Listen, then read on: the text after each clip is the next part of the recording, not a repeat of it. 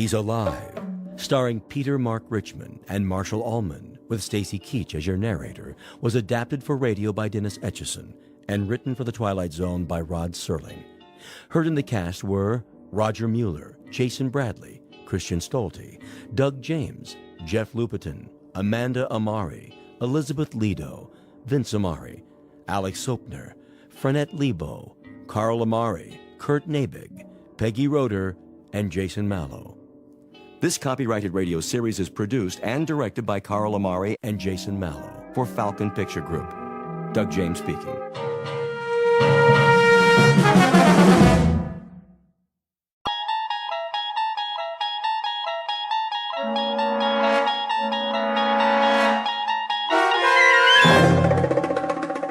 You unlock this door with the key of imagination. Beyond it is another dimension, a dimension of sound, a dimension of sight, a dimension of mind. You're moving into a land of both shadow and substance, of things and ideas. You've just crossed over into the Twilight Zone.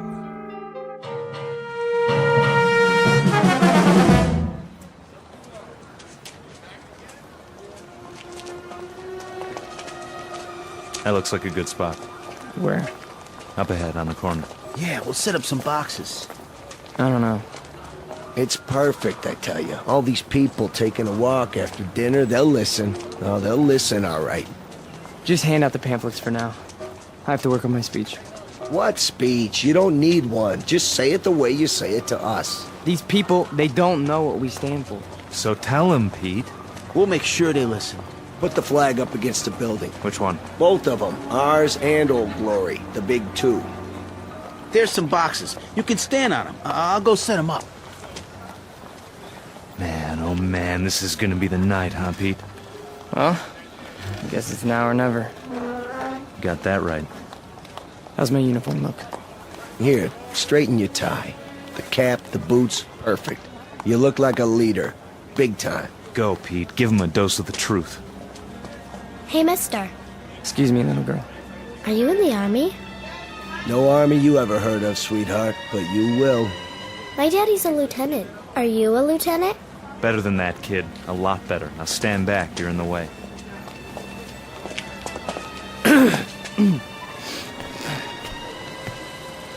Good evening. Good evening, neighbors. I have something of great importance to tell you. If you'll all gather round. Neighbors? Who's neighbors? Yeah, we're not your neighbors. I never saw him around here. Yeah, me neither. Look at those crazy outfits they're wearing. Yeah, they look like real idiots. I bring you a message that you'll all want to hear. What are you selling? Vegetable choppers? Because I already bought one. It's... Well, hear me out, folks. Hey, what's with the goopy flag? Yeah, it's got lightning bolts on it. Well, maybe they're looking for a few good men for Halloween. I want to talk to you about international communism and the secret masters of the World Bank. I'm not joking, neighbors. Do you know who's really behind it? Look at our economy. It's falling apart. It's because of the bankers. That's right. The economics of the world, now, then, and forever, have always been the breeding ground for a certain type. An insidious type. The worshippers of the golden calf, whose religion is gold, whose loyalty, first and foremost, is to money, and only money. And we know who loves money more than anyone else, don't we? We know what tribe. He's just getting warmed up. Yep, in a minute he'll have him in the palm of his hand. The tribe of traitors. And they're here, in our homeland. They're in Washington. Those swine have captured the reins of government. Yeah, they're rotten apples, and I got an apple for you. Hey, knock it off, people. Yeah, show some respect. I'm talking about traitors. Listen. Boring. Ice cream. Get your ice cream. I want one. Come on, Angie. We'll both get one. Then we'll go home. Yeah, there's nothing happening here. No. Listen to this. What about foreigners? Huh? Foreigners. Take a look at the way that they're controlling us. The lines lead directly to Palestine and to the Vatican. Yeah, I've had about enough of this. Let's go. It's a conspiracy, I tell you. A conspiracy of men who aren't like us. Yellow men, brown men, black men. They come here and they infiltrate our economy. They're right here on our doorstep. If there's anybody sitting on your doorstep, buddy, it's the man in the white coat. Here, take a tomato with you. You think that's pretty funny, don't you? You think it's funny that your country can be sold out? That they can sell out your flag and your birthright? You think that's funny, huh? Well, the day will come. Oh, shut up. Let him talk. What's the matter? No more big talk? He's just a scrawny kid with a big mouth. Real big. As long as he got a couple of punks to protect you. We gotta do something. Where's Nick? Go on, get out of here. Back off. This here's a real American. Yeah, a real jerk. Why, you? Cut it off! Right now. Portrait of a Bush League Führer named Peter Vulmer, a young man who feeds off his self-delusions and is left perpetually hungry. Like his goose-stepping predecessors, he searches for something to explain this hunger, to rationalize why the world passes him by without saluting. In his own twisted and distorted lexicon, he calls it faith, strength, truth. But the particular brand of truth he seeks can be found in any sewer. Peter Vulmer doesn't know it yet, but he is about to ply his trade on another corner, an intersection in a strange shadowland called the Twilight Zone. And now, the Twilight Zone and our story, He's Alive, starring Marshall Allman and Peter Mark Richmond, with Stacy Keach as your narrator.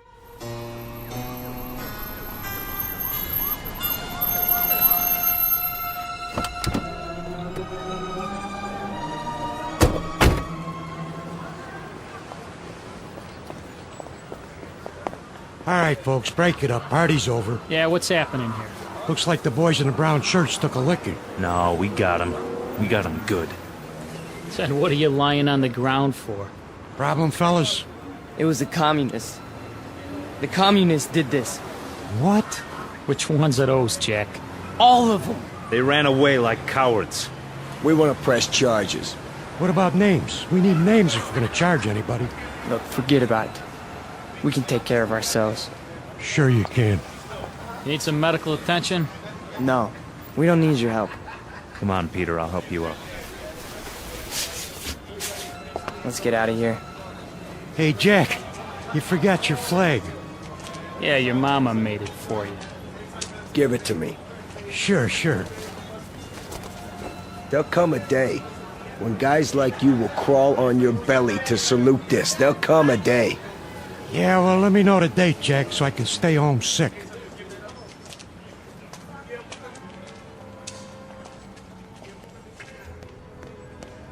Hey, Pete!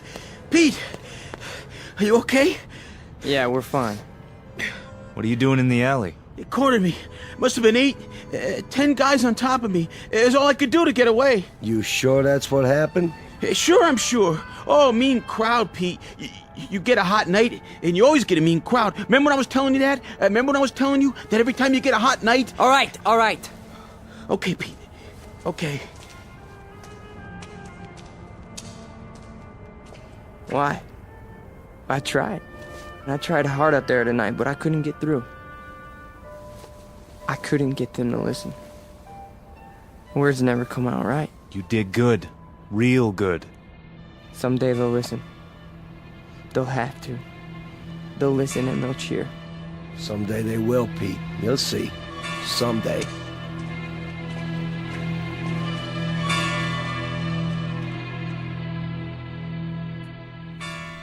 Now, hold still. It's only a cut, not a mortal wound. Wash your face when you get home and put some iodine on it.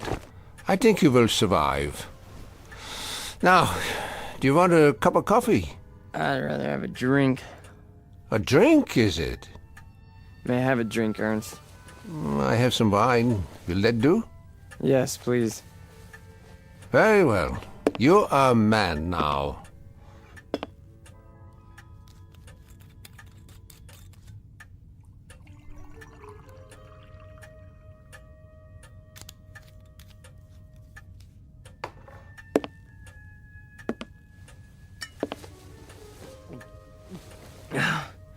Thank you. Peter, one sips wine. That's not beer from a beer garden. Sorry. I'll remember that next time. The next time. Just how many next times do you suppose a human being has in the scheme of things? Oh, come on, don't lecture me, Ernst. I'm sick, I'm tired, and I took a beating out there. Did you? Yeah, can I stay the night? Yeah, the couch remains in the corner, as usual. You're a good friend, Ernst. You understand. Sad to say, I do. A man does what he believes in. A man usually does. I believe in certain things. Is that right? You know I do. I mean, we're friends. You've known me since I was a kid. When you were a little kid, Peter, and I used to find you crying at my door late at night, I could pity you then. And now? What do you think? Now you peddle hate on street corners as if it were popcorn. It's not hate. It's a point of view. A philosophy. Oh, I know the philosophy. I know it quite well. 9 years in a place called Dachau. And you know who put me there? Peter Vulmer. What? A lot of Peter Vulmers. Frustrated men, sick men, hungry men. But the result, the effect, never mind the cause, was 12 million bodies in shallow graves. And it all started with young men in uniforms, talking on street corners. Hey, you let me come here. You never sent me away. No, I never did. I never do.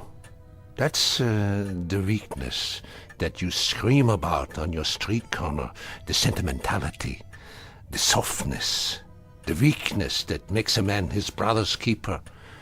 So I must be one of the worst of your criminals, Peter. Sentimental, soft, and very preoccupied with my brothers. I should close the door on you, but perhaps this is my sickness. I only see the boy, not the man. Go ahead. Sleep on my couch. Look, why don't you understand? You're the only person in the world I ever had. What else have I had? What? A drunk father who used to throw me against the wall? An old lady who drank till she had no marbles in her head? She didn't even recognize me half the time. That's why I used to come over here to your apartment, because, I mean, you were gentle with me, you know? You'd talk to me. You'd feed me. You'd take care of me. Ernst, you're my real father. Ah, this is the boy speaking again. The little boy with so much fear in him. Yeah, you rest now, Peter. You rest well.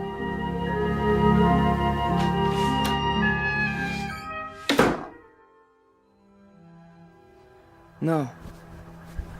No. No. No. No. No. Wait. Junior.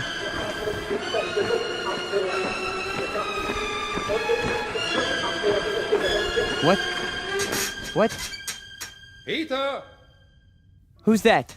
Peter? Who's out there? Who is it? A friend, Mr. Vulmer. A friend? You have need of friends, allies. Yeah, come downstairs, Mr. Vulmer. Come down and we'll talk, you and I.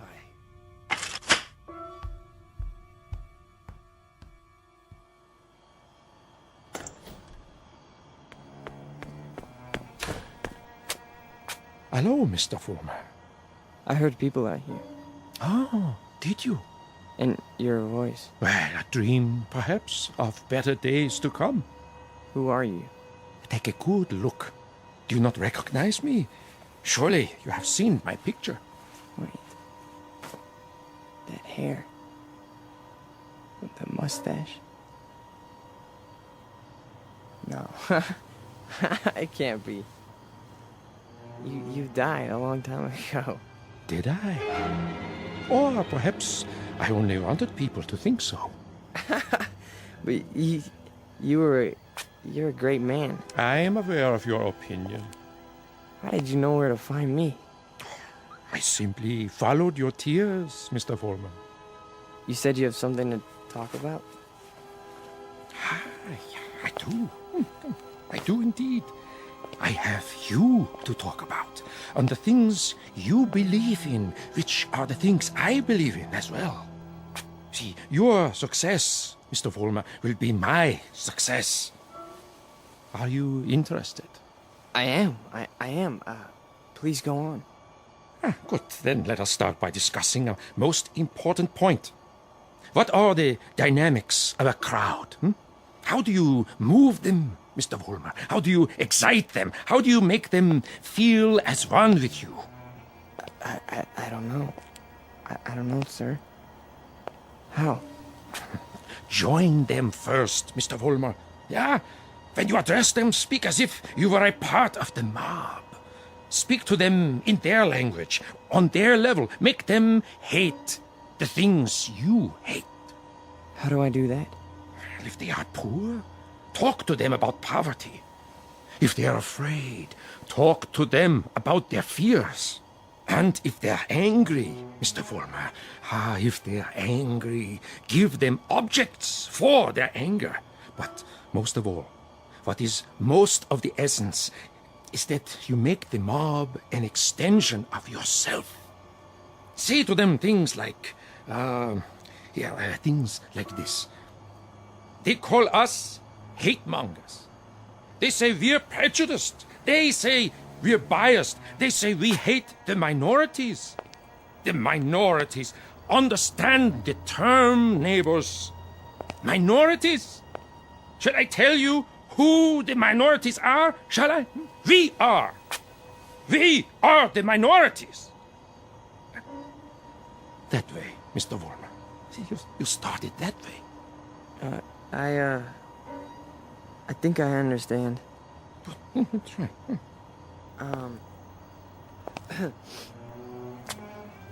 Neighbors.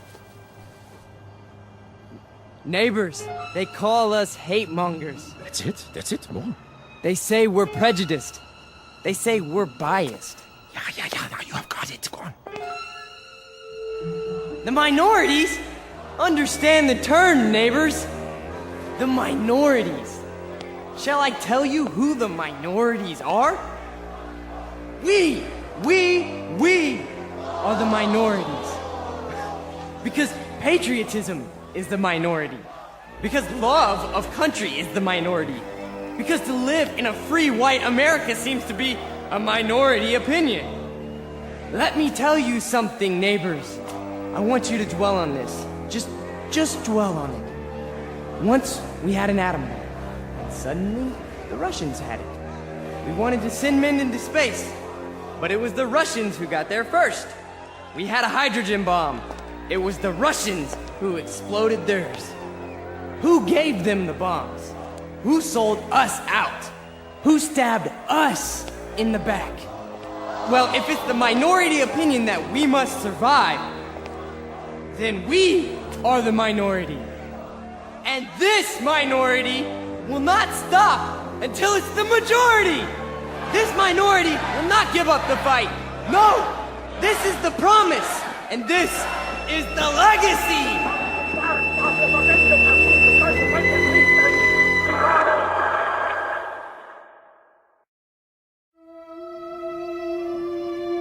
Look, I'm not gonna wait much longer, you understand? Gibbons, cool it.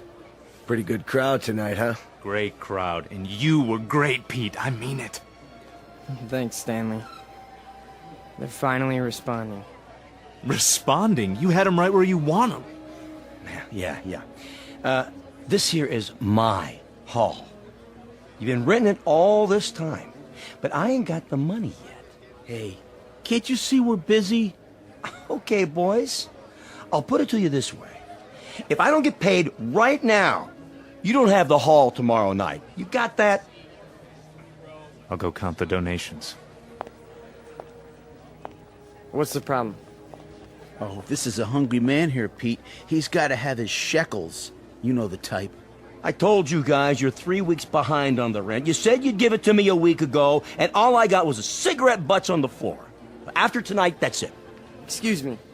Am I to understand that you're going to lock us out of this meeting hall because of a couple weeks' lousy rent? Oh, you understand right. $600 due. $600 that ain't been received. We happen to be a young movement. We're still struggling. We need time to grow. I don't rent time. I just rent the hall. It's the money. Or you put up a soapbox in the street. A soapbox in the street? What do we do, Pete? We gotta do something. I don't see why we have to tiptoe around this guy. Why don't I just educate him? Look, Frank, I don't know. Why don't you just hold on a second? I can do it, guaranteed. Well, I know you can, Frank. Somebody left this for you, Pete. Who? Nobody saw him. Just left this envelope at the back door. Your name's on it.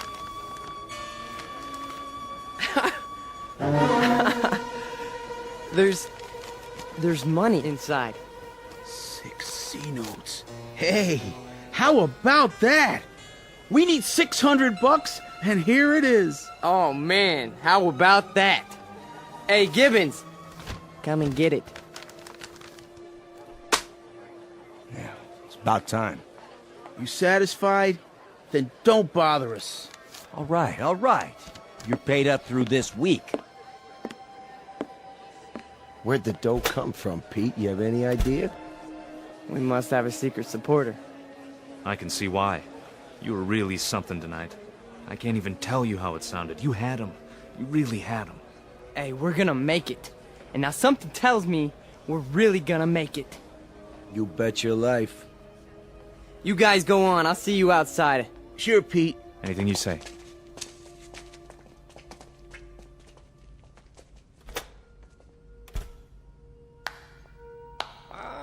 Excellent performance, Mr. Vulmer. Yes, very effective. Very effective. You learn quickly. Well, thank you. I didn't know you were here. I am always here. Pleased to be of help. You learned the style very well. You delivered it precisely as I told you. I'm very obliged. And the money?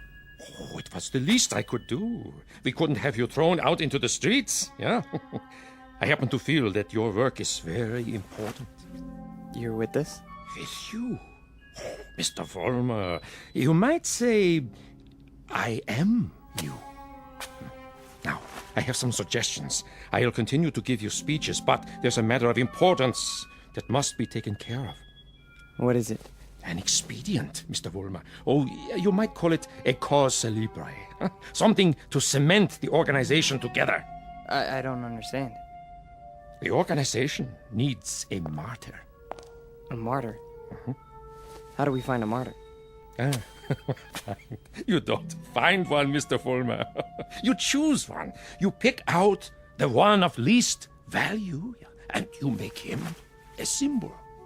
You wrap him in a flag, and you make his death work for you. Find a man, Mr. Vulmer, who has no worth while he's alive, but who can serve you when he's dead. Like who? Oh, surely there is such a one. Pete, they're waiting. Be right there, Nick. Okay. Thought I heard voices. You talking to somebody? No. I'm just practicing my next speech. Look, hey, tell Frank to come in here, would you? Right away. Alone. Sure thing, Pete.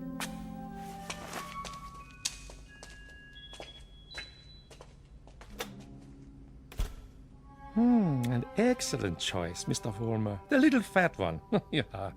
Now, all you have to do is arrange it. The only thing is, I've known Nick for a long time.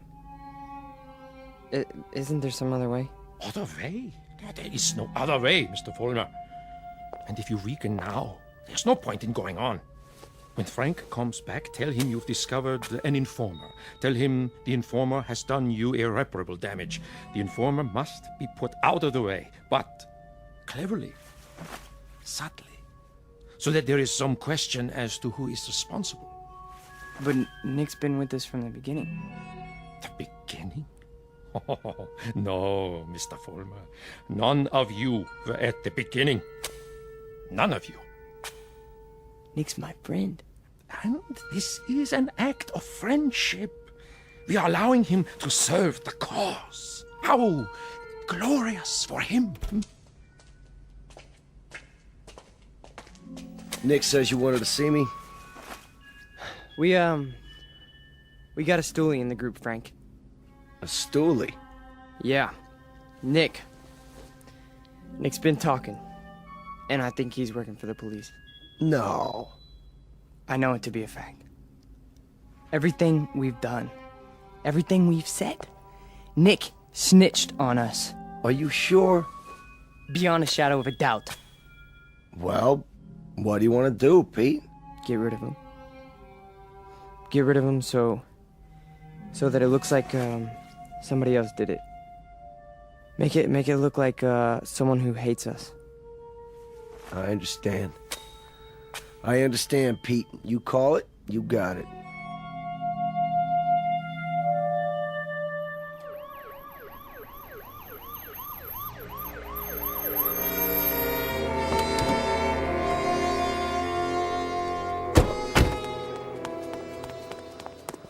There you are, officers. Thank God. Stay calm, ma'am. Now just tell us, where's the spotty? Over here, in the alley. Shine your flashlight on it. Look at all that blood. Somebody did quite a number on him, huh? I've seen him before. It's one of those young hooligans. You can tell by the uniform.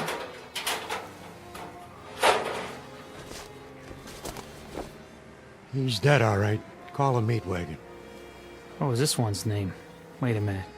There's a note pinned to his chest. What does it say? A good fascist. What do you suppose that means? One of their enemies must have put it there after he beat him to death. Yeah, but which enemy? There's a lot of them around here. Fewer and fewer every day.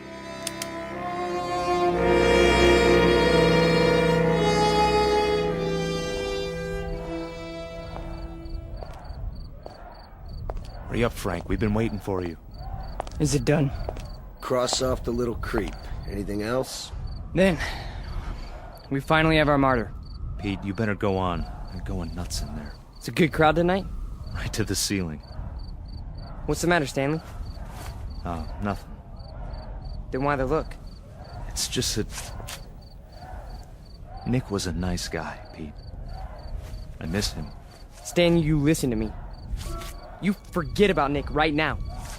He was a fat pig with no guts. He was a greasy big mouth who copped out every time he took a breath. A nickel and dime Judas who got exactly what he deserved. So don't mourn for Nick. He doesn't rate mourning. Not that pig. You got that, Stanley? Look at me, Stanley. You got that? Yeah. You have his poster ready? Blown up bigger than life. Just like you said. Good. When I give the signal, unveil it behind the podium.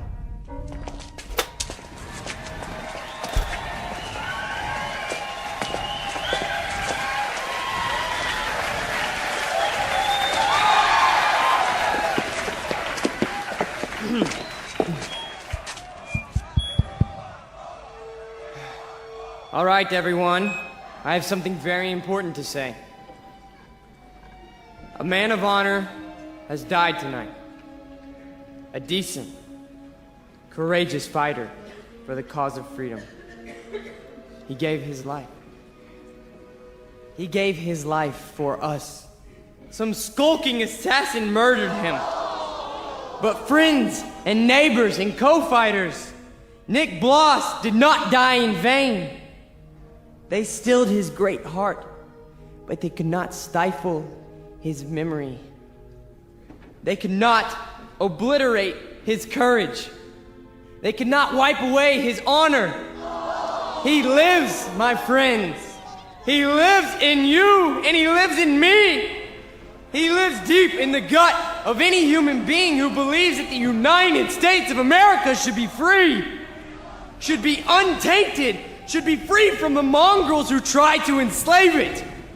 Now, Stanley, look at this portrait of Nick Bloss in his uniform. He wore it proudly. He died for it. And you and I, neighbors, we will live for it!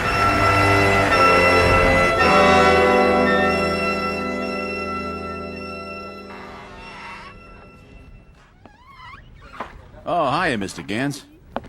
How do you do? How are you tonight? Oh, I'm very sober, unfortunately. Beer? Yeah, if you please. Boy, listen to him across the street. Guy's got a voice on him. And I knew it when it was only a whimper. That's a wild kid, that one. Used to be people would laugh at him, but lately he gets the crowd. Not many people laugh now. Say, you know him, don't you? Yeah, since he was a child. A silent little boy with very little to say. But now, I've been here before. Oh yes, I've seen and heard it all before. That was another time, Mr. Gans. Another place. Another kind of people. That stuff doesn't go here. That's what we said, too. They were brown shirt scum. Temporary insanity. Part of the passing scene. Too monstrous to be real. So we ignored them. Or laughed at them. Because we couldn't believe that there were enough insane people to march for their cause. And then, one morning, the country woke up from an uneasy sleep, and there was no more laughter. The Peter Vulmers had taken over. The wild animals had changed places with the zookeepers. Another one, Mr. Gans? No, thank you. I have had my fill. You take it easy now. You're not going to do anything foolish, are you? Me? Not this time. It mustn't happen again. We can't let it. We simply can't let it happen again. All the anguish, all the horror, all the nightmare. No, no, no, no. Not this time. Mr. Gans? Mr. Gans!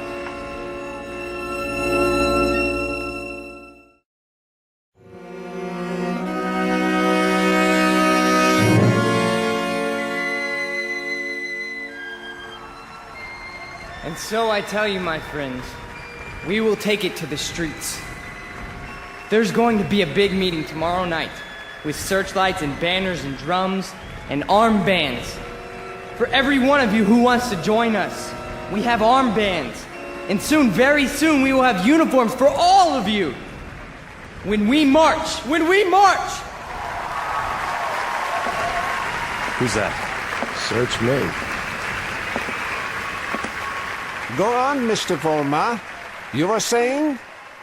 Ernst, what are you doing here? I can tell them what you were saying. I have heard it all before. I have heard it 1,000 times before. In Munich, in Berlin, on 100 different street corners. It was drivel then, and it is drivel now. Ernst, you've got to stop. And what is this one here? The latest model? A new Führer right off the assembly line? Well, this one isn't so new. He is just a cheap copy. Oh, let me tell you about this one. About the breed, the species. They are all alike. Problem children with illusions. Sick, sad neurotics who need applause like a needle. That's enough, Ernst. Please. Please. Listen to me, Peter, and let them listen, or I will tell them about a quaking, whimpering boy who cried on my couch, who still cries on my couch. Ernst, don't! They need parades and torchlights and slogans like therapy. They need uniforms and armbands because without them they are naked and pitiful. This one grew too old to bite his nails, so he made believe he could lead others. Pete, don't let him have the mic. Put him down or I'll put him down. Yeah, put me down, Peter. Shut me up. Stifle me, huh? Why don't you? Why can't you? Because this is your courage right here. The symbol on your sleeve. A torch on a lightning bolt. A crude drawing for children. I'm warning you, Ernst. This patch is your strength. This and the crowds and the sick isles. And if I tell you to your face, Peter, that your courage is made out of cloth, that your ideas are filthy garbage, and that you are something less than a man, what do you say to that? How do you answer me? Like this! Oh, the rebuttal. The only answer your kind knows how to give. Is that the best you can do? Bloody nose? This is your Führer? He is yours. I give him to you. A gift from the sewers. You see, folks, the way it is. Hey, Pete, don't worry about it. He's just an old man. One crummy old man. The way it is, I knew him. I knew the old man once. Is that a fact, Mr. Vulmer? Yes, that is a fact. I used to know him. And... Who's he talking to? Mr. Vulmer, I have no interest in who he is. My concern is in what he is. He cheapened you in front of these people. You barely had the strength to strike him a slap, like a woman. Your voice is like a lion, but your instincts are rabbits. And you? Instincts like a rabbit. Slap like a woman. You stand in the darkness and plan the battles. But you're never there when they're fought. No. Why don't you come up here alongside me, huh? Why don't you let them see who you really are? Why don't you make a speech? Mr. Vulmer, I was making speeches before you knew how to read them. I was fighting battles when you were struggling to get out of a womb. I was taking over the world when your universe was a crib. And as for my standing in the darkness, Mr. Vulmer, I invented darkness. Then you take the stage. Go on. It's all yours. Pete, who were you talking to? Where are you going? You can't run out.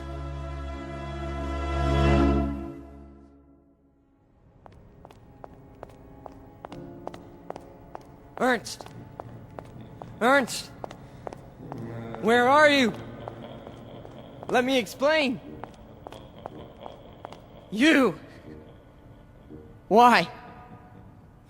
Why did you pick me? I didn't pick you, Mr. Vulmer. You picked me. You chose my ideas. You invoked my name. So now, you must take whatever comes with it. What? In the past, I've given you suggestions. Now, I give orders. Orders? What do you want me to do? From now on, you must be built of steel. No soft gaps of sentiment. Steel, Mr. Vulmer. The way we handled Nick, and the mobs and the speeches. And gradually, bit by bit, we shall forge something strong, something powerful, just as I did before, with my own hands. With my own hands! The old man, the Jew, he'll be back again tomorrow night, the next night. I know him. I know the type. We sent them into the ovens. But always, there was a handful left to point a finger. His kind, Mr. Vulmer, his kind are dangerous. See, they talk, they think, they plant seeds, they hold us back. Here, take this. What is it? What do you think? A Luger 9mm pistol. My personal sidearm. Kill him. Kill the old man. Kill Ernst? Tonight, he will be in his room. If you are man enough. If you are steel. All right. I'll do it. I'll do it now. Then, Mr. Vulmer, when you come back, there's much we have to talk about. Plans, campaigns, ideas, the next steps. This is only the beginning, the dawn. It will be a long, long day.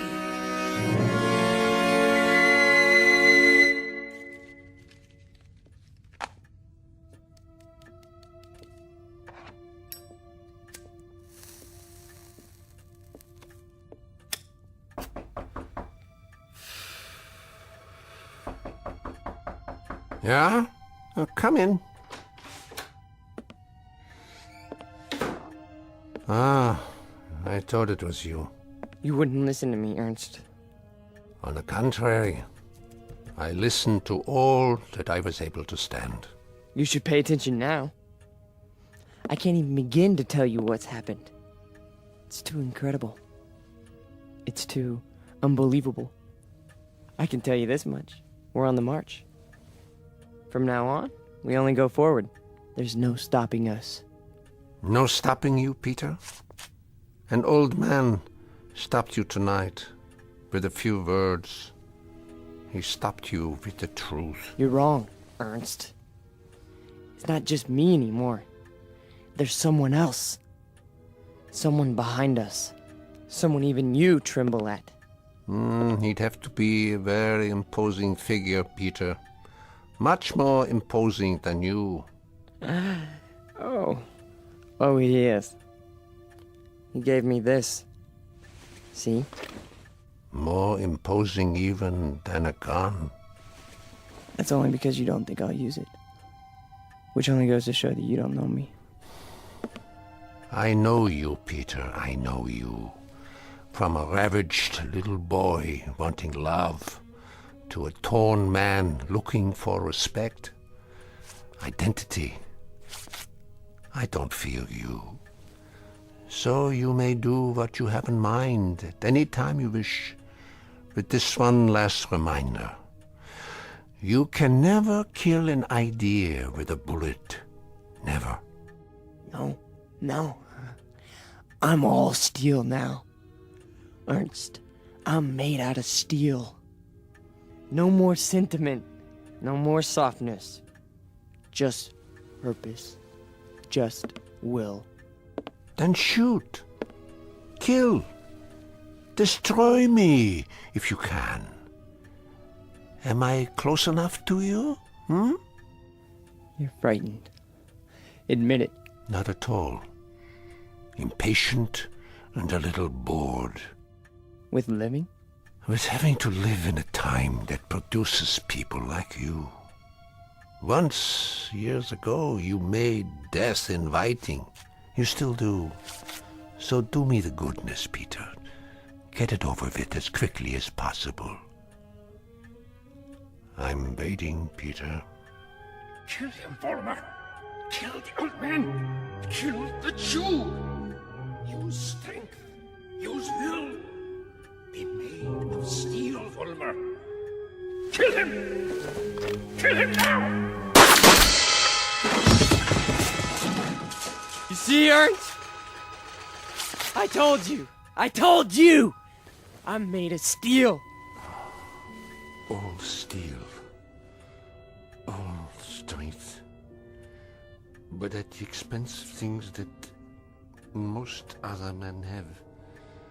Some fragments of decency that tell them right from wrong. That make them love. Yes, Peter, you have steel, but now you have no heart.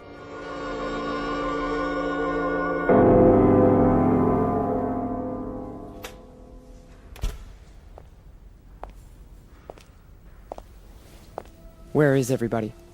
Pete? We were just cleaning up. What happened to you? Nothing. Nothing happened to me. You tell them. You go out there and you tell them. But they've all gone home. Tell them I'm still in charge. I'm number one. You serve, I lead. Understand? You serve, I lead. Come on, Pete. Let's go. No, he picked me. Out of everybody, he picked me. What's wrong? Don't you believe me? He did. He picked me. So long, Pete. See ya. Don't you walk away from me! Frank! Frank!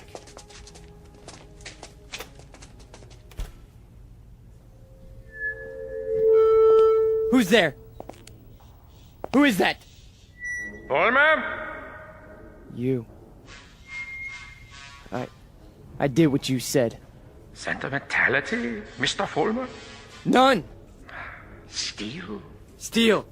And no regrets? None! What did you destroy tonight? Only a disease. A growth on our flesh that had to be removed. Not a man, then? No. Hardly a man. How did it feel? It felt like I was immortal. Mr. Vulmer, we are immortal. Yes. Yes.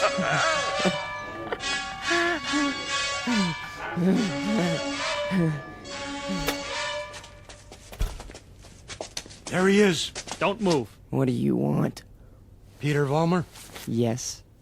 We have a warrant for your arrest. That's impossible. The charge is conspiracy to commit murder. Your two friends are outside in cuffs. The victim's name was Nicholas Bloss. Get away from me. He's got a gun. Drop the gun! Now! Walk toward us with your hands up! Hey, look, he's going to the other door. Tell them to cover the alley. Halt! Halt, or I'll shoot!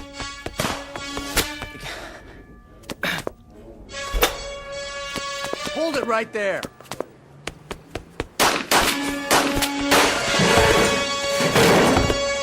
We got him. He's hit. Call for an ambulance. You have the right to remain silent. Anything you say can and will be used against you. There's something very wrong. There's something very wrong. Easy, kid. Don't try to talk. But you made a terrible mistake. I'm made of steel. It's true. Don't you understand? I'm made of steel. I'm made of steel. I'm made of steel. I'm made of steel.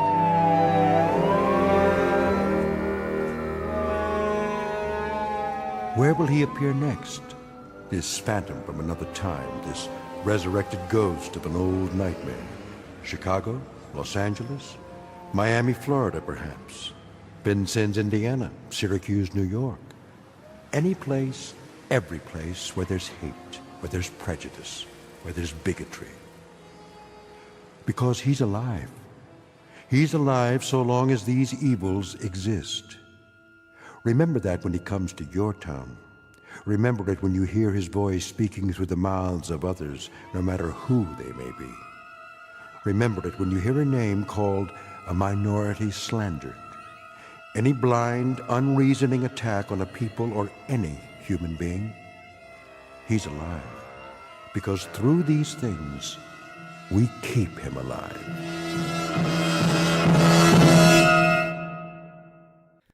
The Twilight Zone continues in just a moment. You are about to enter another dimension. A dimension not only of sight and sound, but of mind. A journey into a wondrous land of imagination. Next stop, the Twilight Zone. Hi, this is Stacy Keach. I'd like to take a moment to tell you about our Twilight Zone website at twilightzoneradio.com. At twilightzoneradio.com, you'll find the latest information on these Twilight Zone radio dramas, including behind-the-scenes photographs, plus the newest product releases, trivia contests, ways to contact us, other Twilight Zone-related info and merchandise, plus links to other fascinating websites. So make your next stop twilightzoneradio.com. Visit twilightzoneradio.com to purchase these Twilight Zone radio dramas on cassette and CD, or call toll-free 1-866-989-ZONE. That's 1-866-989-9663.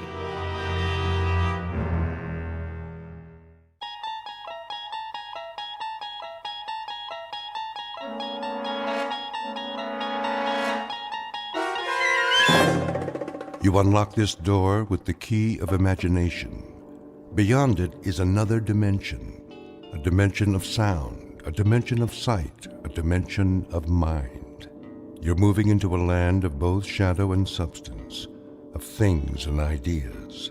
You've just crossed over into the Twilight Zone.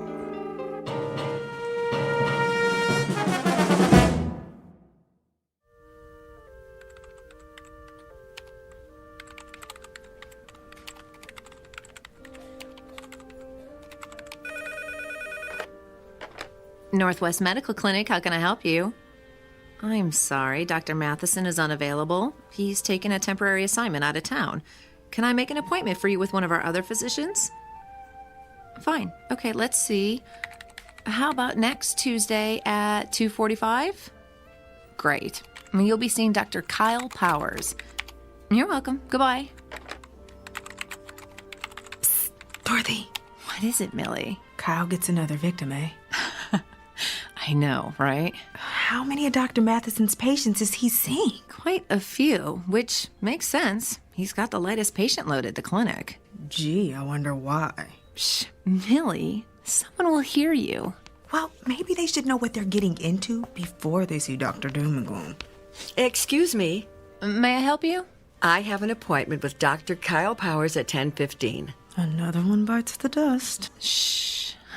Okay, what is your last name? Callahan.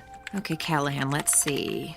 Ah, yes, you were originally scheduled with Dr. Matheson. Yes, but I guess he's out of town for a while. I'm afraid so. Dr. Matheson accepted a year-long research position at a university on the East Coast. Oh. Kyle is seeing most of his patients.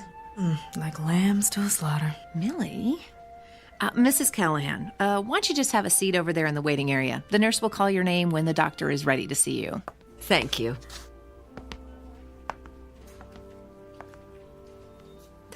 Poor woman. Oh, I feel so sorry for her. If she's used to Dr. Matheson, she's in for a real shock. I know. I don't envy anyone facing their first appointment with Dr. Kyle Powers.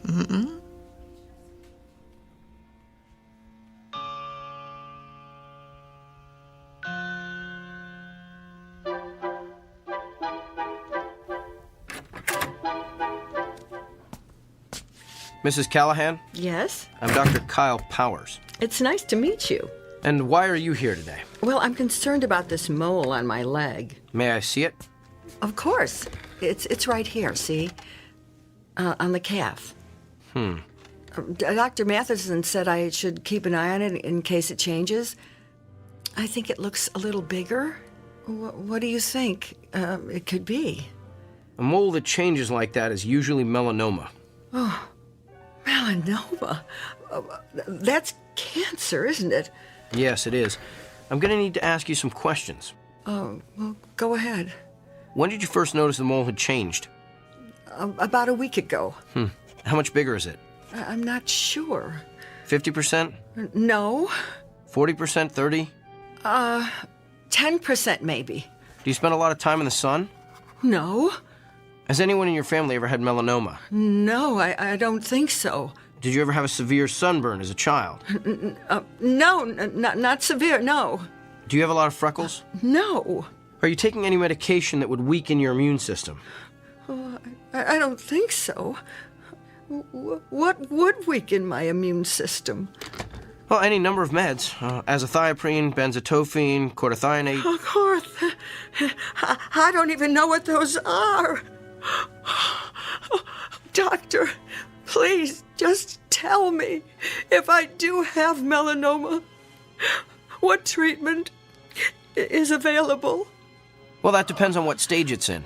Surgery is typically the first treatment for all stages of melanoma. Surgery? And of course, if it spreads to the lymph nodes, those have to be removed. Late-stage melanoma also has to be treated with chemotherapy. Chemotherapy? If it spreads to the organs like the lungs or liver, there's not much that can be done. Nothing. Well, in that case, the focus is on relieving the symptoms and keeping the patient as comfortable as possible. Until what? Well, until the patient expires.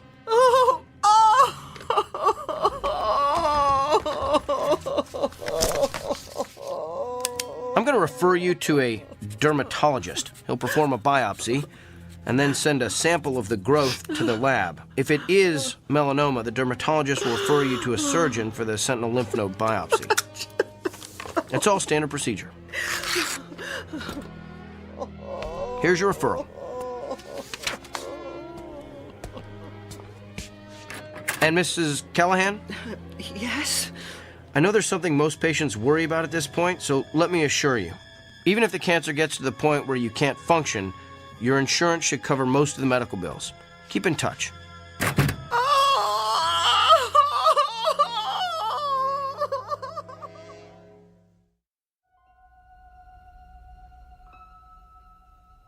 Meet Dr. Kyle Powers, a physician well-versed in and fascinated by the mechanics of the human body.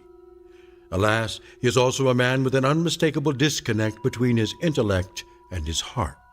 For you see, the good doctor is lacking in one crucial area: the ability to take into account the feelings of his patients. But his next appointment is no ordinary customer with a stuffy nose or gouty foot.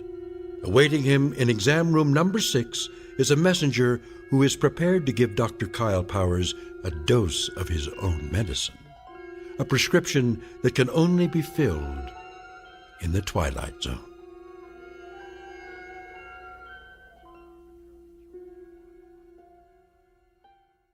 And now, the Twilight Zone and our story, The Amazing Dr. Kyle Powers, starring Sean Astin with Stacy Keach as your narrator.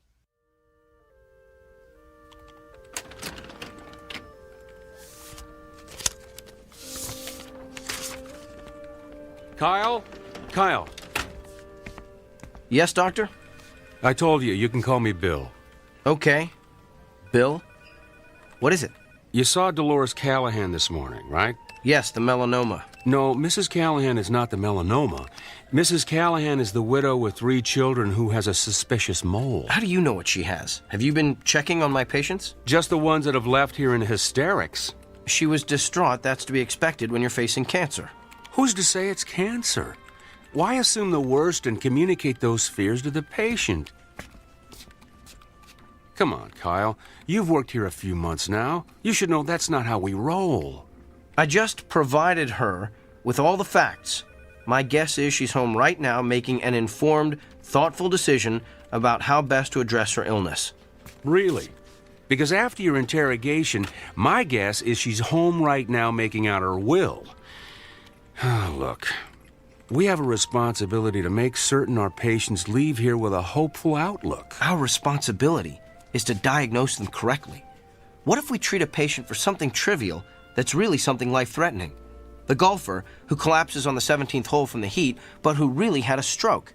The woman with the annoying little cough that turns out to be emphysema. The list is endless. Thyroid disorders, masquerading as psychiatric problems, Lyme disease posing as arthritis. That's why I ask so many questions. The more facts I can get from the patient, the more accurate diagnosis I can make. So you're going to continue cross-examining our patients like it's the Spanish Inquisition? Look, doctor, I realize my technique differs from yours. It may not consist of the sycophantic mollycoddling you prefer, but I think you'll find overall that it gets me closer to the most accurate diagnosis possible. That may not mean anything to you, but it's the reason reason I get up in the morning. It's how I roll. Now, if you'll excuse me, I have a lot of patients to see. May God help every one of them.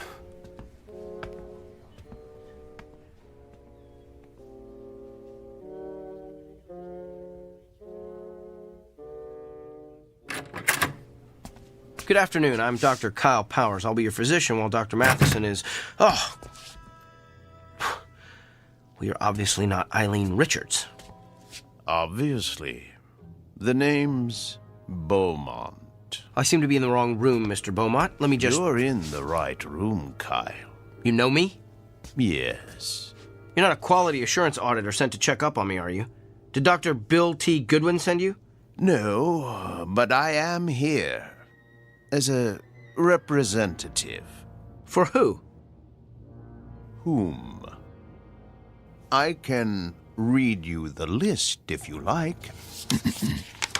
Mrs. Barbara Kennedy, Mr. Emilio Rodriguez, Miss Dolores Delmonico, Mr. and Mrs. Samuel Stone. Those are all patients I've seen. Mr. and Mrs. Emil Saperstein, the very Reverend Arthur Buchanan. Some of them are patients I treated when I first started practicing. Mr. William Tanner, Mrs. Glynis Peabody. But how would you know I've seen all those people? The Sullivan twins, Katie and Kylie, Rabbi David Weisinger, the Honorable Judge Harrison J. Evans. Okay, I get it. You know every patient I've ever treated, so who are you, the ghost of Christmas past? Hardly. I am here to communicate a message on behalf of your patients. They are fed up with your lack of concern for their feelings. You keep them waiting long past their appointment times. You do not call them back with test results. You do not explain their illnesses in terms they can understand.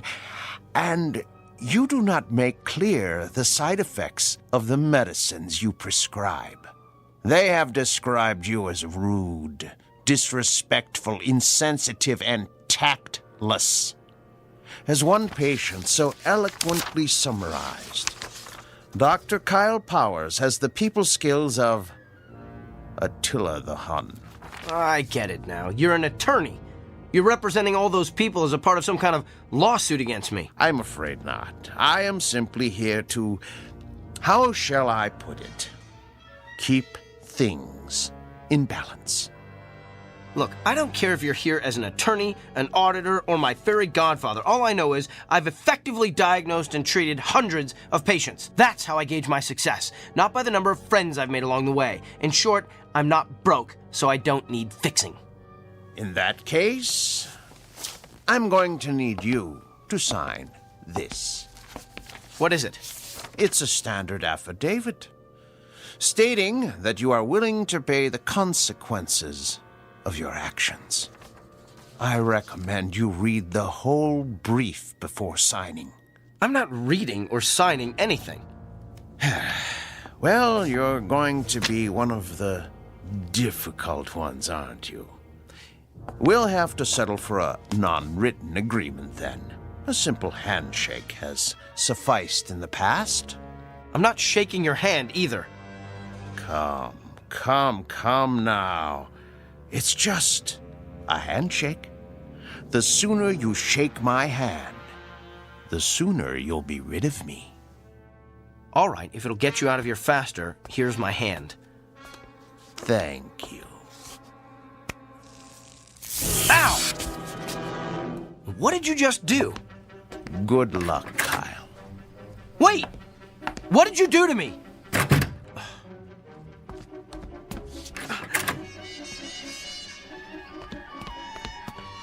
Where did he go? Can I help you, Doctor? The man who just left this room. Which way did he go? You're the only one who's left that room in the last 10 minutes. Well, that can't be. I was just talking to him. I can page him if he's still in the building. Who was he? Nobody. Just some prankster with a joy buzzer. Who's my next patient? Mr. Gianelli. He's in room 7.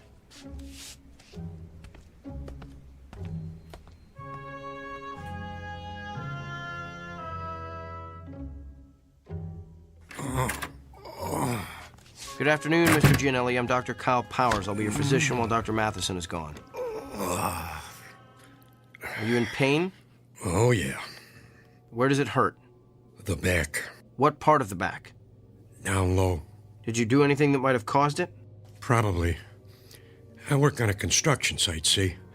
And I had to move some heavy sheets of plywood by myself. On a scale of 1 to 10, how bad would you say the pain is? About a 7, maybe 8. Seems like it's gotten worse in the last half hour or so. Well, let me take a good look at the area where it hurts. Could you lift your shirt, please? Sure. Lower back, you said? Yeah. All right, I'm going to feel around the area. Hey, you gave me a shack. Oh! Doc, you okay? I don't know. I feel... My back suddenly hurts. Yeah, must be going around. It just started out of nowhere. Maybe it's some kind of a kink. Let me see if moving around helps it. No, it still hurts. Excuse me, Mr. Gianelli. I'm gonna have to sit down over there. Hey. The pain stopped. Lucky you. That's odd. It stopped when I let go of you. Mr. Gianelli, I'm gonna touch you again. You're the doctor. Ow, Doc. You need to get a humidifier in here. Fascinating. You're done already? Yes, Mr. Gianelli, this is just a hunch, but is the pain you're feeling on the left side? Yeah. Does it hurt no matter how you move? Yeah. And you say it's gotten progressively worse? Oh, yeah. I think I know what's wrong with you. So do I. I pulled a muscle hauling around those stupid sheets of plywood. I don't think so, Mr. Gianelli. You have a kidney stone. You're kidding me. I'm convinced of it. I felt, that is, you have all the classic symptoms.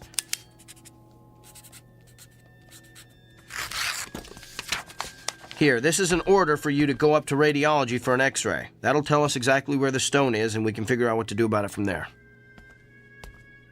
Hey, Doc, can I ask you something? What?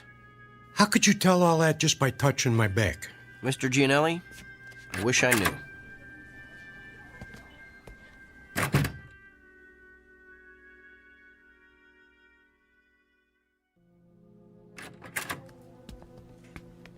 So, now that we can talk privately in my office, let me get this straight. You're telling me that you've been able to tell what your patients are feeling simply by touching them, that you can actually experience the pain they're feeling. That's what I'm telling you. Impossible. It can't be done. Then how do you explain the fact that Mr. Gianelli's x-rays came back showing that he had a kidney stone right where I said it was? And what about all my other patients? Everything I diagnosed this morning was confirmed by x-rays or ultrasounds or MRIs. You simply diagnosed them correctly. But I'm telling you, Dr. Bill, I felt their pain. Prove it. All right. Who's your next patient? No, not a patient. I want you to prove it on me. I've been experiencing some pain the past day or so. I want you to tell me where it is. Okay. I'm gonna have to touch you. I knew there'd be something about this I didn't like. And it has to be on exposed skin. At least, I think it does. I'm still experimenting. Here, you can touch my hand. That's the most skin I'm willing to let you experiment with. All right. Ready? Ready as I'll ever be. Here goes. Hey, you gave me a shock. Yeah, that's what everyone says. Interesting. Well, what's your diagnosis, Dr. Kreskin? Well, I would hasten myself to a dentist if I were you. You've got a toothache. Top row, right side. I'd say second molar from the rear. Well, I don't know what to say. No need to say anything. Your expression says it all. What is it, Dorothy? Mr. Samuels is waiting in room 4. He's getting a little impatient. Tell him I'm on my way. There's got to be some kind of logical explanation for this. Fine, we'll talk later. Oh, by the way, you might want to have that corn looked at. The one on the big toe of your left foot. Feels like it's going to burst right through your shoe. Okay, now you're just showing off.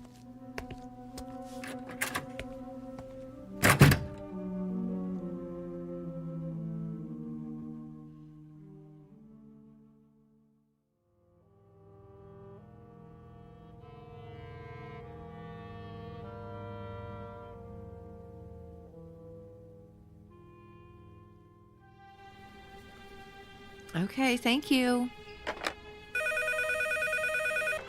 Northwest Medical Clinic, may I help you? I'm sorry, he isn't in yet. Can I take a message? I'll let him know. Thank you. Hey, Dorothy. Another reporter for Kyle? Yeah, that's like 25 now. Ever since word got out about his gift, he's become the most popular doctor at the clinic. I know. I can't believe he's going to be on that talk show tomorrow. Yeah, I am dying to see what Dr. Charisma is like on TV. Oh.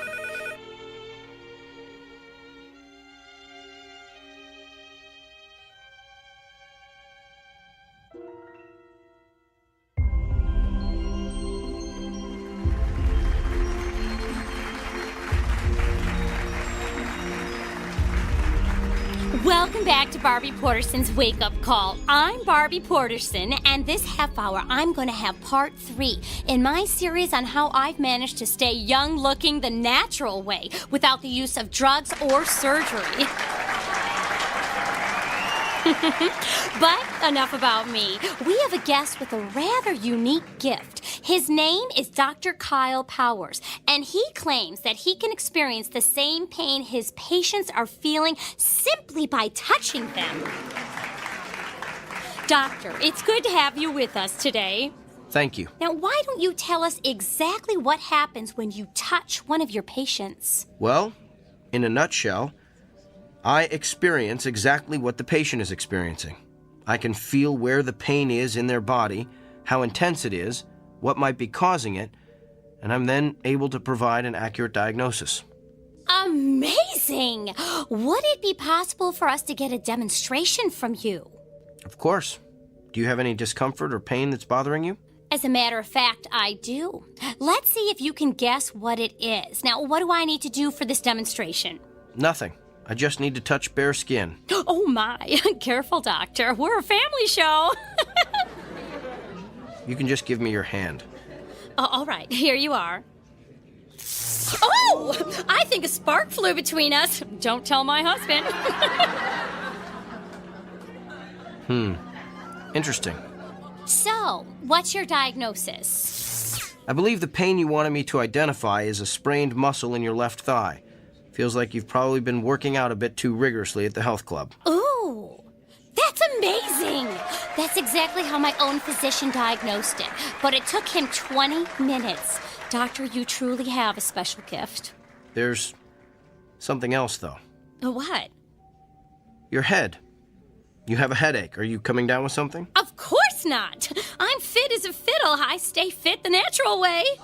There's definitely something there. In fact, it's not just a headache. There's pain in several very specific locations in your forehead. That's interesting. Well, thank you for being with us, Doctor. Wait. I know what I'm feeling. You recently had some sort of cosmetic injections, didn't you? What? Yes, the type that eliminates frown lines and wrinkles. Me? Cosmetic injections? What a ludicrous suggestion. Well, back with more of our Barbie Porterson's wake-up call after these messages. You know, a simple analgesic will help with that headache. No, I don't need it. Could we cut the audio, please?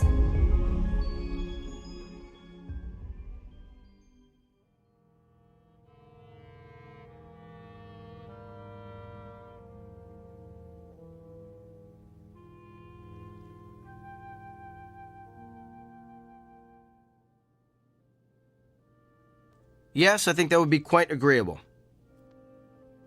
Well, to be honest, I wouldn't mind having a couple of days to think it over. Could you hold on for a moment? Come in. Kyle. Doctor, I'm on the phone. I need a moment with you. I don't have a moment. Make one. All right. I'm sorry, can I call you back? Thanks. That was extremely rude. And what are you staring at? You look so pale. Do you feel all right? I feel fine. Just a little stressed, and your intrusion doesn't help. So what's so urgent that it can't wait? Well, let's start with the waiting room overflowing with your patients. I had an important phone call. With who? Not that it's any of your business, but I was talking to Nigel Fairwick. Nigel Fairwick? He's the TV producer who creates all those vapid reality shows. Why would you want to talk to him? He wants to produce a television show starring yours truly. You're kidding me. Didn't he see that debacle of a TV interview you did the other morning? Yes, in fact, that's why he wanted to talk to me. Apparently the show's ratings skyrocket after I outed Barbie Porterson. The interview is all over the internet. And this TV show of yours will allow you to perform additional acts of benevolence for the public good? Sometimes. But mostly will consist of me diagnosing the illnesses of actors, political figures, and even world leaders. Doesn't it bother you to exploit your gift like this? Exploit? You just don't get it, do you? I'm not seeking these people out. Nigel Fairwick, the newspaper's looking for interviews, those patients in the waiting room, they're all coming to me. I'm the solution to their problems. I'm the answer to their prayers. Spoken like a man with a true messiah complex. There's just something about your gift I've been trying to figure out. If you can feel your patient's pain, then you must be able to feel other things as well. Like what? Like their emotions. You must be able to feel their fear, their anxiety, their despair. Do you feel those things, Kyle? I feel them. Then why don't you ever talk about them? In all the interviews you've given, I've never heard you once mention the patient's emotions. Because it's irrelevant.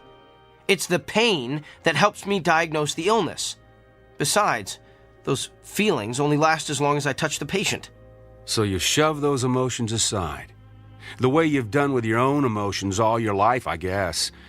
Don't you see what you're missing? You could be relating to your patients in a way that no other physician could ever hope to achieve. You could treat your patients on every conceivable level, not just the physical, but the emotional, the spiritual. Kyle, you're the winner of some sort of cosmic lottery. Don't squander it on a mindless television freak show. I'm sharing my gift with my patients. If I go on TV, I can share it with the world. How is that squandering my gift? Because you're doing it to stroke your ego. How do you know why I'm doing this? Can you read my mind? Is that your gift? Oh, wait, I forgot. You don't have one. Hello? Nigel? No, it's all right. I'm glad you called back. I've decided I don't need more time to think. I want to get started on this TV show as soon as possible. This afternoon? Well, that sounds great. I'll see you then. Thanks. You're really going to do this? I have a meeting with Nigel in an hour to sign the contracts. And what about your patients? Tell them to come back tomorrow. What if they don't want to? What if they can't? Oh, they'll be back. That's the part you don't seem to understand, Doctor. Everyone wants to see the amazing Dr. Kyle Powers.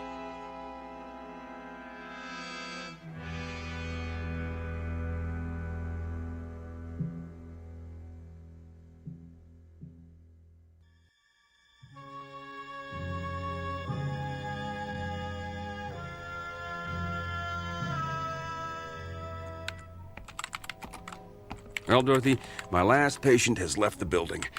Let's start closing up shop. Way ahead of you, Doctor. Hey, I put the TV on in the waiting area. Kyle's TV show is about to start. Oh, I don't want to miss this. Oh, yes. We shouldn't miss the circus when it comes to town. Come on, Doctor, it started. I'm coming.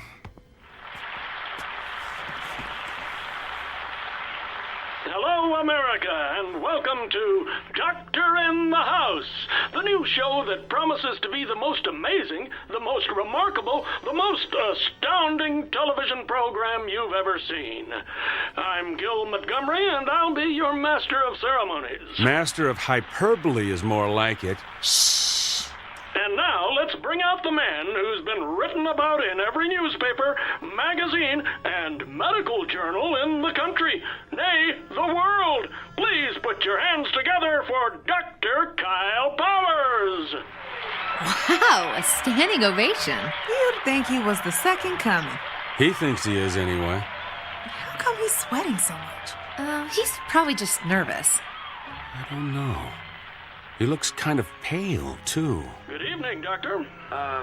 Good evening, Gil. Are you feeling okay, Doctor?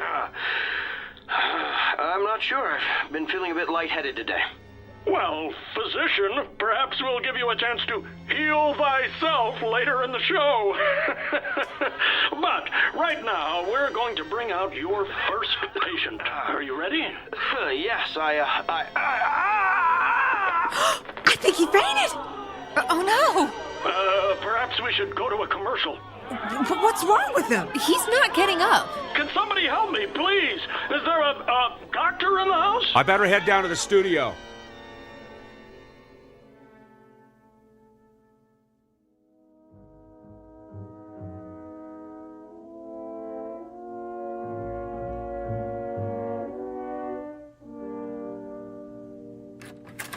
Kyle, I've got the results of your tests. They're pretty extensive. Tell me. Well, simply put, your autoimmune system has completely broken down. Can you tell why? No, I can't find anything that would cause it. There was something about your results, though, that looked familiar. I'd seen this pattern before, but I couldn't remember where. You've seen this pattern. You've seen this pattern in another person? Not one person. Many people. I went back through your files of all your patients. Kyle, what you're experiencing is the affliction of every person you've treated in the past 3 weeks. Think about it. You've got emphysema like Mrs. Crandall. You've got stomach cancer like Mr. Drummond. Even have a kidney stone like Mr. Gianelli.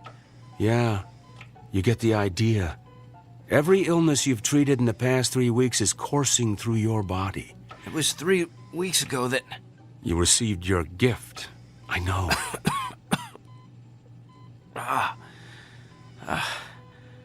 How long do I have? At the rate you're deteriorating, I'd say you've got 24 hours. No.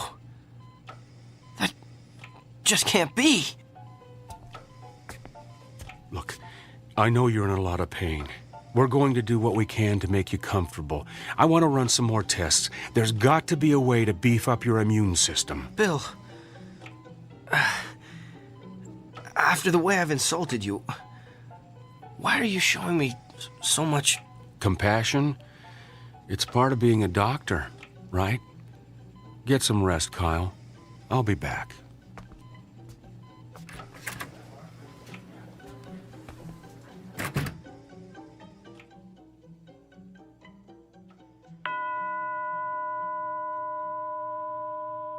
The time is now 9 p.m. Visiting hours have ended.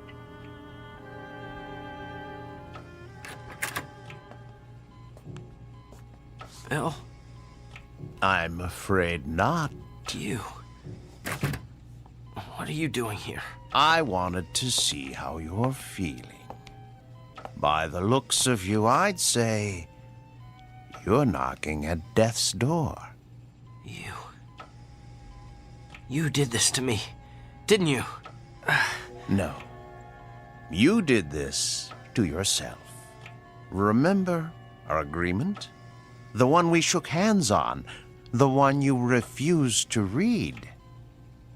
You violated, let's see, Section 3, Paragraph 9, which states, the party in question will refrain from using his gift to advance, hasten, or otherwise promote his own personal agenda. You were given a gift intended to help you better understand your patient's feelings. But you managed to use it for your own gain. Quite an extraordinary display of abuse, really. In short, your discomfort is your own fault. And you are uncomfortable, aren't you? I sense that you're feeling more than pain. Yes. You feel the agony of every patient you ever intimidated or demoralized or humiliated. You feel their despair. Tell me about them, Doctor. Tell me about Mrs. Fitzsimmons. I believe you told her last week she has a spot on her lung. Can you tell me what she's feeling right now? She's afraid she'll die without seeing her grandchildren. And what about Katie Morgan, that college student who's been having dizzy spells?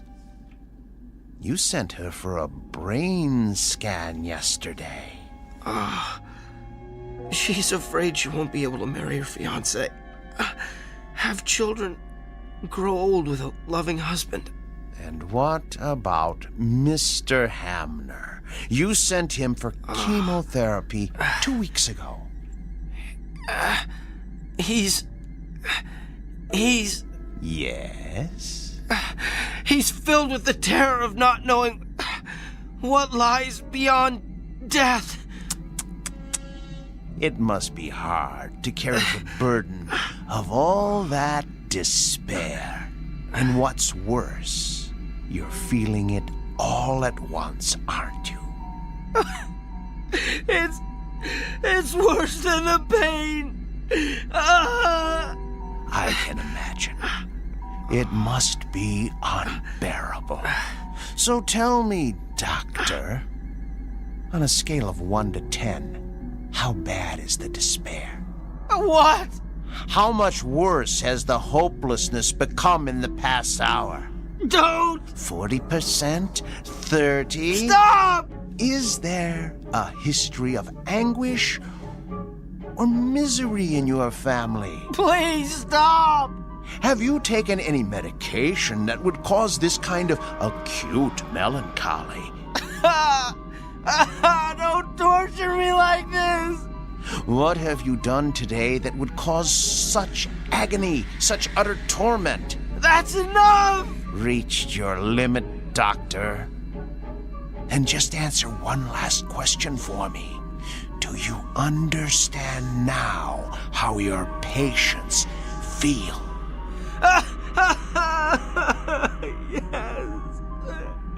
Yes. I would prefer death to this much despair. All right, then. Since you're already at the end of your rope, I suggest we end it as quickly as possible. I'm going to touch you one last time.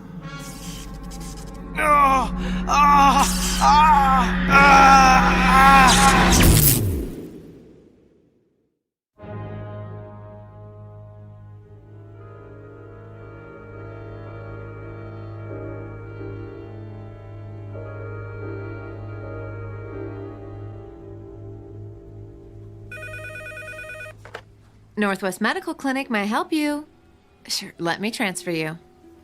Hey, Dorothy. What is it, Millie? It's a shame about Kyle, isn't it? Yeah, a pity it had to end the way it did. I mean, for a little while, he had it all, and now, well, you know. How have his patients been taking it? Not well. Of course, I have to tell them what happened when they called to make an appointment. That's a shame. But, you know, at least Kyle is at peace now. Yeah. Well, he seemed very peaceful when I gave him his messages this morning. I guess a full recovery will do that to you. That and a near-death experience. Yeah, but it is too bad he lost his, well, you know, his gift. Yeah. I wonder what it's gonna be like for him now. Just seeing patients as plain old Dr. Kyle Powers.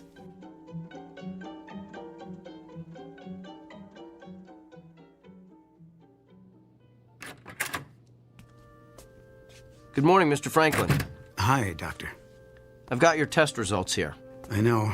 I have a feeling you don't have good news for me. I'm going to be completely candid with you. And before I tell you anything else, let me say this. What you've got is treatable. And we're going to exhaust every option available to get you well.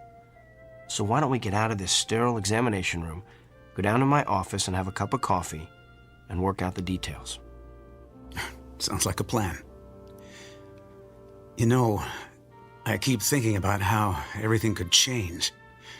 I'm retiring in a couple of months, Margaret and I wanted to take a trip to Germany to see where my mother was born, and my daughter's about to have my first grandchild. I'm just afraid I'm not going to be around to see all that.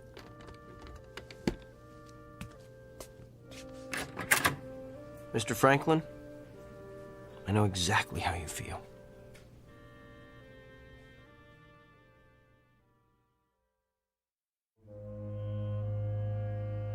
Meet Dr. Kyle Powers. Not the same one we met earlier, but a new and improved version. A person who has perhaps quite literally been to hell and back, and learned along the way that redemption requires no small amount of effort on the part of the recipient. It's a fundamental lesson that's customarily taught in Sunday school or at the feet of a beloved grandparent. But a select few insist on learning it the hard way, while traversing the antiseptic, shadowy corridors of the Twilight Zone.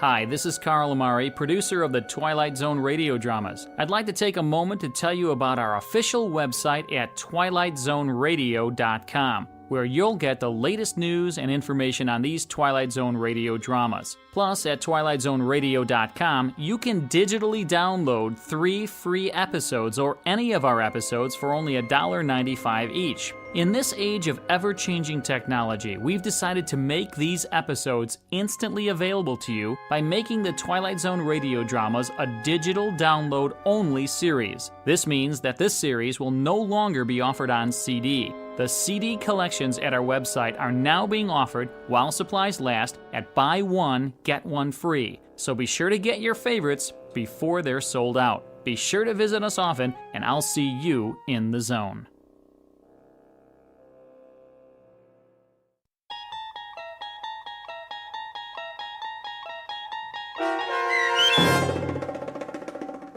The Amazing Dr. Kyle Powers, starring Sean Astin with Stacy Keach as your narrator, was especially written for The Twilight Zone by Barry Rickert. Heard in the cast were Pat Fraley, Joby Cerny, Robin Moeller, Ty Davis, Ellie Weingart, Alex Sopner, Emmy Bloom Regali, Rob Riley, and William Dick. The producers of The Twilight Zone wish to thank CBS Enterprises and the Rod Serling Estate for making this series possible. This copyrighted radio series is produced and directed by Carl Amari and Joby Cerny for Falcon Picture Group and Westwood One. Sound design and custom Foley effects for The Twilight Zone were done in the Cerny American Sound to Picture Theater by Todd Beyer, Craig Lee, and Tim Cerny. To learn more about the Twilight Zone radio dramas and to contact us, visit our official website at twilightzoneradio.com. Doug James speaking.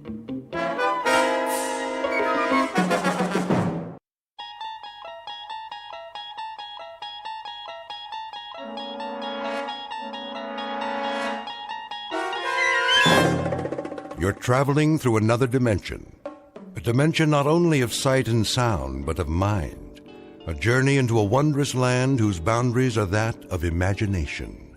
Your next stop? The Twilight Zone.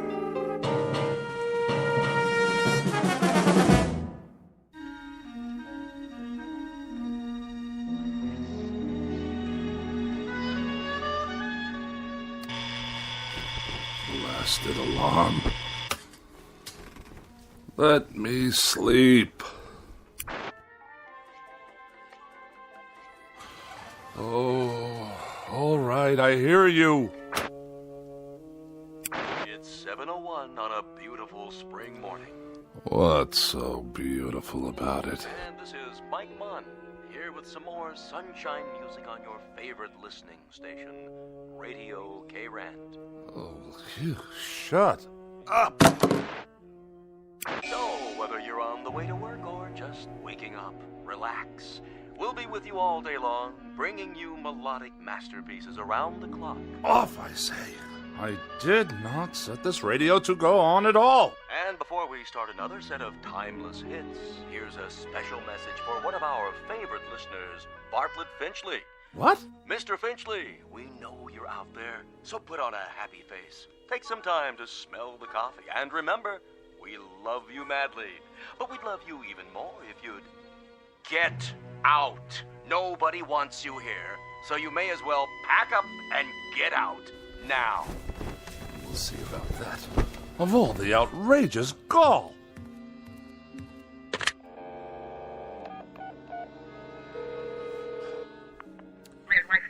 Operator, get me K-Rant. Yes, the radio station. No, I don't know the number. Kindly dial it for me. If you can spare a moment from your crossword puzzle. K-Rant, how may I direct your call? Connect me with Mike Munn. I beg your pardon? Munn, your asinine disc jockey. I'm sorry, sir, but there's no one here by that name. Of course there is. I just heard him on the radio. He took it upon himself to broadcast a personal insult directly and specifically aimed at me. We play all music all the time, sir. Do you know who you're speaking to? This is Bartlett Finchley. Yes, Mr. Finchley? And I will not be addressed in such a manner, on or off the air. Of course not, sir. Which manner? I'm sure you know full well what I'm talking about. The airwaves are licensed by the Federal Communications Commission, and they are not to be used for personal messages. I'm sure the FCC will be most interested in these blatant violations. They'll pull your license so fast it'll make your empty head spin like a top. But we don't have disc jockeys. We don't broadcast any messages at all. Only beautiful music 24 hours a day. Plus commercials, of course. Let me speak to your station manager. Yes, sir. Please hold. And don't you dare place me on hold, you high school dropout. Oh, for the love of... I don't have time for this nonsense. I will not have it. I'll write a blistering letter to the FCC that will knock this rinky-dink station off the air. Hello? I want to file a complaint. A very, very serious complaint about your broadcasting policies. Come off it, Finchley. What did you say? Get off your high horse and give it a rest. Or you're out of here. You low-life nincompoop. How dare you address me in that fashion? I'll have you fired on the spot. What is your name, you cretinous subhuman? Don't you hang up on me! Hello? Hello? Hello?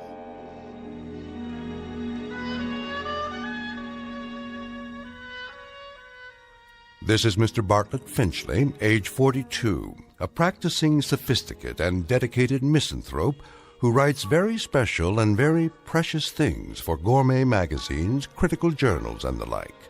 He's a bachelor and a recluse with few friends, only devotees and adherents to the cause of tart sophistry. He has no interest save whatever current annoyances he can find to occupy his mind. He has no purpose to his life, except the formulation of day-to-day opportunities to vent his wrath on the mechanical contrivances of an age he abhors. In short, Mr. Bartlett Finchley is a malcontent, born either too late or too early in history, and who in just a moment will enter a realm where muscles and the will to fight back are not limited to human beings. Next stop for Mr. Bartlett Finchley, the Twilight Zone. And now, The Twilight Zone, and our story, A Thing About Machines, starring Mike Starr, with Stacy Keach as your narrator.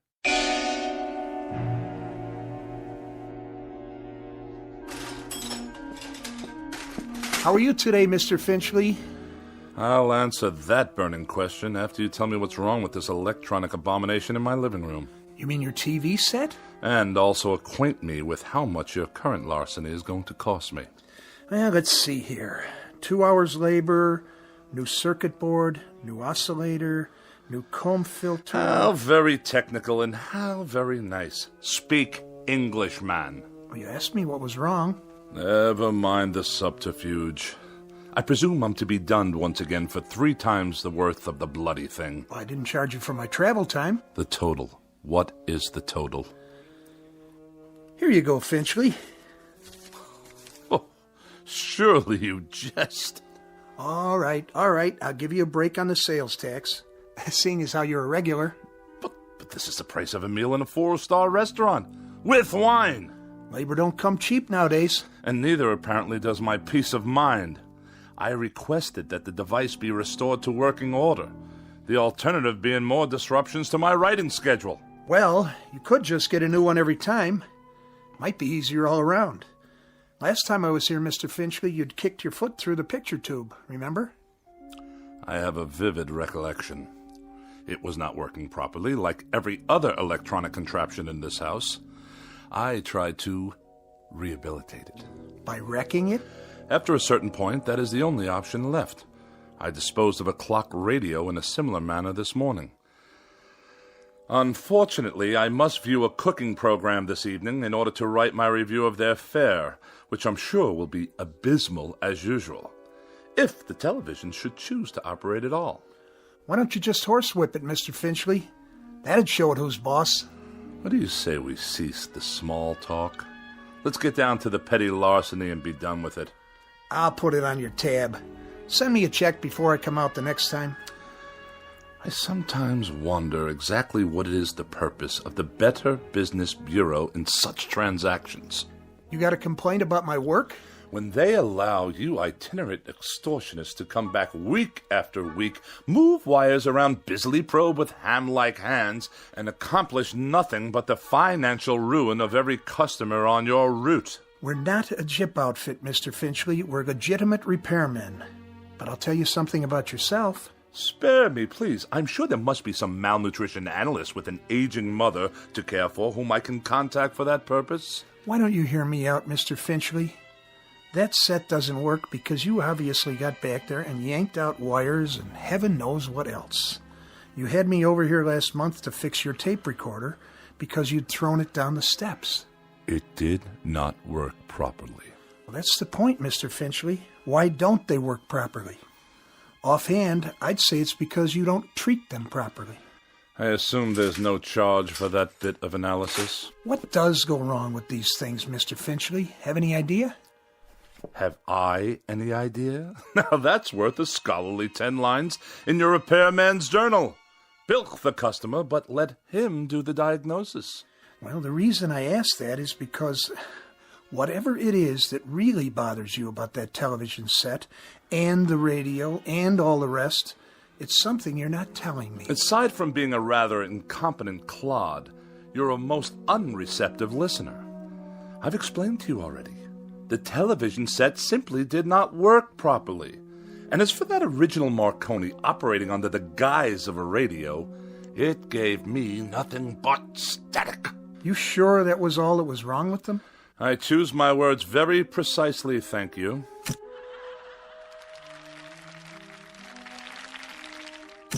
Well, there you go. TV's okay again, for now. I'll send you a complete bill, Mr. Finchley. Of this I have no doubt. Finchley, what is it with you, anyway? With me? Well, with you and machines, that is. Any type of machine, as far as I can tell. Just curious. You don't have to tell me if you don't want to. If it's something personal. I will file that idiotic question in my memorabilia, to be referred to at some future date when I write my memoirs. You will fill one entire chapter. The most forgettable person I have ever met.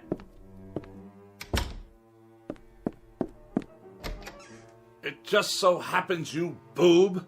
It just so happens that every machine in this house refuses to cooperate on any level. They behave as if... There! You see what I mean? Enough! I said that will be just about enough of that. Stop! Stop! Stop! Please!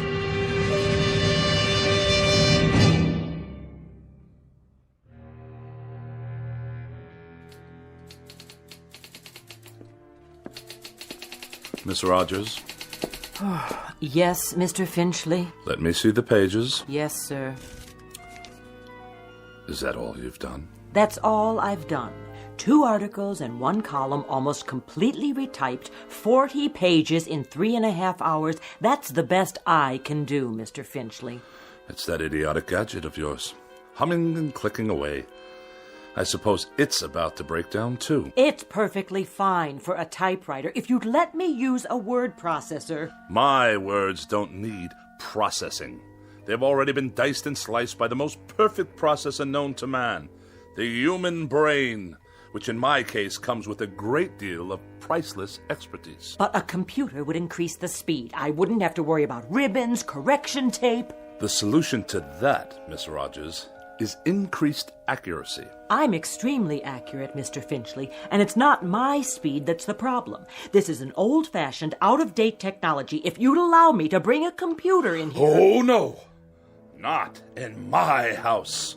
More unnecessary bells and whistles. Thomas Jefferson wrote out the preamble to the Constitution of the United States with an inkpot and a feather quill. It took him only half a day. Then why don't you hire Mr. Jefferson? Did I ever tell you with what degree of distaste I view insubordination? Oh, yes, many times, often and endlessly. What are you doing? What does it look like? I'll tell you what, Mr. Finchley. From now on, you can get yourself another girl. Somebody with 3 arms and roughly the same sensitivity as an alligator. Then the two of you can work together till death do you part. As for me, I've had it. And you are going where? Where? I think I might take in Bermuda for a couple of weeks, or Mexico, or maybe a quiet sanitarium on the banks of the Hudson. Now, Miss Rogers. Any place where I can be as far away as possible from the highly articulate, oh so sophisticated bon vivant of America's winers and diners, Mr. Bartlett Finchley. Miss Rogers, you don't mean that. And surely you're not serious. You've even got me talking like you. But I'll tell you what you won't get me to do. You won't turn me into a female Finchley with a pinched, scornful little heart and a mean, petty, yellow, jaundiced view of everybody else in the world. Miss Rogers, please. Please don't leave. I beg your pardon? I wish you'd reconsider. Speak up. I can't hear you. I wish you'd stay for a little bit longer. You what? I don't mean to work. All that can wait. Then why? I was just thinking... Well, we might have dinner. You're not serious. Or something, perhaps a cocktail. You are serious. I am. I'm not very hungry, and it's too early for cocktails. What's your trouble, Mr. Finchley? You sound like a half-hearted orphan whose idea of a lark is a square dance at the local grange. I'm merely suggesting to you, Miss Rogers, that we observe the simple social amenities between an employer and a secretary. I thought we'd go out, even taking a show or something. How very sweet, Mr. Finchley. Thank you, but no, thank you. Tonight I'm taking a hog-calling lesson. You know what a hog is, don't you, Mr. Finchley? He's a terribly bright fathead who writes for gourmet magazines and condescends to let a few other slobs exist in the world just to take his rudeness and run back and forth at his beck and call. Good day, Mr. Finchley. Miss Rogers, before you go, have a cup of coffee or anything at all. If you must know, I'd like very much not to be alone for a while. Are you ill? No, not as such. Then what's the trouble? Does there have to be trouble because I'm desperately tired. I've hardly slept for 4 nights. And the very thought of being alone now, well, frankly, it's intolerable. Things have been happening, Miss Rogers. Very odd things. Go on. That TV set in the corner.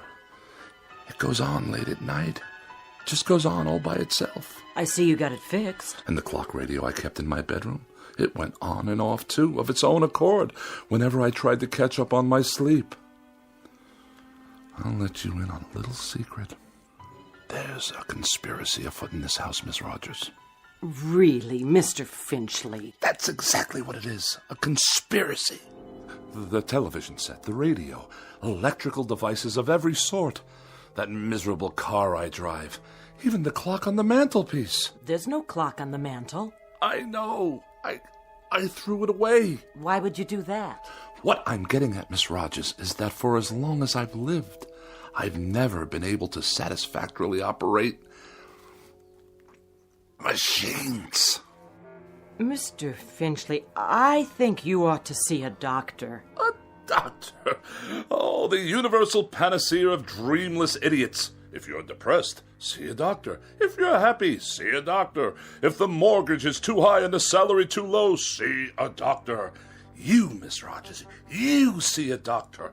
I am a logical, rational, intelligent man. I know what I see. I know what I hear. And for the past 3 months, I've been sharing this house with a collection of wheezy Frankenstein monsters whose whole purpose is to destroy me. Now, what do you think of that? I think you're terribly ill. I think you need medical attention. You obviously haven't heard a word I've said. I think you've got a very bad case of nerves from lack of sleep. By no choice of my own, I assure you. And I think that way down deep, you yourself realize that these things are nothing more than delusions. Now I know what you really think of me. That I'm to be pitied. That I'm a poor wretch, not in my right mind. That... Think what you like. Now where are you going? You don't need company, Mr. Finchley. You need analysis. You're no better than a cogwheel robotic machine yourself. You haven't an iota of compassion or sympathy. Mr. Finchley, please, let go of my arm. I'll let you go when I get good and ready to let you go. Mr. Finchley, let's not make an ugly scene here. Now, come on, let me go. Mr. Finchley, let go of me! Get out of here, and don't come back! With distinct pleasure and manifest relief. Don't ever come back. I'll send you your check. I will not be intimidated by machines, so it follows that no empty-headed little secretary with a mechanical expression is going to get away with anything either.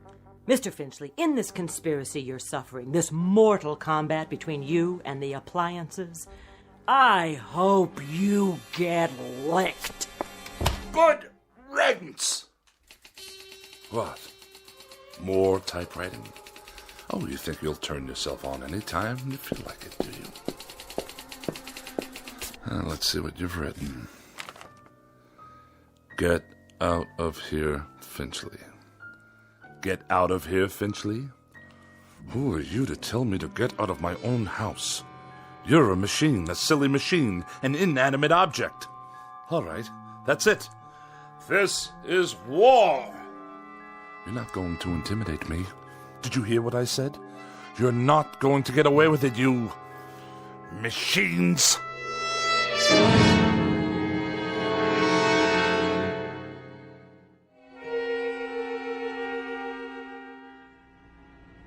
Nice day, huh? Define your terms. I was only making conversation, Mr. Finchley. Just see to it that this elevator takes me all the way to my destination without a mishap. 19th floor. I'm surprised I got here in one piece. Pardon, sir? No matter. You wouldn't understand. You couldn't, since you choose to collaborate with these infernal contraptions all day long. Yes, sir. Good afternoon, Mr. Finchley. Is it? I just meant... I know what you meant. The warm, languid weather outside, fluffy white clouds scudding across a pale blue sky. The sort of day when a young woman's thoughts turn to romantic mush. Disgusting. Mr. Finchley, I assure you I... Well, I'll have none of it. Do you hear? Excuse me. Editorial department... Ah, another telephone. Mr. Alexander Graham Bell's most loathsome invention. It undoubtedly knows my whereabouts at all times. Please hold. Mr. Finchley, did you want to see the editor? No need. I simply wish to drop off my manuscripts for the next issue, the reviews, and the personal opinion column. Oh, and kindly note, the final pages are handwritten this time. Oh, did your computer crash? By no means. My typewriting apparatus is in the shop. Actually, I prefer this method. It allows me to make last-minute revisions directly from my hand to your eye, as it were. I'll tell them it's here. Then I shall take my leave. Out into the blinding white heat of the cruelest month. Reflux Publications? Iron Gourmet Magazine? Just a moment, please.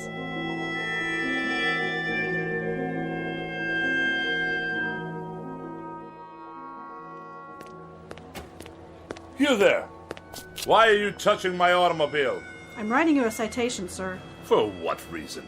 Overtime parking. What? The meter ran out. That's impossible. You can mail in the fine or pay in person. There's something wrong with the meter. Surely you can see that. I see a red flag. That's a violation. But I deposited the correct coins. Maybe you did. Just not enough, that's all. On the contrary, I've been gone for 13 minutes.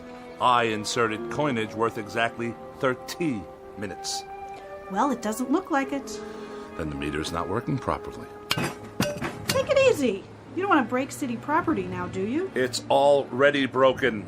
Definitely and absolutely. It runs too fast. Any fool can see that it did not register a full 30 minutes after swallowing my money. If you want to contest it, court hours are 8 to 5, plus night court on Tuesdays and Thursdays. This is a gross miscarriage of justice. I'm just doing my job, mister. Here's your citation. Have a nice day. One more mechanical abomination designed to make my life a living hell.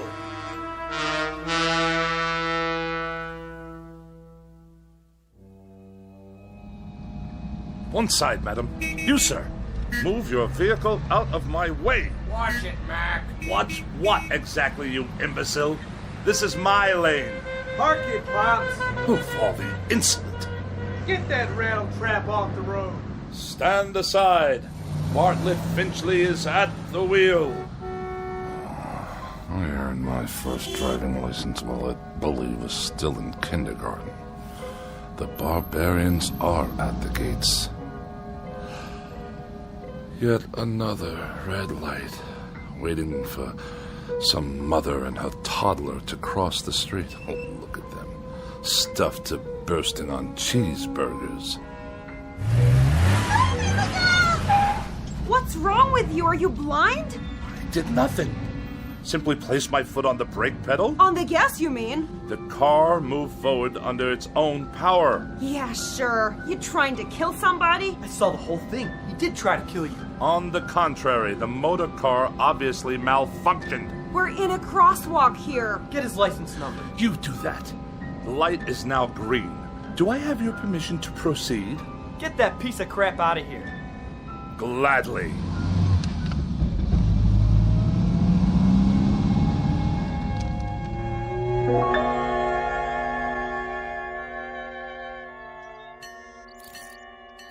Pardon me, attendant. If I may be so bold. Yeah. When will you be finished with the repairs? On the old four-door? Soon, I trust. You've had more than enough time. Right. It's parked over there. Ah, my congratulations. And now for the bad news. What is this going to cost me? Nothing. For a brake overhaul? You mean no charge for the labor? I'll consider that a professional courtesy. I mean no charge, period. So you haven't completed the work. My good man, I can't wait around this gas station all day. There's nothing wrong with it. I checked the brakes, transmission, the works. It's an oldie, but there ain't nothing wrong with that car. Nothing? She's a classic. You know, you could sell that baby for good money if you want. But I distinctly felt the machine roll forward under its own volition. All the same, it's working perfect. Real cherry set of wheels you got there. I know a collector looking for something like that. I'll give you, say, $900. $900? The hubcaps cost more than that. Okay, $1,000. Give me the keys. If you say so. Here you go, Mr. Finchley. But she's not gonna last forever, you know. You ought to get back what you put into it. Buy yourself a nice new car. If you can hang on a minute, I'll call the guy. And waste even more of my precious time? Good day.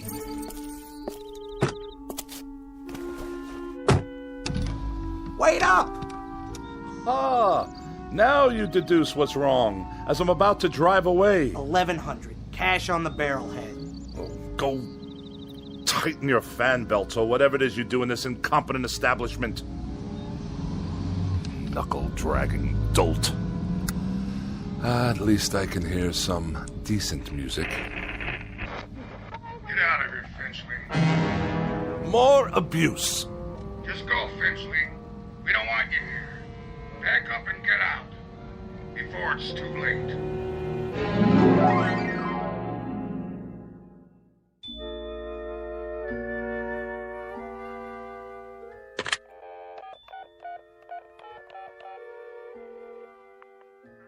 Miss Moore, please? Oh, is that you, Agatha? Bartlett Finchley here. Yes, my dear, it has been a long time. Too long.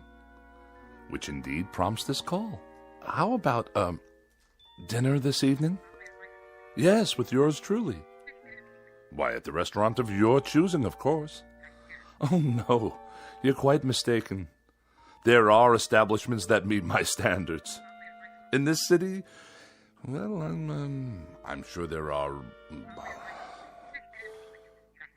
Well, it is short notice. But yes, I see. Some other time, then? I'll call you again. You have my pledge on it. Not at all. Good evening to you.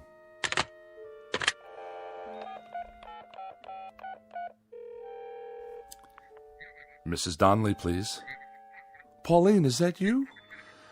Oh, and how's my favorite young widow this evening? Bartlett. Bartlett Finchley. You remember? Yes. I'm tip-top. And you? Splendid. Say, listen, Pauline, I was wondering, sort of spur of the moment and all that, but oh... I see. Yes, perfectly. That's quite all right. No, I hadn't heard the good news. Well, I'm delighted for you. Truly delighted.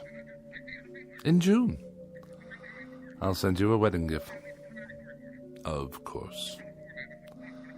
Good night. It's the telephone. I'm sure of it. Distorting my voice, twisting my words. What other explanation is there?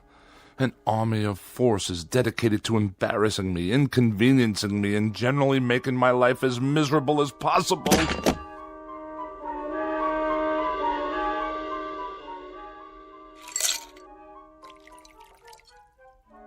How much longer, may I ask? The phone's off fixed, Mr. Finchley. Go in the bedroom, too. So you say? Yeah, she's operating all right now. Had to replace a handset, though. Shouldn't give you any more trouble.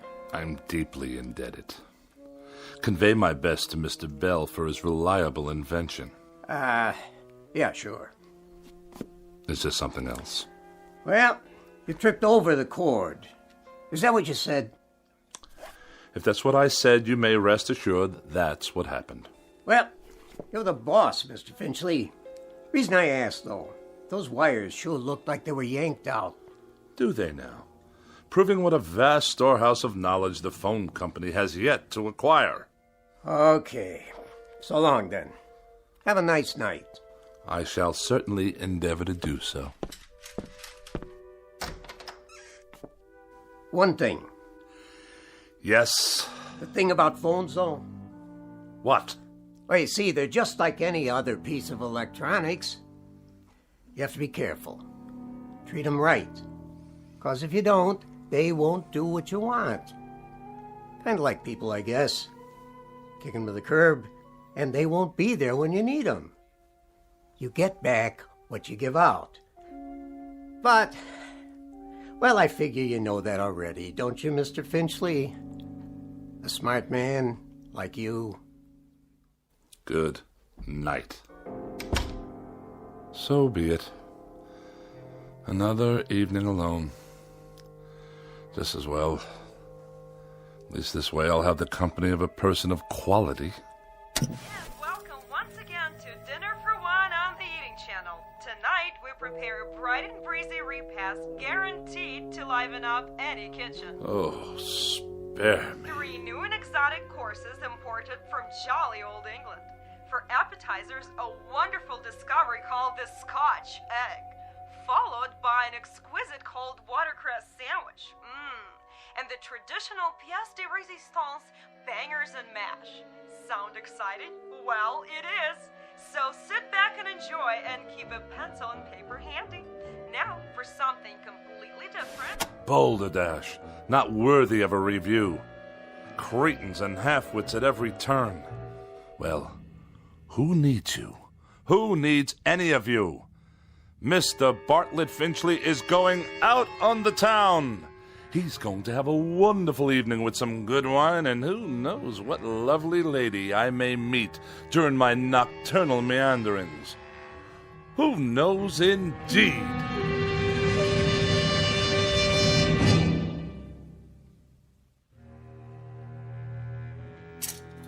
Dinner jacket, white shirt, and the red cravat. No, the blue. Or perhaps the polka dots. Yes. This will do. Now, for a quick shave before dressing. Who do I see in the mirror there? Who can that attractive man be? Don't tell me. It's Bartlett Finchley. Good features. Strong chin. Bred from quality stock. All I need to do is whisk off the stubble. Ow! Bit me. The shaver actually bit me. I'm bleeding. Get away, you filthy bugger. Finchley. Who's there? Finchley. Look in the mirror. What do you really see? Who's speaking? Take a good look. You're ugly, Finchley. That's not my face. It can't be. An ugly, dried up old man. Do yourself a favor. Do us all a favor. Use a straight razor. Stop speaking at once. You have no right.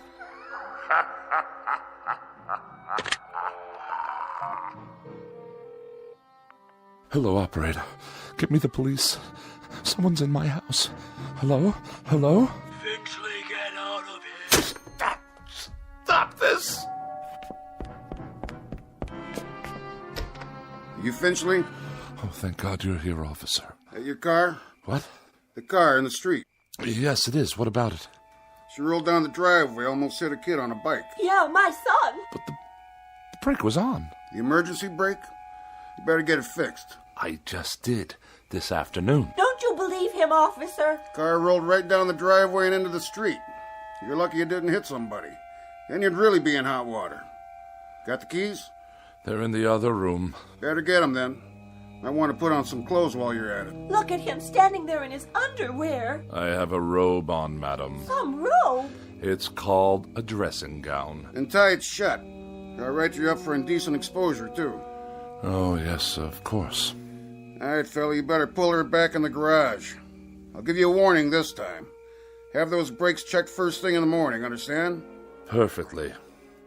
There is another matter I'd like to discuss with you, officer, now that you're here. And what's all the noise in his house? He's always throwing stuff, yelling at the top of his lungs. That true? No, I fell, that's all. Tripped and fell on the stairs. That why your face is bleeding? Precisely. What's the other matter? Matter? You said you have something to discuss. It's difficult to explain.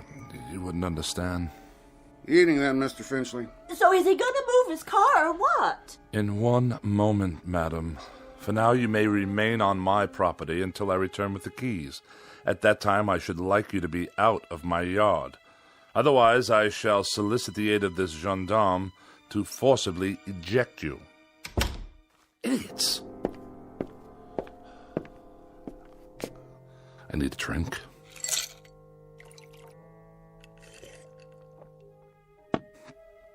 Perhaps one more.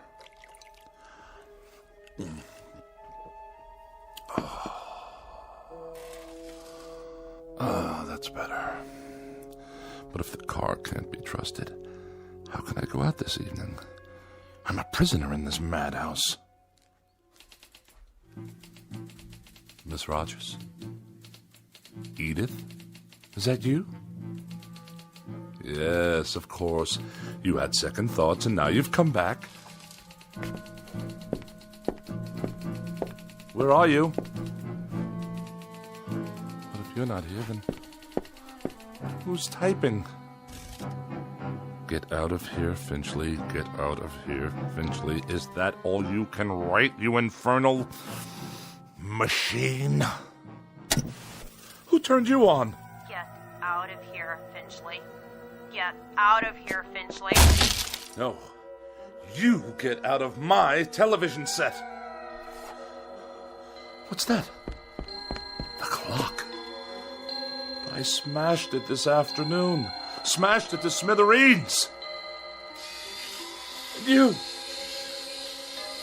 I destroyed you too. Oh, you won't get me. You won't get me. I won't let you.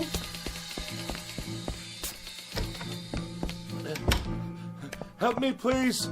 Someone. It's Bartlett Finchley, your neighbor. Let me in. It's that crazy man again. Don't let him in, Mom. He tried to kill me. I didn't. The car did. Don't you understand? Open your door. You get away from here.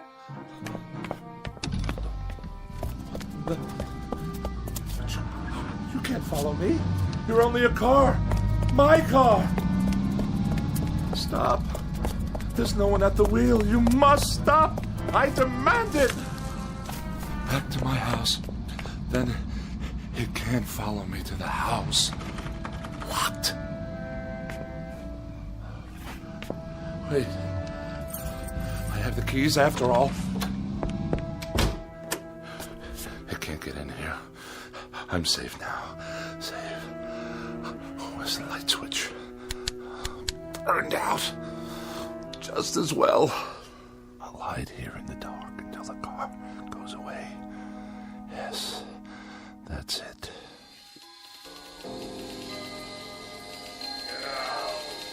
Get out of here. Get out of here, Finchley. Now! Away! I'll sneak away. Go somewhere, anywhere out of this town, far, far away. What? Those lights. Blinding. I can't see a thing. No!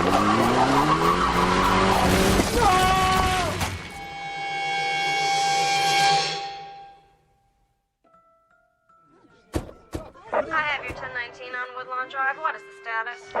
Cancel that call for backup. Paramedics have arrived, waiting their decision. Do you have a positive ID? Finchley, first name B for Bartlett. Stand by, 10-4. That man. He was running in his bathroom. Never saw anything like it. What's his condition? Flatline. He's gone. I'll put him down as DOA your arrival.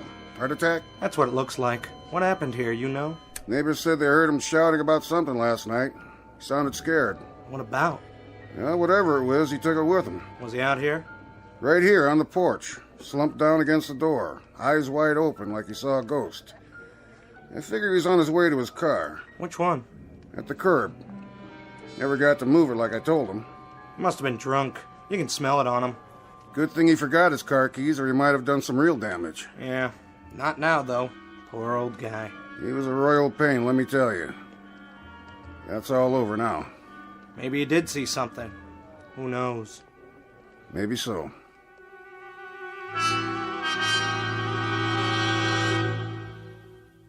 Yes, maybe so. It could just be that Mr. Bartlett Finchley succumbed to a simple heart attack and a set of delusions that were self-generated. It could just be that he was tormented beyond the breaking point by an imagination as sharp as his wit and as pointed as his dislikes. But as reported by those in attendance, this is one explanation that has definitely left the premises with the deceased. For now, look for it filed under M for machines in the Twilight Zone. More from the Twilight Zone after these words.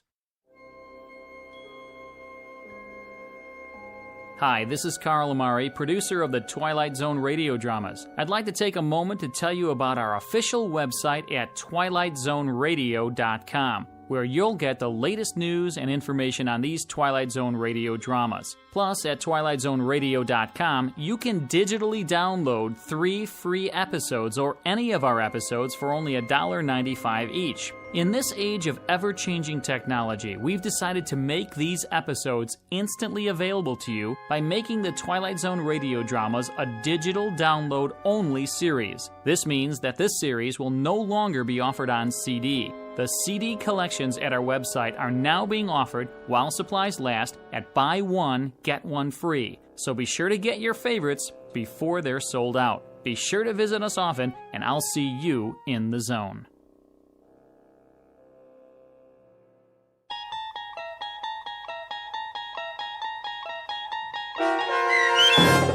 A Thing About Machines, starring Mike Starr, with Stacy Keach as your narrator, was written for The Twilight Zone by Rod Serling and adapted for radio by Dennis Etchison. Heard in the cast were Doug James, Peggy Roeder, Rich Kominick, Turk Muller, Guy Burrill, Larissa Borkowski, Irene Olsen, Heath Corson, Lynn Foley, Natalia Reed, and Peter DeVito. To learn more about the Twilight Zone radio dramas and to obtain audio cassettes and CDs of these programs, visit our website at twilightzoneradio.com. The producers of The Twilight Zone wish to thank CBS Enterprises, Carol Serling, Dennis Etchison, Dick Brescia Associates, Claire Simon Casting, Don Longo, Terry Jennings, the American Forces Radio and Television Service, our sponsors, and our radio affiliates for helping make this series possible. This copyrighted radio series is produced and directed by Carl Amari and Roger Wolski for Falcon Picture Group. Doug James speaking.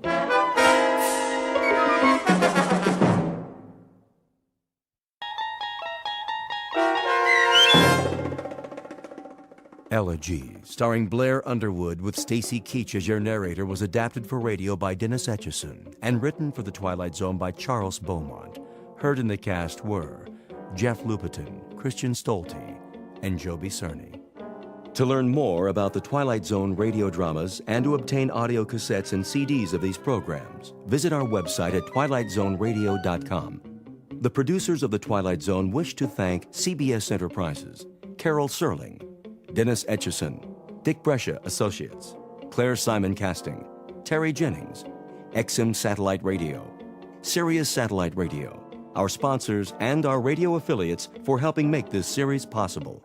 This copyrighted radio series is produced and directed by Carl Amari for Falcon Picture Group. Doug James speaking.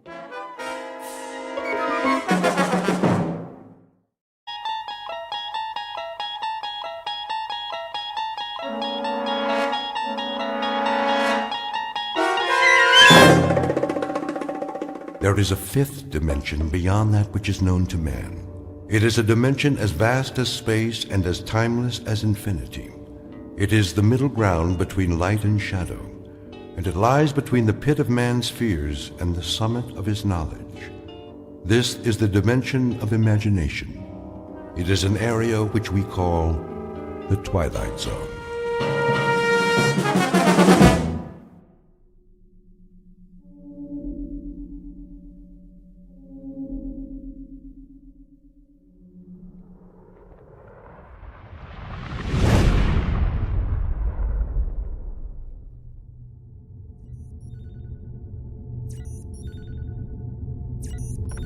Kirby. Yes, Captain. Give me the readings. Course stable, 7.9 off vertical axis. That's why I can't stand up straight. Speed 2650, steady she goes. How close are we to that asteroid? In range, gravity detector starting to read. Say 100,000, give or take. Piece of cake. We still have to maneuver for a landing. Fuel supply.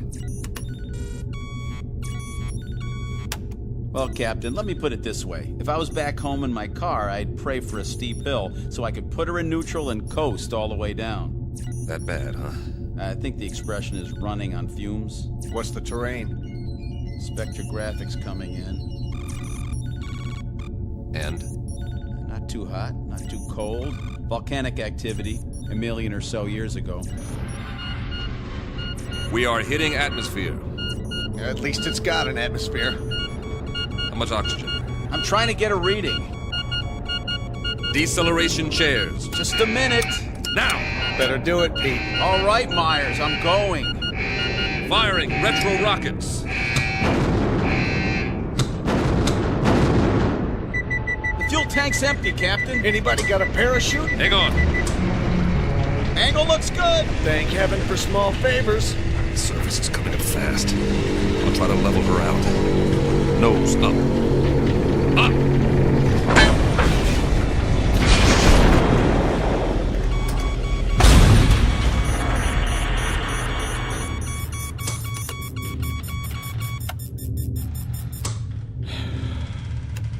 Nobody say anything. I want to remember this magic moment. Oh. Ooh. Everything seems to be in one piece, except for the communications module. And it sounds like we damaged the tail assembly. Instruments are still working. How's the atmosphere? Take a reading. 20.95 parts oxygen. Yeah, right. 78.09 parts nitrogen. That's impossible. I don't get it. That's air. Don't look a gift horse in the chops. Gravity? 1 unit to 0.99. Are you sure? See for yourself, Captain. I don't believe it. You got something better to believe, Myers? But that's incredible. Conditions identical to Earth, and yet we're 655 million miles away from Earth. Let's get the airlock open. Hold up, Pete. What for? I'm sick of breathing recirculated air, eating freeze-dried tofu, and we're almost out of that. The instruments could be wrong. What's the difference? We aren't going anywhere for a while. We can't even radio for help till we fix the module. The man has a point. I suppose you're right. At least put on your helmets. Forget it. If this is all she wrote, then I'm ready for it, one way or another.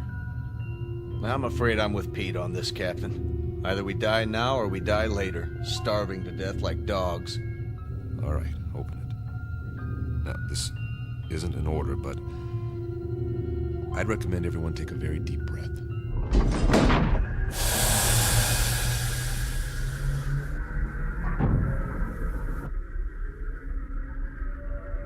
Time, the future. Place, a dark corner of the universe millions of miles from planet Earth. The main characters, 3 men. William Weber, captain. Peter Kirby, navigator. Carl Myers, geologist and science consultant. Each distinct from the others, but all sharing a common dilemma. They are lost. And like any long-haul explorers, they want to go home. Not their home necessarily, that would be too much to hope for. But at this point, any old port in a storm will do, especially for those who have veered off course and into the Twilight Zone. And now, the Twilight Zone and our story, Elegy, starring Blair Underwood, with Stacy Keach as your narrator.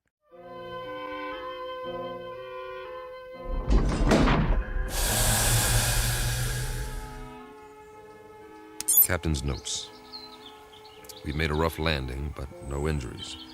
According to our instruments, the atmosphere is breathable, so we've opened the airlock. It's hard to believe, but the temperature is that of a spring day on Earth. And it smells clean. Well, I'll be. Get the ladder into position. Watch your step.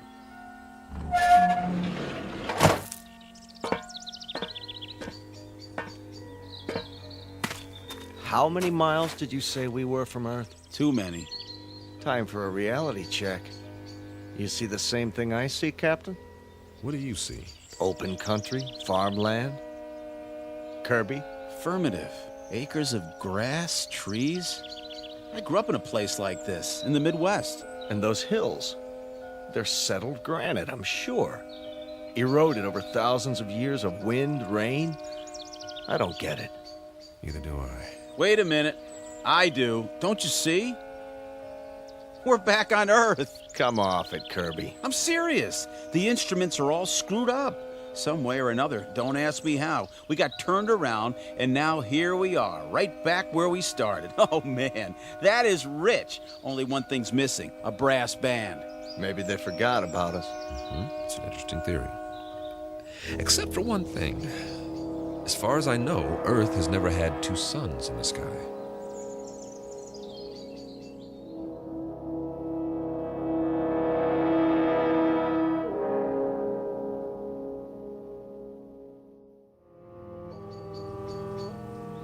You're right. But the temperature's perfect. That means they're smaller than our sun. Added together, they put out just enough energy to duplicate conditions on our own planet, including evolution. And the people learned to build farmhouses exactly like ours. What? If that's not a barn over there painted red, then it's a pretty good imitational one. What in the name of... Better check it out. Be careful, men. We don't know what we're dealing with yet.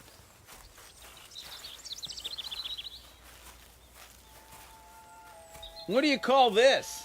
A Martian? I'd call it a hound dog. Hey there, boy. How come he's not moving? He's taking a nap in the shade. I don't blame him, do you? What the heck is that? By the barn, it's called a tractor. They were internal combustion vehicles used in the 20th and 21st centuries before the Total War. So we are on Earth 300 years ago. Negative. We're not equipped for time travel. Okay, you explain it. I can't. The only thing I know for sure is that we're not on Earth. And we are not alone. What do you... Hey! Hey, you over there, by the barn! What's the matter? Can't he see us? He's turned the other way. Looks like he's taking a rest. Leaning on his... It's a pitchfork. He was using it to load hay into the wagon. Some outfit. Overalls. Farmers wore them with straw hats, just like that one. He even has a red bandana in his back pocket. Well, I suggest we ask him the way to the Emerald City.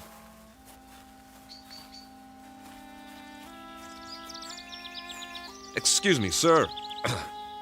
My name is Captain Weber. My men and I... Sir?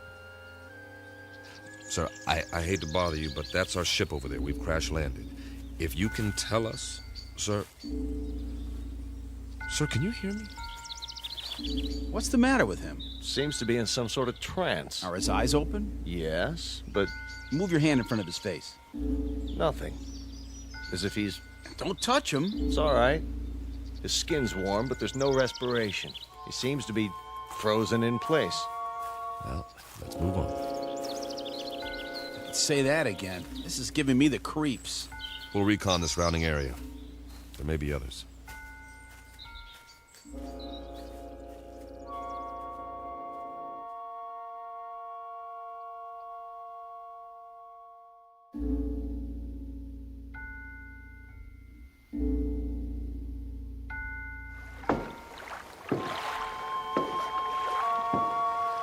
Oh, now this is what I call a lake. That's what anyone would call it, Pete. Easy, easy. Be sure the bridge will hold. Feels solid to me. We ought to take off these flight suits and jump in. No, thanks. Why not? Well... Go on, say it. You can't swim, can you? Not as such. Oh, the big scientist. Wait a minute. Maybe we can find some water wings for you. Let's get a move on. We have a lot of ground to cover. Back home, we had a swimming hole. Man, on a hot day, I thought I was in heaven. We'd go skinny dipping. Right in all that pollution. Nah, before the government closed the rivers. There were even fish in it. You could even see them jumping in the air. You ever go fishing, Captain? Yeah, as a matter of fact, I did. In the mountains. The runoff from the snow was clean up there. You could eat the fish if you wanted to and not get sick. I don't see any fish in this water. We better keep moving. We don't know when the suns go down. We should be back at the ship before dark, just to be safe. Good point. Maybe they don't have fish here. That's a possibility, if the planet's evolution took a different turn. Hey, there's somebody. I don't see anything. On the opposite bank, plaid shirt, see him? Sitting there with a fishing pole? Hey, mister! Hey, mister! Kirby's right. Folding chair, wicker basket, the whole setup. Looks like the guy's got it made. Let's hope this one talks to strangers.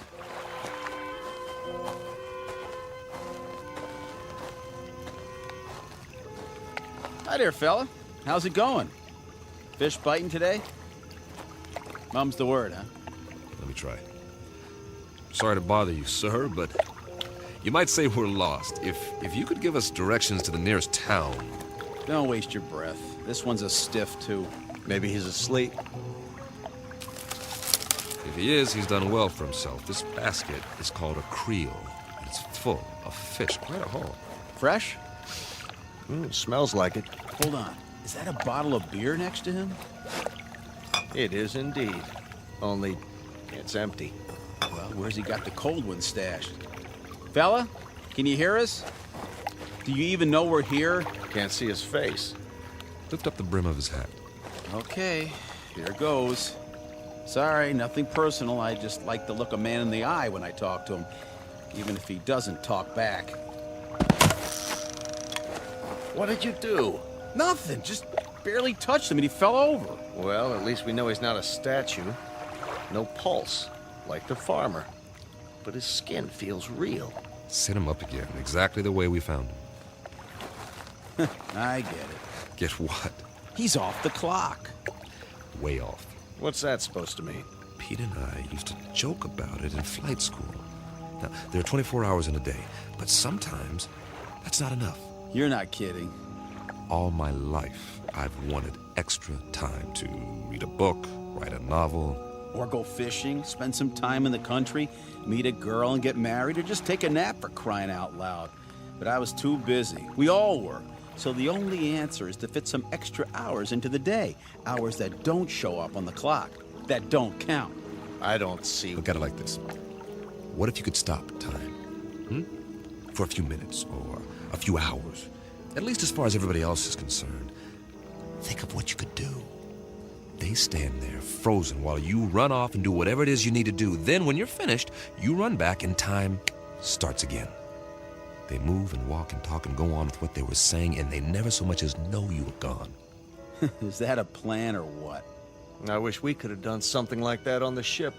If I'd had time for pure, uninterrupted thought, I might have, I don't know, perfected Sheldrake's theory of causative formation while the ship ran itself. That's right, and get home to find you've won your own Nobel, right? Now, we make planetfall, and we run into these people, if that's what they are, and it's as if we've finally done exactly that, taken ourselves off the clock, at least temporarily. Permanently would be fine by me. Nice theory, Captain. I'm afraid there are reasons, though, why it wouldn't work. I am sure there are. It's just a thought. If I were a science fiction writer, I could have some fun with it. But we've got more important things to do, like finding out what options we have, now that we're here. Say, I'm hearing things. I hear it, too. Seems to be coming from the top of the ridge beyond that grove of trees. That must be where the town is. We were close after all. Sounds like you got your brass band, Pete. I like it. Maybe they got a ticker tape parade, too. One way to find out.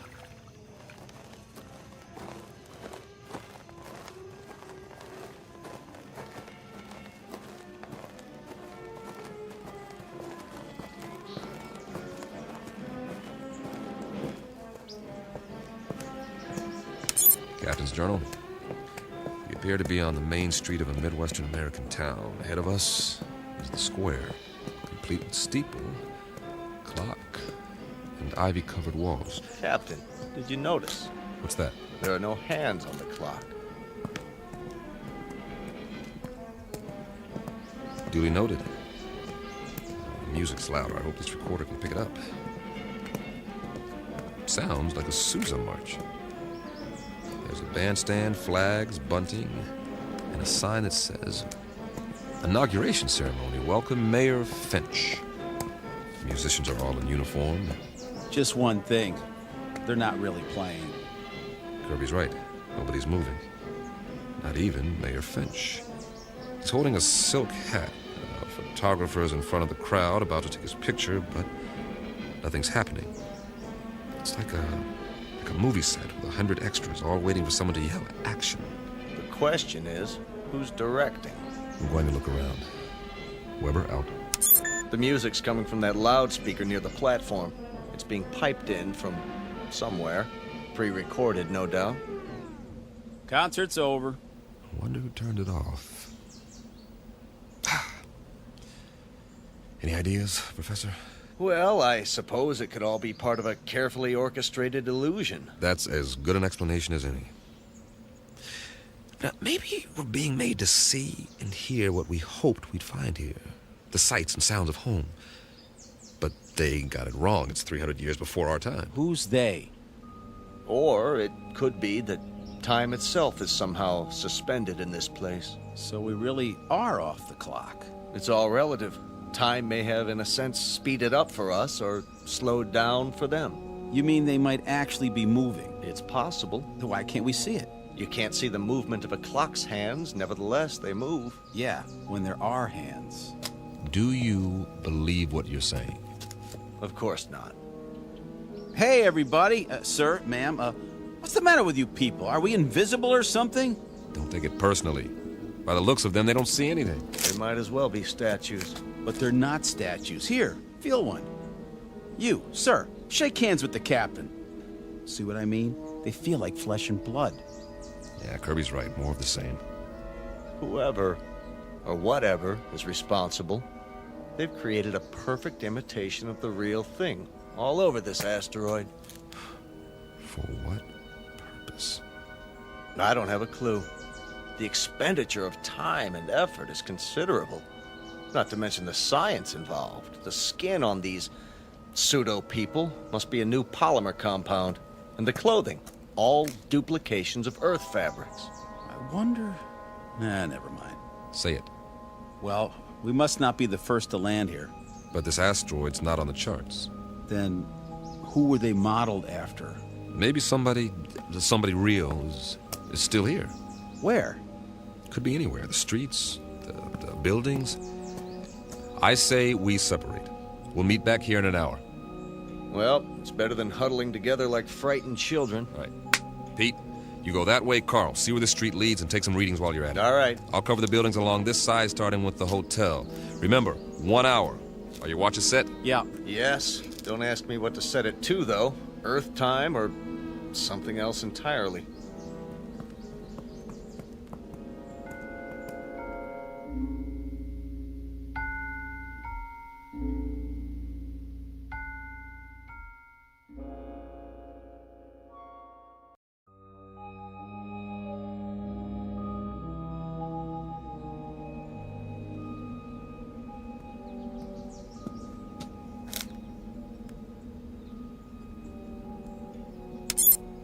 Captain's notes. The awning says the hotel is called the Ritz Arms. Kind of quaint. It would be considered ritzy, I guess, in a small town. Glass front. Nothing moving inside that I can see.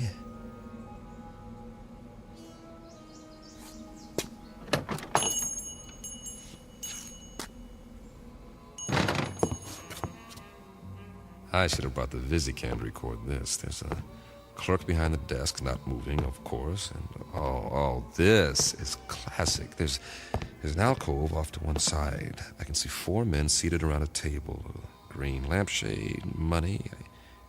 I think they're playing poker. Or they were before they stopped moving.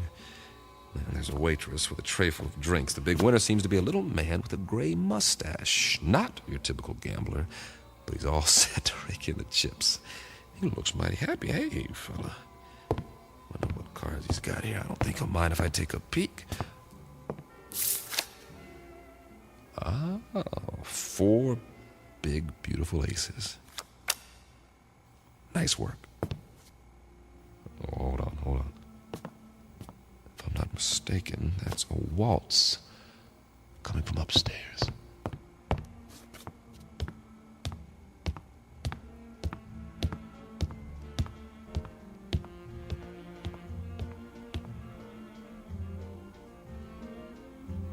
Music seems to be in one of the rooms. Hello? Hello? Anybody here?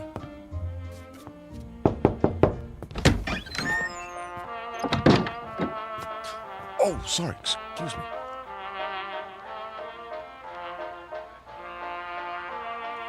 This room is definitely occupied. There's a candlelit table, I see an ice bucket, and a bottle of champagne. The music is canned.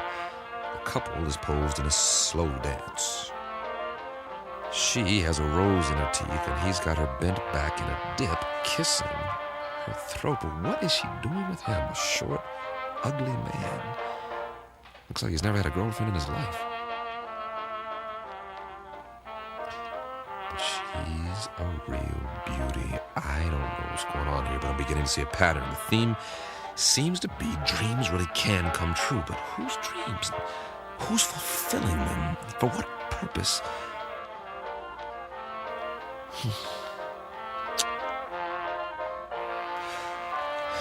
Weber out. For now.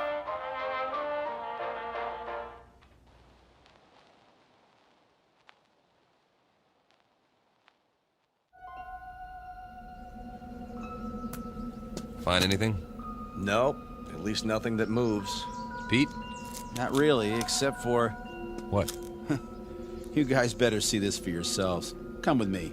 Where is it? Just around the corner. You're not going to believe this, but I think it's what they called a carnival.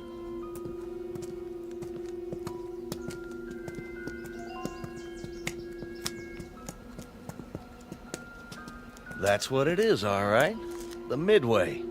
Those booths along either side, people could win various trinkets of low value by throwing baseballs at steel milk bottles or firing toy rifles at targets. I was wondering. A test of skill, for amusement. Also the urge to gamble for those with a predilection for obsessive-compulsive behavior. What's in the tent? Oh, just some men in swimming trunks. Win $500, go 2 rounds with Tiger Loomis. Oh. It's not a real tiger. No kidding, genius. Let's have a look inside.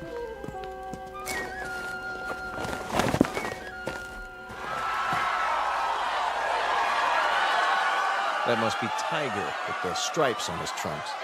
Yeah, the one lying down in the ring. Boy, some crowd, huh? Almost as many as the town hall, complete with sound effects. 2 pugilists, duking it out, as they say. A primitive display of testosterone poisoning. Check out the other guy with his hand raised. That, my friends, is what's known as a potbelly. Yes, but why? Too many carbohydrates, not enough exercise, plus a certain genetic predisposition. But why would he be the one who wins? Must have been a lucky punch. Looks like old Tiger's down for the count. Interesting.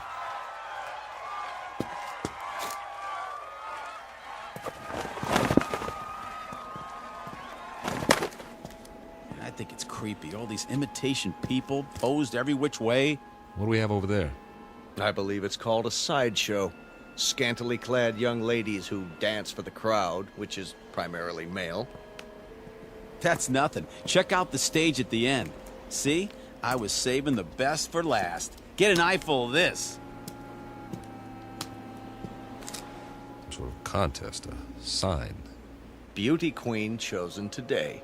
Step right up, gents. You got your blondes, your brunettes, your redheads, your tall ones, your short, stubby ones. Take your pick.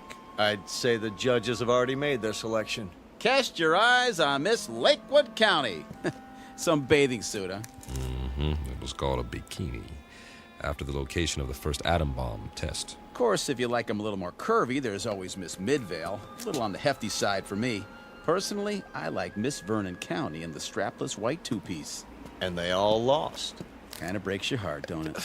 The one they've chosen with the ribbon and the crown. Miss Wanda Bertolini from Stockton, California. A little long in the tooth, isn't she?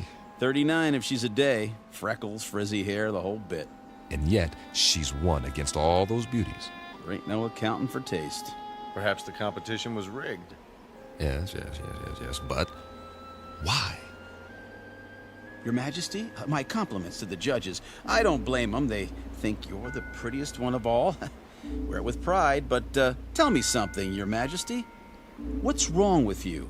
I mean, you can't even move a muscle, like everybody else in this crazy asteroid. Answer me. Go on. What's the matter? Cat got your tongue? Answer me. Easy, Pete. Ah, you can have it. Everything about this place is nuts. Where are you going? Wait!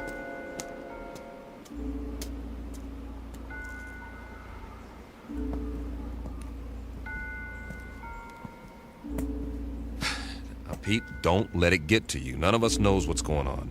But until we figure it out... I'm sorry, all right? But you know how long we've been on that ship? Now we sit down, and what do we find? We all feel the same way. Sure we do. But it's like somebody's trying to trick us into something or drive us batty. Something that doesn't even think like us. But it's got our number. Oh, yeah. Let me tell you. You've got to pull yourself together. I'm pulling, all right? But if we just had some idea, some clue about what the deal is here in this crummy place. How are you fixed for ideas, Carl? I don't really have a theory yet. Of course, it's highly improbable, but... So is the fact that we're here. Come on. Any theory is better than none. Well, I've begun to think that all of this, it just might be some sort of museum. Come again, Professor?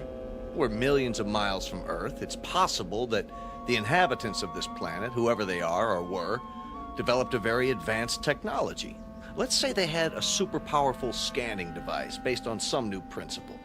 Over the years, they observed Earth and decided to build replicas of what they observed. Perhaps they even took specimens to use as models. That would explain the accounts of alien abductions. If that's true, where are these inhabitants now?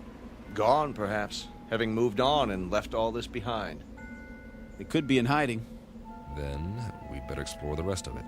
Or as much as we can in one day. At least they had taste. Take the residential street we're on now. It's right out of the late 19th century.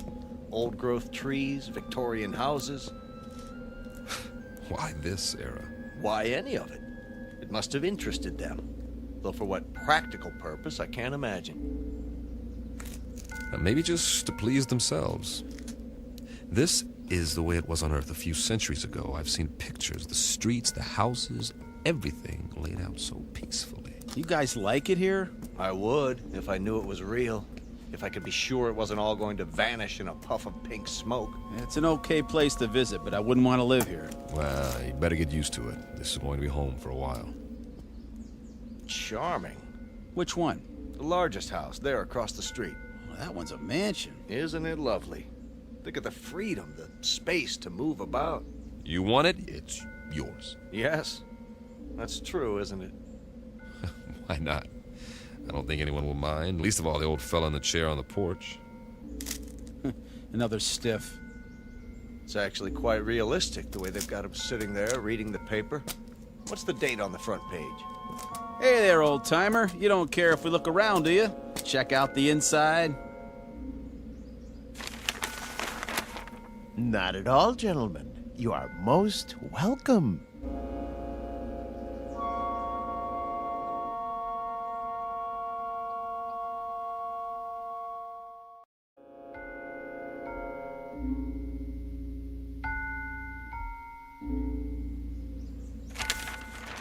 Jeez Louise!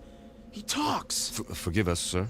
You all look as though you've seen a ghost. We assumed that you were like the others. Oh, no. I'm Captain Weber.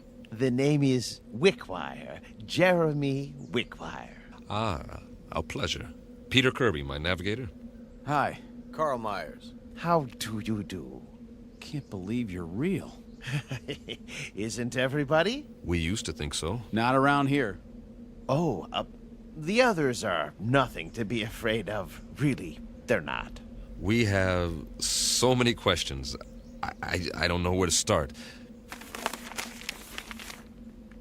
We can talk inside.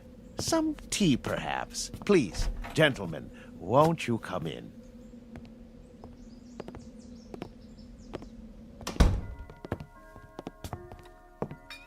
One lump or two? Oh, don't go to any trouble. It's better than what we're used to. Believe me. I don't know about you, Captain, but I must have my tea this time of day. I wouldn't feel complete without it. Oh, it tastes great. Nice and hot. Beats the heck out of that tang. I'll say. A remarkable collection of artifacts you have here. Artifacts? The oriental rugs, the tapestries, all this furniture. I've never seen anything to compare. It provides a certain level of comfort. Must have cost you a fortune. Oh, not me personally. We had it built for a Mr. Let me see, Jenkinson, I believe it was. You mean the pieces aren't antiques? Oh, heavens, no. They were made to the client's specifications. At the last moment, however, he changed his mind, decided he really wanted to be a knight in shining armor. So now he's over in the medieval section, slaying a dragon. Then there's more that we haven't seen. Dear me, yes, we have many sections. Rome, Egypt, the Wild West. But the one we're in right now is very popular. It represents a period when creature comforts were most abundant, before peace in the world became impossible. By the world, you mean? Earth. Mr. Wickwire. I don't know where to begin. You see, we are from Earth. Yes, of course. We were on a routine geological flight in search of ore to be mined. We ran into a meteor storm and, it knocked out some of our equipment and put us off course. That was 6 months ago. Really? That long? Feels a lot longer, believe me. Please, go on. We saw this asteroid and landed as well as we could. But there's no more fuel. We're going to have to stay here until we can repair the communications module and signal for help. They'll think our ship was destroyed without an SOS beacon. I see. Then you're not from the Glades. The what? I've been expecting them. I'm due for a delivery. From Earth? May I ask a question about the Earth? Did they, by any chance, have that atomic war? Not as such. A cluster of smaller wars almost simultaneously. Most of the Earth's surface was destroyed. We're still picking up the pieces. Oh, dear me. That is bad news. More tea, gentlemen. Mr. Wickwire, explain some things to us before we go out of our minds. Certainly, but you do look hungry. And you can say that again. Let me fix us a light lunch first. Then we'll talk. No, Mr. Wickwire. Explain some things to us before we go out of our minds. If you like. Where are we? Why, you're in a memorial park. A memorial? More commonly known as a cemetery. Didn't you know? Please, make yourselves at home. I'll be back in no time. Did he say cemetery? Well, at least we know more than we did.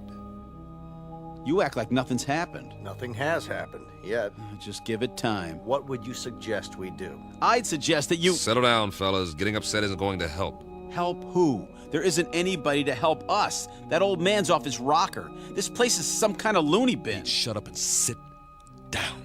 Yeah, well, I tell you, I don't like it. We're sitting around having tea, and we don't even know where we are. It doesn't make any difference where we are. This is where we're going to stay until we can send a distress signal. Unless he happens to have some rocket fuel and a tail fin assembly lying around. So for now, all we can do is make the best of it. Yeah, we don't have to like it, do we? Be patient. Everything will be explained, I'm sure. You mean you trust that guy? A little more trust might have saved our world, Pete. I say something about him is screwy. What's he so happy and well-adjusted about? Well, look at the way he lives. He's got everything he wants, even if it is a reproduction. Quiet. Here he comes. I've brought some sandwiches and a bottle of wine. I trust we'll make quick work of it. You can say that again. I haven't had a drink in I don't know how long. And after that, coffee. It's brewing now. Meanwhile, a glass for each of us. Do you mind if I pour? Very kind of you, Mr. Wickwire. May I propose a toast? Please. To peace, my friends. Eternal, everlasting peace. I'll drink to that. We all will. Excellent wine. Glad you like it. This is a special occasion. I thought it was worth opening a bottle. Liebfraumilch, isn't it? Yes, indeed. Mr. Wickwire, we're still a bit confused. You said we were in a cemetery. What did you mean? Mean? Yeah, why would there be a cemetery here? Perhaps you could elaborate. Certainly. But before I explain the details, you must give me some information. If you like. If your dearest wish could be granted, what would it be? I'm not sure I understand. What would you like to be doing most? Where would you choose to be right now? That's easy. Back on the ship, headed for home. And you, Captain? I'll go along with that. So will I. Splendid. Oh, one other thing. When you left Earth, what was the date? September? No. The year. 2280. Really? 2280? When you arrived, I thought you were the men from Happy Glades, but you couldn't be. We're still not following you. What's Happy Glades? The world's greatest mortuary. At least, it used to be. The management hit upon this scheme as a service to the few who could afford it. This scheme being... Why, this little asteroid. Moriarty bought it and paid well to keep it off the maps. For what reason? Simple, really. You see, the plan was to recreate conditions in which the dearly departed would be most happy. A favorite setting, a desired event. For example, if one had always wanted to be elected mayor, he'd achieve his ambition here for all eternity. So those people outside, they're all... Oh, not all of them. Just the select few. The rest are imitations. Simulacra, we call them, for effect. In other words, this is the place where your dreams come true after you've stopped dreaming. Yes, that might be a way of putting it. Very good. But a cemetery in the middle of space? Your boss, Moriarty, he could have bought a piece of property anywhere, in the desert, say, away from everything. Oh, no. You don't understand at all. Happy Glades promises eternal peace, everlasting peace. You couldn't have that on Earth, now could you? Especially with the wars you've described. He has a point. Let's finish the wine, shall we? It doesn't keep well once it's opened. Thank you. Cheers. Would you like some music? What kind? A somewhat limited repertoire, but there are all kinds of pieces for the player piano, popular, classical. Classical might be nice. Ah, yes. Something soothing to fit the mood. Mozart or Brahms.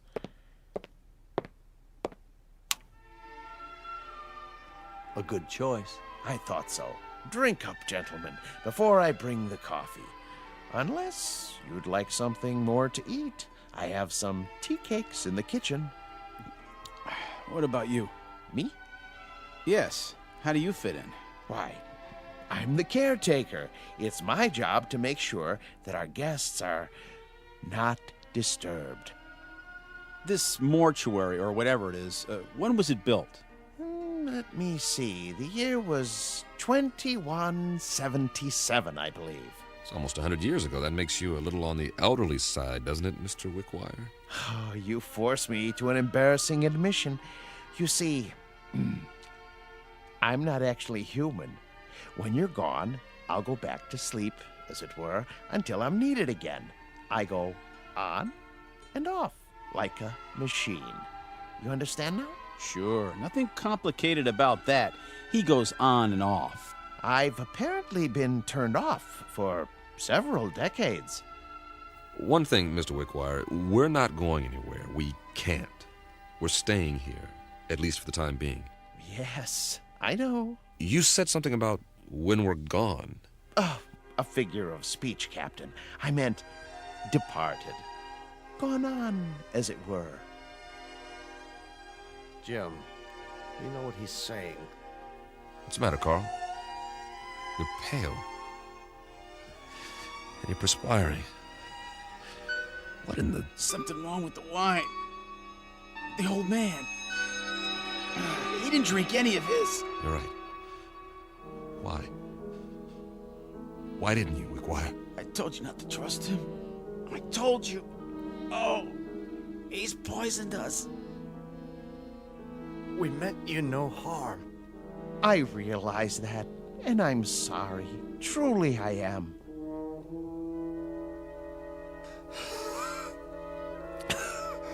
Give us the antidote. Give us the antidote. There is no antidote, Captain. Even now, the eternifying fluid is coursing through your veins. It won't be painful, I assure you. Oh, please. You've got to stop it. Oh, my dear friends, can't you understand? I have no control in these matters. I'm only a machine. But why? Why us? Because you're here and you're men. And while there are men, there can be no peace. Surely you've seen ample evidence of that on Earth. What are you going to do with us? There are several possibilities, but as you said, your preference is to be on your ship. So be it. I'll move you there and arrange you in your natural habitat. And every day for a while I'll come by and check on the display, your poses, the instruments and other details, and I'll touch them up if need be with a feather duster so that the scene is absolutely perfect before I retire to this house and turn myself off until the next ship arrives. I trust it will be a dream come true for you. It will. Won't it? For the love of God, Wickwire. For the love of God. You'll excuse me now, but I must make ready. Oh, and gentlemen, I do most sincerely wish that you rest in peace. Captain. Goodbye, Captain. Easy, Carl. Easy, Carl. Don't fight it. It'll only work faster. Bill, I'm scared. Try not to be beat. I'll be with you. Be back on the ship soon. For all eternity. See you over there.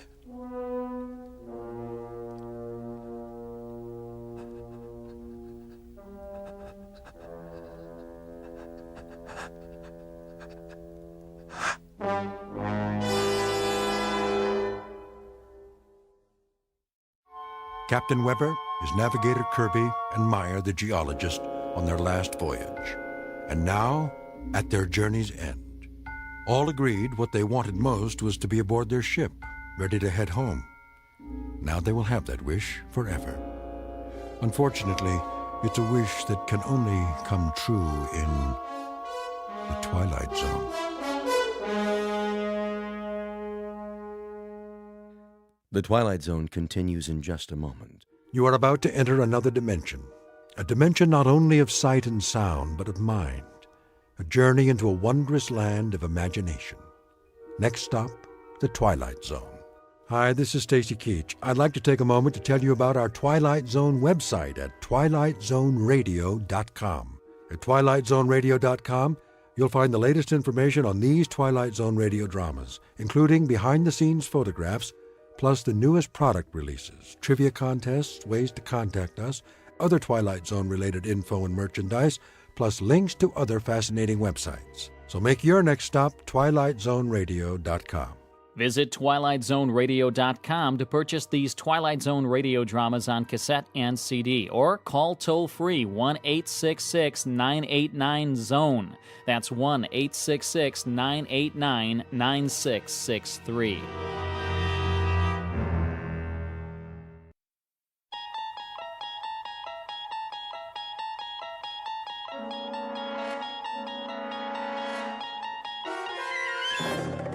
You unlock this door with the key of imagination.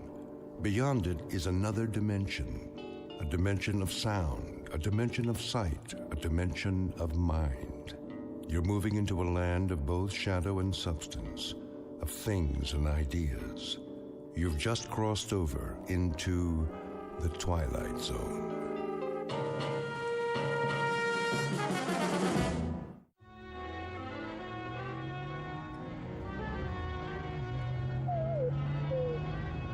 Hold on, Rowdy. We'll make it. There's a fork in the road up ahead. Oh, haven't they heard of signs around here? No, I didn't think so.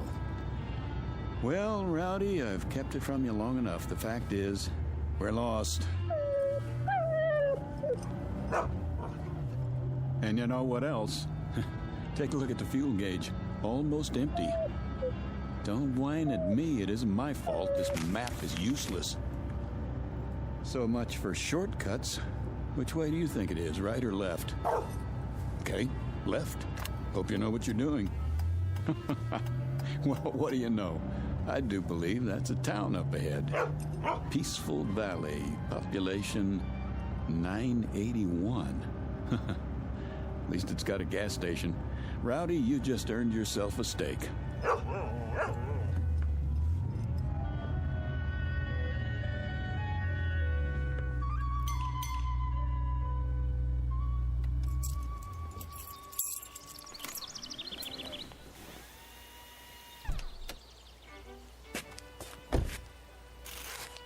Hey, anybody here?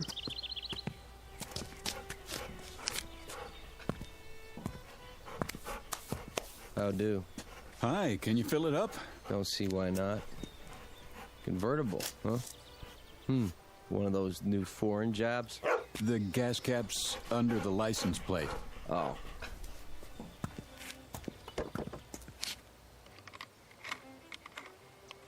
Well, I'll check the oil and water. Sure enough.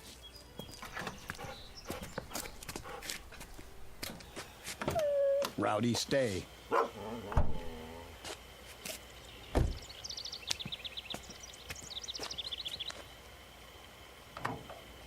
Pretty empty, huh? She's running on fumes. How'd you let that happen? Oh, I listened to a friend. Told me I could cut 4 hours off the trip if I took the back road. No traffic, nice scenery. If I'd gone the way I know, I'd be in Albuquerque already. Ah, you mean you're lost? That's what I mean. Think you could point me toward a highway? A great big highway with signs? Just go back to the fork and take the other road to Braden. That's about 80 miles. When you get there, ask somebody for a map. I'm fresh out. Shouldn't have any trouble, though. I shouldn't, but I always do. Here, take it out of this. Sure thing. Nice little town you've got here. What's it called? Peaceful Valley. Well, it isn't exactly a valley, but it looks peaceful enough. Where's the nearest restaurant? Down the street. It's closed, though. You'd be better off in Braden. Yeah, but I'm hungry, and so's my dog. I promised him a steak. Sorry, we don't have many visitors here. I can see why. I'll get your change.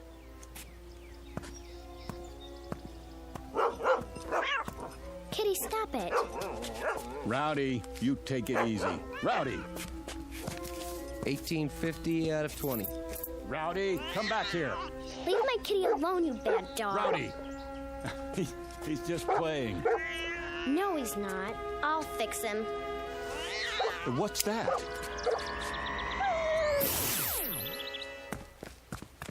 Rowdy? Hey, where is he? What did you do to my dog? What dog, mister?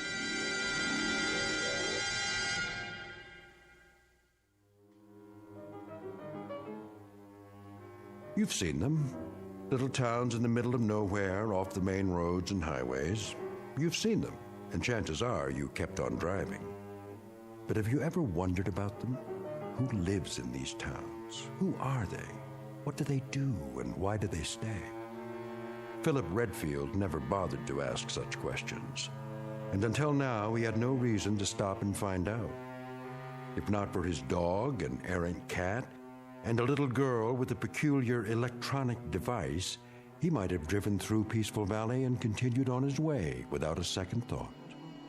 But he can't do that now, because, whether he knows it or not, this particular shortcut has led him off the beaten path and into the capital of the Twilight Zone.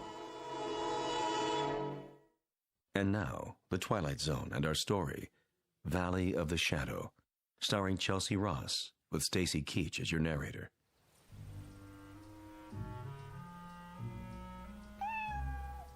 Come on, Kitty. Let's go in the house. Now, little girl, wait. Huh? What did you do to my dog? Nothing. Oh, yes, you did. Look, I was standing right over there. I saw you. You leave me alone. Not until you tell me what you did to my dog. What in the... Rowdy, here. Here, boy. Rowdy, where are you? Hey, fella, you scared my little girl. That makes us even. Your little girl scared me. What do you mean by that? Just what I said. I don't know how she did it, but she made my dog disappear. What? She pointed something at him about the size of a remote control. She took it out of her pocket, and he vanished into thin air. Are you feeling all right? No, I never feel all right when I see a miracle happen. It raises my blood pressure. Easy now, mister. What kind of dog is he? A golden retriever. Let's look around the yard. He's bound to be here somewhere. What's his name? Rowdy. Here, Rowdy. Here, dog. Look, this isn't doing us any good. I told you. You try over the hedge. I'll go around back. Don't worry. We'll find him. He couldn't just disappear.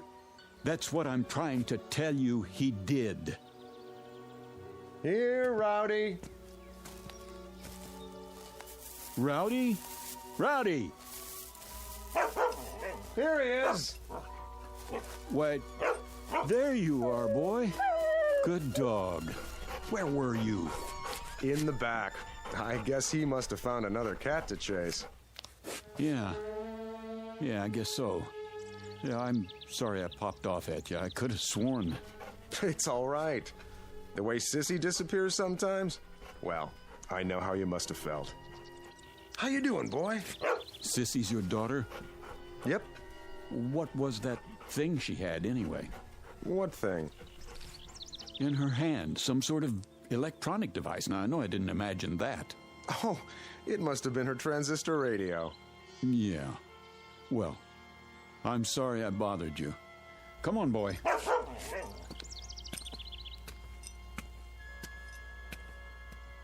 I'm sorry, Dad. I didn't know anyone would see me. It's all right, Sissy. It'll be taken care of.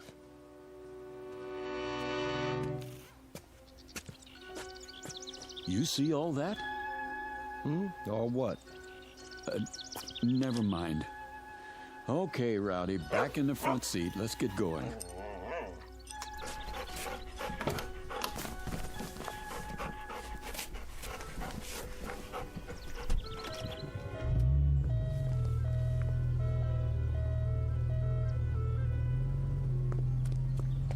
Hey, Braden's the other way.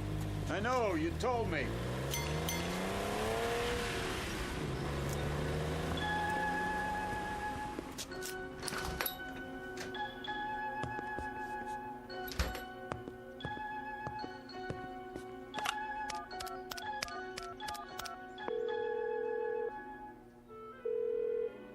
Evans. I want to talk to Dorn. He's not here.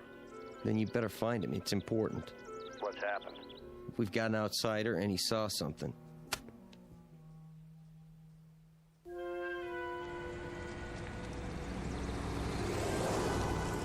There's the restaurant. The sign in the window says, closed, all right. Great.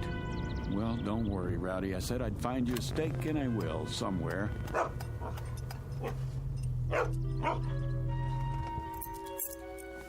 Wait here. I'm hooking your leash to the steering wheel.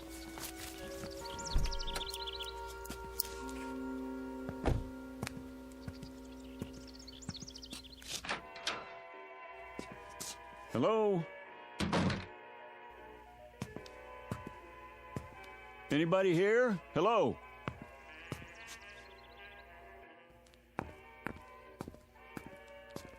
I'm sorry. I didn't hear you come in. Hi. Is the hotel open? Open? Oh, yes. But we don't have any vacancies. No? Why is that? Well, the rooms are all taken. But all the keys are still hanging on the wall. Everybody's out. Is that right? Well, the fact is, I don't want a room. I just wanted a restaurant. Maybe you could make a suggestion. I'm afraid it's closed. You mean there's only one restaurant in Peaceful Valley? Yes, sir. Then where do you eat? At home. And what about your guests? They do eat, don't they? If you'll excuse me, I have some work to do. Just a second, miss. Look, my name's Philip Redfield. I'm a newspaper reporter, and if I sound nosy, I guess that's because it's part of my job. Oh, I see. You don't mind, do you? No. Good. Then just answer one question for me. Look, ever since I pulled into town, people have been trying to get rid of me. They have? At least that's the feeling I get. I was just wondering why. Well, we don't get many outsiders. So I've heard. Enough to fill the hotel, though. I really have to go. I think you should too, Mr. Redfield. All right, I get the hint. Oh, miss. Yes? Mind if I take one of your newspapers? What? Oh, not at all. Please. Hey, you better get your subscription renewed. This paper's 9 years old.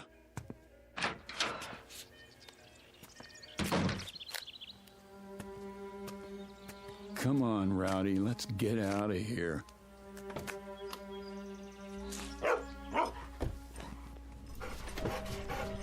So long, Peaceful Valley. Thanks for the memories. You tell him, boy, nothing here for us. Just let me turn around. A few minutes from now, we'll be back in the real world. Oh, it's a good thing they don't fix this road. Might make people want to come here. There's the fork. Don't see any stop sign. Do you, Rowdy? Nope, me neither. Well, let's punch it.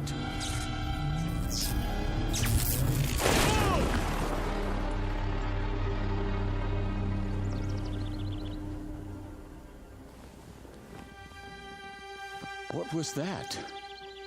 Rowdy, are you okay? Rowdy? Rowdy? Rowdy?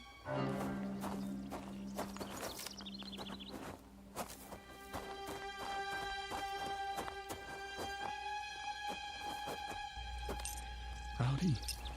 Oh, no. No. It's all my fault, boy. I shouldn't have been going so fast. Breathe. Breathe, please. Oh, Rowdy.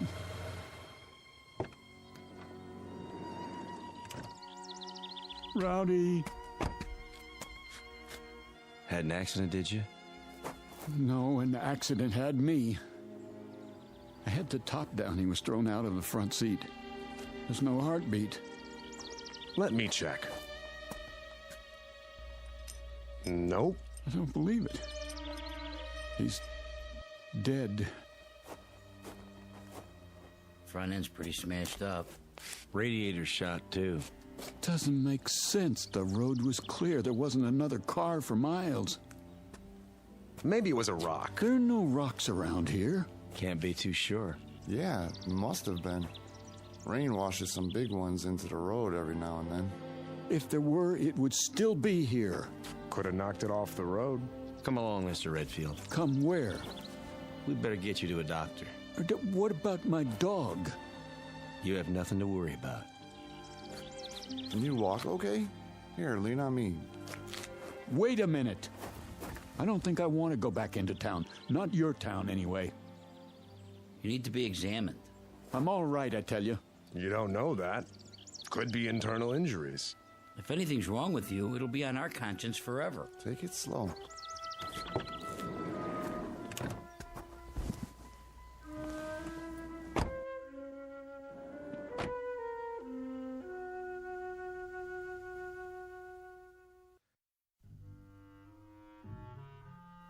In here, Mr. Redfield. This is a doctor's office? In a way. Thank you, gentlemen. You can leave now. If you're not a doctor, what are you? My name's Dorn. You might say I'm the mayor. And these are my associates, Mr. Evans on my right and Mr. Connolly. Hello. How do you do? And how do you feel, Mr. Redfield? Terrible. Oh, I'm sorry to hear that. Would it help you to learn that your dog is well? He's dead. Oh, no, not at all. Merely stunned. I assure you, he's quite happy. How do you know? Mr. Swanson called in. That's the man who helped your dog. He thought you'd be pleased. I am, if that's true. You have a suspicious nature, don't you? I thought I was supposed to see a doctor. Oh, of course. But you don't really need one, do you? If you did, we'd have one here in no time, believe me. Then why am I here? Just to bring us all up to speed, in a manner of speaking. Please, sit down. We'll try not to detain you too long. After all, you can't go anywhere in a wrecked car now, can you? You got that right. We'd like to ask you a few questions, if we may. Don't worry, only a few. Mr. Evans, perhaps you'd care to begin. Mr. Redfield, it's been reported that you saw something, a miracle, I believe you called it, across from the gasoline station. Would you please tell us about this miracle? Sure. My dog ran after a cat. What were the details? That's it. You're quite certain? Nothing more? Yes, I'm certain. Mr. Connolly, your question. I was simply wondering, Mr. Redfield, why you told the girl at the hotel that people were trying to get rid of you. What is this, a quiz show? Look, I've got a wrecked car, and I'm already a day late for work. I assure you, it's being taken care of. Just a few more questions, if you please. I think you mentioned that you're a newspaper reporter. So? A noble calling, but limited. I suppose you have a novel in the planning stages? Who told you that? No one. It's a fact, though, that most reporters aspire to be novelists. I wouldn't know. Are you married? No. Engaged? No. Listen. So you came to Peaceful Valley by mistake? No one knows you're here? Oh, they will. A lot of people are going to know I was here, Mr. Dorn. Oh, dear. What's the story on this place, anyway? Rowdy didn't just run after a cat, and I didn't crash into a rock that wasn't there. What did happen? Come back in an hour, Mr. Redfield. Perhaps then you'll have the answers you seek. I'd like to speak with my associates first. Where can I find a phone? There's one at the hotel. 1 hour, then, Mr. Dorn.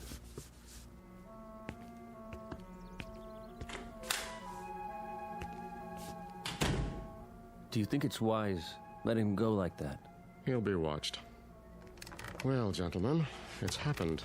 It had to, eventually. No, it didn't have to. And it wouldn't have if we'd kept our wits about us. But we didn't. We were complacent, so infernally sure of ourselves. Dorn. It's true, Mr. Evans. Would you explain the point of keeping the hotel open and the restaurant closed? Doesn't it seem likely that there would be more inquiries for food than for rooms? There haven't been either in over 16 years. You see? Complacency. And I'm as much to blame as anyone. If only the Johnson girl hadn't been so careless. If only Fredericks hadn't behaved suspiciously. If only I hadn't panicked and activated the barrier. You had to. There wasn't any choice by then. So now an innocent young man who's done no one any harm must suffer for our mistakes.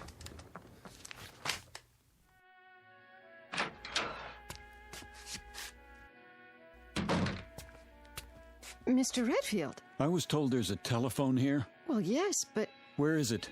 I keep it under the counter. Uh-huh. A real antique, huh? Figures.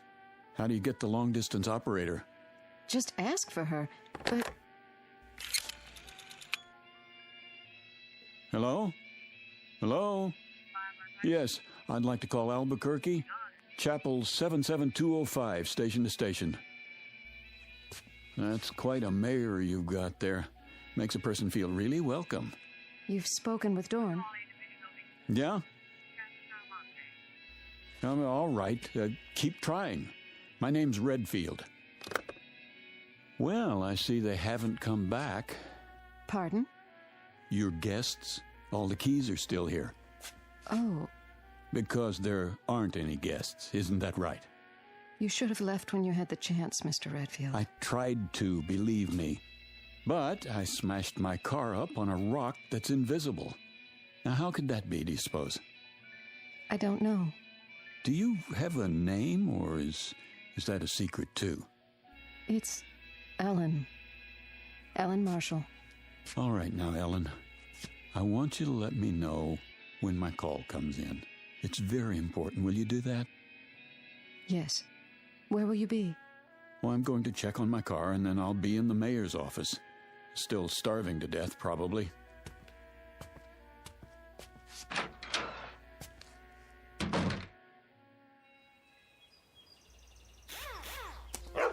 Rowdy! How you feeling, boy? I counted you out, you know that? I gave him some water. What about the car? It's pretty banged up. Hood's sprung, and the radiator's punctured. Yeah, I know. You were supposed to be fixing it. Nobody told me. Well, I'm telling you. Can't do anything unless it's authorized. It is authorized. $200 extra in cash if you get it fixed by tonight. Consider it a bonus. It has to be official. Sorry. You're going to be a whole lot sorrier, I promise.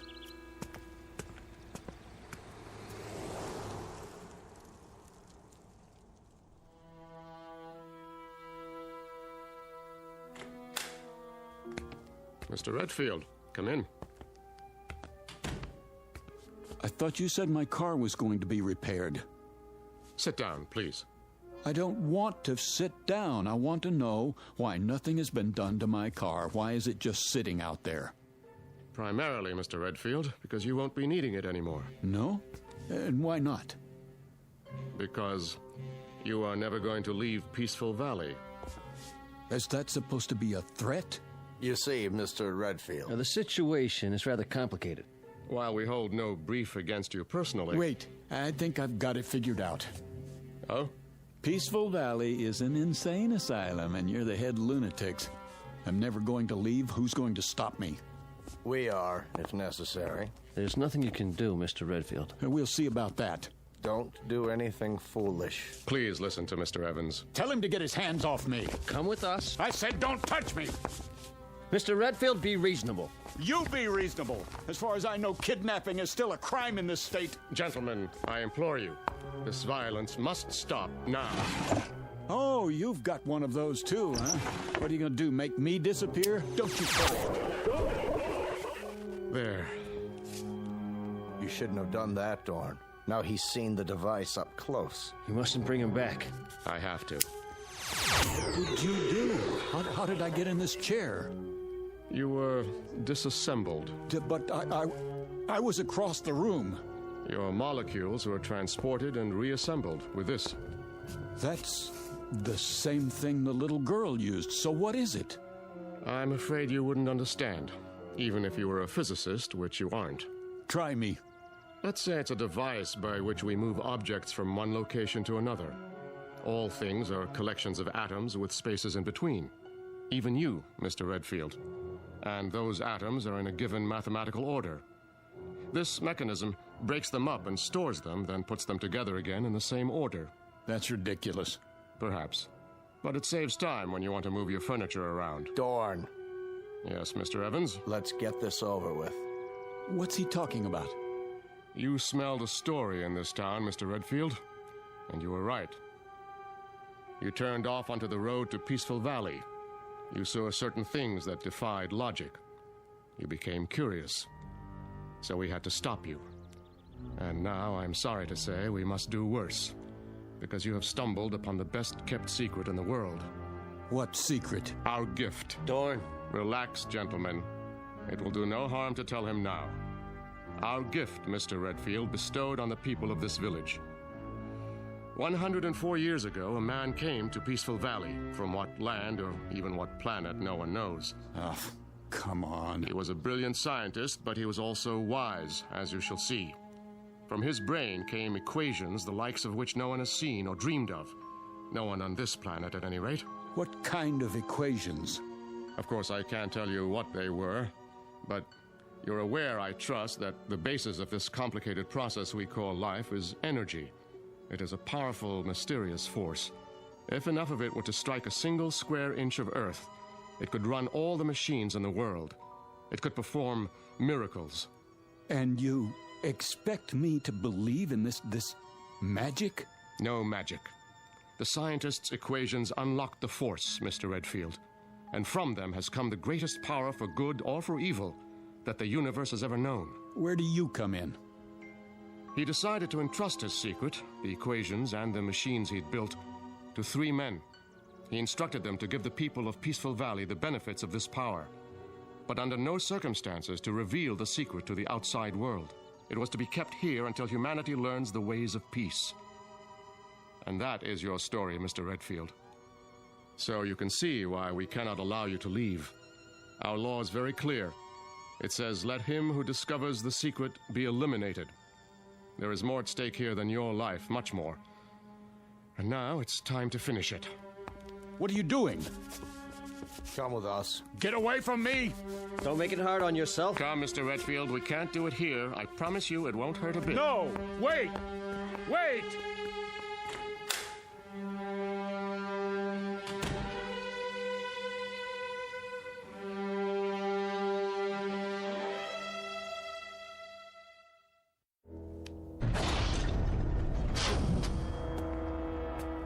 What is this place? A laboratory, built by our benefactor. There's the original of the dissimulator, somewhat larger than the one we used on you upstairs. And this is a second-generation model. The same principle, with one important difference. It works in what we call the time dimension. No end of uses for it. For example, please step over here, Mr. Redfield. And don't be afraid.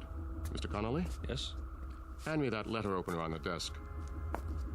Now, let's say that your automobile accident had been more serious. If you had been injured, if some metal had penetrated your flesh, like this. You stabbed me. Precisely. But don't worry. As soon as I direct the time ray at your wound, you will be restored to a moment before the letter opener entered your chest.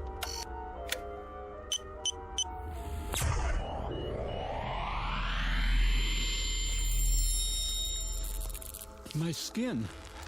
I can feel it closing up. This is fantastic. Isn't it? Even the fabric of your shirt.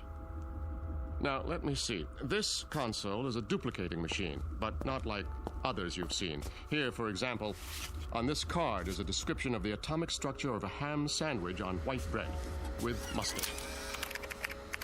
One ham sandwich. I believe you said you were hungry? Not anymore, Mr. Dorn. Out there on the road, what did I run into? In the car. I'm sorry about that, but we had to stop you. It was an energy field, a wall of loosely packed atoms, so to speak. Purely an emergency measure. Now, behind this wall panel with the cards is a folder containing the sacred papers, the original equations from which everything you see came about, in case you still doubt that they exist. Do you know what you've got here? I believe so. And you mean to say you don't intend to share it with the world? Oh, good heavens, no. I've already explained why. The world isn't ready. But Peaceful Valley is? We have no wars here, no crime, no violence, no greed. Unlike your world, ours is a place of peace. We use the power for good, not evil. And what makes you so sure the rest of us wouldn't do the same?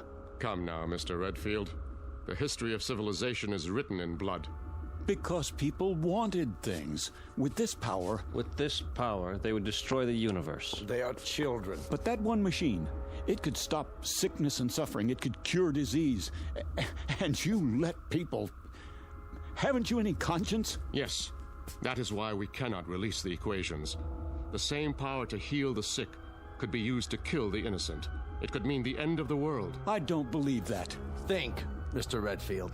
What did you do with Professor Einstein's primitive equation E equals mc squared? It could have been used to make the waters flow in the deserts to feed the starving millions, was it? No. It was used to destroy countless lives with a bomb. So you're just going to sit on your secrets, use them for making ham sandwiches? ham sandwiches are a bit better than total destruction, wouldn't you say? Let's get on with it. He knows too much. We have to eliminate him. You hypocrites. You talk about us, but when you want someone out of the way, what do? You eliminate him. Be quiet. No, he has a point, Mr. Evans. That is what I've been pondering. If we kill this man, then in what way do we differ from the outsiders? It's the only solution. Thank you, Adolf Hitler.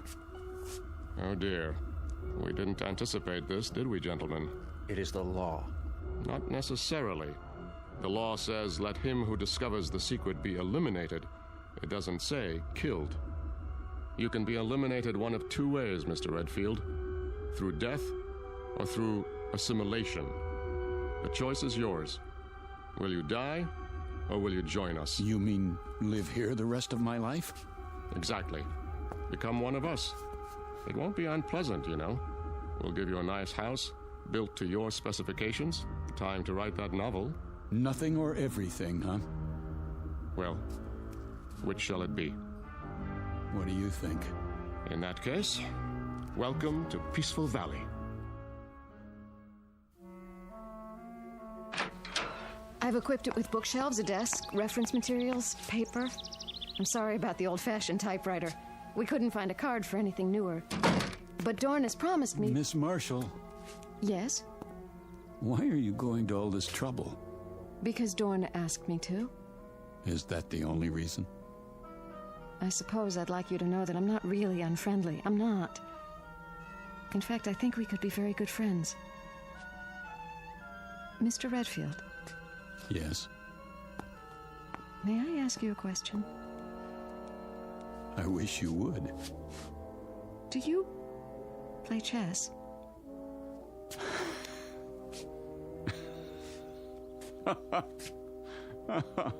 Oh, that's great. Is something the matter? No, everything's fine. You do like the house, don't you? I tried to make it nice. It's beautiful, Ellen.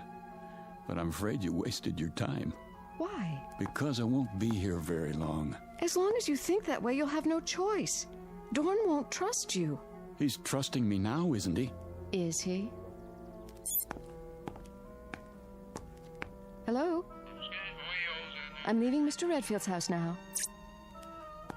You see, I'm required to tell him everything you do. But you're not like the others. If you get hungry or want anything, call me. I'll look in on you later. Oh, and don't try to go beyond the border. The force field's still active.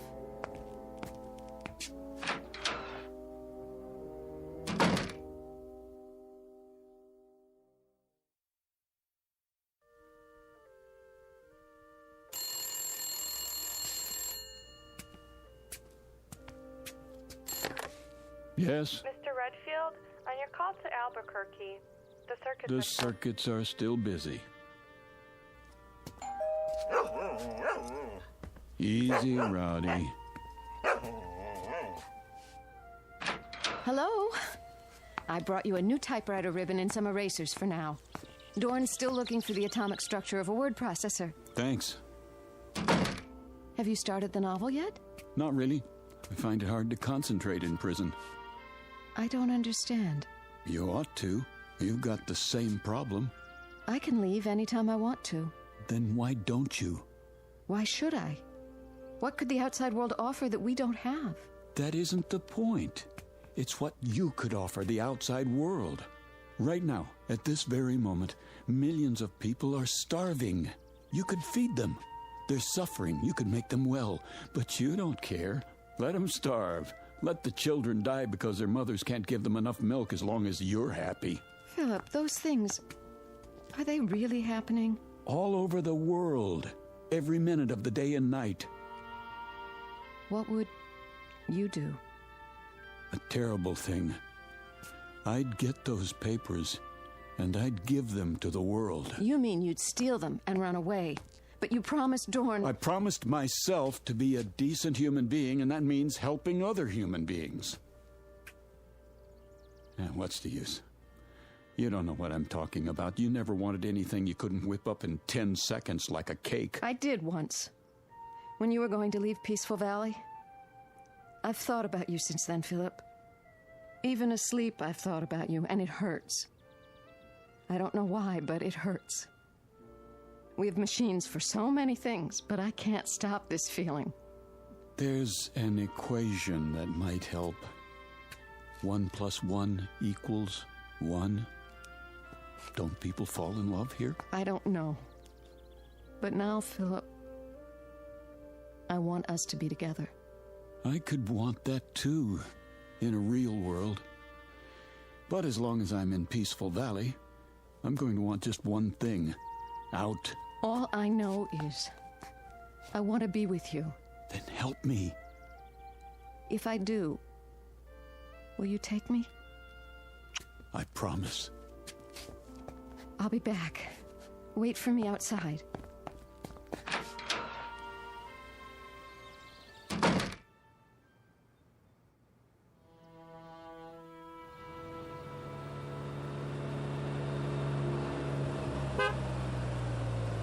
Easy, Rowdy.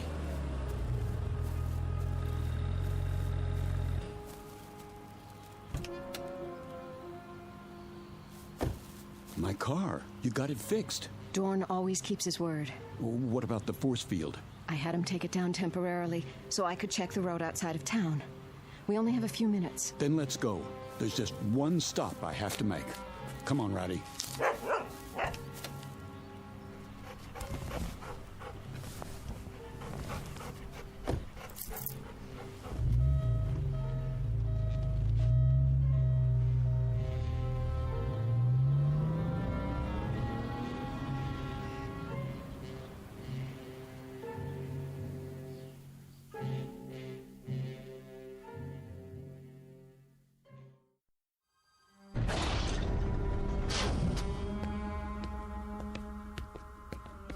There.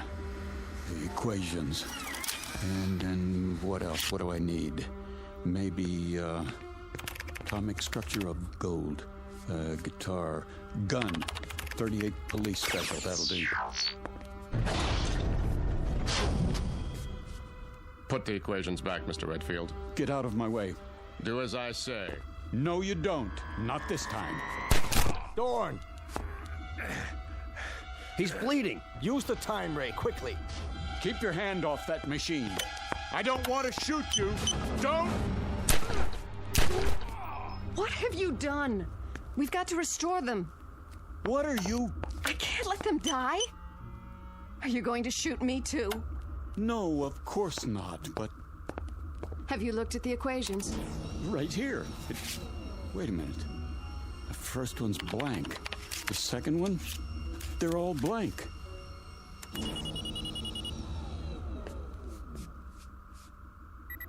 You tricked me.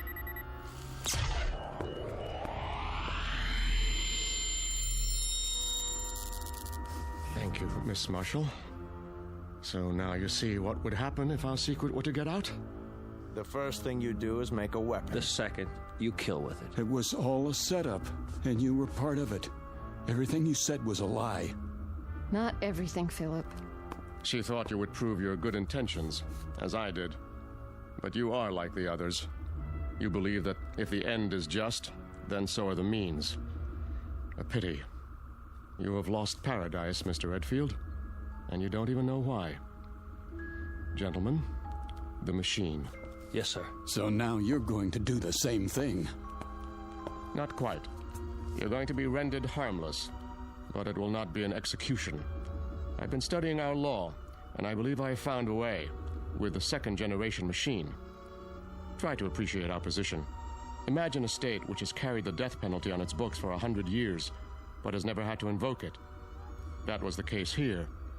You were our first prisoner, so to speak, and you forced us to re-examine our law. Adjust the time ray, Mr. Evans. Goodbye, Mr. Redfield. I was becoming fond of you.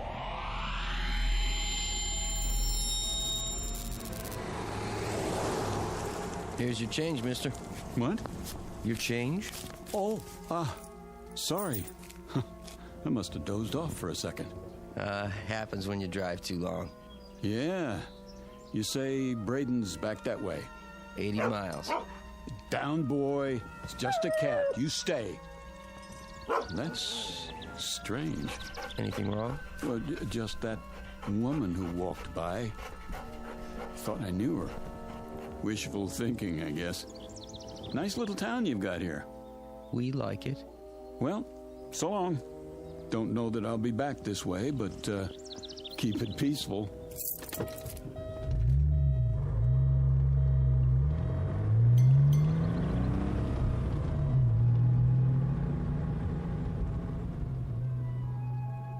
You've seen them. Little towns in the middle of nowhere, tucked safely away from the main road. Ever really thought about them? About the people there? What they do and why they stay? The next time you're tempted to take a shortcut, think twice. Because what happens there might change you and the world in more ways than you can imagine. Of course, change can be a good thing, as long as you're on your way out of and not into the Twilight Zone.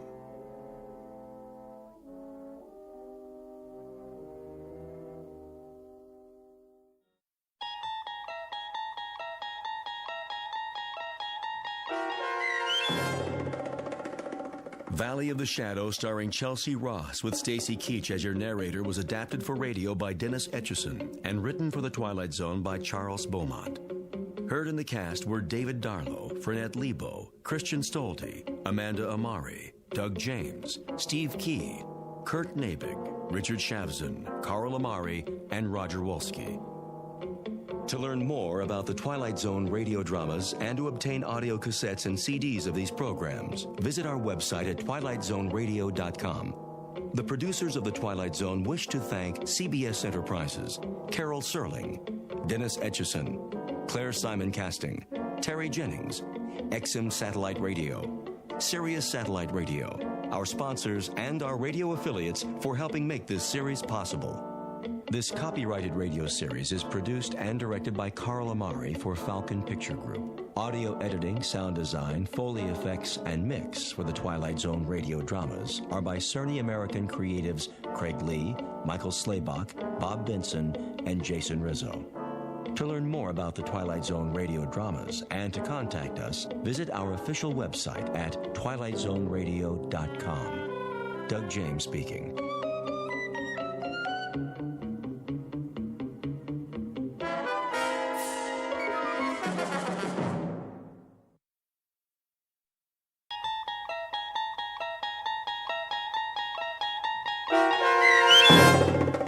Death's Head Revisited, starring H.M. Wynant, with Stacy Keach as your narrator, was adapted for radio by Dennis Etchison and based on a script by Rod Serling.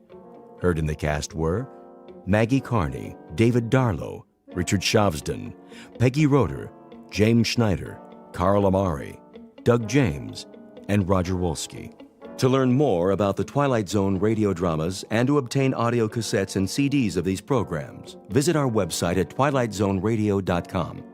The producers of The Twilight Zone wish to thank CBS Enterprises, Carol Serling, Dennis Etchison, Dick Brescia Associates, Claire Simon Casting, Terry Jennings, XM Satellite Radio, Sirius Satellite Radio, our sponsors and our radio affiliates for helping make this series possible.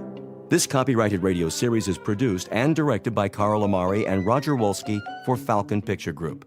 Doug James speaking.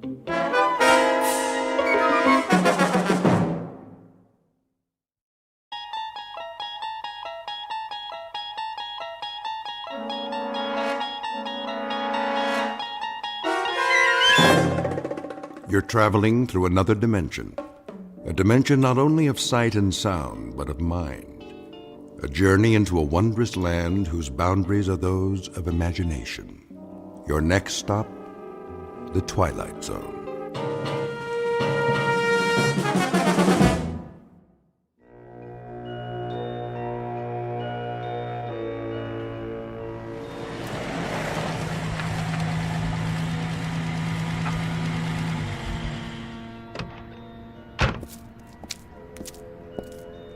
Here we are, sir. Oh, the old inn on the square. Yes, sir. How perfectly charming. You have been here before? No. It's just as the guidebook said. Let me get your bags. In a moment. First, let me see if they have accommodations. Very good. I'll wait, sir. Hello? May I help you? Good day. I've just arrived in your town. Yes, sir. And I was wondering, do you by any chance have a room available? Let me see. That would be a single? Yes. Yes, I'm traveling alone. I can give you a lovely front room overlooking the square. That would be perfect. Would you care to see it? No need. I'm sure it will be quite satisfactory. In that case, welcome. If you would be so kind as to sign the guest book. Of course. Thank you, sir. There was something else. No, sir. Well, then. Yes? The key. Oh, yes, the key. Mr. Schmidt, is it? That's what I've written. Of course. Of course what? I mean, sir, I just wondered. Well, it was just that... You wondered what? It's just that you remind me of someone, Mr. Schmidt. Oh? During the war. The war, so long ago. There are times when it does not seem so. I suppose. There were SS stationed here. You don't say. They used to come to the inn very often. Did they? When they were off duty. Well, that must have been a very busy time. Busy, sir? Eventful. Yes. Well then. Will you be taking your meals with us? Perhaps. I should like to explore the town first, see the sights this afternoon while there is still light. As you wish. Ah, yes. Very, very quaint outside, isn't it? Quaint? Picturesque. Some have said so. You'll be here long? A day or two, perhaps. I'm not sure. You see, I'm on holiday. And you've never been here before? No, never. I'm told the scenery is lovely. I understand there's a wonderful old medieval castle one can visit. Castle? Oh, yes, sir. Very old. And other things? What do you mean? Other sights. What would you recommend for a tourist?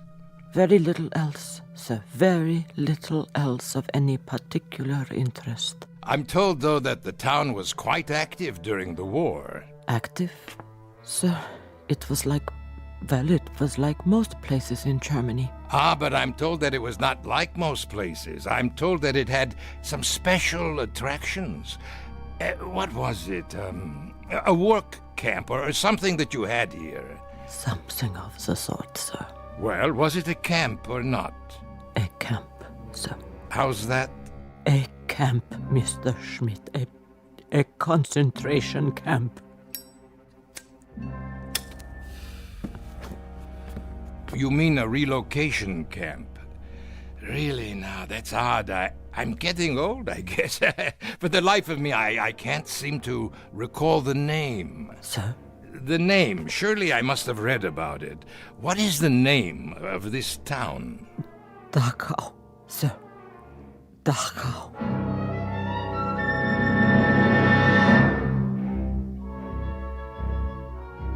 Mr. Schmidt recently arrived in a small Bavarian village which lies 8 miles northwest of Munich. A picturesque, delightful little spot once known for its scenery, but more recently related to other events having to do with some of the less positive pursuits of man.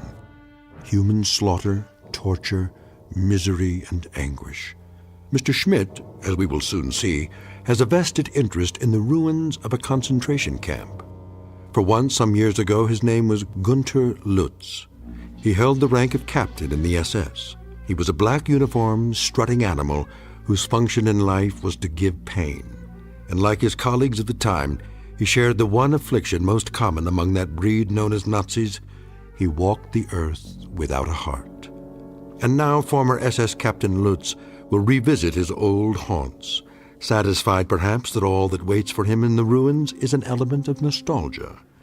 What he does not know, of course, is that a place like Dachau cannot exist only in Bavaria. By its nature, by its very nature, it must be one of the most populated areas in the Twilight Zone. And now, The Twilight Zone and our story Death's Head Revisited, starring H.M. Wynant, with Stacy Keach as your narrator.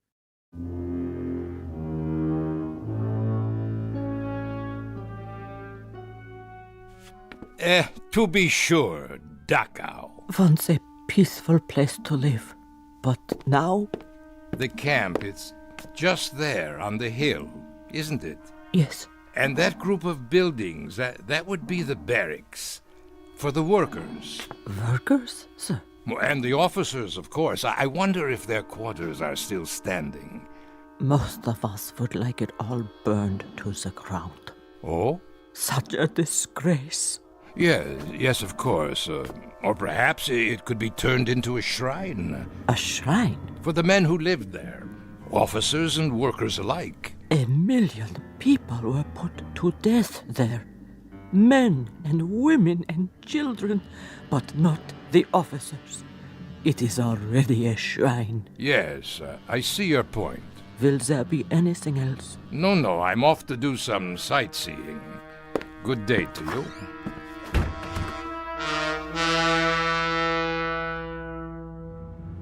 You are on holiday, Herr Schmidt. What did you say, driver? The trip, sir. You have come here for pleasure? Pleasure? Oh, yes. A rest, to relax, to forget. It's the best kind of trip. To rest and enjoy life. That is all that matters to me now. For all of us, I should say. It's true.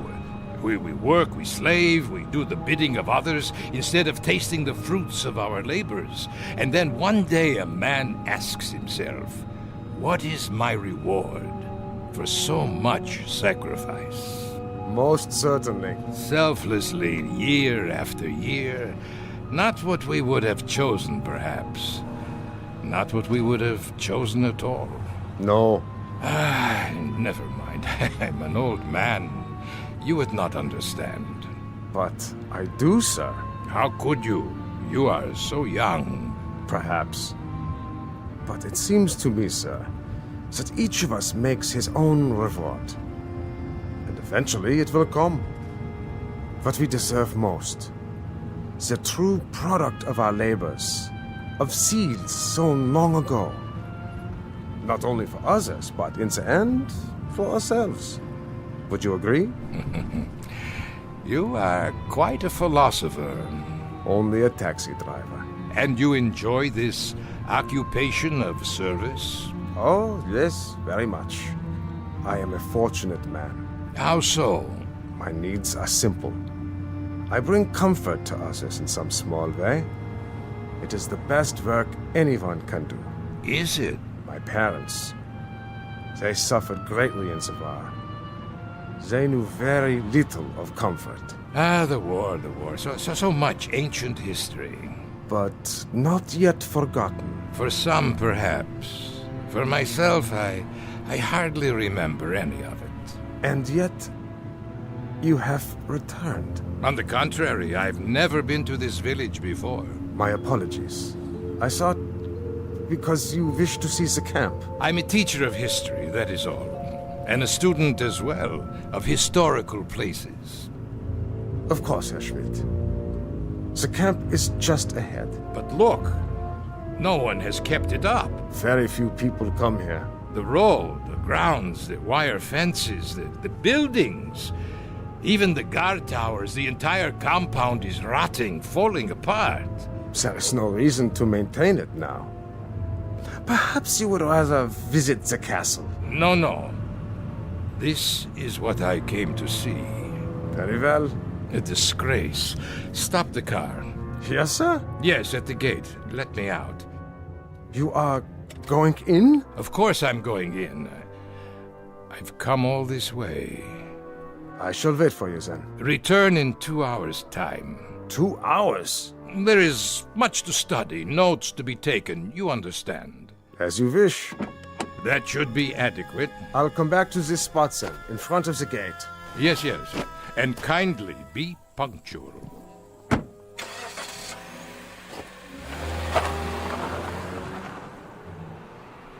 Oh, so cold here. No, wait! I've changed my mind! Well, I can always walk back to the hotel if I must. But first, I look around.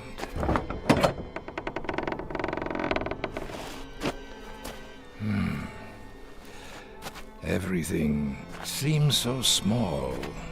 Not as I remember it. There were many more barracks in the compound. And now only a few remain standing, like this one.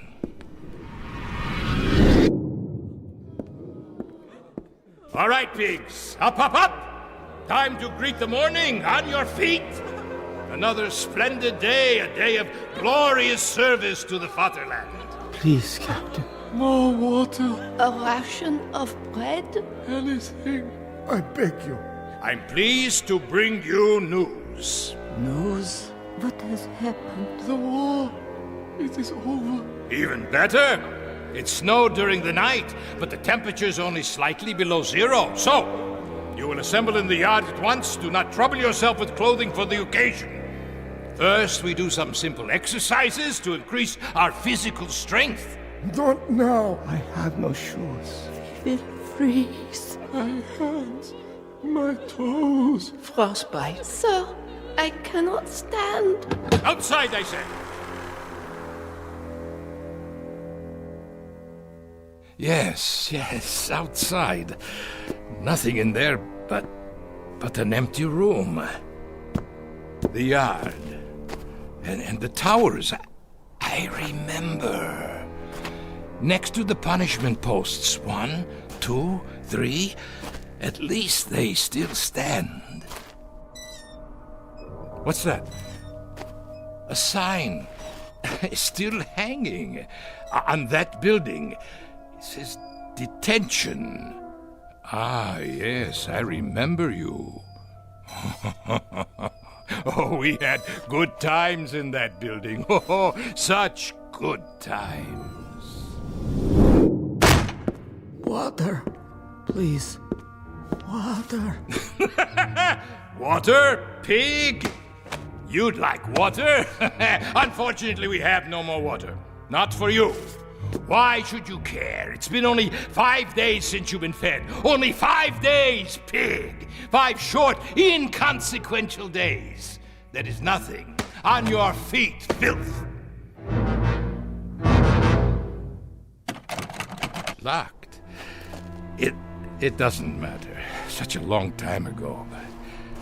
But it doesn't seem so. And now there is no one to share those memories. Good afternoon. Where? Over here, at the window. But I thought there was no one inside. Who are you? Did I startle you? Well, I did not expect to see anyone here. Why not, Captain? Wait. Why do you call me that? But you are a captain, aren't you? No, I am Professor Schmidt. So, that is your name now. You have me confused with someone else. Is that right? Or is it you who are confused? I tell you... I never forget a face. I am Professor Schmidt. Are you? Your clothes. What about them? You don't approve? Why are you dressed that way, like... Like what? A prisoner. Very good, you do remember. But there are no more prisoners. No? Not now, surely. Welcome back, Captain. Why do you say that? Because I've been waiting. Waiting? For what? I can't forget a face. Especially yours. I tell you, I don't know you. Are you sure? I must go. Where are you going, Captain? That is none of your concern. Back to the town? To the life you have now? Yes, my life. I shouldn't have come. I am leaving now. I'm afraid that is no longer possible. Don't follow me. Get away! How can it be locked? There was no one near it. No one. Wasn't there? What have you done? I haven't touched the latch. Then who? I saw your own hand on it only a moment ago. Nonsense. As you wish, Captain. Why do you persist in calling me that? As I told you, I've been waiting. For what? For you, Captain. We've been waiting a long time. Such a long time. We? There's no one else in these ruins. Isn't there? Wait. You're... Yes. Of course, I remember you. And well you should. How well you should, Captain Lutz. Captain Gunther Lutz of the SS.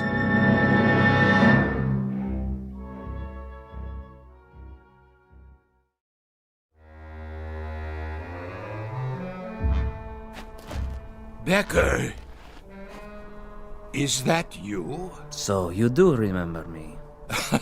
Remember you, Becker? Of course I remember you, my prize pupil. How kind of the captain, after so many years. That's what I used to call you, isn't it? You don't look so bad, Becker. No, as a matter of fact, you look quite well. You don't seem to have changed at all. Neither have you, Captain. Not really. That's why I didn't recognize you. You haven't changed. But how can that be? It isn't possible. Why, it's been years. A great many years, Captain Lutz, since we last saw one another. And now you must be what, the caretaker? Of course. That is why you're dressed like a prisoner. You are the caretaker here, aren't you? In a manner of speaking. Why, Becker, I must tell you, this is not only a surprise, it's a rather pleasant surprise. For me too, Captain. Isn't it odd? How so? It's odd that our paths cross again and we meet now under somewhat happier circumstances. Happier? Yes, for some of us, happier. What was that? What, Captain? It sounded like... The wind, Captain? Perhaps it was the wind. Yes, only the wind. But it is not the wind. No? Don't you hear them? It sounds like... Like what, Captain? Voices. Really? What do you want? Whoever you are, come out and face me! Cowards! If that is your desire, Captain. But I assure you, they are not cowards. Then why don't they show themselves? As you wish, Captain. As you wish. Where are they? They disturb you, Captain? Stop calling me Captain, please. I'm not a soldier anymore. Soldier? You never were a soldier, Lutz. The uniform you wore cannot be stripped off one's skin quite so easily. It was a part of you, a part of your body, an emblem of your mind, a tattoo, Captain. A skull and crossbones burned into your soul. What do you know about it?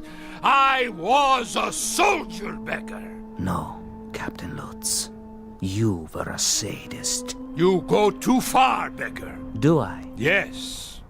How can you say such things to me now? Very easily. I speak only the truth. Then if that is the case, you must know. I know that you were a monster. Of the worst sort. One who derived pleasure from giving pain. A distinction that does not even apply to animals. Listen to me, Becker. There is no war now. That's all over with. It's in the past. Is it? There is no more Reich. There are no more camps. How convenient for you to think so. Oh, it is ridiculous. It is patently ridiculous to dwell on these things. What else should I be thinking of? You did as you thought best, and so did I. I performed my duties, functioned as I was told. Stop that noise! Odd that it should disturb you. It never used to. Not even when your victims screamed. Victims? What are you talking about? You weren't quite so sensitive when they screamed for mercy, but now they are not screaming, Lutz. They are simply reacting. They are responding. They have just listened to you offer the apologia for all the monsters of history. We did as we were told. We functioned as ordered. But that is the truth. We merely obeyed directives from our superiors. Familiar, is it, Captain? Stop this. It was the theme music at Nuremberg, the new lyrics to the Götterdämmerung, the plaintive litany of the master race as it lay defeated and dying. We were never defeated. We were betrayed by disloyalty from within, infiltrators, spies. Always the fault of others. We did not do, others did. We did it, but others told us to. Or someone else did it, but we never knew it was done. Captain Lutz, 10 million human beings were tortured to death in camps like this. The diseased, the lame. Women, children, tired old men. They could not contribute. You know nothing of history. In time of war, there is a hierarchy. There must be. Only the strongest survive. So you burned them in furnaces. Our facilities were inadequate. But you murdered them nonetheless. Not just the Jews, but the gypsies, the communists, the outsiders. You shoveled them into the earth. You tore up their bodies in sadistic rage. And now you come back and wonder that the misery you've planted has lived after you? That is the real wonder, that you are so naive. There is no point in talking about this any longer.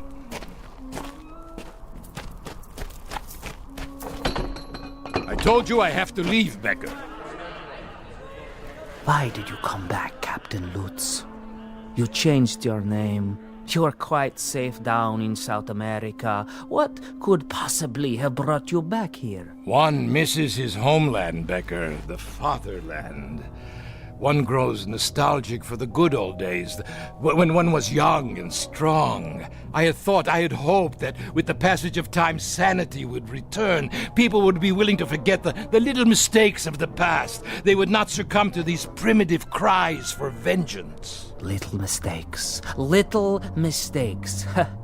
You ask too much, Captain Lutz. You ask far too much. Why not ask for the world to stop revolving on its axis, or for gravity to cease? Don't ask the impossible. Don't ask forgiveness from those who you've destroyed to a point past forgiveness. Enough!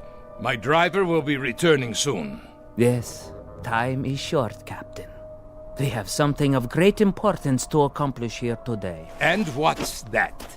It's time for the trial. Trial? The court is convening in Compound 6. The court, is it? Well, what is this nonsense? Is this a joke? No joke. Your trial, Captain. Trial? For what? You are to be tried for crimes against humanity. By whom? Who will try me? You're insane, Becker. You were insane when I used to string you up and... That's right. When you used to string me up, Captain, suspended over a hot pipe and feed me salt water until my tongue swelled. Burn me with cigarette butts and laugh at me when I screamed for you to please put an end to it. To have mercy and kill me. Your memory is quite good, Captain. Quite good indeed. Shall we go now? The court is waiting. Let me out! Someone, let me out of here! There is no escape. There was not then, and there is not now. Nothing has changed. You think the fences are in disrepair? Look again. They are secure, as they were when you were in charge. It is only fitting, wouldn't you say?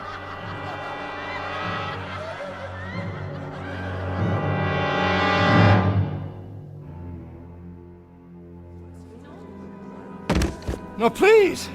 Let me up! I can explain!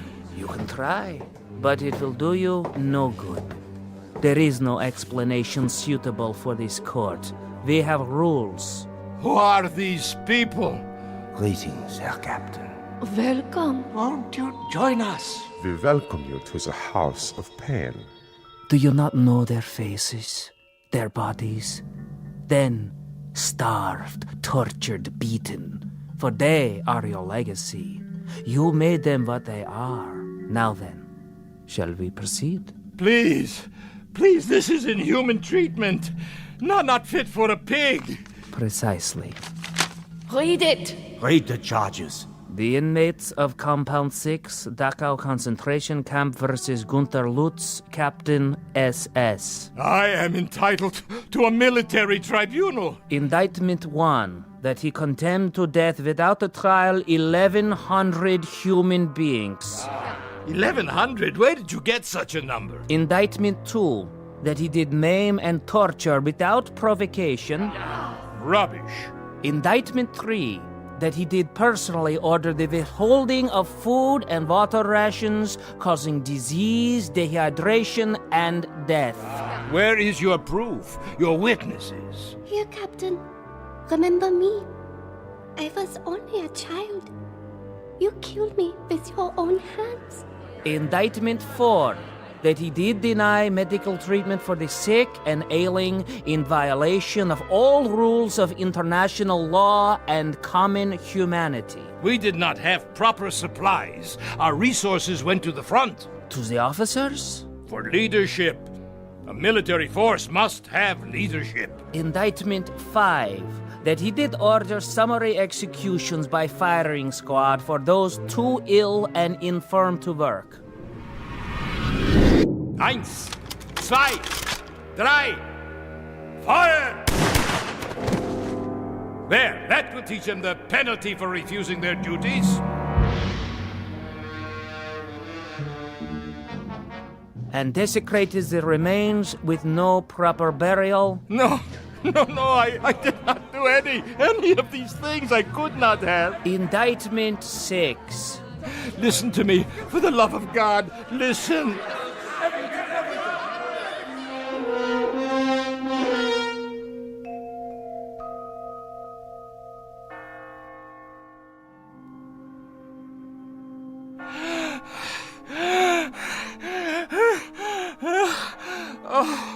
What? I fell asleep, Yes, that's it. I've been dreaming. The courtyard outside. The hanging post, none of it used for years. Of course not. I'm a foolish old man. Foolish and tired. Yes, you are. Very foolish. Becker, is that you? I must have dozed off. You've been unconscious for a while. I had such a dream.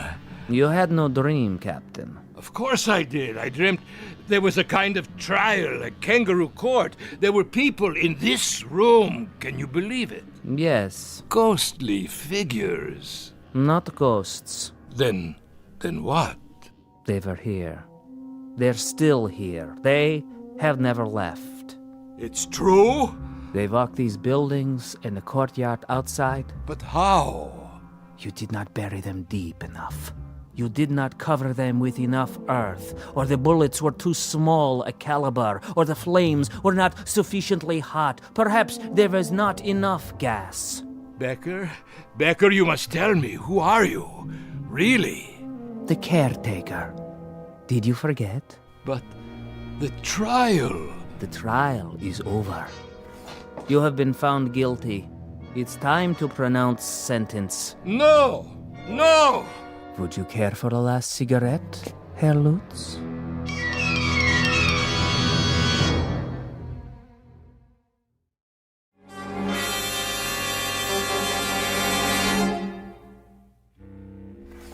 Yes, Lutz, it's time. For what?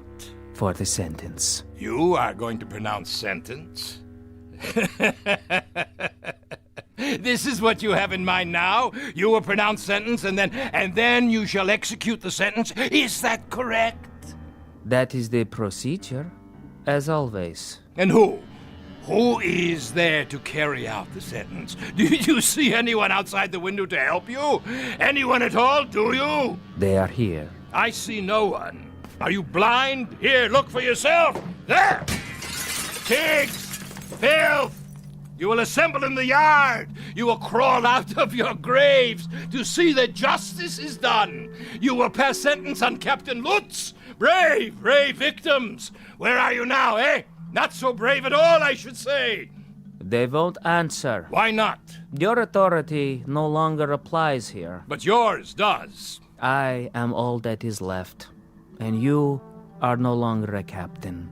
You have been stripped of your authority as of this moment. Oh, I see. Do you? Then where is the judge? Where is the jury, the executioner? You are still obsessed with procedure. Shall I tell you where they are, Becker? They're in your mind. You have hatched them out of your hatred. You have planned your vengeance out of the crazy quilt of a warped imagination sewed together with little thin threads of wishful thinking. Why didn't I kill you when I had the chance? Why didn't I? But wait. Yes? I did, Becker, I did kill you. Ah. Your memory is no longer so conveniently selective. Yes. I killed you the night.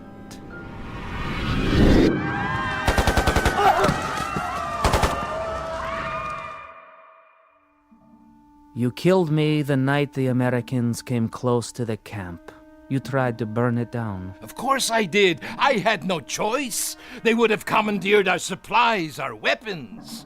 And what of the prisoners? You've said that they were of no value. They were of no value. They were a burden. And yet you tried to kill everyone who was left. And in my case, you succeeded. So, it was a waste of time, wasn't it? A waste of your precious time with absolutely no practical value. And it would certainly be a waste of what little time you have left now to try to murder me again. But I will. I'll finish it. I still can. Where? You have been tried and found guilty of crimes against humanity. What crimes? It is the unanimous judgment of this court that from this day forward... Where are you? Show yourself! And for the rest of your natural life, you shall be rendered insane. What is this gibberish? This nonsense, this idiocy. Where have you gone now?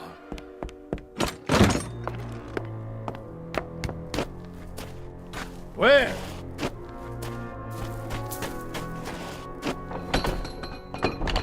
At this gate, this locked gate, you shut down hundreds of people with machine guns. Do you feel it now? I'll finish it once and for all. Where are you hiding? Do you feel the bullets smashing into your body? Do you feel the agony of tearing lead? I'll finish it with you, Becker. Here and now. And on these posts, you hanged human beings to die slowly and painfully. They were criminals. What was their crime? Stealing water? A crust of bread? They would have died anyway. Do you feel their hunger? Do you feel their agony? Silence!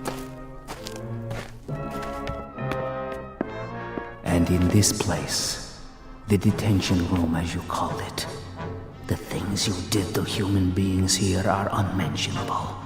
How does their torment feel? I refuse to give you satisfaction. If you can still reason, Lutz, if there is any portion of your mind that can still function, take this thought with you. This is not hatred. This is retribution. This is not revenge. This is justice. No, liar. And this is only the beginning. Your final judgment will come from God. There. If you won't open the gate, I'll crawl under. You can't hold me here. No, it's a violation of my international rights. There. Becker? Becker? Where are you?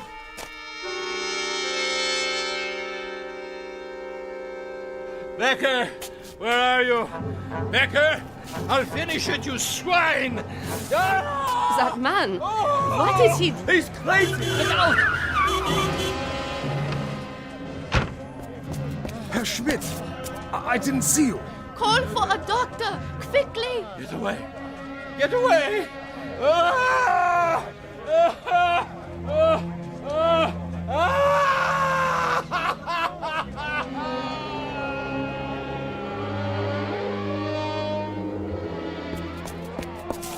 Stand back, please. What happened here? I heard him screaming, Doctor. Such sounds. Like a wounded animal. He didn't seem to know where he was or who he was. Will he be all right? Not for a while. What do you mean? I have shot him so full of sedatives that he doesn't know whether he is still on the earth. Shall I help him up to his quarters, Doctor? His quarters? He registered for our best room, overlooking the square. Herr Schmidt did, if that is his name. It is the name on his passport. Where should we take him, Doctor? His room is ready. Release it to someone else. He won't be coming back anytime soon. I want him in the hospital, strapped to a bed. Yes, sir. Pity, I could look after him.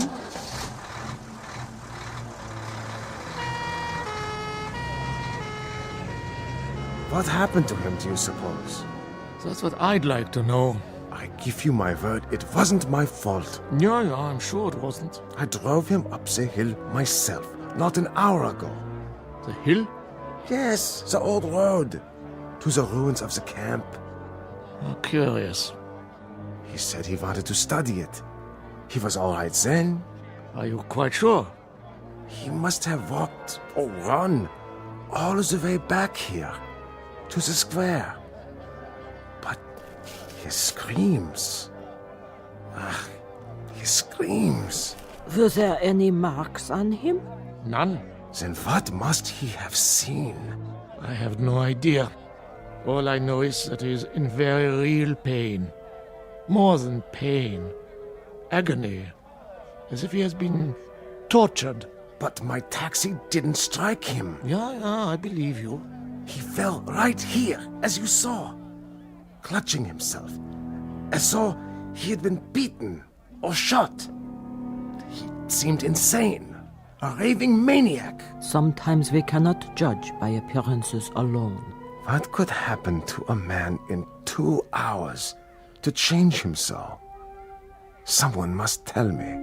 I wish I knew. He said he was on holiday. Poor old fellow. Come here to reap the rewards of a life's work.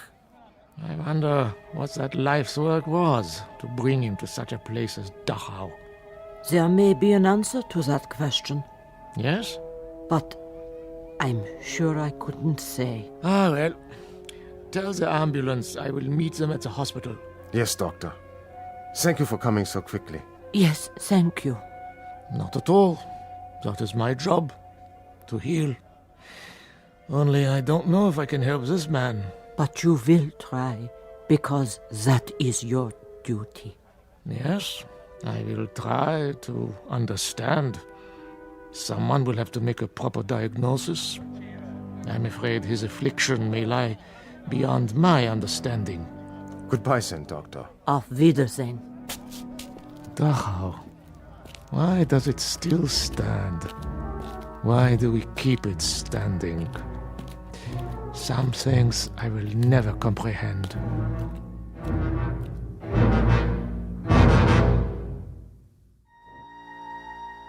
There is an answer to the doctor's question. All the Dachaus must remain standing. The Dachaus, the Belsens, the Buchenwalds, the Auschwitzes, all of them. They must remain standing because they are a monument to a moment in time when some men decided to turn the earth into a graveyard. Into it they shoveled all of their reason, their logic, their knowledge, but worst of all, their conscience. And the moment we forget this, the moment we cease to be haunted by its remembrance, then we become the gravediggers. Something to dwell on and to remember, not only in the Twilight Zone, but wherever men walk the earth. More from the Twilight Zone after this. You are about to enter another dimension, a dimension not only of sight and sound, but of mind, a journey into a wondrous land of imagination. Next stop, the Twilight Zone. Hi, this is Stacy Keach. I'd like to take a moment to tell you about our Twilight Zone website at twilightzoneradio.com. At twilightzoneradio.com, you'll find the latest information on these Twilight Zone radio dramas, including behind-the-scenes photographs, plus the newest product releases, trivia contests, ways to contact us, other Twilight Zone-related info and merchandise, plus links to other fascinating websites. So make your next stop twilightzoneradio.com. Visit twilightzoneradio.com to purchase these Twilight Zone radio dramas on cassette and CD, or call toll-free 1-866-989-ZONE. That's 1-866-989-9663.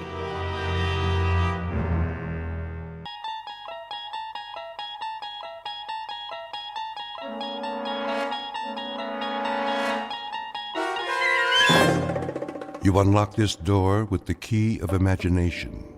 Beyond it is another dimension, a dimension of sound, a dimension of sight, a dimension of mind. You're moving into a land of both shadow and substance, of things and ideas. You've just crossed over into the Twilight Zone.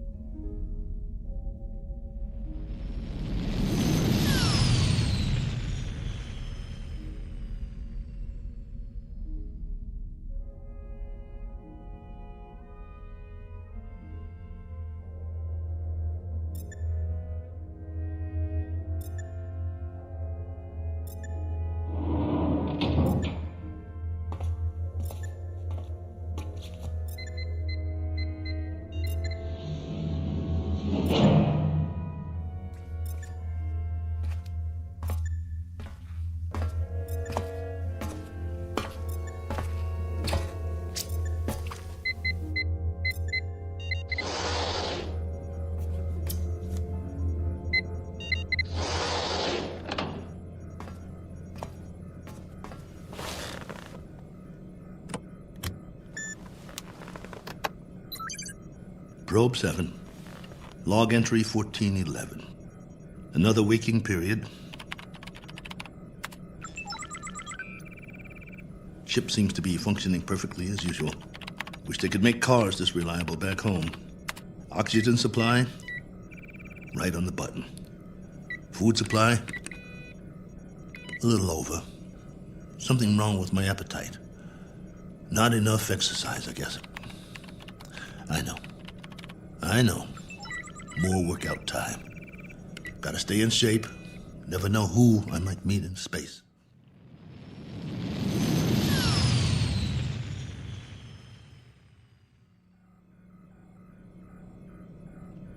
Coordinates on autopilot.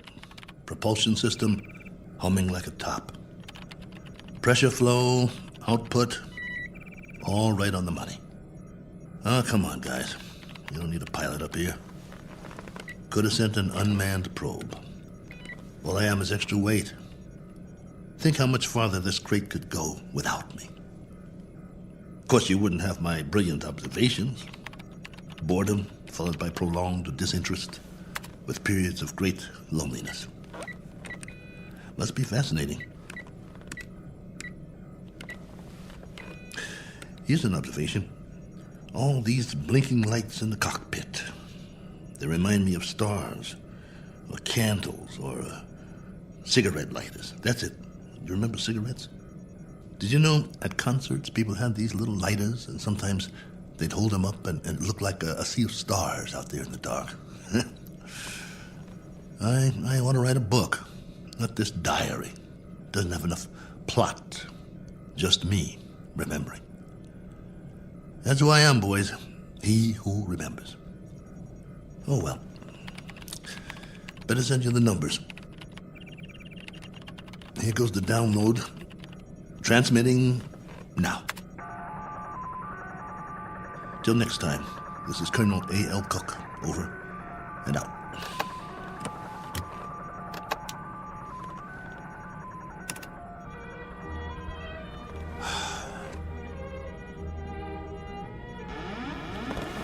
Hold on, I think we've got a malfunction here.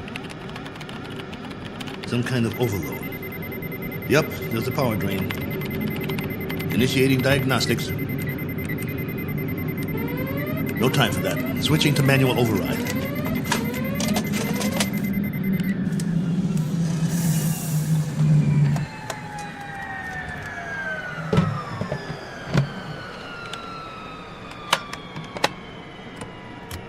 Base, this is Probe 7.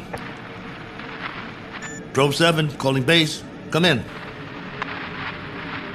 I've just lost a rocket tube. Can't handle this baby. Controls won't respond. Losing power fast. Have to set down on the nearest planet.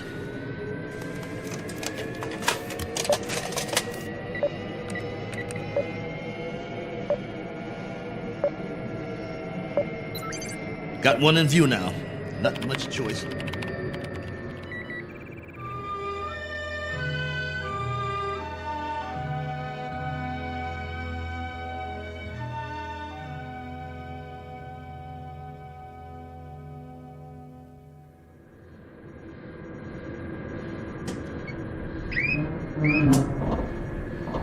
Entering atmosphere.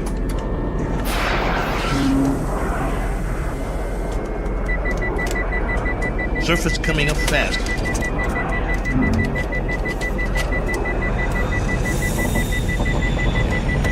Can't slow down. No retro rockets.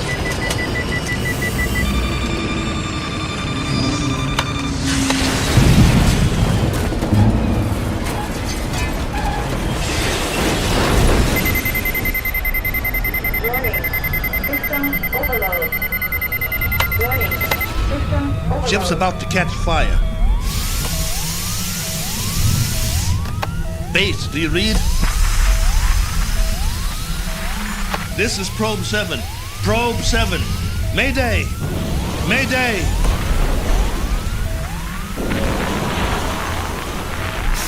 Mayday! Mayday!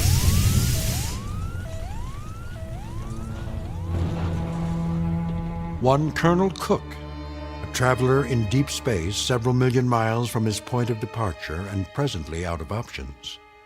He set a course across an endless ocean in a one-man lifeboat, now scorched and broken on an alien shore. But even if he should survive, his greatest ordeal is yet to come, for he must face a far more dangerous challenge, an opponent more menacing than the cold, lifeless vacuum of space. He must face what awaits him on the other side of the bulkhead and do battle with the unknown. As soon as the dust settles, he will take stock of his plight with very little effort, a single 360-degree movement of head and eyes. For Colonel Cook has come to rest on a small, undistinguished planet not on any chart, one that is actually an outpost in the Twilight Zone. And now, The Twilight Zone, and our story, Probe 7, Over and Out, starring Lou Gossett Jr., with Stacy Keach as your narrator.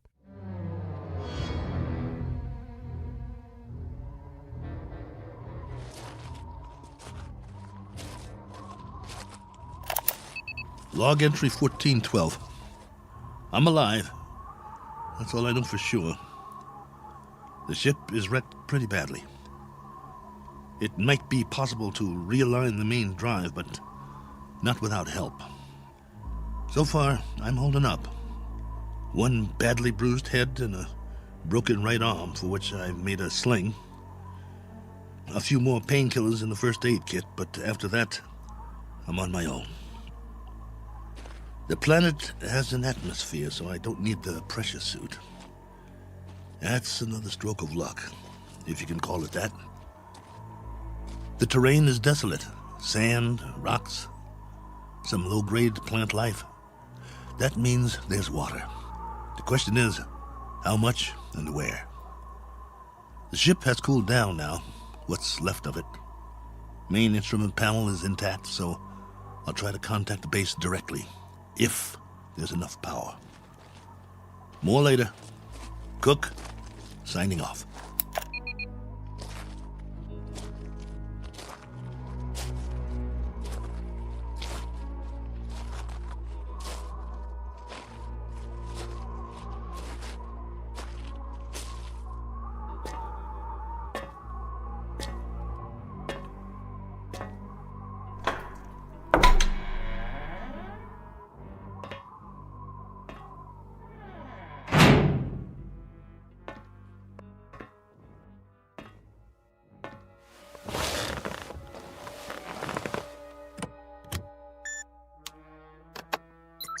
This is Probe 7. Do you read?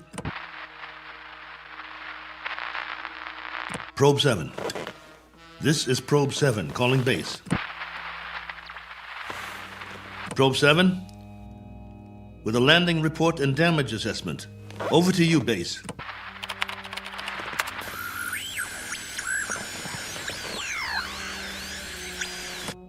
This is Probe 7.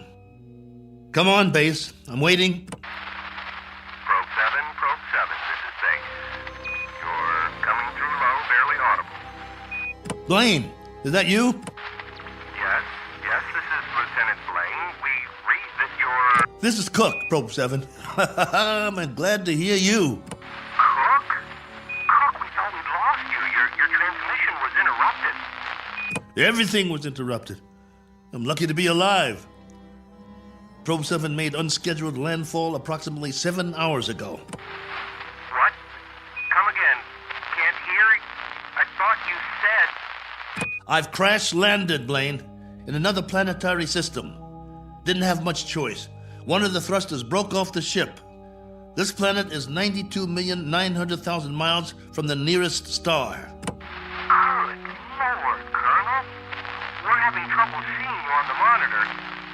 Sorry, but I can't send or receive a visual. Most of my equipment was fried in the crash. Okay. How's your oxygen? And that's the least of my worries. There's an atmosphere here. I don't know its density or composition, but it's breathable. Probe 7? Probe 7, your signal's drifting. Can you increase power? Not much chance of that. Far as I can tell, this is the last of my juice, at least for now. I've got half a generator and 3 solar cells working. I was afraid it wasn't enough to get through it all. Okay. Can you effect repairs? Say again? Repairs. Can you make repairs?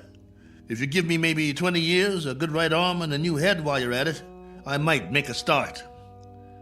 The bottom line is, I need help. Got that, base? Help. And right away. Probe 7, you're breaking up. Probe 7, are you there? Probe 7, we're having difficulties. Probe. All right, just stay there. Stay in transmission. Probe 7, we've traced your signal. We know where you are. Great. How soon can you send a ship? Colonel, I'm sorry to say we have nothing here that can reach you. What? You had several ships on the drawing board. Repeat, we have nothing available. Say again? All construction is suspended pending the current crisis. Ah, come on! Colonel Cook, I've been told you'll have to make the repairs yourself. Base, now hear this. I don't have fuel, no propellant at all. I left most of my rockets scattered across 50 miles of dirt and rock. All I have is a ship that looks like a jigsaw puzzle. As for the wiring, it's nothing but spaghetti. So when you say you've got nothing that can help here, you're telling me you're crossing off one spaceman permanently. Probe 7, we're having difficulty. Your words are breaking up. All right, Base. I'll give it to you in a few syllables. This ship isn't going anywhere. Not forward, up, down, or back home. Is that plain enough for you? Now I'm asking you again. Isn't there anything you can do to help me out here? Or are you just going to write me off? Colonel Cook? There's the low power warning. I'm losing transmission. Got to sign off for now. I'll make contact again in 3 hours. Roger that, will you please, Base? We will stay on this frequency, Colonel, and wait to hear from you. Oh, just a minute. There's someone here who wants to speak to you, Colonel. Colonel Cook, this is General Larrabee. We understand the spot you're in. We wish we could help. Thank you, sir. Well, there is a possibility that once you give us a full report on the ship, we can send you instructions for its repair and walk you through it step by step. That's still an option. Is it? Well, here's an option. Why don't I just build me a new one, General? I'll make it out of tin cans and chewing gum. I'll burn some circuit boards with a magnifying glass. That's a possibility, too. Colonel, I'm trying to be frank with you. Sorry, sir. I'll transmit again in 3 hours. Over and out. Heaven help me. I wonder if that's a possibility.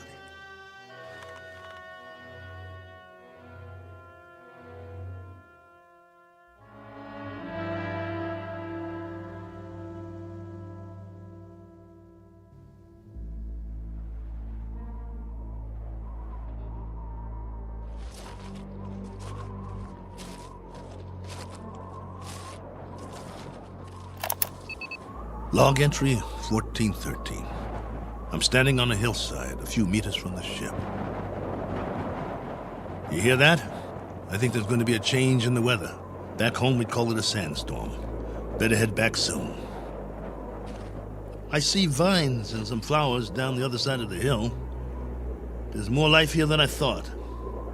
As to what stage of evolution is reached, that's pure conjecture. No sign of animal life, but the vegetation grows thicker in certain areas, like the valley. Can't trust my leg yet. Better stay close to the ship. I've picked some plants for analysis. We'll see if there's anything edible. Hey! Anybody? Hey! Take me to your leader. I've got beads and wampum. Is anybody here?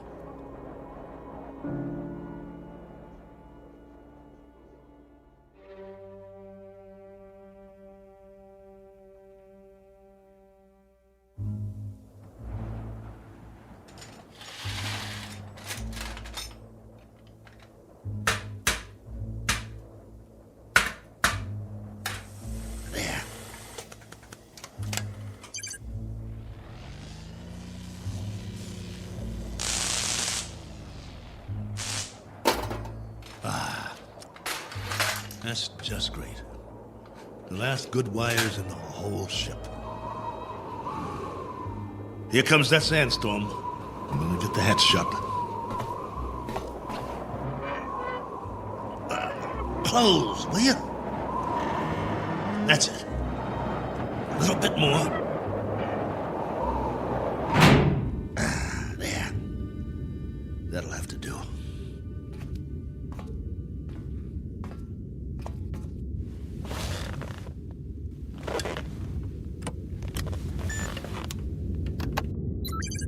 This is Probe 7, calling base. Probe 7, calling base. Over to you. If you read. We read you very well, Colonel. Ah, you've got the video going. For now, General, I've wired all the solar cells in the series. At the moment, I'm running off the storage batteries, though. It's almost night here. All right, tell us your situation, please. My situation? Yes, any change, Colonel? I've done what I can, but I'd have to call it unchanged. The power level's higher as long as I charge up during the day, but I don't know how long that will last. At least, I've got you on the screen. Got to see another face, both of you. You should be used to solitude. You've been in space a long time. Yeah, I should, but that was different somehow. I was a big something in the middle of nothing. This, though, I've landed and it feels like I'm supposed to be somewhere, and I'm not. My memory of home is fading fast. Colonel, and the condition of the ship, still a total loss? Probe 7 is no longer probing, General, unless it's the few feet of dirt I tore up when I crashed. There is life here, like I said, vegetable life, pretty elementary. I've explored the surrounding area in all directions, but I can't get down to the valley with this leg. The gravity is roughly the same as ours. From what I can tell, the atmosphere is similar as well. At least, there's no pollution. I haven't started coughing yet. Describe what's left of the ship. What's left of the ship, General, is a few feet of bent-up metal. I told you, it's unrepairable. You're sure, Colonel? You're absolutely positive? There isn't one other section that's still intact. She'll do for a museum or a junkyard. Take your pick. As for me, I don't have the luxury of making a choice. Nor do we, Colonel. Nor do we. Right. The crisis. Listen to me, Cook. We've got a major problem here. Oh, you do? Since you left, we've had an international incident. A serious one. There's talk of war. The next 24 hours will be crucial. As long as I can remember, there's always been a crisis, and there's always been talk of war. Well, hasn't there? Yes, but this time I'm afraid. You'll forgive me, General, but I've got a crisis too, and it's a very immediate one. I have the remainder of my rations and 2 broken bones in one arm. You have my location. I need to know that help of some sort is on the way, or would you call that unreasonable? Now listen up, Colonel. The rest of the fleet's been taken out. There isn't another ship, unless we build one. And if we go to hydrogen war in the next few hours, there'll be nobody left to do the building. Do I make myself clear? You're serious? That's the realistic view, Colonel. It may go down hard, but I'm giving you the facts of life. 10 hours from now, maybe 6, maybe 4, we'll be fully committed. I'm talking about 500 million people, not just one man. That's about as clear as I can put it. Very well then, General. I guess that's it. We don't see any alternative. Will there be any point in making further contact with base? Yes, Probe 7. For 2 reasons I can think of, both of some benefit to you. One, so you'll know that you're not alone up there. And 2, to confirm that your own world still exists. Though the latter is a moot question at this point. Over to you, Colonel. I can't think of anything else to say at the moment. Feel free to keep the signal open, if you like. Can't do that, General. I need to charge the batteries when it's light again. Here's that storm. Don't know how strong it'll be or how long it'll last. But I'll try to get through it. Nothing else I can do. Then, for whatever it's worth, know that we're still here. For now. Over to you, Probe 7. Roger, base. And out.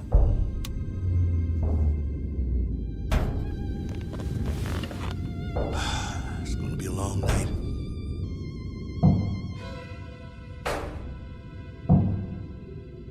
Wait. What's that? Hold on. Blaine? General?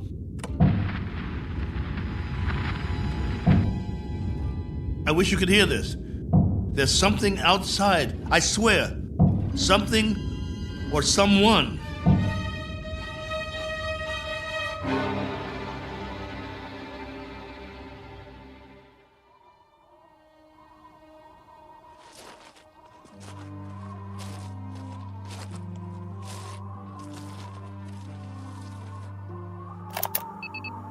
Log entry 1414. Just in case anybody ever hears this, I didn't get much sleep last night. I was waiting for the wind to die down. As soon as it did, I opened the hatch sometime around dawn. You see, I thought I heard something pounding on the hull, over and over. It couldn't have been an accident. It had to be something intelligent trying to signal me, to let it in from the storm. That was what I thought. Funny the way the mind works. I've never been so glad to hear anything in my life. And at the same time, so afraid. But I opened it anyway. Well, everything was covered with a fine layer of sand, silica crystals, very much like the soil back home. And that was the trouble. Whatever had been outside, there was no sign of it now. If there were tracks, the sandstorm had wiped them out. The ground, everything, smooth as a beach where no man has gone before. I did find something, though. A broken branch. So, it was only the wind, after all, blowing it back and forth before it broke off. Had me going for a while. So much for my man Friday. Now I'm back to the old routine. Reconnaissance, hunting, and gathering. Just think, a few million years from now, something on 4 legs, or 2, or 8, may actually walk this barren planet again. A few million more years, and it will grow a bigger brain so the species can start doing the same things I'm doing. Foraging for food, trying to survive. Wonder if there'll be anything left of the ship by then. Probably not. Me? I'll be a fossil at the bottom of a tar pit somewhere, and no one will realize I was ever here. Well, onward he marched, for want of anything better to do.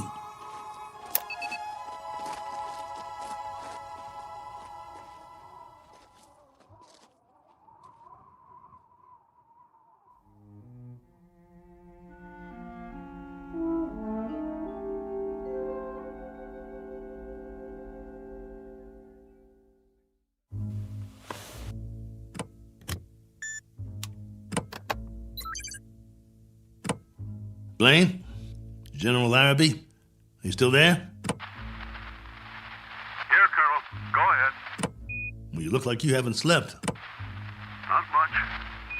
And you? Not really. Up at dawn to do some hiking, north, east, south, and west. I had been hoping. Yes? Just a crazy dream I had. No sign of anything? It's a primitive planet. I'm very much alone here, after all. Oh, not completely.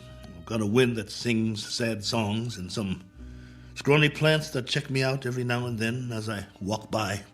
There might be some fruit trees that are edible down in the valley, if they're not poisonous. But that's it. That's all of it. I'm truly sorry.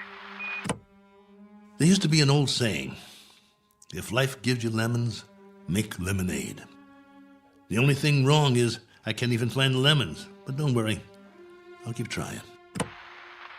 Not that this will provide any vast solace to you, but at 9 o'clock this morning, Colonel, we went to war.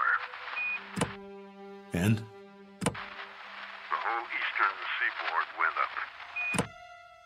You mean all of it? The cities, everything. It took 12 minutes. Exactly 12 minutes. I suppose we retaliated? Oh, indeed. With great alacrity and effectiveness. And we still are. With everything we've got. It was our old enemy? That's right, if it matters now. And the result of all this? Our world is doing a little wholesale dying at the moment. And there's nothing to do but watch it happen. What about the base? Are you safe? For the time being. Our location's classified. Only you and a few others know where we are. The signal's encrypted. That's good, then. Trouble is, we can't stay here much longer. There have been bombs as close as 400 miles from us, falling through the night. It's now a question, Colonel, of the manner of death. Very fast or very slow. It's that kind of consideration, not one we thought would ever be a reality. General. You know, it's really quite a pity that we didn't send others with you. What you think of as a prison might have proved to be a haven of sorts for the survival of the species. Don't have any illusions about it, General. What you think of as a haven is only a very sizable dungeon. A good-sized dungeon with a breathable air. But that's what it is, and there's no way out. I don't much care for solitary confinement, and neither would you. Unfortunately, both of us have very little choice in the matter. General, this is urgent. Give it to me. What is it, General? What's happening there? In a moment, Blaine. But, General... I said in a moment. Cook, I've just received his official communication. We're going to have to move out of here. Now, I don't know whether we'll be able to transmit again or not. If we are able to, I'll do my best to make contact. You have my word. Thank you. Try if you can. It means a lot to hear a real, live voice. I wish we could do more. Silence. Or cries. That's the story from our world. Silence or cries. God bless you. And good luck. Over and out. Probe 7. Yeah. Over and out. Not with a bang, but a whimper. Hell of an ending. To all my friends back home, take good care. Looks like I won't be seeing you again. Not in this life.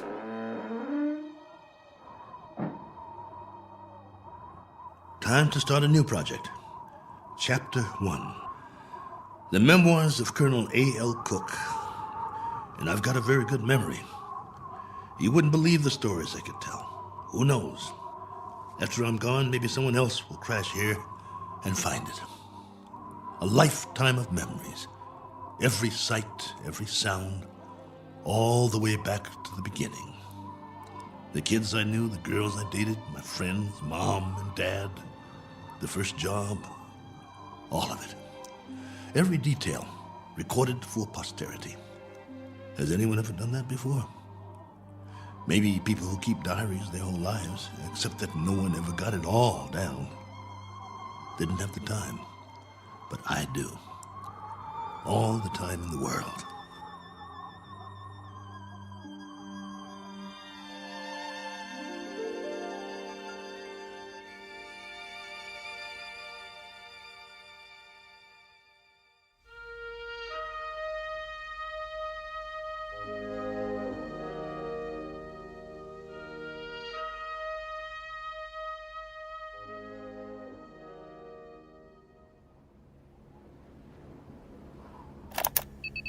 Log entry 1415.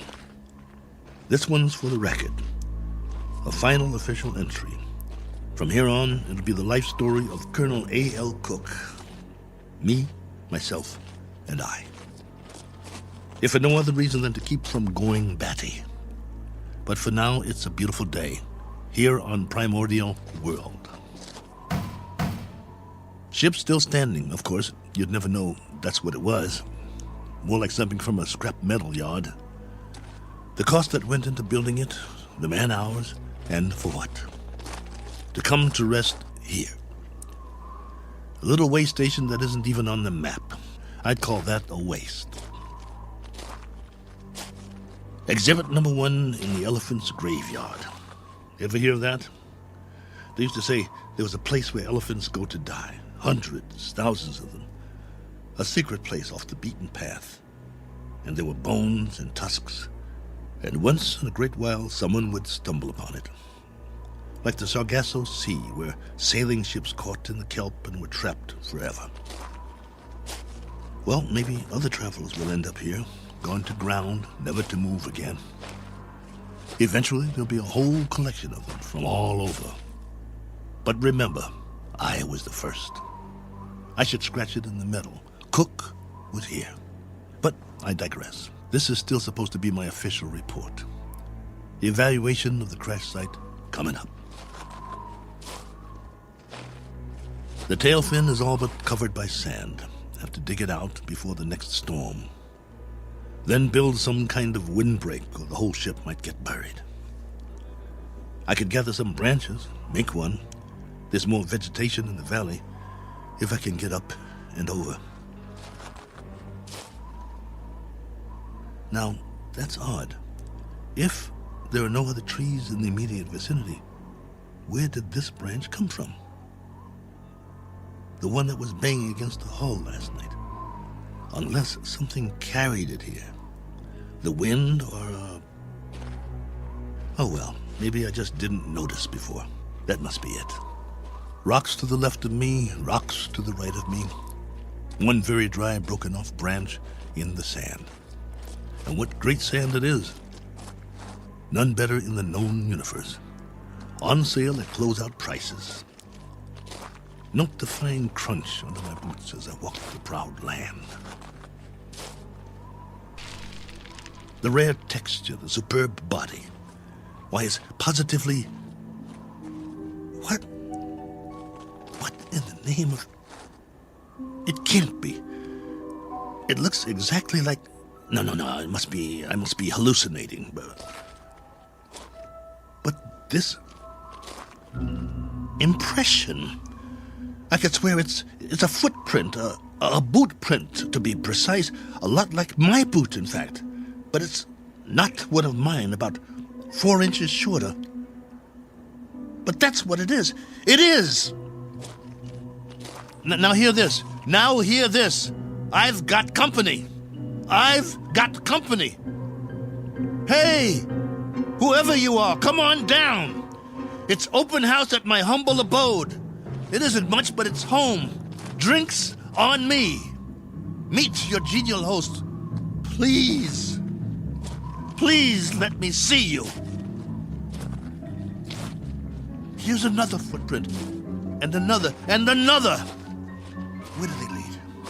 Up the hill? Has to be since the storm, so there was something here. I knew it! Hey! I don't care who you are or where you're from. Let's shake hands and be friends. Don't you need a friend? I do. Come on, friend. We can talk. I've got some stories, believe you me. Where you hiding? Behind that bush? Oh!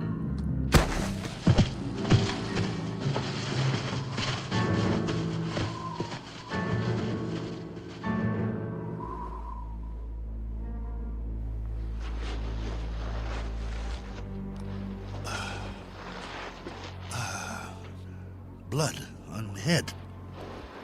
Something hit me. Why'd you do that? Probe 7, come in. Got to get inside.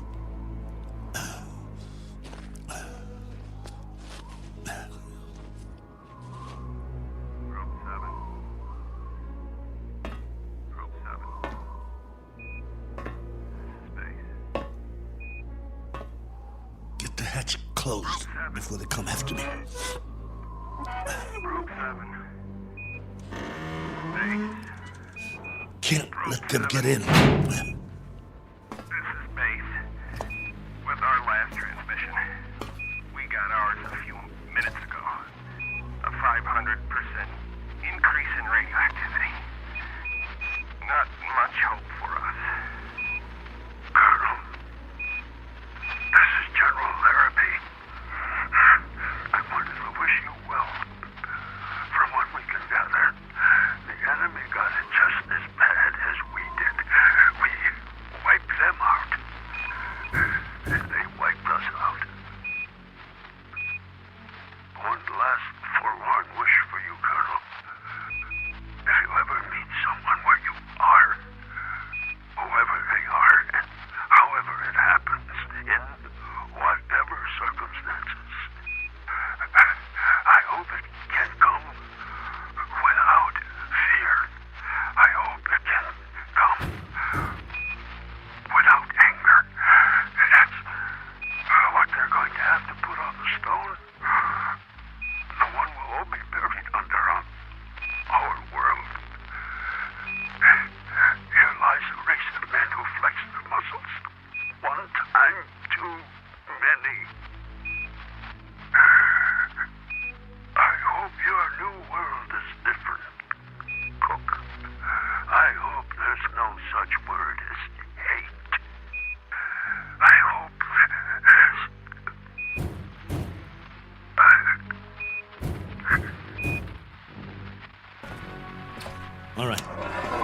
All right. I'm ready for you. You want in? Maybe I'll let you, and maybe I won't. It's up to you.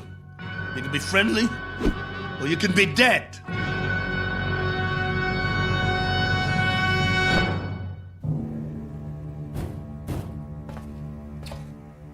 Hey, friend.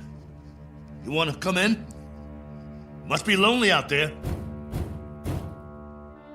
I hear you. What's the matter? Hungry? You're going to get a lot hungrier. Or don't you eat, friend? What do you say? Speak up. Can't talk, huh? No. You only know how to hit. Take more than that to put me down. What'd you use, a tree branch? Not very friendly, if you ask me. Well, I've got a nice piece of metal in my hand, and I know what to do with it. Won't catch me again. This has been going on for hours. I don't know about you, but I need sleep. I really need it. Understand? Sleep. And this king-size bump on my head doesn't help. Tell you what, we'll make a deal. I give you one more chance to get away. Go hide, I don't care. You may not understand the language, but maybe you get the message. I'll wait a while and catch some sleep. Then when I wake up, I'm going to have a nice freeze-dried dinner. If I don't hear you out there, we'll forget the whole thing. You stay up the hill, and I'll stay down here. Just remember to keep your distance. Otherwise, I might have to come up there and teach you a lesson.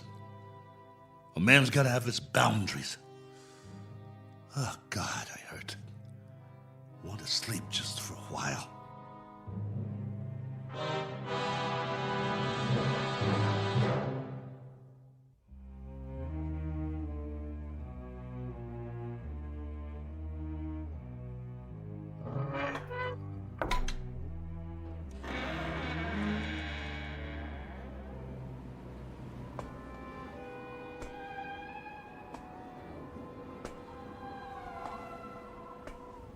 Hey, friend. Gotcha. Stay down. Pretty weak, aren't you? Let's see who you really are. Ituko. Miyana. Manda. Manda. No. You're a woman? No, wait. Let's talk. Can't we talk about it? Do you understand anything I'm saying? Min. Oh boy. Look. My name is Cook. Colonel Cook. I'm from another planet. I crash-landed here. Cracked up my ship. This is my ship, get it? Or it was. It can't fly anymore. Now I'm just a wingless spaceman with no place to go and all the time in the world to get there. All right, be that way. I'm not going to hit you. I'm putting my weapon down, see? Oh, what difference does it make? You're probably an illusion, and those prints you left on the ground, they're illusions too. I've been fighting a running battle between fear and loneliness took the prize. You can disappear any time now. Any time at all. Go on. Poof! In a puff of smoke.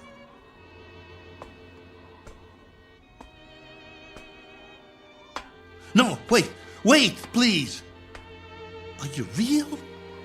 This knot on my head certainly is.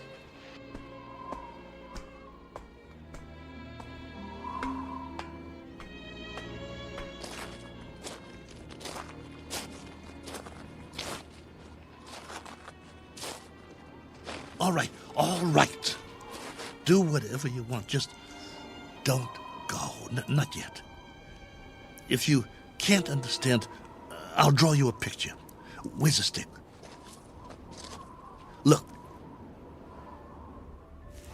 Right here in the sand. This is my solar system. The sun in the middle, and this is my world. See? Omida? You got it. Now then, I went off course. I didn't have the power to get back. You know, power? Vroom, vroom. No good. So, I tried to land here, where we are.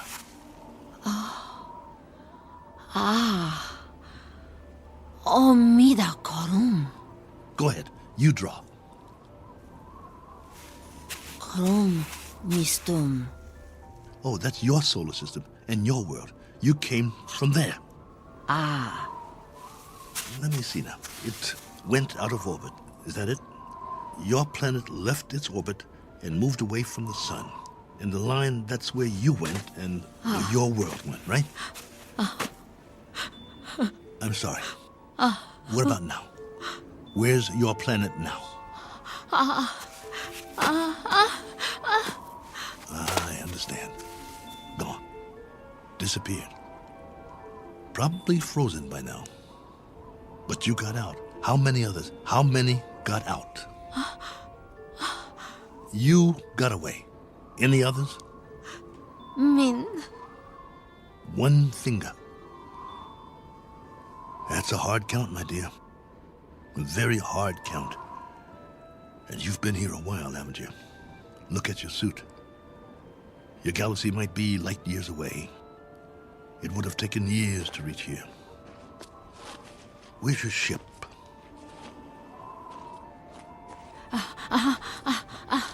Ship. Where's your ship? It crashed too, didn't it?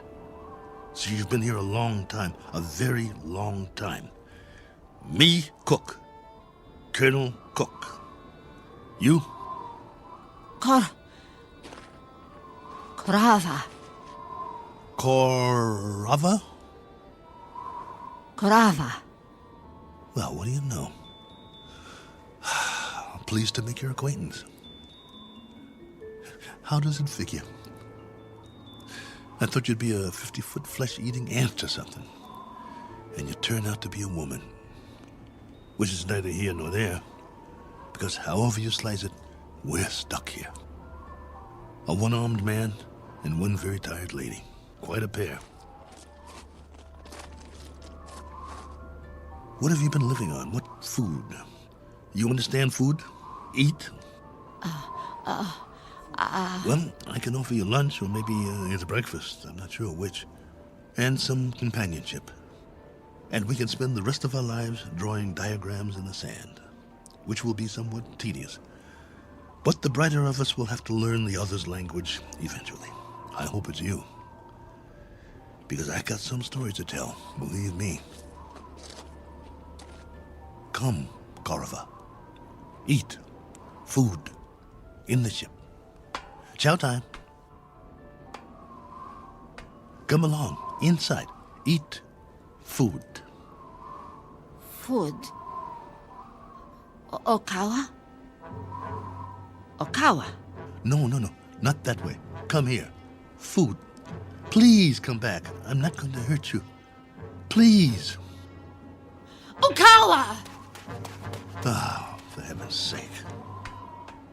Korova, please.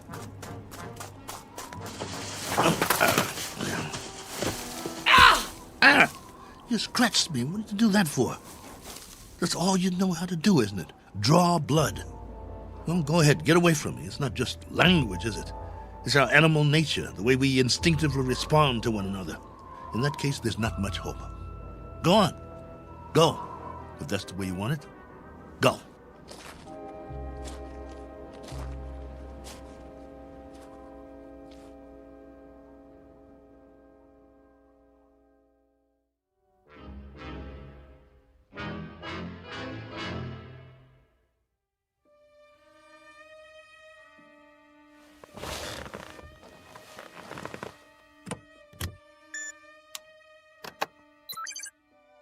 Base, this is Probe 7. The following is sent on faith, which is appropriate since this transmission is in the nature of a fairy story. I don't know under what heading you would classify it.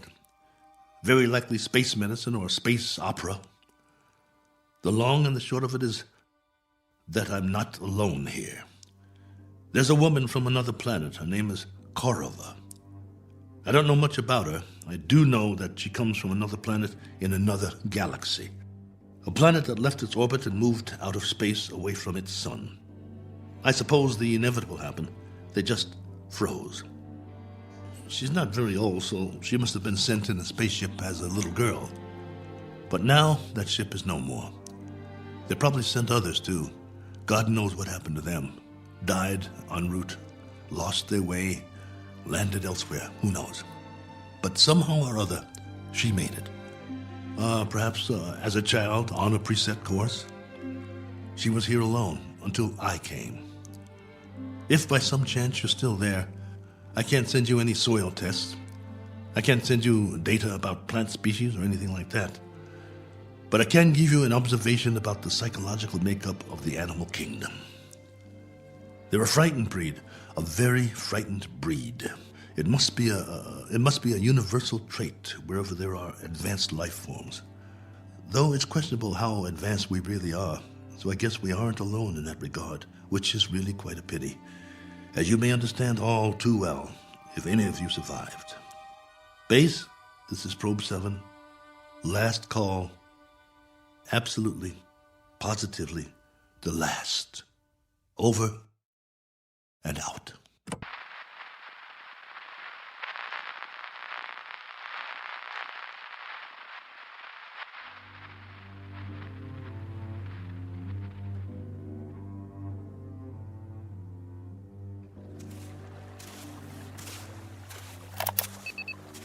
Log entry 1417. Well, the ship is history. I've left it for good. I finally made it up the hill and down the other side. And guess what? There's much more vegetation here. Fruit trees. Flowers as big as your head. And through it all, a stream of running water. I swear, it's like a garden. I brought what I need in a backpack. I'm going to set up shop on the banks of the river and try to live here, for better or worse. It will be the last great adventure. I only wish I could share it. Oh well, there's always posterity. If anyone should ever find this and play it back.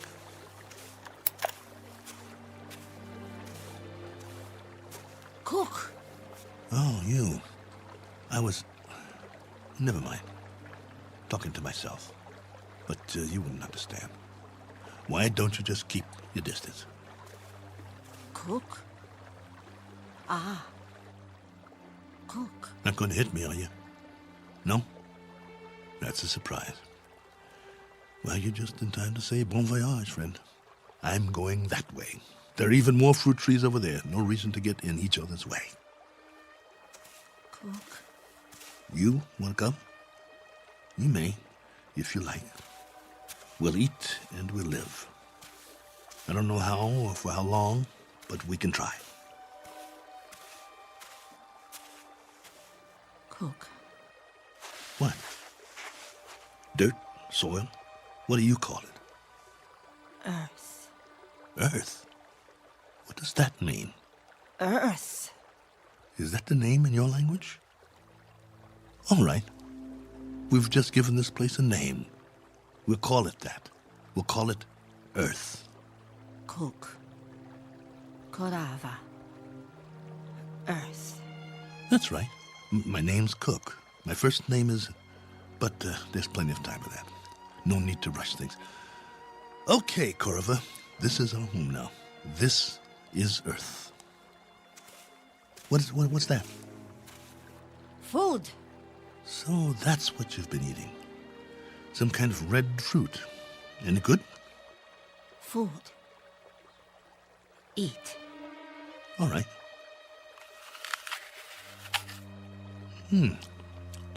Not bad. We'll take some with us. If you think it's all right. Come on. I wanted to tell you something, but now I've forgotten. I guess we'll have plenty to talk about, though. This place, a new life after all. And after a while, we'll have new memories to talk about. Things we can share. Come along, then. Let's go.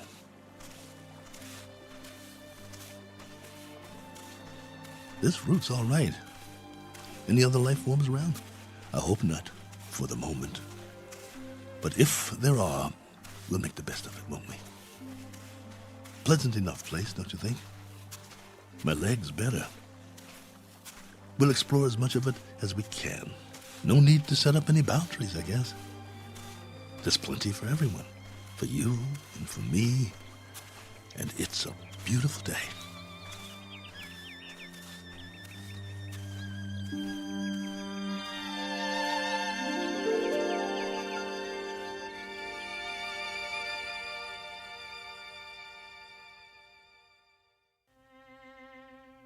Do you know these people? Their names might be familiar were you to hear them. They lived a long time ago. Perhaps they're part fable, perhaps they're part fantasy, and perhaps the place they're walking through now is not really called Eden. That's for you to decide. We offer it only as a possibility and a presumption in the Twilight Zone.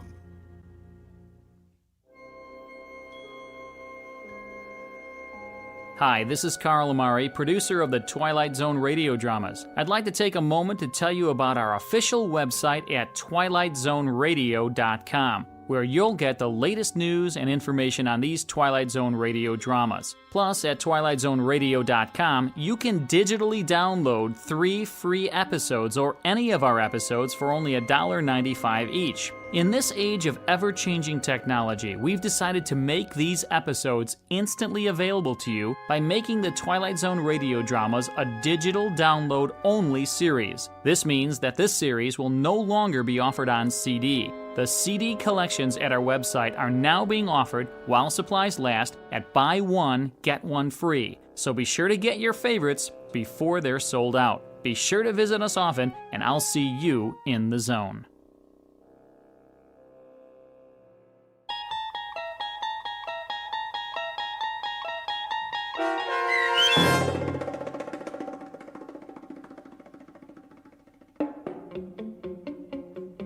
Probe 7, Over and Out, starring Lou Gossett Jr., with Stacy Keach as your narrator, was adapted for radio by Dennis Etchison and written for The Twilight Zone by Rod Serling. Heard in the cast were Tony Makis Sr., Sam Derrence, and Oksana Fedonisyan. The producers of The Twilight Zone wish to thank CBS Enterprises and the Rod Serling estate for making this series possible. This copyrighted radio series is produced and directed by Carl Amari and Joe B. Cerny for Falcon Picture Group and Westwood One. Sound design and custom Foley effects for The Twilight Zone by Cerny American creatives Bob Benson, Craig Lee, Matt Sorrow, Tim Cerny, and Todd Beyer. To learn more about The Twilight Zone radio dramas and to contact us, visit our official website at twilightzoneradio.com.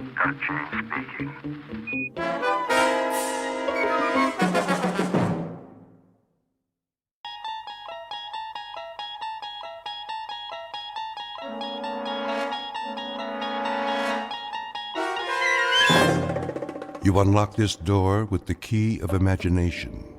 Beyond it is another dimension, a dimension of sound, a dimension of sight, a dimension of mind. You're moving into a land of both shadow and substance, of things and ideas. You've just crossed over into the Twilight Zone.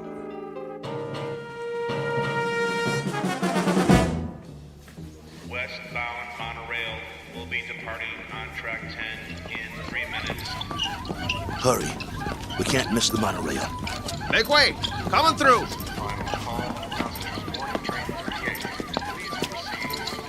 Keep pushing. I'm doing my best. Ah, wait a minute. One of the wheels fell off again. Get it while I hold him up. Okay, I got it. Here. Let me slip it back on. Hurry. Will be departing on track 10 in 2 minutes. All aboard for all points west. Excuse me, conductor. Yeah? Is this the monorail to Kansas? Sure is. Better get on board, though. But you know, you should have checked your cargo. This ain't cargo. It's a B-2. A what? A B-2. Whoa! What is that? Is that a man? Is he alive? That, sir, is a B-2 boxing robot. Wow. He sure looks real. Yeah, he looks even better in the ring when we activate him. Westbound monorail will be departing on track 10 in 1 minute. Conductor, we bought a ticket for him. Here you go. He's fighting tonight. We have to keep an eye on him so he doesn't get damaged. Well, he's got a ticket, so get him on board. We're pulling out. Sure thing. Okay, I got this end. Okay, ready? 1, 2, 3, lift. Come on. Oh, good. How much does this guy weigh?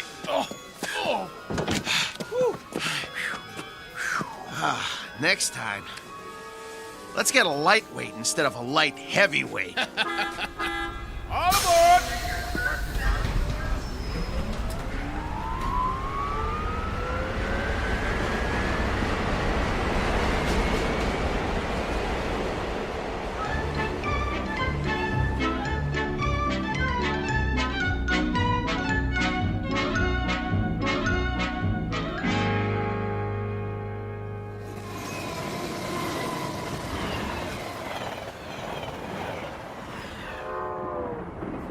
Ladies and gentlemen, kindly observe the no smoking sign and ensure that your seatbelts are securely fastened.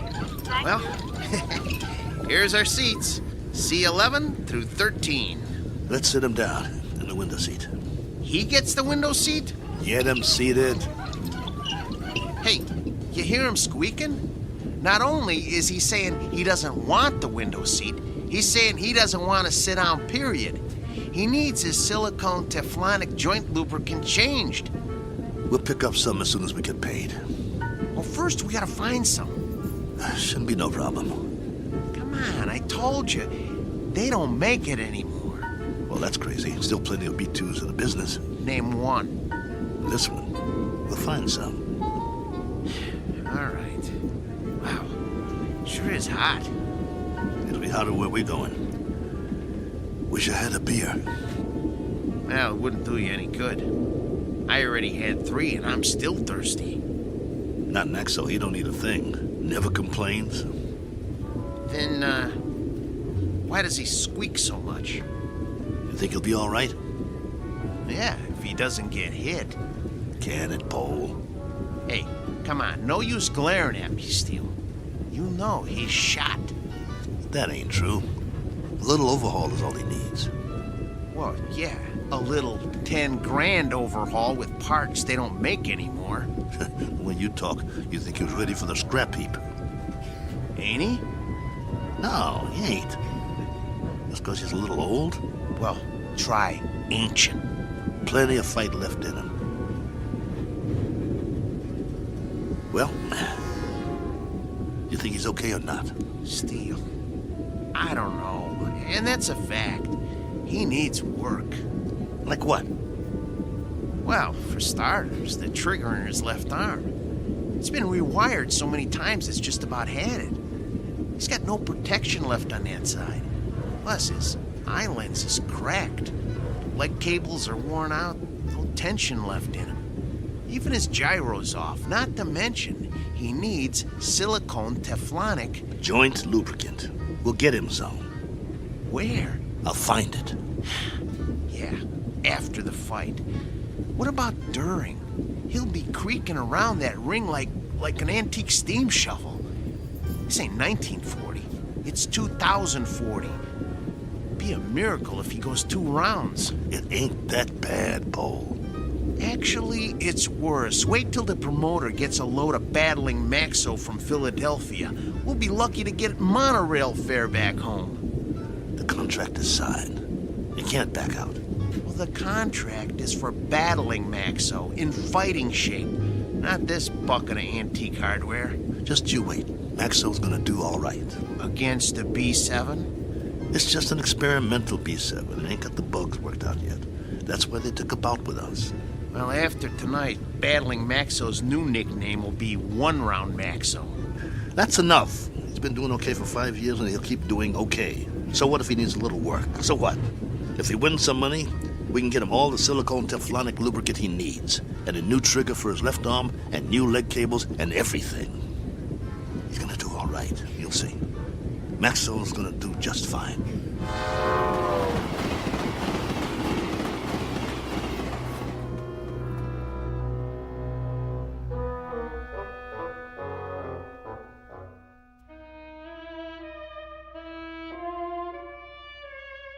Sports item from the not-too-distant future.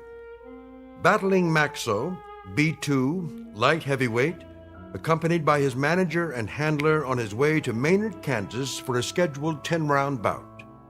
Battling Maxo is a robot, or to be exact, an android, resembling a human being. Only androids have been permitted in the ring since prize fighting was legally abolished. This is the story of that 10-round bout. More specifically, the story of two men shortly to face the remorseless truth that no law can be passed to abolish cruelty or desperate need, or, for that matter, blind animal courage. Location for the facing of said truth? A small, smoke-filled arena just this side of the Twilight Zone.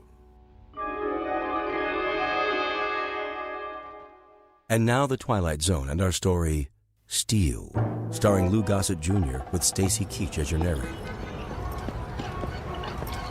You were right. It is hotter here. Told you. Hey, taxi! What are you doing? It's 6 o'clock already. We better get a move on. Well, we got no money for a taxi. We can't push him through the streets. We don't even know where the stadium is. What are we supposed to eat with then? We'll be loaded after the fight. I'll buy you a steak 3 inches thick. Hey, fellas, need a taxi? Thanks, pal, but no thanks. Oh, come on, where are you headed? Stadium. The stadium? That's 6 miles away. You can't push that thing that far. He's right. I told you, we ain't got the dough. Ooh-wee, what is that thing? A boxing robot. Oh, man. He is something. I've never seen one up close. Come on, I'll drive you to the stadium for free. It's on my way. You want a hand with it? Careful. He's got a bum wheel on the bottom. He's real heavy.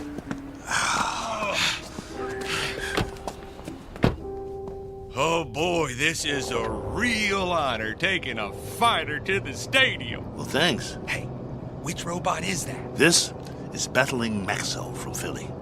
Maybe you heard of him? No, but, you know, I'm no expert. He was almost light heavyweight champ once. No kid. Yes, sir. You ever heard of Dimsy the Rock? Don't think so. Why don't you give it a rest? Dimsy was number 3 in the light heavy ranks, on his way to the top. Well, my boy took him out in the 4th round. Left cross, bang! Almost put Dimsy to the ropes. It was beautiful. No kid. Yeah. Used to be in the game myself. Light heavy. Before they passed the law.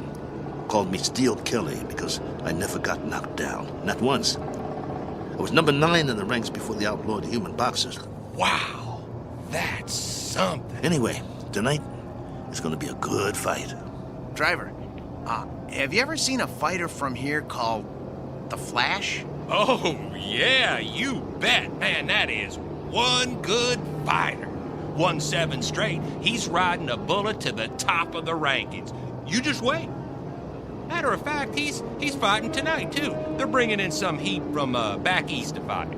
Flash is gonna slaughter him. Oh, where'd you guys say you were from? Philly. Oh, man, you're not. We are. Oh, look, I didn't mean nothing. I didn't know. Skip it. Forget it, pal. Doesn't matter. You're right. Why don't you shut your trap for once? Look, fellas, I'm sorry. Well, you guys need anything else? Anything? Do you know where we can get some silicone Teflonic joint lubricant? Oh, do they still make that stuff? No, they don't. Just trying to be funny. They haven't made it in years. Hey, look! They got the fight card posted for tonight. You guys are the 3rd fight out of 7. Woo! Your fighter must be pretty good. Oh, the Maynard Flash, B7 versus Battling Maxo, B2. You got a B2? Yeah. Well, at least you're not at the bottom of the card. We do have that going for us. Drop it, Bo. You'll see. You'll all see. It's nothing personal, Kelly. It's just the way it is. Well, it'd be a miracle if he wins. Hey, if he does, can I have his autograph? Sure thing. Thanks for the lift. Good luck, fellas. You're gonna need it. Steele, you know, Maxo's not programmed to sign autographs, right? I know. Let's roll him inside.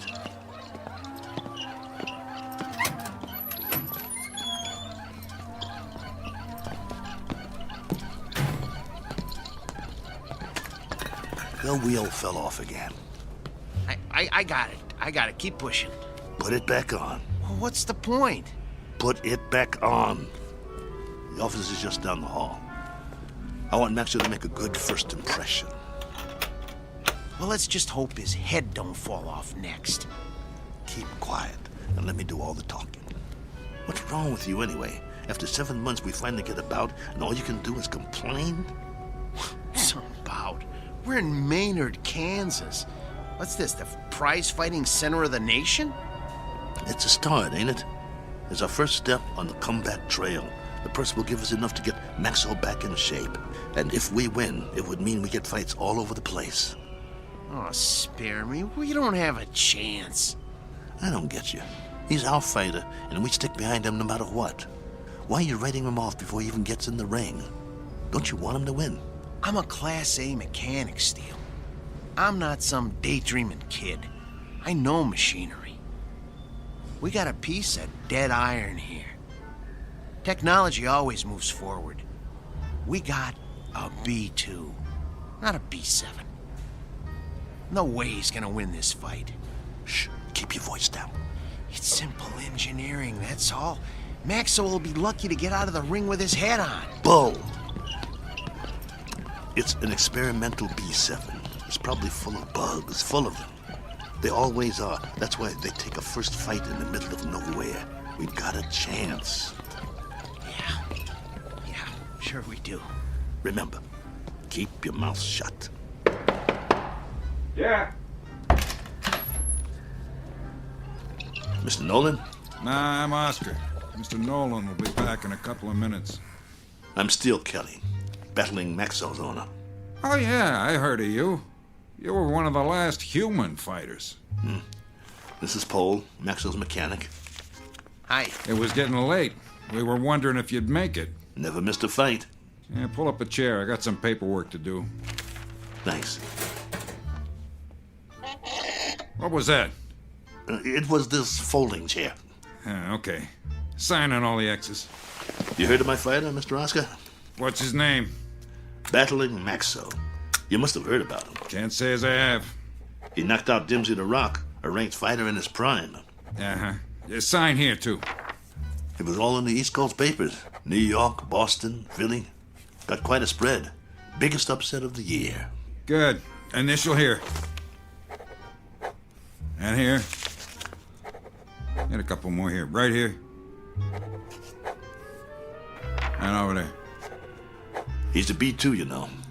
That's the second model Malling put out. The B2 is one of the best fighters they ever built. The best in my opinion. Maxo is still going strong. I don't go for these new ones, you know. The ones made out of steel, aluminum with all the doodads. Too flimsy. Nothing solid. Nah, Malling don't make them like Maxo anymore. Oscar, who are these guys? Mr. Nolan, I'm Steele Kelly, and this is... Is that your fighter? Yes, sir. Battling Maxo. Fighter in shape? You bet. Prime condition. Paul, my mechanic here, is a Class A mechanic, and he took Maxo apart and put him back together just before we left Philly. Oscar, cigar me. Yes, sir. Ain't you forgetting something? Huh? Light me. Yes, sir.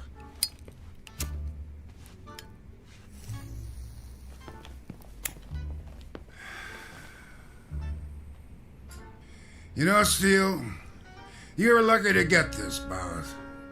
We ain't staged a bout with nothing less than a B4 in must be 2 years now.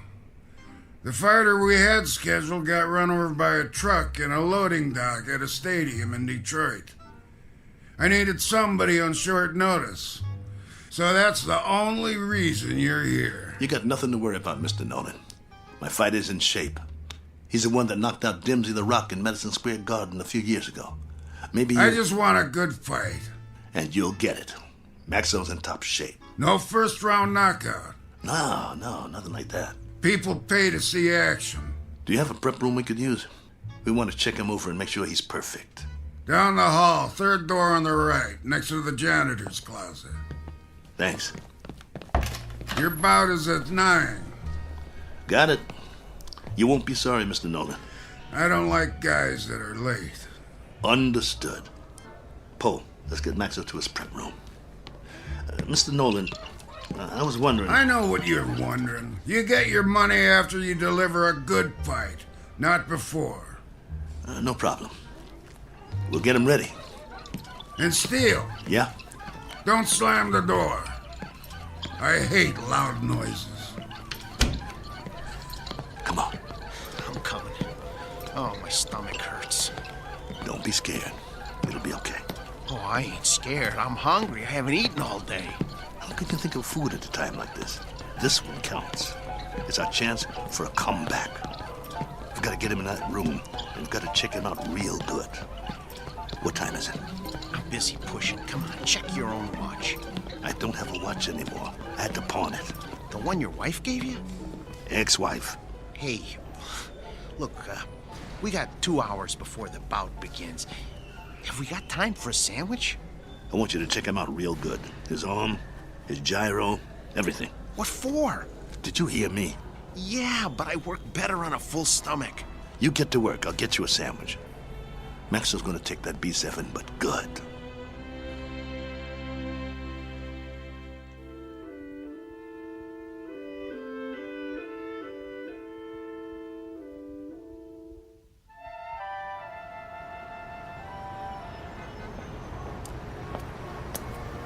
Excuse me, sir. Do you know where I can get a Philly cheesesteak? Try Philadelphia. Just kidding you.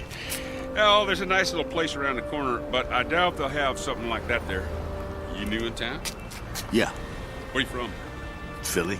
Well, that figures. What brings you to town? I got a fighter in the third fight tonight. Really? Well, you must have one good fighter if you brought him halfway around the country for a fight. He's a great fighter. He's fighting an experimental B7. A B7 fighting a B6 could be interesting. He's not a B6. A 5 might stand a chance. He's better than a 5.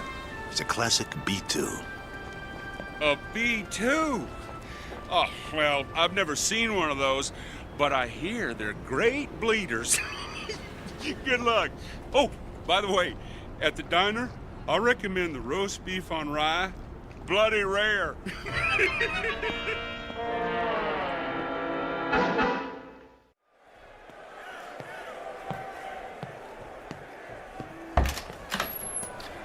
We got a big crowd out there tonight. What took you so long, Steele? I'm starving. Here's your sandwich. How's Maxwell? What kind of sandwich did you get me? Roast beef on rye. Well done with silicone Teflonic joint lubricant on the side. What? It's mayo. How's Maxwell? Did you give me a pickle? How's Maxwell? I love dill pickles. Oh, here it is. Okay, well, the answer to your question is Maxo is still big as life and twice as ugly. I cleaned him up a little, though. The B2's always looked real. Look at him. You'd swear he was real, wouldn't you? He's got that natural-looking flesh, great muscle tone. He could have been a male model if he wasn't a fighter. Come on, get to it. Well, outwardly, he hasn't aged a bit. His hair's still curly. Just like mine. Yeah, but he's got a little bit more than you do. Hey, when I had him made, they gave him my good looks. That's a matter of opinion. Quit stalling. What's the good news? Well, that was the good news. And, well, I also turned his power source on, and that's still good. So I ran a diagnostic check. And? And everything that was bad when we left Philly is still bad. There's got to be something we can do. Open him up again. You got a thing for bad news, don't you? Come on, Paul. Earn your keep. That's what you're here for. I'm not a miracle worker. I'm just a mechanic. Well, what do you want to do, retire? Oh, fat chance of that. Then quit stalling and open the control box. All right. let me power him up first, so we can walk over to the table. He's too heavy. Okay, come on. Atta boy. There you go. All right. Okay. Here, help me get him up on the table.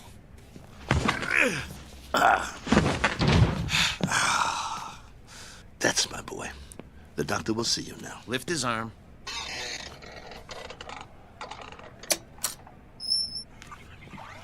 What's all that corrosion around the access panel? Dried sweat. All the B2s sweat like bulls. It's nothing to worry about, though. You hear that, Maxo? Nothing to worry about. We'll get you cleaned up. Hand me that probe.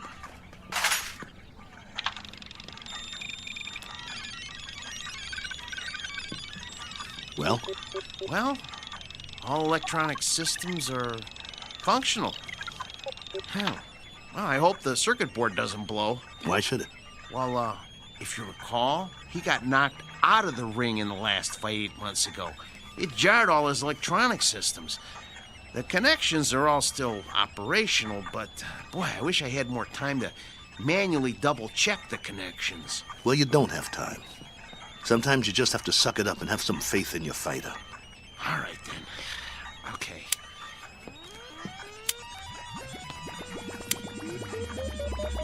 Well, I activated all his systems. Keep your fingers crossed and just hope nothing blows.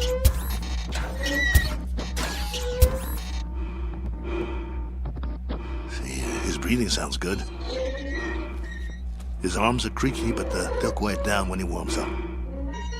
Look, beads of sweat are forming on his forehead. I told you these were good sweaters. Can you hear me, Max?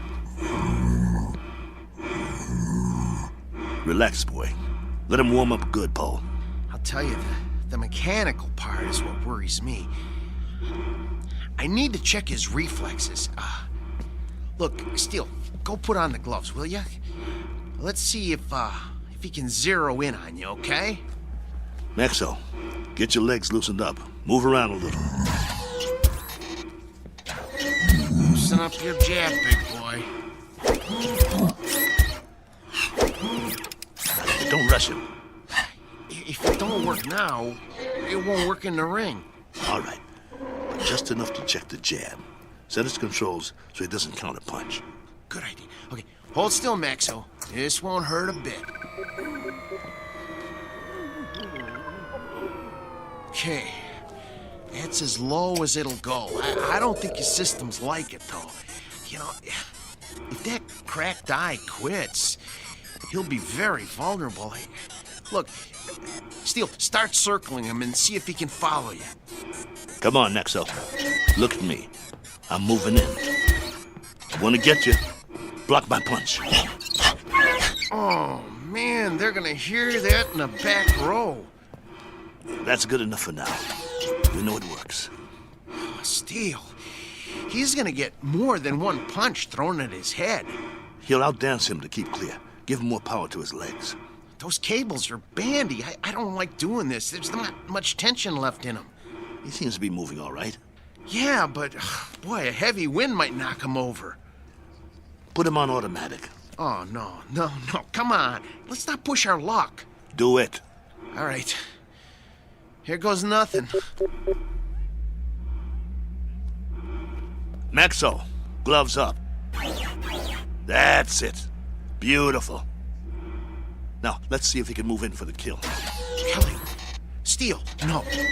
Leave his systems on defense. He might have a couple of rounds if we leave him on defense. It takes less energy. You know, he's gonna get beat to pieces if we let him move in. No, do it. You use your head? He's a B2. He's gonna get slaughtered anyway. Look, if we let him go on defense, we might be able to salvage him for pieces. Nolan paid to see him on offense. It's in the contract. Activate his jab. Come on, it doesn't have any lubricant in it. Do as I say. All right. Activating the jab. Shut him down. Shut him down.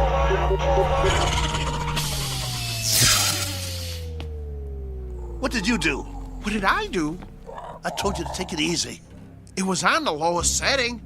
I told you to check the arm. What's the matter with you? So help me if you broke that arm. If I broke it? Yeah, you. Look, Steele, I kept this heap running on borrowed time for 3 years now. Before we left Philly, I told you we needed to fix things and replace parts. We couldn't let this chance go. Please, open him up and see what you can do. Steele, try finding another mechanic that could have kept this antique working as long as I have. I dare you to. Please, see what you can do. Hold the arm up.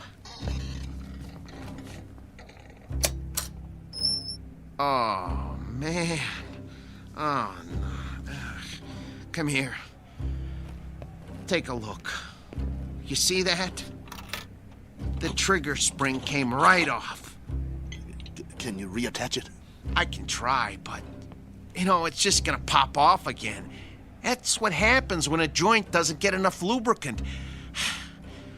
Well, I'll try to stretch it.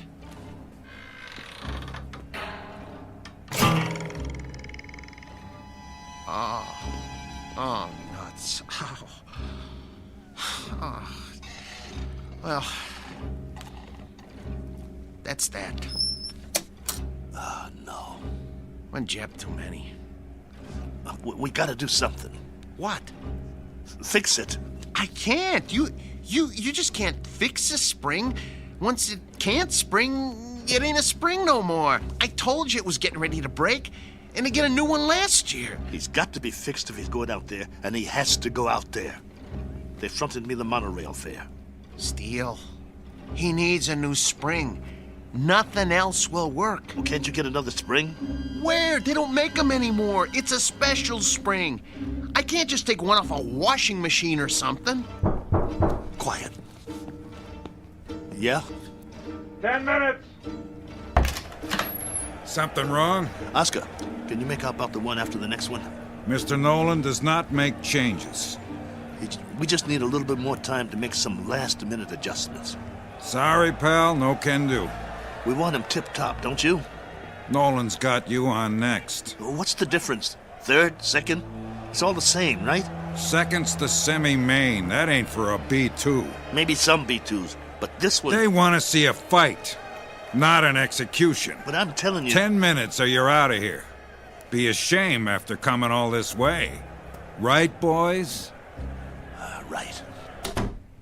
Well then, I guess that means... We'll have to hurry. You heard the man?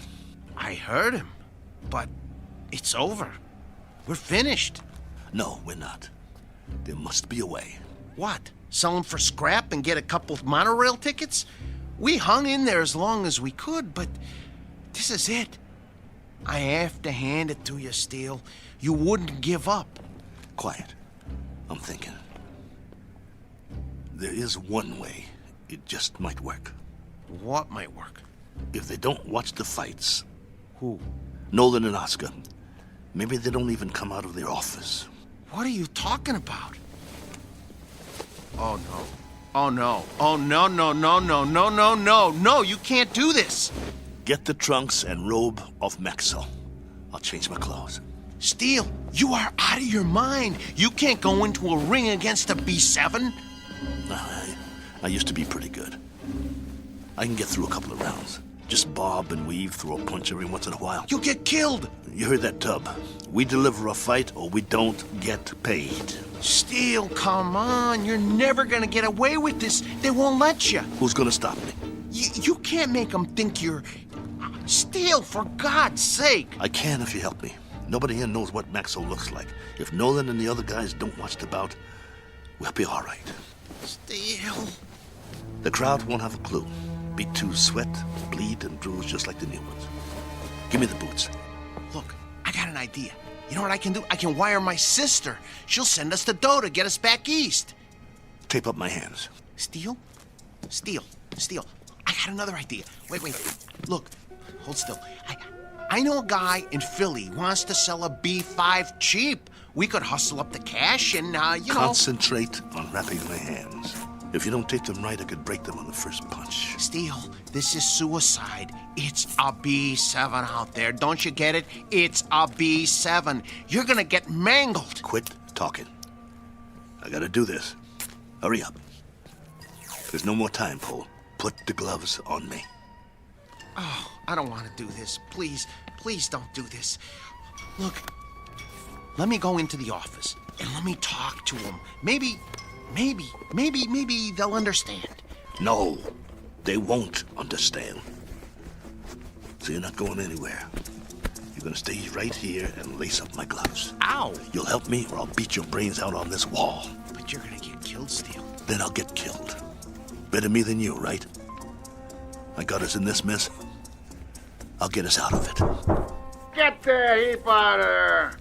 You heard the boss. Lace my gloves up tight. We gotta fight.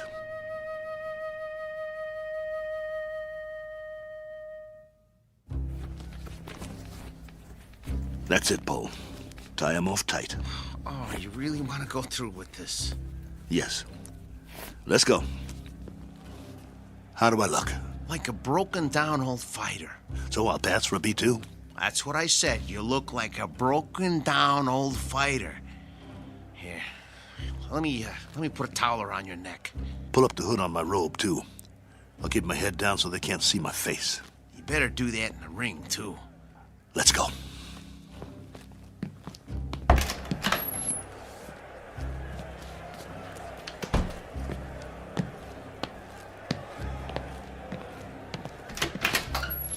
You're late. Just gamesmanship, Mr. Nolan. Making a late entrance, trying to get Max over the edge. Just like the old days, huh? Maybe I underestimated you guys. Nice robe. It's old school, you know? Genuine satin. No more stalling. I got a full house out there. Right. Come on, Maxo. Let's show him what you can do. Hey! What? Where's that... What's his name? The owner. Oh, you mean Steele? He's already out there. We're one step ahead of you. I didn't see him pass my door. Well, he went a few minutes ago. He likes to check out the crowd. You boys better put on a good show. Yes, sir.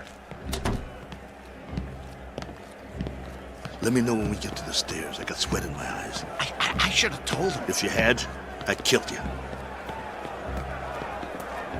Okay, first step. Careful, Steele. Grab my waist. Wipe my eyes. Can't see my feet. Geez, Steele. You're already sweating like a pig. You'll have to towel me off between rounds, just like a real B2. Between what rounds? You won't last long. Whose side are you on? Steele, you're not up against some punch-drunk fighter. You're up against a machine. I said shut up. You're not gonna get away with it, though. They ain't seen a B2 in years. Nolan said so. Steele, you're never gonna pull this off. This is your last chance. Just get me to the ring.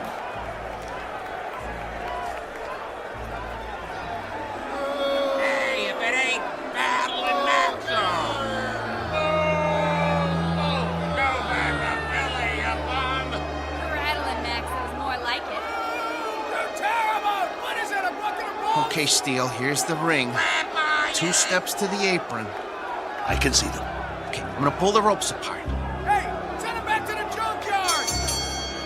Ladies and gentlemen, the next contest of the evening, a 10-round light heavyweight bout featuring out of Philadelphia, the B2 Battling Maxo.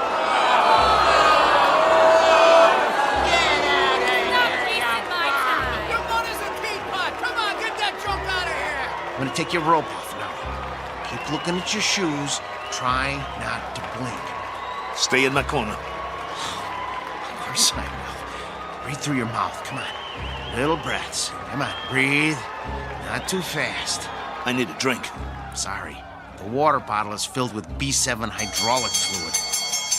And now, entering the ring, his opponent, our own B7, the pride of Kansas, the winner, Flash!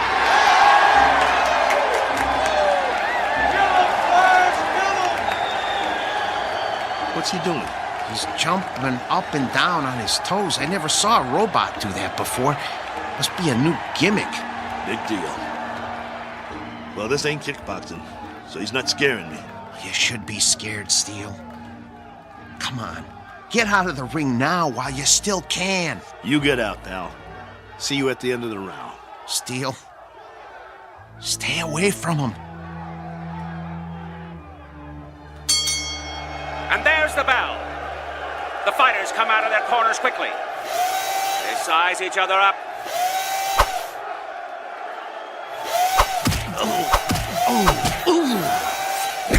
Oh, the flash landed a vicious right. And another. And another. Come on, get away from him. Get away from him. Maxo backs away. Come on, I got money on this fight. Come on, I can take it. The Flash is the aggressor. He backs Maxo into the ropes. Hey, no holding. Get your V2 off the ropes. See how you like this? Bring it, you bum. I can take it. There's thunder in those punches. Your mother's scrap metal. Maxo backpedals. The Flash swings wildly. If he lands one of those, he'll take Maxo's head off. The Flash is coming in for the kill. That one was lethal. Stop the fight. Come on, somebody stop it. Stop it. Maxo is down. It's over. It's over. It's over. Come on, stay down. It's over. Just get me up. I've never been knocked down. I'm Steele Kelly. In the time of 1 minute and 22 seconds of the first round, your winner, the Maynard Flash! Yeah, that's it. Haul him out of here. Move it! Is he broken or what? No, he's okay. Just a second, okay? Steele, can you stand? Come on. Talk to me. Are you bleeding? Put the towel over my face. Yeah, sure. Get the robe. What? The robe. I want to walk out of here like a man. Come on, before they start throwing things.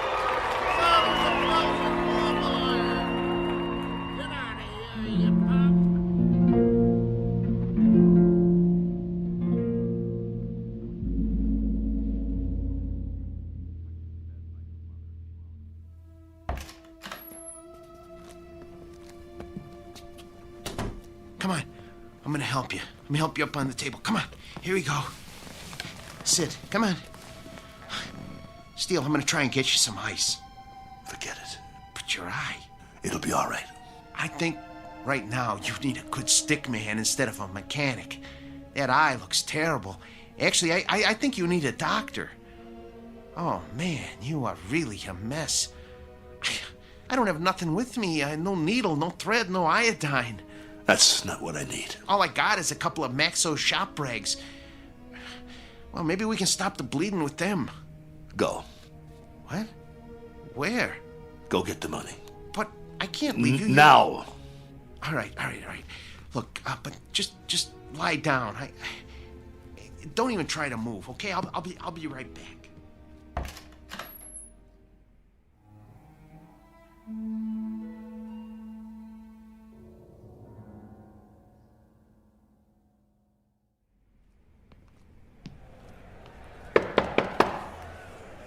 Yeah?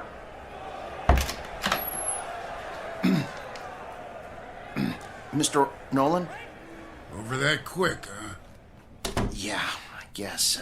Maxo did the best he could, though, Mr. Nolan. Your strategy didn't work. Did you really think arriving in the ring late would upset a robot? Well, you never know. But that B7, it must have been tweaked or something. I never saw anything like that. Me neither, and I hope I never do again. Get your boy and clear out. Yeah, we will. Only first... You heard the boss. Well, you see, my boss Hiding out, huh? Don't even want to show his face. Something like that. Come here. What? Mr. Nolan says you should come over to the desk. Okay. I want you to deliver something to your boss. Yeah? Piece of advice. Can you handle that? Yes.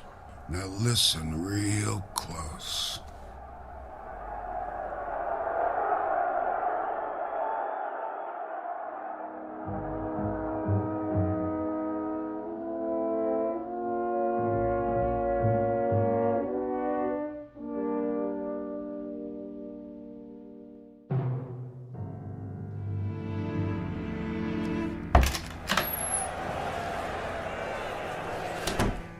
You get it? Steele. Well? Here. This all he gave you? Where's the rest? Well, that's what he gave me. This is just enough for monorail fare back to Philly. Well, he said he wouldn't pay for a one-rounder. What do you mean? Come on, take it easy. No. Here, let me see your hand. Oh, man. Did you break your wrist?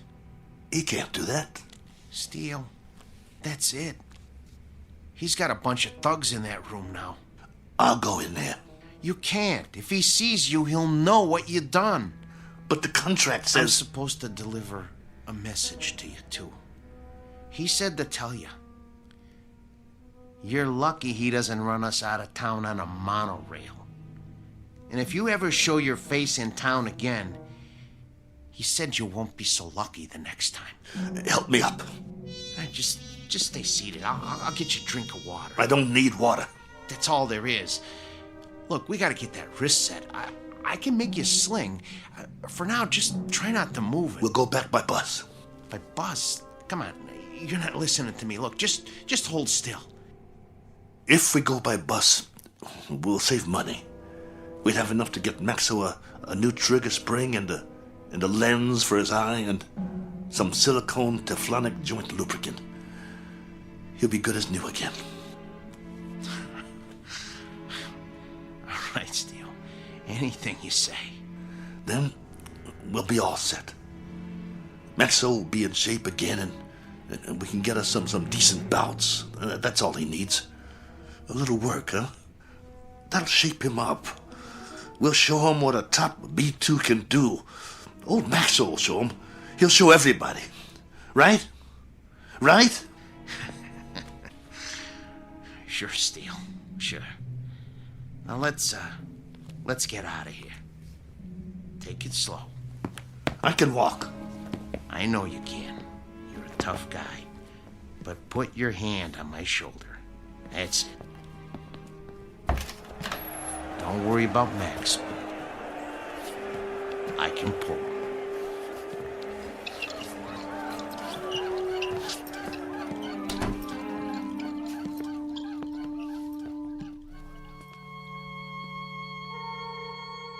Portrait of the Losing Side.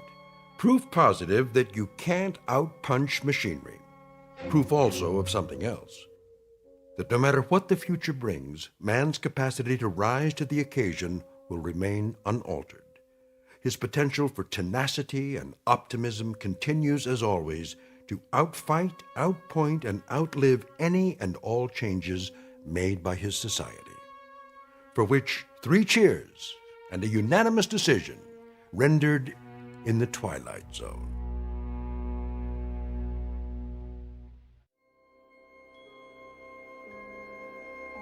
Hi, this is Carl Amari, producer of the Twilight Zone radio dramas. I'd like to take a moment to tell you about our official website at twilightzoneradio.com, where you'll get the latest news and information on these Twilight Zone radio dramas. Plus, at twilightzoneradio.com, you can digitally download 3 free episodes or any of our episodes for only $1.95 each. In this age of ever-changing technology, we've decided to make these episodes instantly available to you by making the Twilight Zone radio dramas a digital download-only series. This means that this series will no longer be offered on CD. The CD collections at our website are now being offered while supplies last at buy one, get one free. So be sure to get your favorites before they're sold out. Be sure to visit us often, and I'll see you in the zone.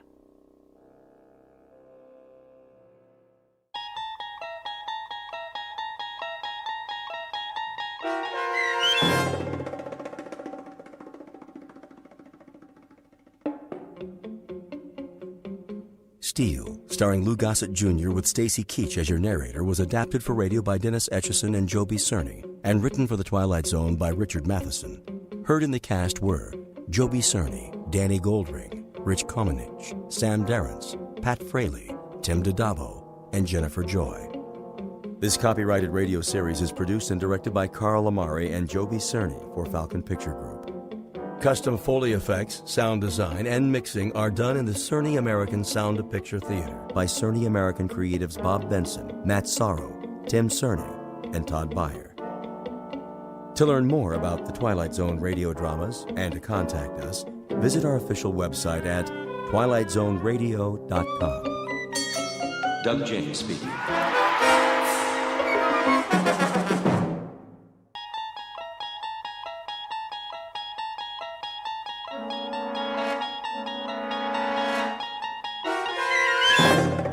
You unlock this door with the key of imagination. Beyond it is another dimension, a dimension of sound, a dimension of sight, a dimension of mind. You're moving into a land of both shadow and substance, of things and ideas. You've just crossed over into the Twilight Zone.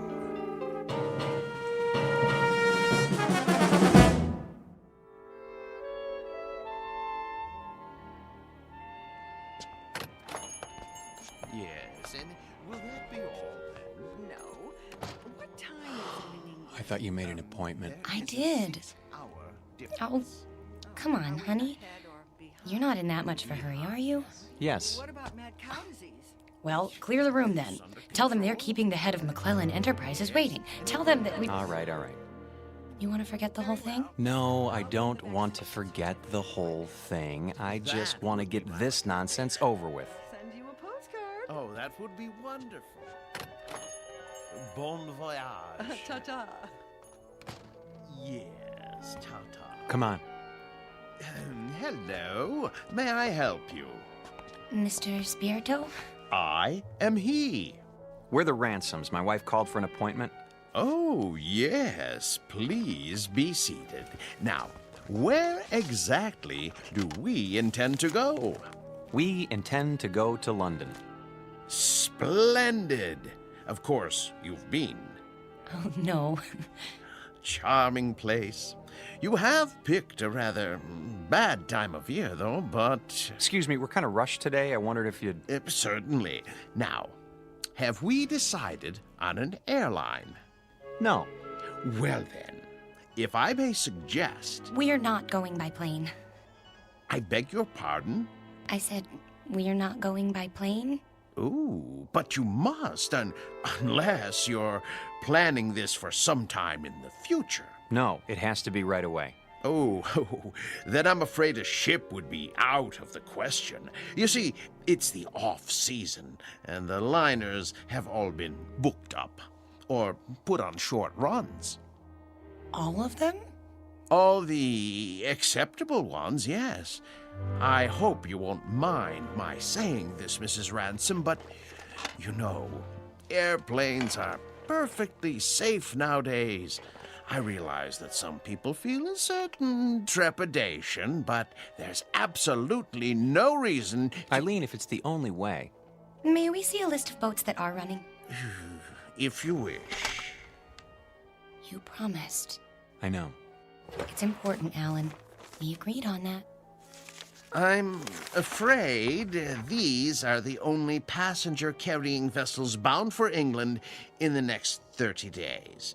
Some are freighters, but it's sometimes possible... What about this one?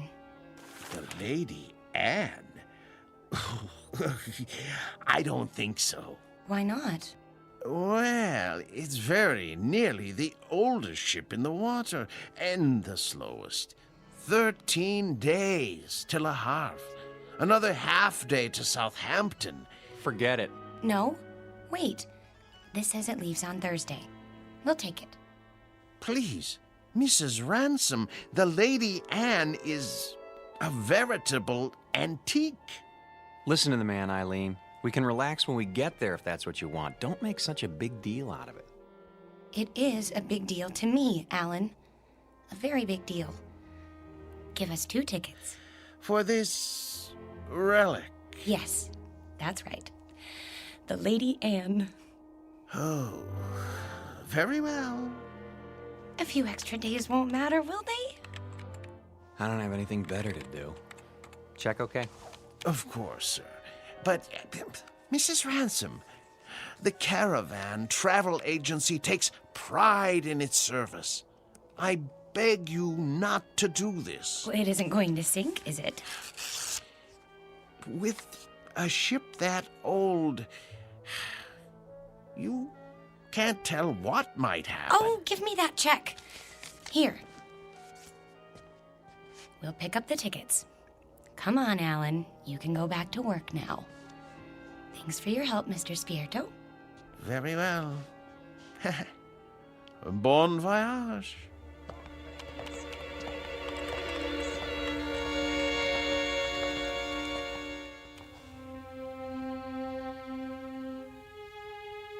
Portrait of a honeymoon couple about to embark on a journey. Like most newlyweds, they've never traveled a great distance together, nor have they become truly acquainted. But there is a difference. These newlyweds have been married for 6 years, and they're taking this honeymoon not to start their life together, but to save it. Or so Mrs. Ransom believes. She's not sure why she insisted on an ocean liner, except that it will give them some much-needed time together, even if it is the Lady Anne. The tickets read New York to Southampton, but this old ship is bound for a very different port. Its final destination? The Twilight Zone.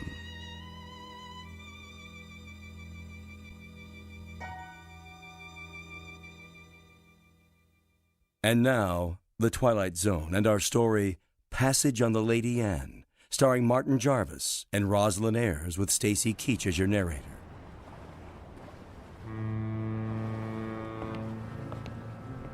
Perfect. A foggy night. Can't even see the ship. Where is everybody? Already on board. We're a few minutes late. I was ready. If you hadn't taken so long packing... There it is! Oh, Alan, isn't it beautiful? No, not it. She. The ship happens to be a lady. Sorry. She's beautiful. Indeed she is. Oh, yes. There's the gangplank, is that what they call it? Come on, Alan. I can hardly wait. No, from the descriptions we were expecting a cross between a kayak and the Flying Dutchman. You're seeing someone off? No, we're passengers. What? How's that? Passengers. Oh, no. No. I hardly think so. No, you see, this is the Lady Anne. Toby, please. You have no right to badger them. Yeah, be quiet, woman. Well... Now, young fellow, look here. If you'll consult your tickets, I think you'll find there's been a mistake. I repeat, this ship is the Lady Anne. And I repeat, there's no mistake. Show me your tickets. Why should I do that? Call it curiosity. Do you mind? Go ahead, Alan. Oh, all right. Let's see. Mr. and Mrs. Alan Ransom, New York to Southampton. You're not going to read the fine print, too, are you? Well, they seem to be in order. Thank you. It's good to know that. Well, there must be an error. This is a private passage, you might say. A mistake in booking it. No, it's a terrible mistake. Come along, dear. But, Millie, I don't understand. I really don't. I said come along.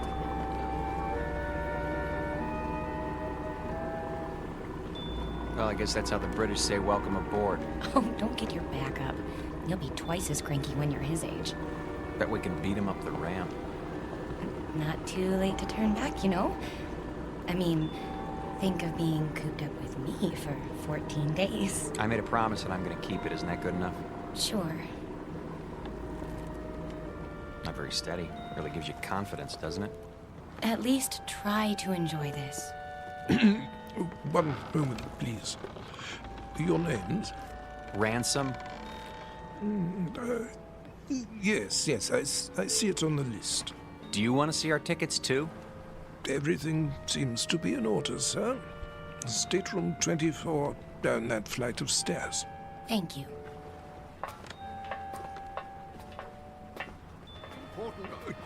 Oh, here we are. Yes, here we are. Good evening. I say, you're not going to let them do this, are you? I'm afraid it's out of my hands. Out of your hands? Well, we'll see about that.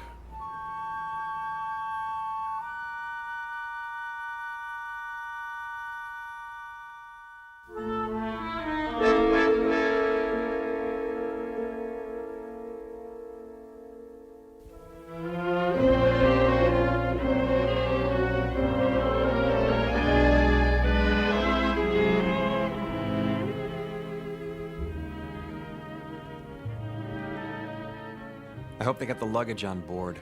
It'll be waiting in our room. You'll see. It better be. We're due to take off in 10 minutes. Take off? Sail. Disimport. I think it's disembark. Right. Alan, you have to admit, it's a real showpiece. Did you notice this carpeting? And the oil paintings? And brass everywhere. Great, where's the bar? I could use a drink. Number 24. This is it. What in the... Alan, look! It's like an old-fashioned drawing room with a tapestry and gold everything. Pigeon's blood vases. I don't believe it. Are those plaster cupids on the ceiling? Oh, it's marvelous! And the canopy bed. Shaped like a swan. It's got a goose feather mattress. Oh, Alan, isn't this fabulous? It's probably the most ridiculous room in the entire world. You realize that? Probably? It is!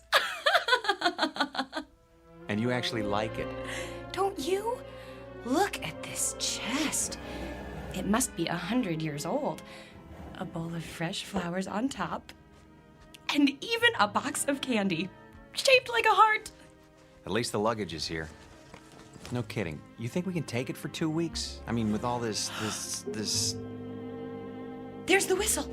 Come on, let's go up on deck. Why? Why? That's what you do. Haven't you seen any movies? Hurry.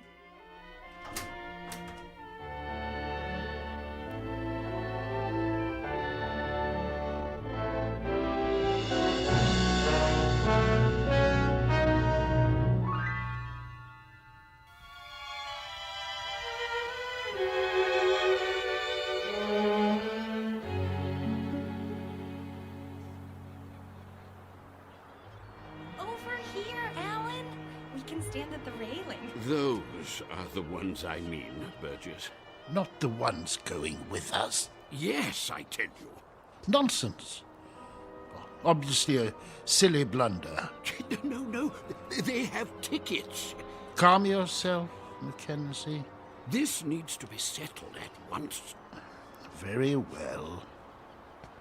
Here they come. Hello. Hello. How do you do? Oh, very well, thank you. Now then, no doubt you young people aren't aware that this is a rather, well, how shall I say, private sort of cruise, you see. Very tight. Dear me, yes, unquestionably a slip-up on the part of the, Look, mister, we're getting a little tired of this routine. Try to understand. There hasn't been any slip-up. This is our ship, and we are sailing to England on it. Her. What did I tell you? They're determined. This is bad news, very bad indeed. Oh, really? For you or for us? Don't argue with them, Alan. See here, please, this may seem odd to you, but we're actually trying to be of help.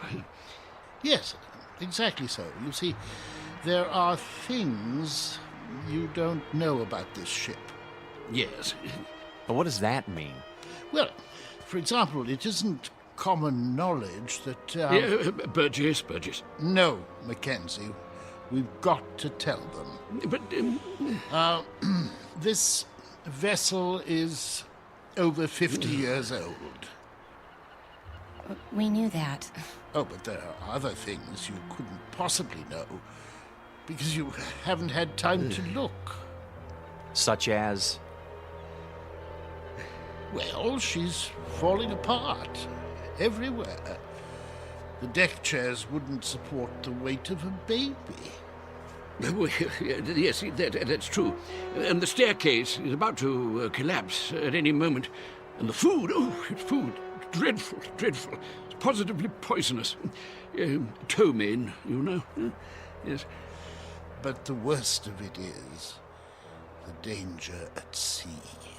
Those boilers, not to be trusted. They've been ready to burst for years. Oh, yes, for years. So you can see how impractical the whole idea is. There's just one thing. Yes? If it's such an awful, dangerous ship, what are you doing on it? What? Oh. Well, we're old and eccentric. Well, yes.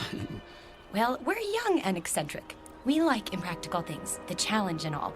Besides, we think it's an absolutely charming boat. Last warning.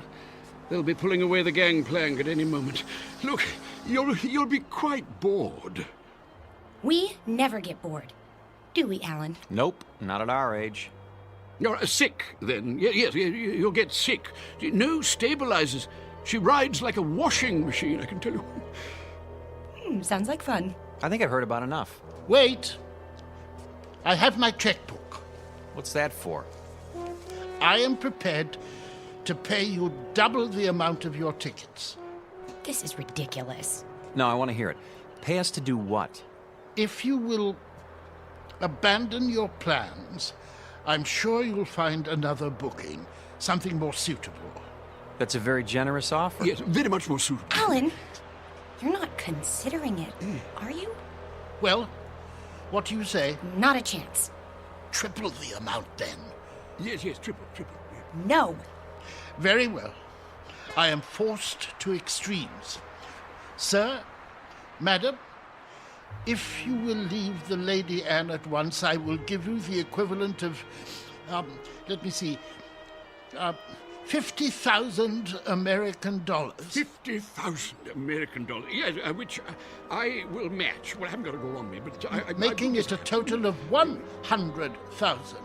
Yes, 100,000. Well. You're talking my language now, gentlemen. Alan? Let's say pounds sterling, shall we? In pounds? Or better yet, an even $250,000 U.S. currency will be fine.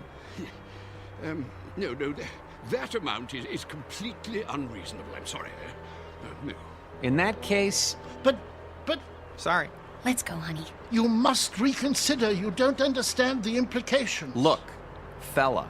Ever since we picked this tub, people have been doing their best to discourage us. I don't know why, and I don't care. But if you're worried about brash Americans crashing your cozy little tea party... No, it isn't that at all. Forget it. From now on, leave us alone. I'm proud of you. Thought I'd take the money, didn't you? Well, for a minute there, I didn't know. Oh, look! We're moving! Off to a great start. I could use that drink now. Me too.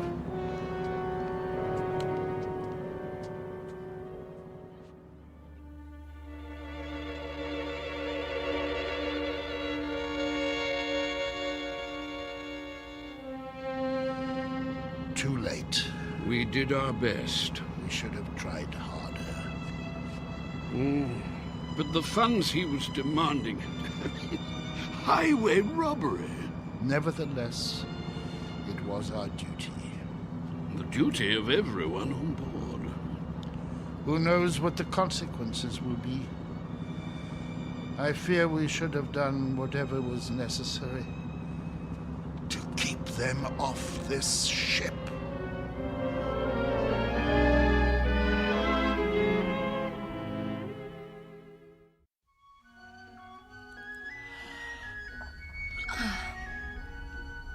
Alan? Yes? You're already dressed. Why are you up so early? It's almost 11.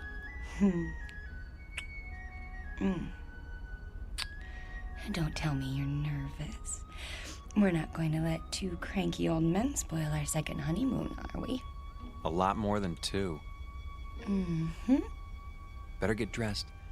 Fire drill's in 15 minutes. What?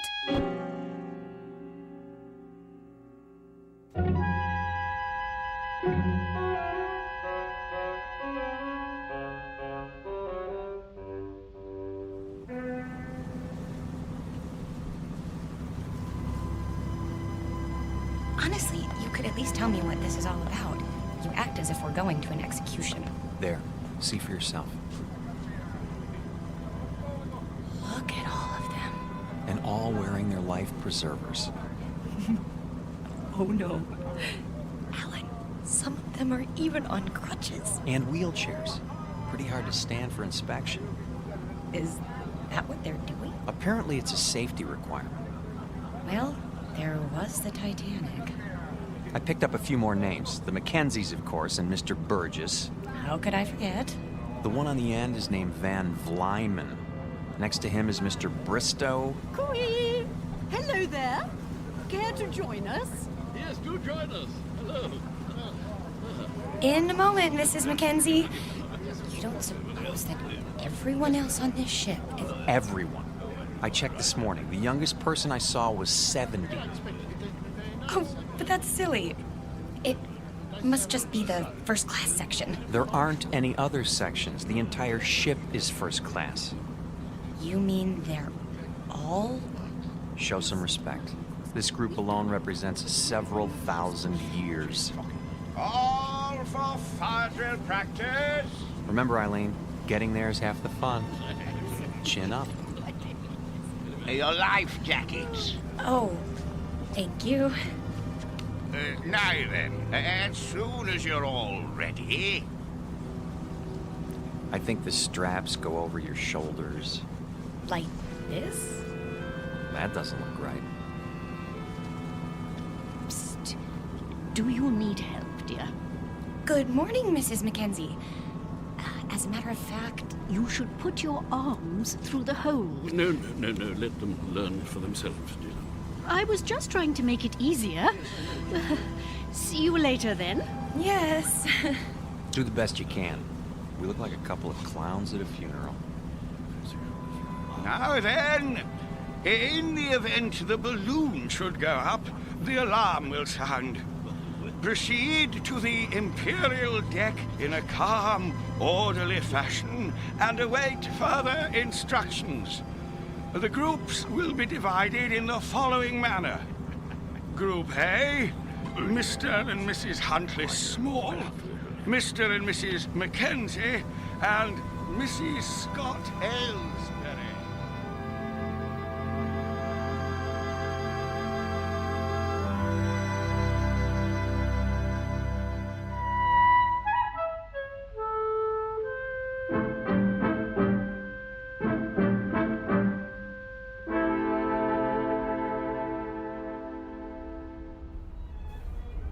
Here we are. The Imperial Lounge. Looks like we're in time for the noon orgy. Alan, I think it's elegant. Like a private club. That's the problem. We're not members. This isn't a ship. It's a floating rest home. Shh. You wish something from the bar? Do you suppose you could fix us up with 2 double martinis? Very dry? Yes, sir. Alan, I'm sorry. I didn't know it would be like this. But it doesn't matter that much, does it? We didn't want to mix with other people anyway. We wanted to... Stop saying we. If you'd listened to me, we'd be in London by now. And you'd be in a business meeting. Not necessarily. Yes. And it would be the same the next day and the next and... Oh, Alan, that's what this is all about. Don't you see? Your drinks. Thank you. Look, I know you've been unhappy, but do you think I enjoy working 28 hours a day? It comes down to the same thing, doesn't it? We never see each other. We never talk, or... I told you, after I close this deal, I'm going to start taking it easy. Which is what you said 2 years ago. You closed that deal, but it didn't make any difference. There were more deals. There'll always be more deals. Because that's all that matters to you now, isn't it? Bartender, another. Yes, ma'am. Try to control yourself. I have been controlling myself for 6 years, and I'm tired of it. I am tired of begging for little bits of your time. You're not interested in me anyway. You're interested in success. Fight your way to the top and then fight to stay there. Stop making a scene. Why? Does it take your mind off mergers and board meetings? No, it takes my mind off the fact that we're supposed to be on a trip together. Come off it, Alan. You're going to England on business. I happen to be along. That's all. Why? Because I insisted. If I hadn't, you'd have gone alone. Isn't that true? Admit it. I can't talk to you when you're like this. You made me like this. Because the truth is, you don't care anymore. I was stupid to think that a few days together would make a difference.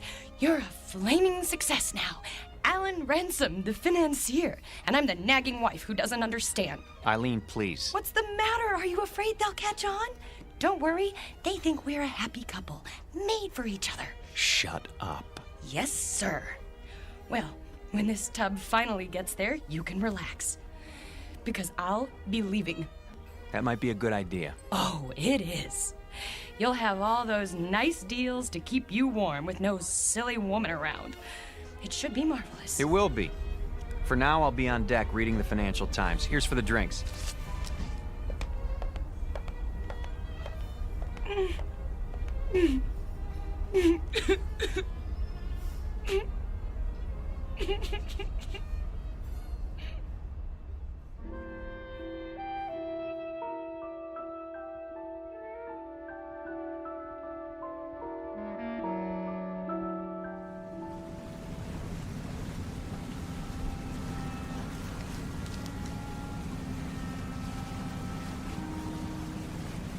I say, you two, excuse us.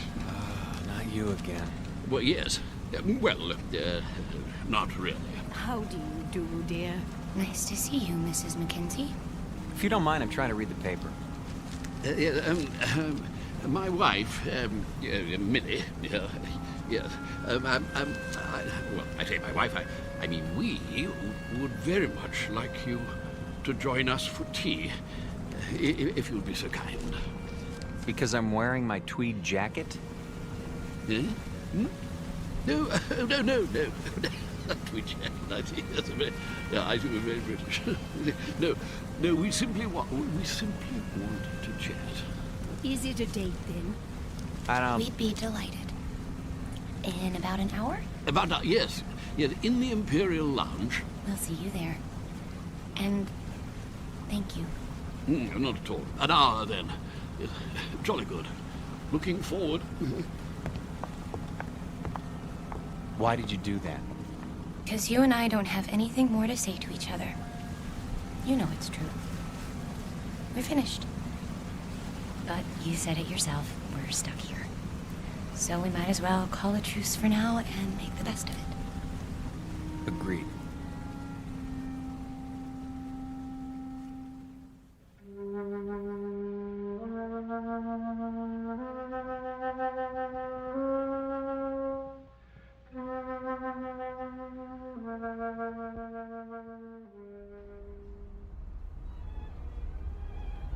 Hello.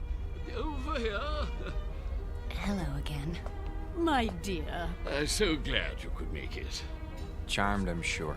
Do sit down. Do sit down. Not at all.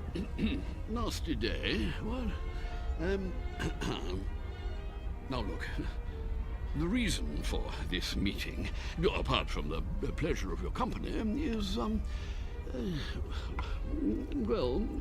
Go ahead, Toby. Yes, thank you.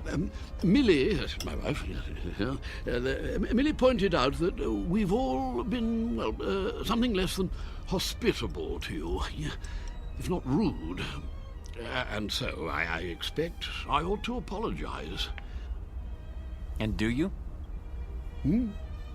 Oh, yes, most sincerely. But you see, there is something more important. Good news, in fact. Yes, we've been talking the whole thing over, and we've decided that you won't have to leave the ship after all.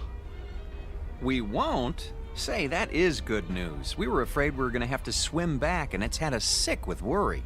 Really? No. I see. I see. Very good.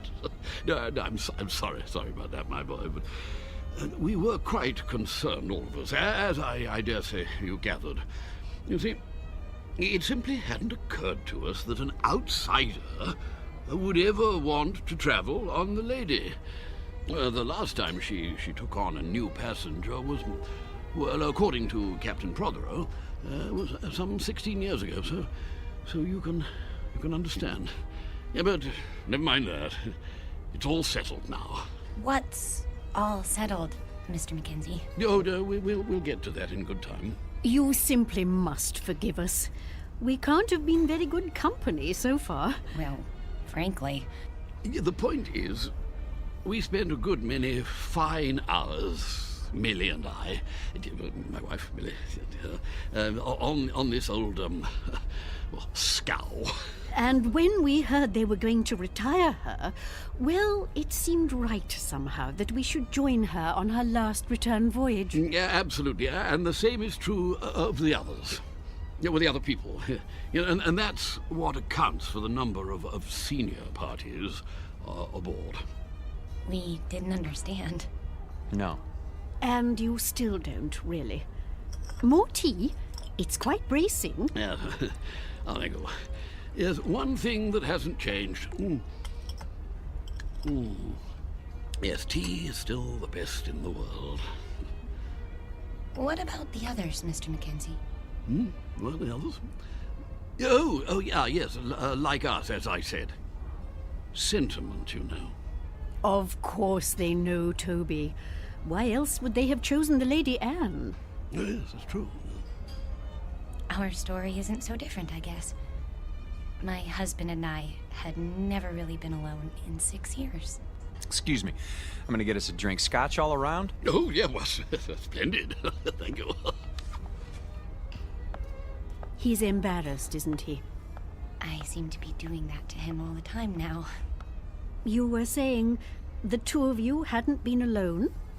Well, he's a busy man. You get wrapped up in things if you want to be the best, and I don't know. When I heard he was going on a business trip to England, I made him promise to take me. But that doesn't explain the Lady Anne. No. No, I suppose it doesn't. Mostly it was the time. More days together. And, well, it just seemed kind of special. Oh, my dear, the Lady Anne is special. Very special. More special, I should say, than either you or your husband could imagine. You see, this is the ship Toby and I sailed on when we were married, which would be 53 years ago. 52. Yeah, she was a splendid thing then. The ship, I mean. No. Oh, Toby, really? I thought you told us it was an old rust bucket. Not it. She, yes. Oh, I should have been struck down by lightning for such a fearful lie. Mrs. Ransom, mark this. The Lady Anne was the finest ship that ever crossed the sea. Queen of the fleet, she was. Oh, yes, indeed. Is, Mackenzie, is. No other ship can touch her. Quite right. Sit down, Burgess. This is an old companion of mine, Ian Burgess, Mrs. Ransom. Ah, yes, congratulations. I don't follow. I hear there's been a decision made in your favor. Not now. Nonsense. Quite a relief, I must say. What is? Why, what else? My good lady, you are in luck. How so? Well, haven't you told them? It's about you and your husband. It seems you won't have to die after all. Oh, I'm so sorry.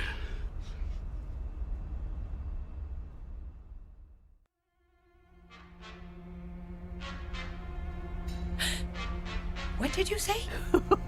He said you won't have to die after all. Of boredom, he means. Well, don't stand there like a ninny, Ian, tea all over you. Yeah, but sit down, sit down. Yes, to be sure. Sorry, I seem to have spilled my tea. Yeah, but, you see, Mrs. R., she was the only one of her kind, specialized in honeymooners. That was her freight then, yes. Oh, yes. Young people in love. Ah, marvelous. The drinks. Ah, yes. You see, that's what makes your presence so... Sweet? No. Well, it was that. It certainly was that. Young married couples, you see, that's all you'd ever see. Full of juice and the moon in their eyes. All those children trying to act grown up and worldly and used to it. And everyone as nervous as a mouse. Yes. But that sort of thing, it lasted for only a few days. The Lady Anne gave them time to know each other. Oh, she was a wise ship. Cheers. Cheers. Cheers. Everything was arranged for young people. Love has its own point of view, you know. It sees things larger than life. Nothing is too ornate or too fancy or too dramatic.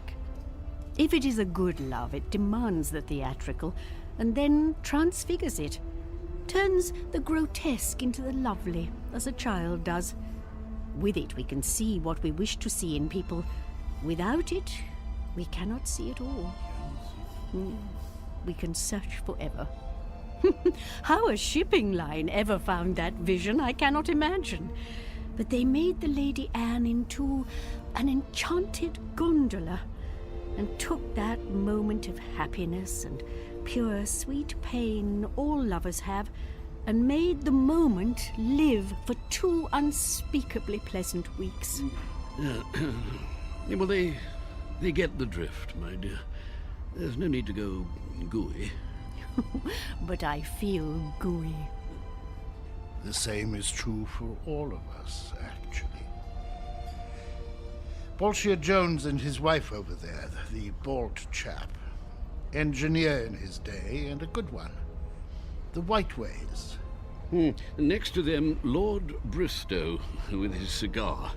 Nice enough, but he's getting on. And there's old Champion. Innes Champion, the writer, adventure stories, that sort of thing. Quite a droll fellow, though you wouldn't guess it now. Widower, you know. Aye, and his wife. There was a wild thing. She passed on in... Oh, can't be sure of the date. What about you, Mr. Burgess? The same. We'd planned this trip together, but... Have you a picture? In my breast pocket, over my heart. She's very beautiful. Ah. Oh, my dear, please. This is purely temporary. I shall be with her soon. I'm so sorry. Oh, there, dear. It's all right. None of it really matters if you're in love. You are in love, aren't you, Mr. Ransom? Yes, of course. Well, that's the only thing that counts, you know. Everything else perishes. Now you've made her cry. Oh, perfectly all right. I cry all the time, don't I, Toby? All the time. Well, I don't. Why don't you two go out and get some fresh air? Do you good. Fog or no fog. That might be a good idea. Yes. We'll see you later. Of course you will.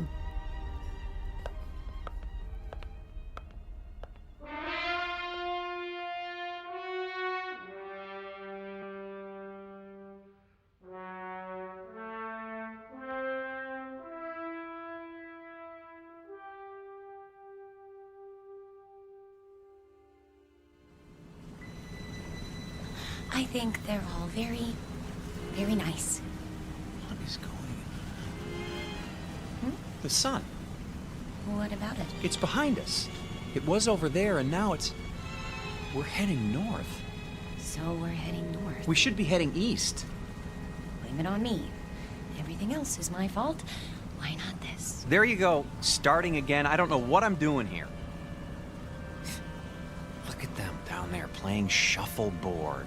Or sitting, wrapped up in their blankets. Really, Eileen, this whole idea was ridiculous. Eileen? Eileen, where are you? Eileen? Eileen!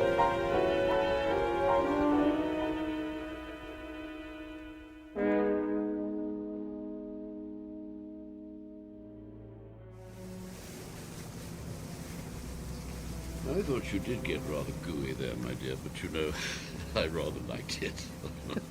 Gooey. No! Oh, Mr. Ransom. I say, is something the matter? I can't find my wife. We were standing over there at the rail. She was right behind me. You don't think anything could have happened to her, do you? Oh, I doubt that. It's rather difficult to fall overboard. Oh, yes, yes. Eileen! Eileen! Eileen! Eileen! Eileen? Stuart, have you seen my wife? No, sir, but I wouldn't worry. I want this ship searched. I'll take the liberty of alerting the crew. Have you tried the library?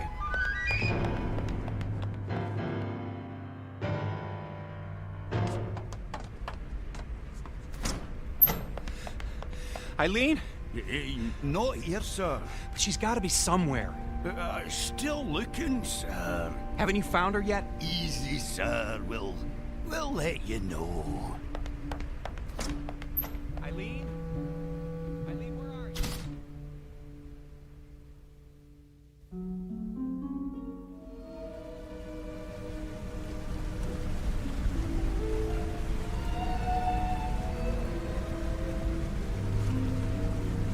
I say, not turned up yet? No, I searched everywhere. She'll turn up. Have a nip with me. Come on, boy. Let's go inside. Yeah, maybe she's inside. Come on. Let's go into the Imperial Lounge, what?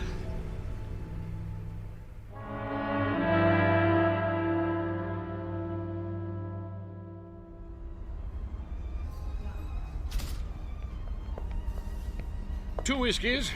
Make 'em strong. I can't believe it.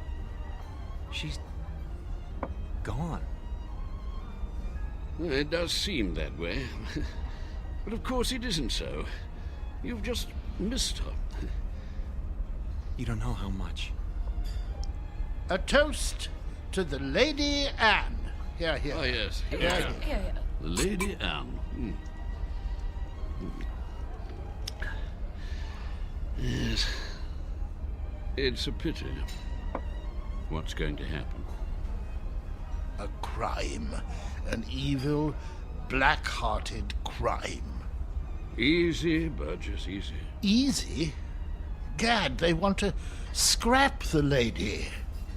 Outlived her usefulness. Nonsense. A little slow, perhaps. Speed. That's all that counts now. Why? What's the rush, eh, Ransom? I see your point. Freddy, another gin. That's the state of the world today.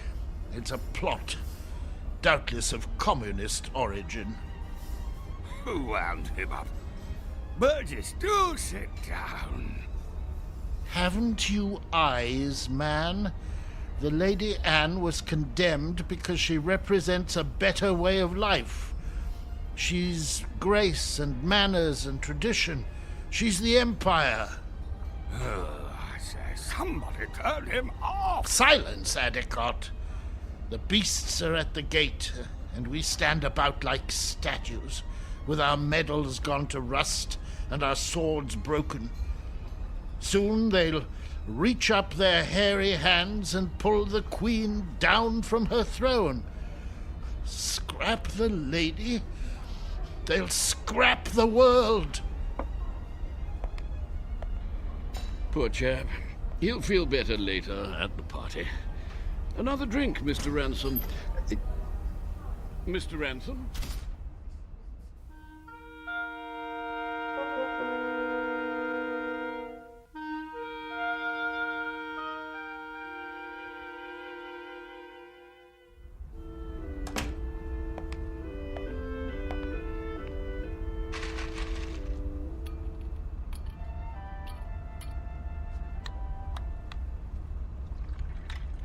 Pour me one, too. Honey, where have you been? I decided to take a nap on our swan bed. You mean you were here all the time? But I've been searching for you. I'm here. I've always been here. Oh, Eileen. Are you drunk? Maybe so, or maybe this is the first time in 6 years that I've been sober. What's that you're wearing? The nightgown? Oh, Mrs. Mackenzie gave it to me. She wore it on her honeymoon. It's beautiful. You're beautiful. This whole stupid world is beautiful. What happened to you? I don't know. But I'm going to try not to forget. I'm going to try very hard. Oh, Alan?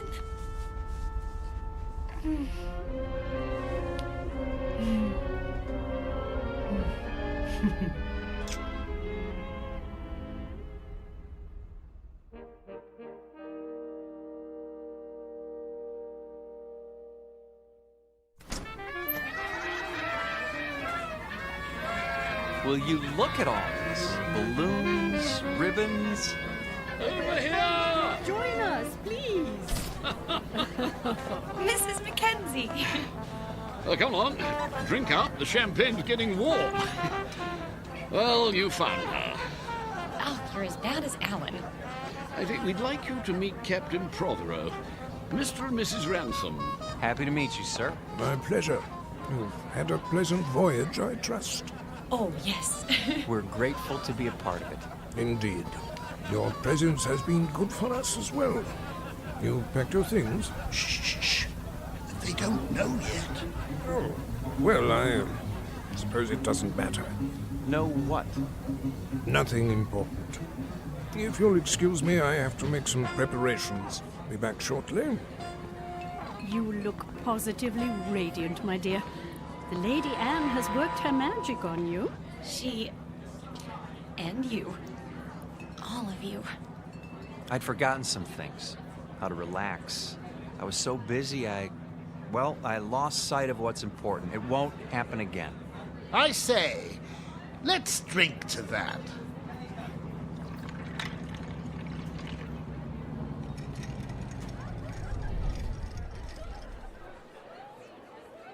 Have the engines stopped?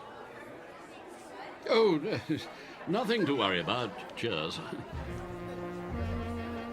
Mr. Burgess, why are we having a party now? We're only partway there. You'll understand soon enough. Who needs a reason to party? Mrs. Ransom, may I have this dance? I have been waiting for someone to ask. Mrs. Mackenzie? I'm not very good, but... Oh, delighted, Mr. Ransom. Oh, splendid.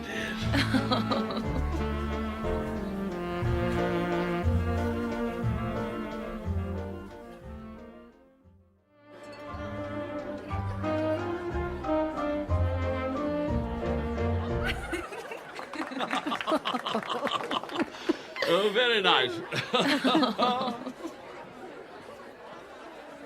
Well, I see they haven't gotten them fixed. What? The engines. The engines? Oh, there's nothing wrong with the engines. Ready now? Your luggage has been collected. Luggage? Really? Should have told them. Didn't want to spoil the party. Excuse me, but what are you talking about? Why should our luggage be moved? Because, my friends, we're putting you off the ship. You're what? Are we in trouble? No, nothing like that. They'll come to understand. Maybe so, but we don't understand now, and we're not going anywhere until we do. I'm afraid there isn't any choice. Follow me, please. Alan? Is this some kind of gag? You don't just put passengers off a ship in mid-ocean. Steward! Captain! Draw your pistol. Yes, sir. You're kidding, aren't you? If you'll do as the captain says. This way. I tell you what, we'll all go. Alan, what's going on?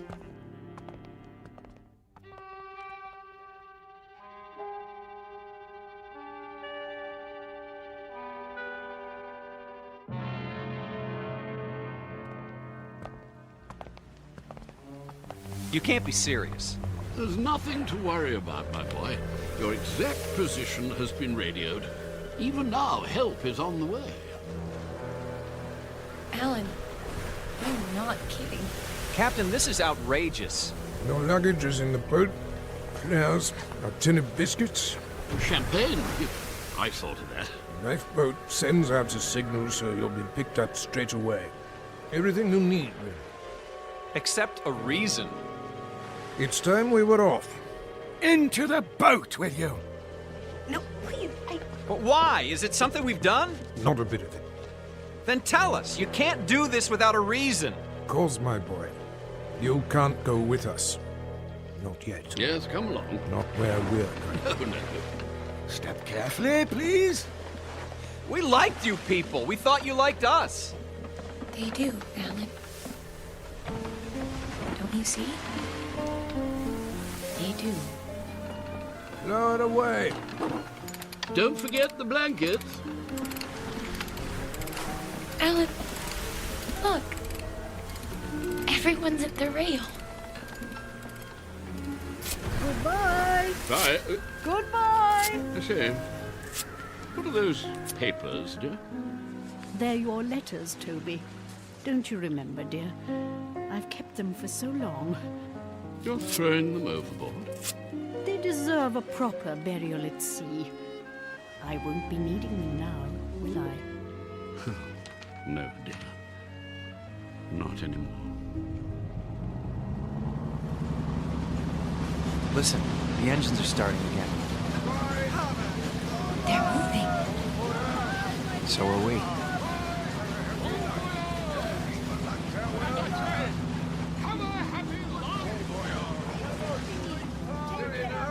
We will. I promise you.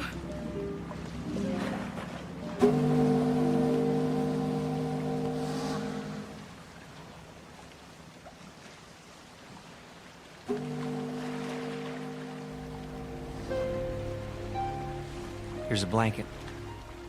I don't need it. Aren't you cold, darling? Not with your arms around me. I don't think I've ever felt so warm in my life. Do you think we'll see them again? Yes. In fact, I'm sure of it.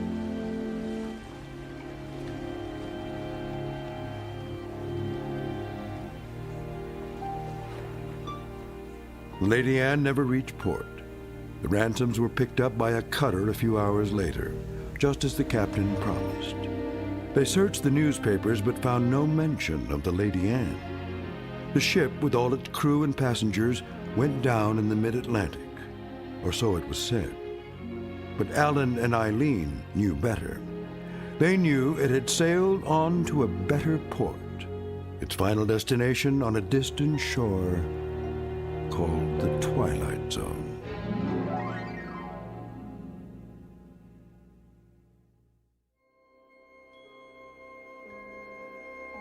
Hi, this is Carl Amari, producer of the Twilight Zone radio dramas. I'd like to take a moment to tell you about our official website at twilightzoneradio.com, where you'll get the latest news and information on these Twilight Zone radio dramas. Plus, at twilightzoneradio.com, you can digitally download 3 free episodes or any of our episodes for only $1.95 each. In this age of ever-changing technology, we've decided to make these episodes instantly available to you by making the Twilight Zone radio dramas a digital download-only series. This means that this series will no longer be offered on CD. The CD collections at our website are now being offered while supplies last at buy one, get one free. So be sure to get your favorites before they're sold out. Be sure to visit us often, and I'll see you in the zone.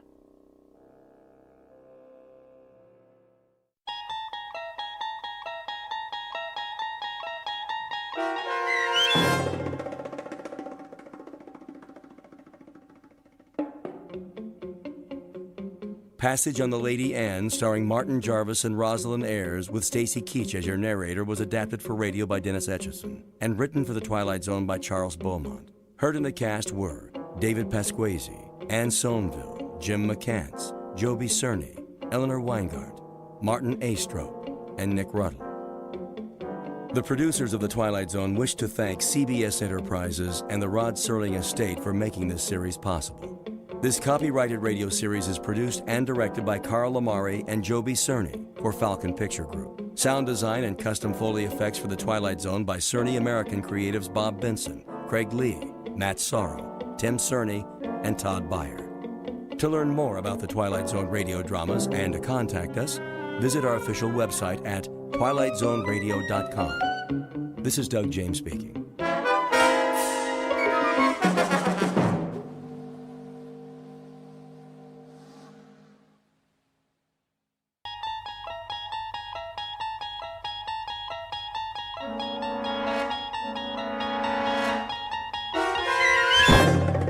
There is a fifth dimension beyond that which is known to man. It is a dimension as vast as space and as timeless as infinity.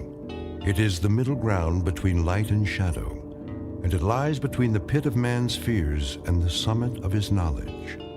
This is the dimension of imagination. It is an area which we call the Twilight Zone.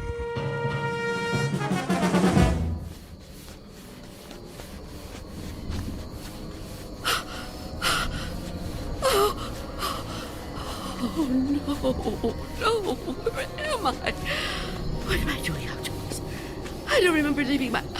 Oh, it's so dark. I don't live here. Or here. Which is my house. Oh, I must get home.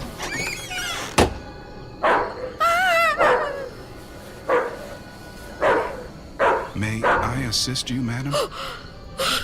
You startled me. I've lost my way. My home is somewhere around here, I'm sure, but I don't know where. Perhaps I can help you find it. Oh, thank you. Thank you. I don't even know how I came to be out here. It's certainly not safe at this time of night. Oh, at any time.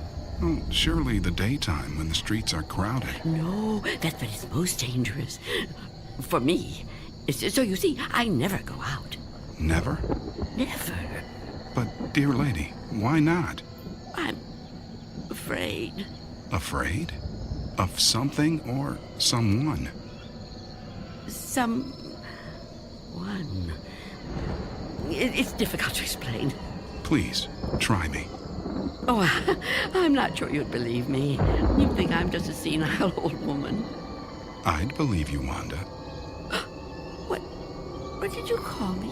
Wanda. That is your name, isn't it? Yes, but I didn't tell you that. You didn't? Are you certain? Yes, I'm certain. How do you know my name? Because I've been looking for you for a long time, Wanda. Oh, no. You've kept me at bay for many years, but no longer. No. Get away from me. There's nowhere to turn, Wanda. You don't know where you are, remember? You certainly couldn't run from me, a frail old woman like you. Please. No, I won't let you. Say that again. It amuses me. You won't let me? How do you imagine you're going to stop me? You really have no choice, Wanda. There's nowhere for you to go now. Come to me, old woman. Take my hand. No. Take my hand. No.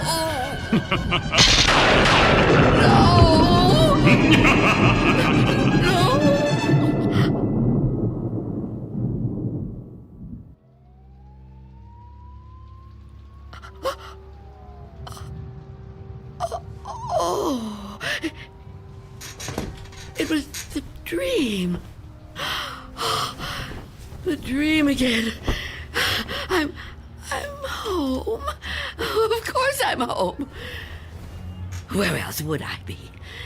But is it night or day? Oh, that's right. The clock is broken. It's been broken a long time. Can't get it repaired, can I? Not without going... No, I can't. I mustn't. I have to resist every temptation. Oh, really, Wanda? How could you be so careless? How could you fall asleep before... I must check.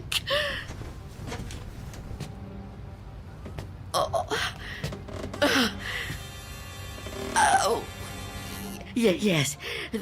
The boards and the windows are still secure. Is that... Can I feel a breeze? Is there a gap? Oh, not enough. Not enough. He still can't get in. Oh, what about the door?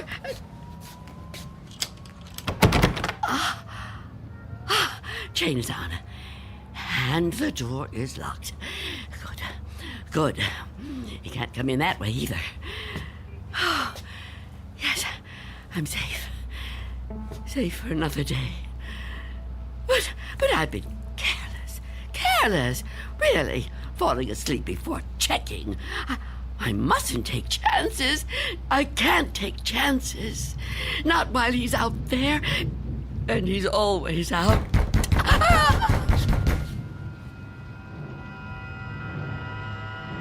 Miss Dunn? Miss Dunn, are you all right in there? Who are you? It's Barry. Mr. Fabian, you know, from the grocery store. I know we've actually never met, but, well, we've spoken on the phone, Miss Dunn. At least we used to. Do you even have a phone anymore? Anyway, you know me, right? What do you want? I'm delivering your groceries, Miss Dunn. You remember? Charlie, the kid who works for me, was supposed to bring them, I know, but he called in sick. Yeah, kids these days, huh? No sense of responsibility. Anyway, I thought I'd better get them to you now instead of waiting till tomorrow. I figured, you know, you'd be waiting for them. Is that all right? Put the food through the letterbox. The letterbox, right. Okay. Oh.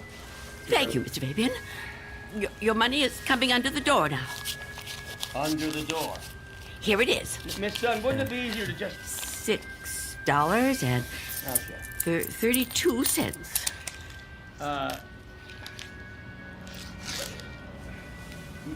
Many thanks, Miss Dunn, but, Good day to you, Mr. Fabian. Miss Dunn, are you still there? Yes? What is it? I've been thinking. I just wonder... Miss Dunn, does anybody else bring you food? I really don't see what business of yours that is, Mr. Fabian. Well, no, it's nothing like that, I promise you. I mean, this has anything to do with business. I'm just concerned for your well-being. I mean, it seems to me a person can't live on food big enough to fit through a letterbox. I can assure you, Mr. Fabian, I am in no danger of dying as long as I observe this strict regimen. Oh, well, I'm glad to hear you talk like that, but I don't know. Maybe if I could come in for a minute. Come in? Yeah, I just want to talk, Miss Dunn. I mean, I can't do that so well out here. I really think you need to see a doctor. Out of the question. No one is coming in here, Mr. Fabian. Not a doctor, and not you. Miss Dunn, could you open the door, please? Go away! Miss Dunn, I just want to help you. I know what you want. Leave me alone. Miss Dunn, all I know who you are. You do? Well, that's good. That's very good. Myself, I have a very bad memory. Every morning, you know, my wife gives me a pen. Every day I lose it somewhere. So, will you let me in? Stop trying to get in here. You won't get me. Just go away and leave me alone. Come on, Miss Dunn. Look, I've got other deliveries to make. I just want to help you if I can. I think you could use a little help. Ah, the heck with it. Good luck living here in this neighborhood. What's left of it.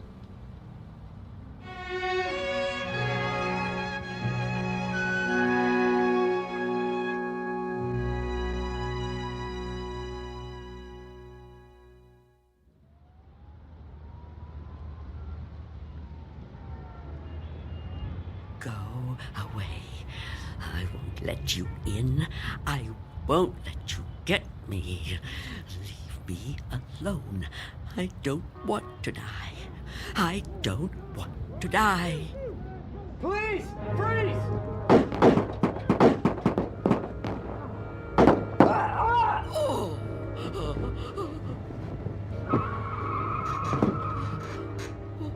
What's going on out there?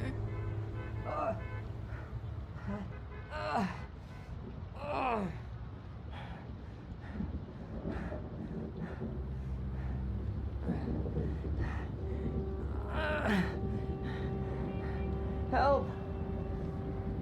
Is anyone in there? You gotta help me. What is it? Go away! I've been shot. I need help. Please. Please do something to help. Who are you? Officer. I'm a police officer. Please, you have to open the door. I need help. I've been shot. You're lying to me. I know you. You can't fool me. No, I'm not trying to fool you. Please. I think I'm dying. You can't trick me so easily. You're no policeman. Why can't you just leave me alone? I know who you are. I know what you are.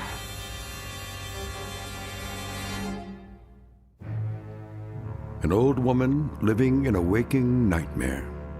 An old woman who has fought 1,000 battles with death and has always won. Now she's faced with a grim decision. A decision that might to others seem the simplest in the world. That of whether or not to open a door. And in some strange and frightening way, she knows that this seemingly ordinary door leads to the Twilight Zone. And now, The Twilight Zone and our story, Nothing in the Dark, starring Marshall Allman, with Stacy Keach as your narrator.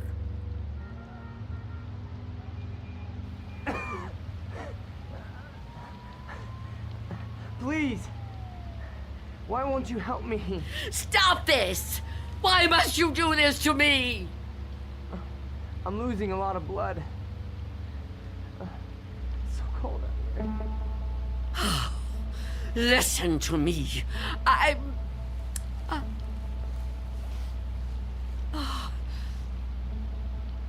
going to open the door. Oh, thank you.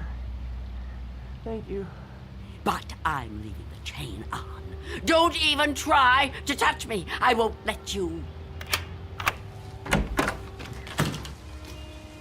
Don't worry. I'm not gonna hurt you.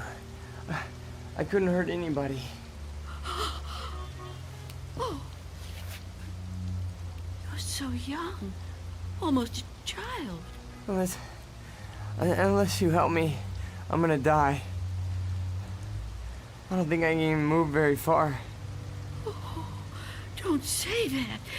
Oh, it isn't fair. No, it just isn't fair. You keep trying to trick me. I don't know what you're talking about. Don't move. Don't do that again, or I'll close the door. What? Listen, lady. I've been shot. I'm bleeding to death. Do you understand? Do you understand? Please. My name is Harold Belden. I need a doctor. I need a doctor right away. Please, call the hospital. I can't get there myself. I can't call the hospital. I haven't got a telephone. Not anymore. Then let me come inside. You can't just leave me. I'm begging you, I'm freezing. I have to unlock the door. You can't ask me to do that. You can't. I don't want to die. You understand? So you're not gonna help me? You're just gonna let me die out here? I know who you are. No, I told you who I am. My name is Belden. Officer Harold Belden. That's not her name. There is no such person. Stop trying to trick me. I don't understand why you keep saying that. Look, it hurts. It hurts, okay? Please, lady, please. Stop! Stop! Oh, why are you torturing me like this? I tell you, it isn't fair. I don't want to die. Well, I don't want to die either. If I could get help for myself, I would, but I can't move. I've been shot in the side, you see? Look, look, I'm bleeding. Oh, it isn't fair. It isn't fair.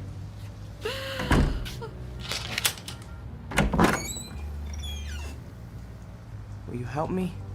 Yes. Yes, I'll help you. Thank you.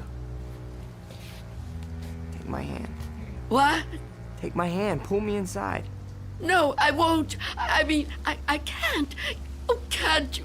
Can't you crawl in? Well, I don't think so. Please try. Quickly. I don't want to leave the door open.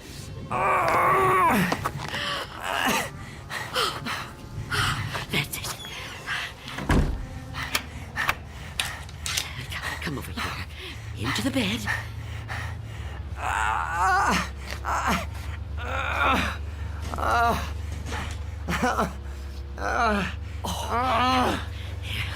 You just rest. Rest. Oh, what have I done? And what am I going to do?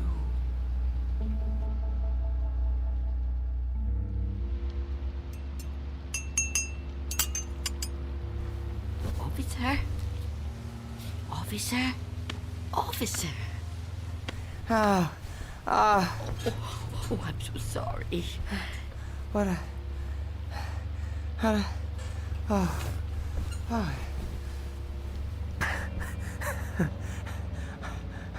Oh, I'm alive. Yes. Yes, you are. Yeah, you're the lady that helped me. Yes. Eventually. Now, drink this. What is it? Tea. There's no milk, I'm afraid. No, don't get up, officer. Conserve your strength. Yeah, thank you. Thank you. Please, call me Harold. You saved my life. I owe you at least that much. Is it good? It's fine. Thank you. How long have I been out? Hours. What time is it? I'm not sure. Morning, I think. What do you think? I don't have a clock. I guess it is morning. It's hard to tell. What happened to your windows? Who boarded them up? Well, I did. A long time ago now, but they're still as strong as ever. What? Why would you do that? Oh, I have my reasons. Well, we all have our own reasons for doing things. Why would you want to be a policeman? To be in a job where people try to kill you? Well, why would you want to court death like that? Court death? I don't know that I'd put it that strongly. I do what I do because there's just some jobs that have to be done. You mean it's a sort of vocation? Yeah, I guess you could say that. Listen, Mrs. It's Miss Dunn. Listen, Miss Dunn. You should try to get some rest yourself. You need it more than I do. No, really, I feel much better. When the doctor gets here, he'll take me off your hands for good. The doctor? Yeah, sure. He'll check my wound, take me to the hospital.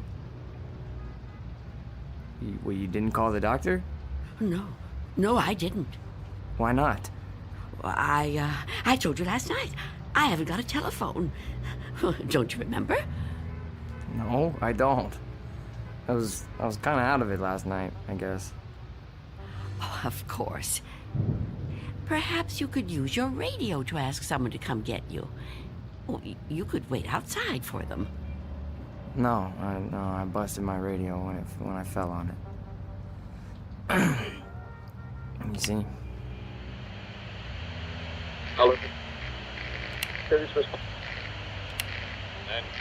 And I don't think I got the strength left to get up on my own. Look, couldn't you go to one of the neighbors? Oh, there aren't any. What are you talking about? There aren't any neighbors. There must be. Everyone has neighbors. Well, I don't. Not anymore. Why? What happened? They've all moved away. Not all of them. That's impossible. All of them. Trucks came and took away their furniture. First one, and then another. Is something happening to these buildings? I wouldn't know. I'm sorry to ask, but how can you not know something like that? I mean, if it was my home... I don't have a great deal of contact with the outside world. I haven't for quite some time. I couldn't even tell you who the president is. Wow. But there has to be somebody around who can help, you know? Or maybe a phone booth somewhere where you could call a doctor. Perhaps. I don't know. But even if I could call the doctor somehow, I couldn't take a chance and let him in. Why not? It's too dangerous. Dangerous for you? Yes. You let me in. Oh, I didn't have a choice. You were going to...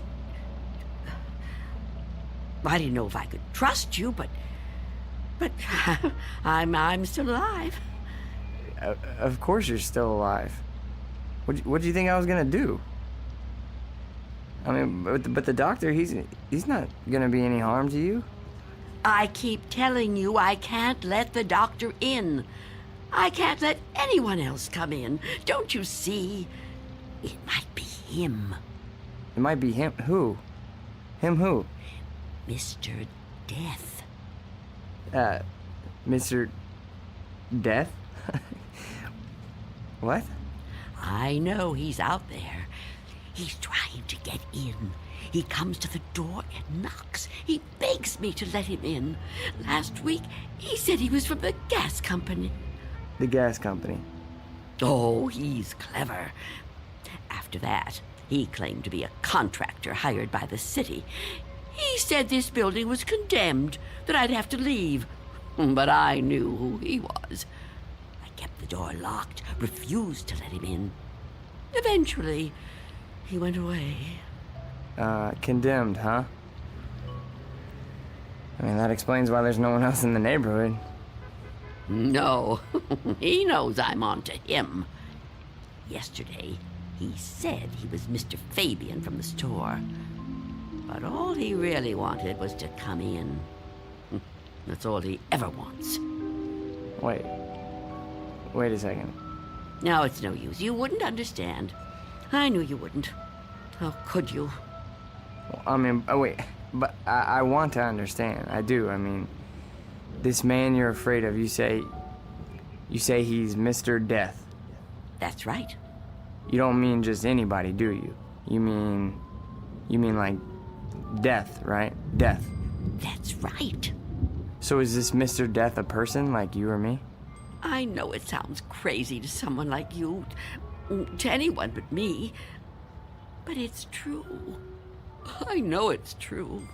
Okay, I understand what you're saying, but, I mean, people die all the time, all over the world.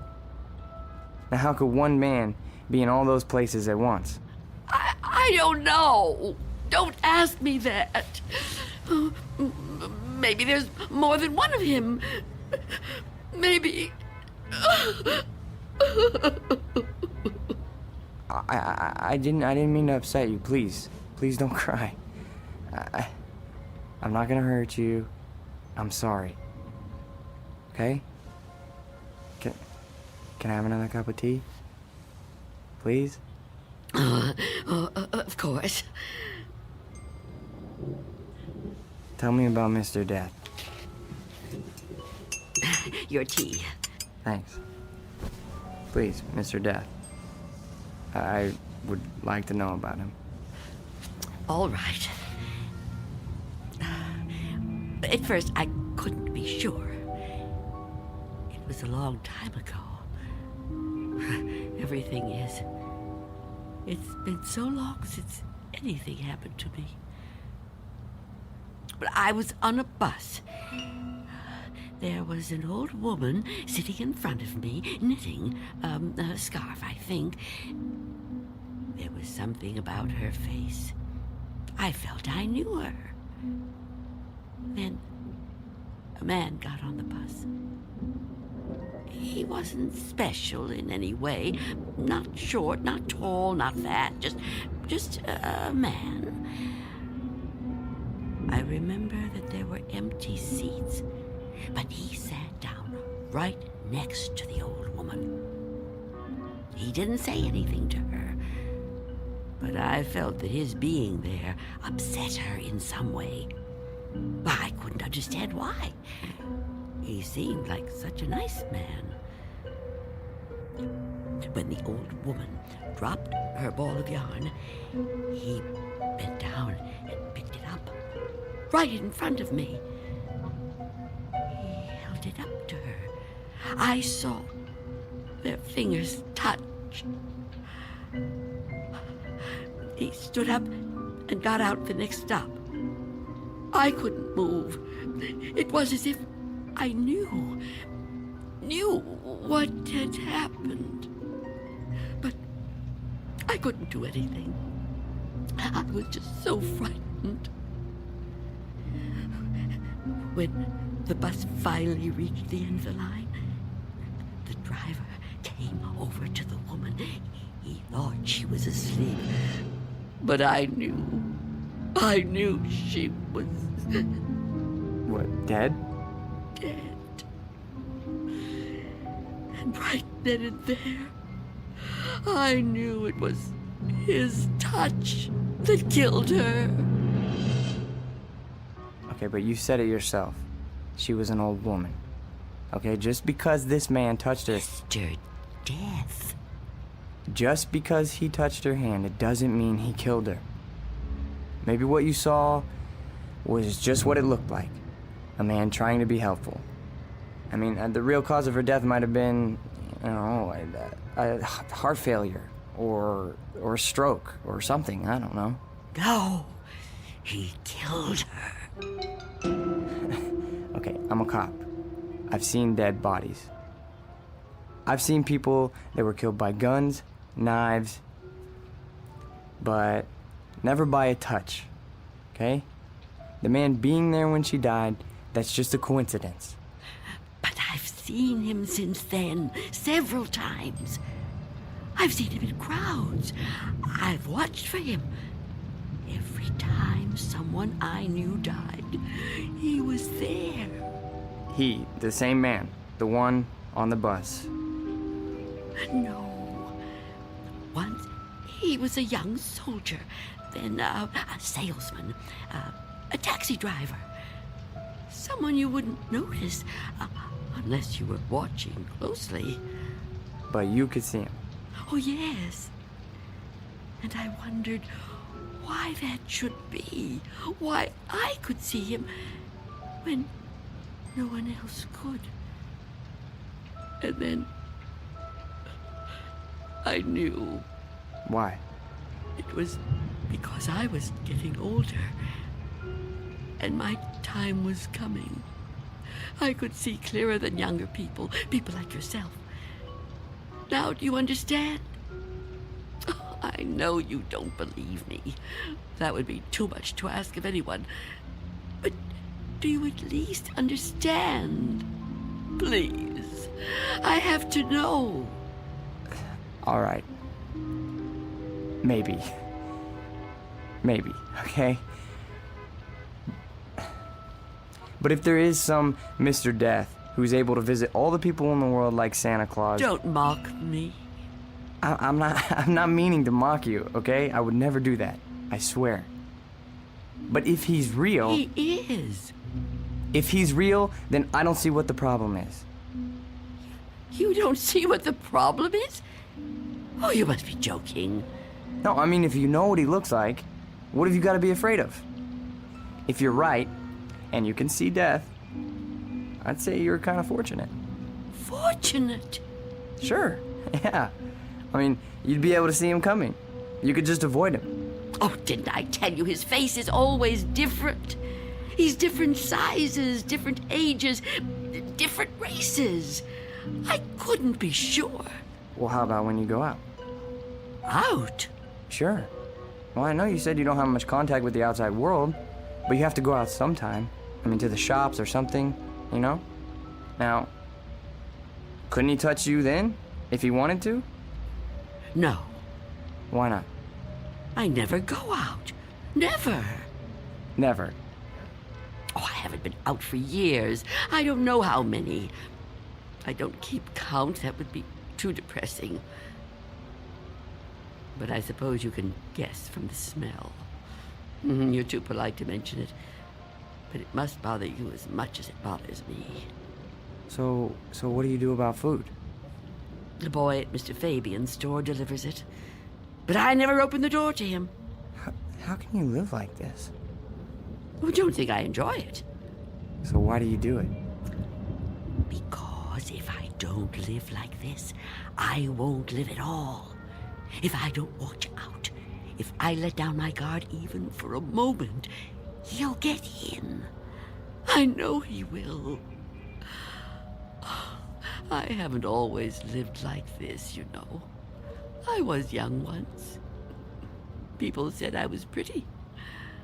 I lived out in the sunlight. I hated to be inside, even for a minute. My mother always said I'd spoil my fine complexion. But I didn't care. I loved outdoor things. I lived out in the sunlight, so warm, so beautiful. Beautiful, like I once was. You're still beautiful. Oh, no, I'm not. I'm old and cold. I miss the warmth of the sun so much. See that patch of sunlight on the floor? Where's it coming from? I think it's coming in from between the cracks in the boards of the window over there. Oh, yes.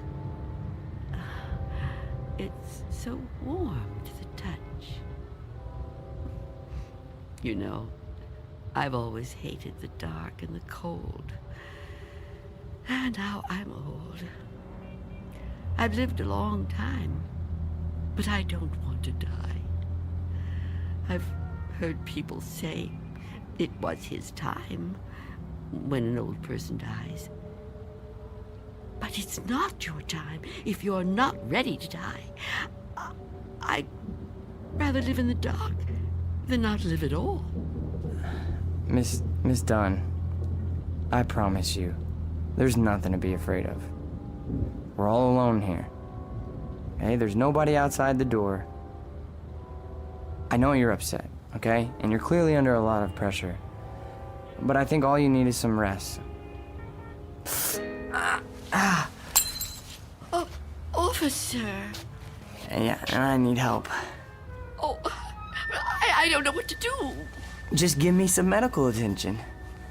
Look, I don't know how badly I've been hurt, okay? But I've lost a lot of blood. And I need help soon.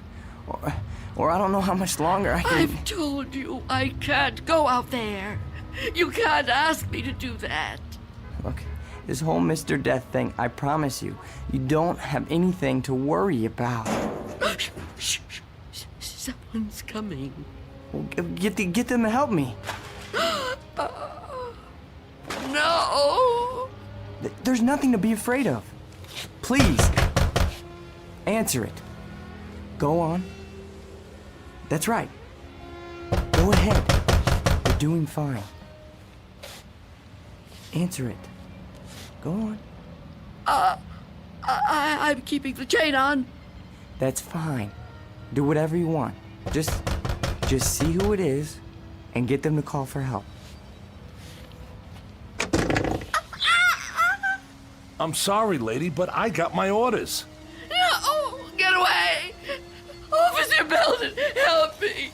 I can't fool around any longer. Step aside, I'm coming in.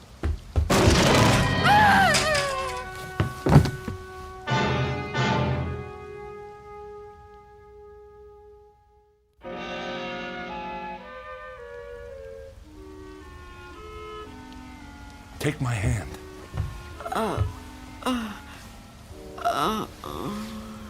Easy, lady. Just lie quiet there till you get your strength back. What? You gave me quite a scare there when you fainted like that. Sorry I pushed you when I put my shoulder to the door. You started to faint and I offered you my hand, but you passed right out. For a second I thought that... Well, I don't even want to talk about that. But I'm glad you're okay. And still I live. Huh? I told you I didn't mean to hurt you. It was an accident. You're not gonna sue, are you? What do you want with me? Here, let me help you get up. Take my... I can get up myself. Look, you gotta understand, man. I don't get no pleasure out of busting indoors. Who would? Except maybe some thug, but I'm no thug. I'm just a guy doing a job. Your job? Look, you don't seem to realize how important this is. I've got a crew and equipment coming in an hour to pull this tenement down. Begging your pardon, man, but looking at this place, I say it's long overdue. Frankly, I'm kind of surprised it's still standing. And you're really not Mr. Death? Mr. Who? I don't know what you're talking about, ma'am. My name's Armstrong. Bud Armstrong. I don't know about any Mr. whatever you said. All I know is I got a contract to demolish this row of buildings. That's what I got to do. Everybody else moved out a long time ago. Until the other day, I thought this whole building was deserted. I seen them windows boarded up, and I figured you moved out when the rest of them did.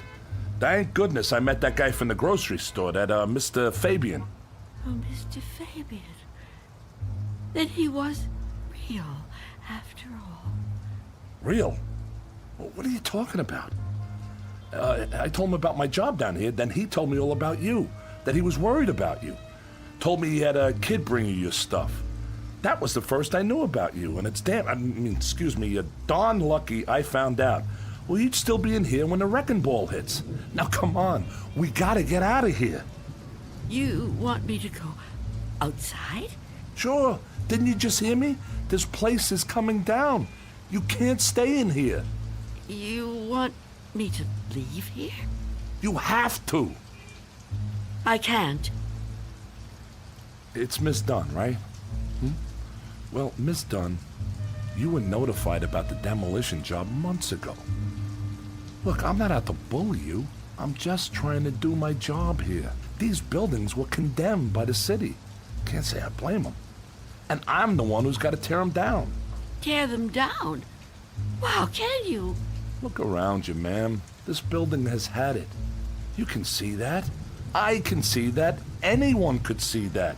It's all worn out, dilapidated. All these buildings have got to come down. You seem like a nice person. A nice person shouldn't have to live in a place like this. Now let's the two of us just... Get away from me! Don't touch me! Please don't act like this.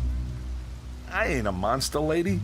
I've got a heart just like anybody else, and I can see how you could get attached to a place, but, not want to see it wrecked. But when a building's this old, it's not fit to live in no more. It's dangerous. It's got to come down to make room for a new one, a stronger one. That's life, lady. Old make room for the new, you know? No. People get the idea that I'm some kind of destroyer. They think I get kicks out of tearing stuff down.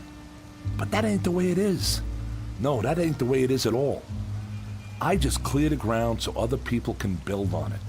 In a way, I guess I kind of help them do it. Can't have one without the other, am I right? Look around you. It's just the way things are, like when a big tree falls in the forest and a new one grows right out of the same ground. Old animals die and young ones take their places. It's just nature. That's how it is. Even people step aside when it's time. I won't. When I finally kick the bucket or when I get too old to contribute, my son-in-law will probably take over The door! What about it? Oh, yeah. Sorry about that. I didn't realize the chain was on when I put my shoulder to it. Door's okay, but the chain's had it. You left the door open! Hey, there's no need Get to... out of my way!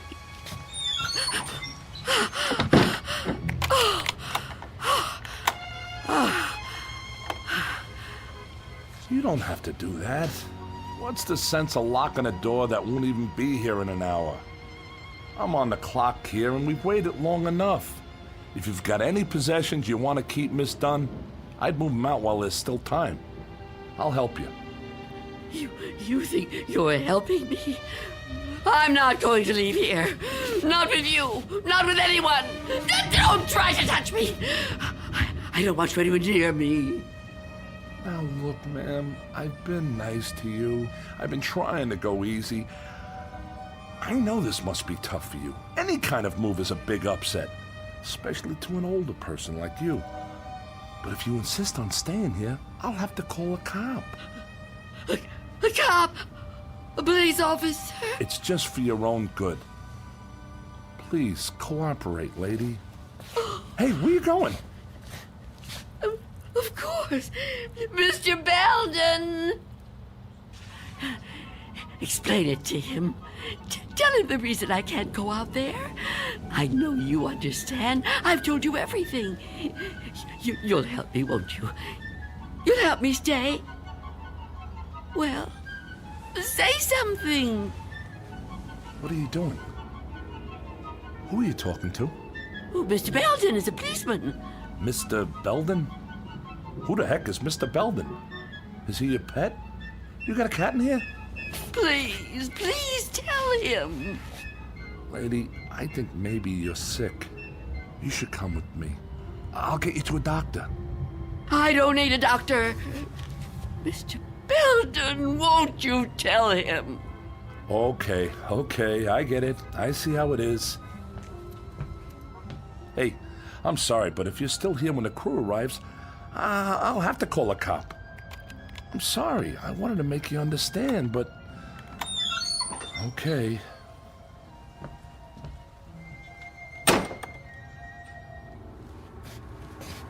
What's the matter with you? Why didn't you say something? Why didn't you help me? I thought you understood. I thought you'd help me. I think the question you should be asking yourself, Wanda, is how he looked straight at this bed and didn't see me. You called me Wanda, but I never told you my first name. Oh no. No. It's not true. It's not true. Yes, it is. The mirror, Wanda. Look in the mirror. What do you see? I can't. I won't. Look in the mirror, Wanda. What do you see? I see nothing. Nothing but an empty bed. Turn around. Now what do you see? I see you, Mr. Death.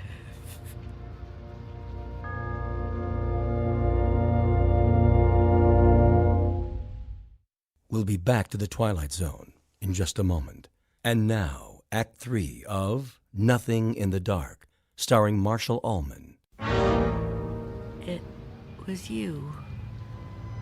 It was you all the time. Yes. It was me. Oh, don't get up. You're still... Oh. You're not hurt. No. No, I'm not. But you were shot. Those men... Did you see me get shot? No, but you were bleeding. Do you see any bloodstains now? No. And the men? Did you see them? You were never hurt, were you? I can't be hurt. You tricked me. Yes, Wanda. I tricked you. It was all an illusion. One I created just for you. If it helps, I'm sorry. I would have preferred to avoid it if I could. But why? Why did you do it? The moment I let you inside, you could have taken me any time. Yes, I could have. But you were nice. You made me trust you. But I had to make you understand, Wanda. You see me now, and you've seen me before. Many times before. Starting with that day on the bus. Oh, I was right. It was you. The old lady's name was Iris. I knew then that you were upset. Upset? I thought it was important that you got to know me. What I said to you before, it was true. What you said? When you thought I was a policeman. You asked me why I did what I did. And you said there were some jobs that had to be done. That's right. That it was a kind of vocation. Actually, Wanda, you said that. But I suppose you're right in a way. Now ask yourself, am I really so bad? Am I really so frightening? You've talked to me. You've confided in me. Have I tried to hurt you? Well, no, but... Do you really believe I would ever hurt you?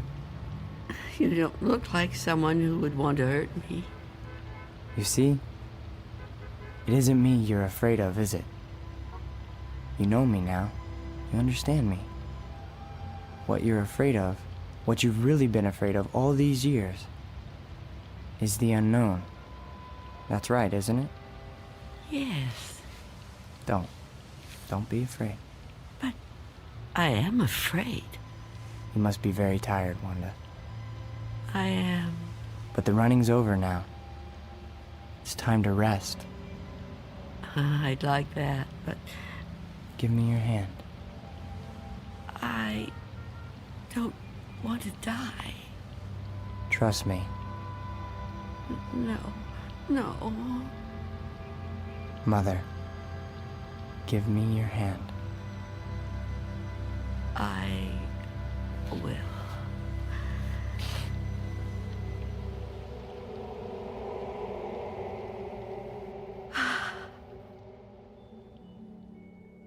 There. You see? See? See what? No shock, no engulfment, no loud thunder. What you feared would come like an explosion is like a whisper. What you thought was the end is the beginning. When will it happen? When will we go? Go? Yes. I'm ready now. Look over there, on the floor. What is there to... Oh, Now do you understand?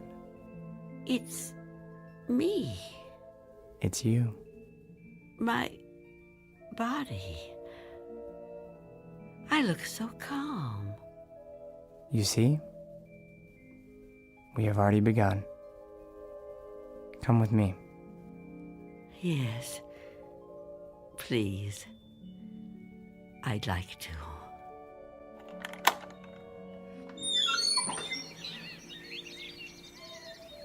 It's such a beautiful day. It is. It surely is. You know, Mr. Armstrong was right about a lot of things. What things? Well, for one, his son does take over the business when he dies. Will that be soon? Another 16 years. Oh, dear. It'll be quick. I'm glad to hear that. I'm afraid I was a little harsh on him.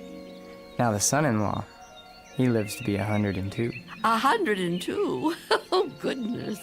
I know. It's remarkable, really. Of course, the oldest person I ever met was a lady in Tibet. Well, how old was she? Take a guess. Oh, I'm no good at guessing. Come on, take a guess. You'll never believe it.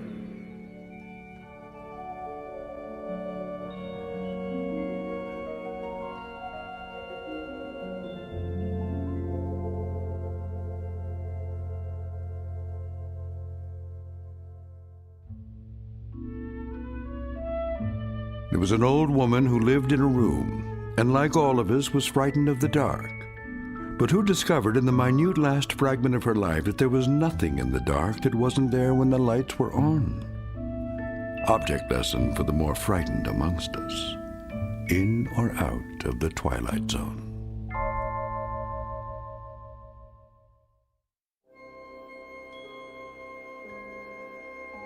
Hi, this is Carl Amari, producer of the Twilight Zone radio dramas. I'd like to take a moment to tell you about our official website at twilightzoneradio.com, where you'll get the latest news and information on these Twilight Zone radio dramas. Plus, at twilightzoneradio.com, you can digitally download 3 free episodes or any of our episodes for only $1.95 each. In this age of ever-changing technology, we've decided to make these episodes instantly available to you by making the Twilight Zone radio dramas a digital download-only series. This means that this series will no longer be offered on CD. The CD collections at our website are now being offered while supplies last at buy one, get one free. So be sure to get your favorites before they're sold out. Be sure to visit us often, and I'll see you in the zone.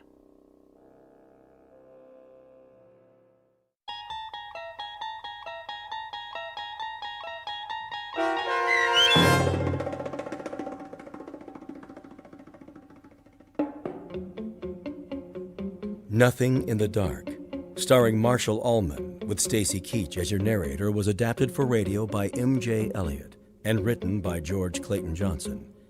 Heard in the cast were Roz Alexander, Jeff Morrow, Doug James, and Mike Starr. This copyrighted radio series is produced and directed by Carl Amari for Falcon Picture Group and Westwood One. Custom Foley effects, sound design, and mixing are done in the Cerny American Sound to Picture Theater by Cerny American creatives Matt Sorrow, Bob Benson, Todd Beyer, and Tim Cerny. To learn more about the Twilight Zone radio dramas and to contact us, visit our official website at twilightzoneradio.com. Miss Dunn, it's Doug James speaking.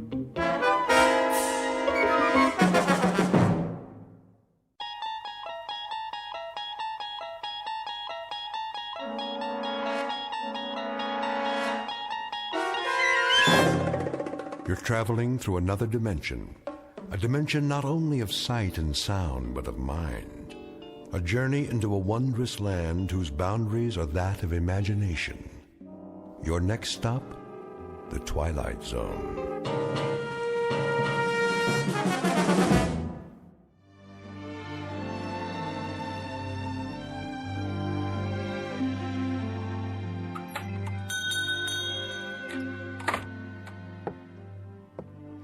Morning, Mr. Castle. Hello, Ned. Any mail today? Got it right here. Where's my registered letter? Registered? Oh, I didn't see one. The one that says I won the Publishers House sweepstakes. Oh, well, I'll keep an eye out for it. I entered that one myself. Instead, I get only bills. Yeah, the check's in the mail, Mr. Castle. Say, maybe tomorrow, huh? Maybe. See ya.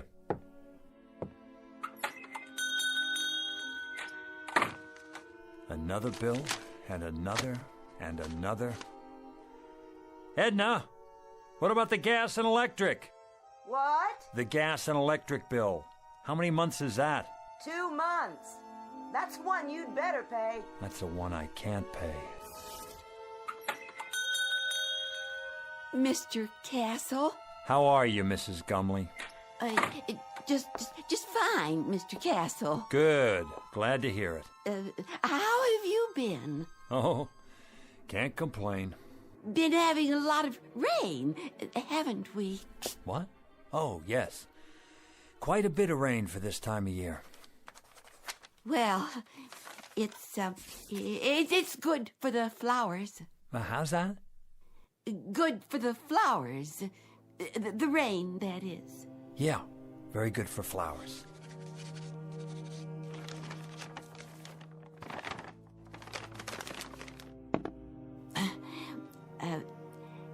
An heirloom today, Mr. Castle. An heirloom, Mrs. Gumley. You don't say. Oh, yes, Mr. Castle. Been in my family for years. Has it now? Years and years. It's supposed to be very valuable. Hand-blown glass is what it is. Mrs. Gumley, it's just a plain old glass wine bottle. Do you know what it's worth, actually? Nothing. Not even a deposit. If you could find the store where it came from, that's what they'd give you. Nothing. I could let it go for $1. Mrs. Gumley, if I could spare $1, I'd give it to you. Believe me, I would. But things have been rough here. The pawn shop business isn't what it used to be. I'm so in debt myself. But... I see. Wait a moment. Yes.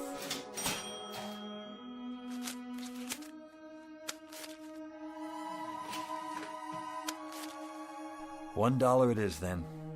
I wish it could be more, Mrs. Gumley. I really do. God bless you, Mr. Castle. I could kiss you. Stop that now. It's nothing. You're a wonderful man. Good luck to you. And to you. Better days for all of us. Mr. Castle, it's not an heirloom, you know. I found it in a garbage can. It's just a dirty old cheap glass bottle. Please forgive me for lying to you. That's all right, Mrs. Gumley. Who knows? Maybe it'll turn out to be an heirloom. We'll just have to wait and see.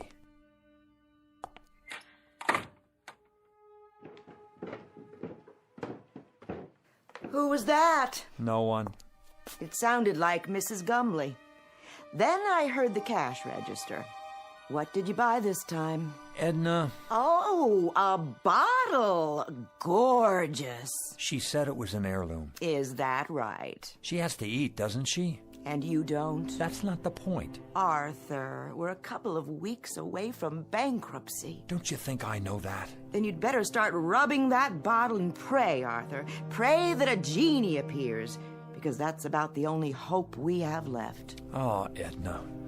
Edna, please.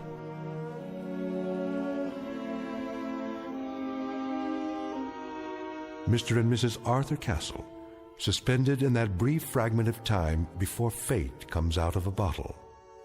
Mr. and Mrs. Arthur Castle, gentle and infinitely patient people whose lives have been a hope chest with a rusty lock and a lost set of keys. But in just a moment, that hope chest will be opened, and an improbable phantom will try to bedeck the drabness of these two people's failure-laden lives with the gold and precious stones of fulfillment. Mr. and Mrs. Arthur Castle, standing on the outskirts and about to enter the Twilight Zone.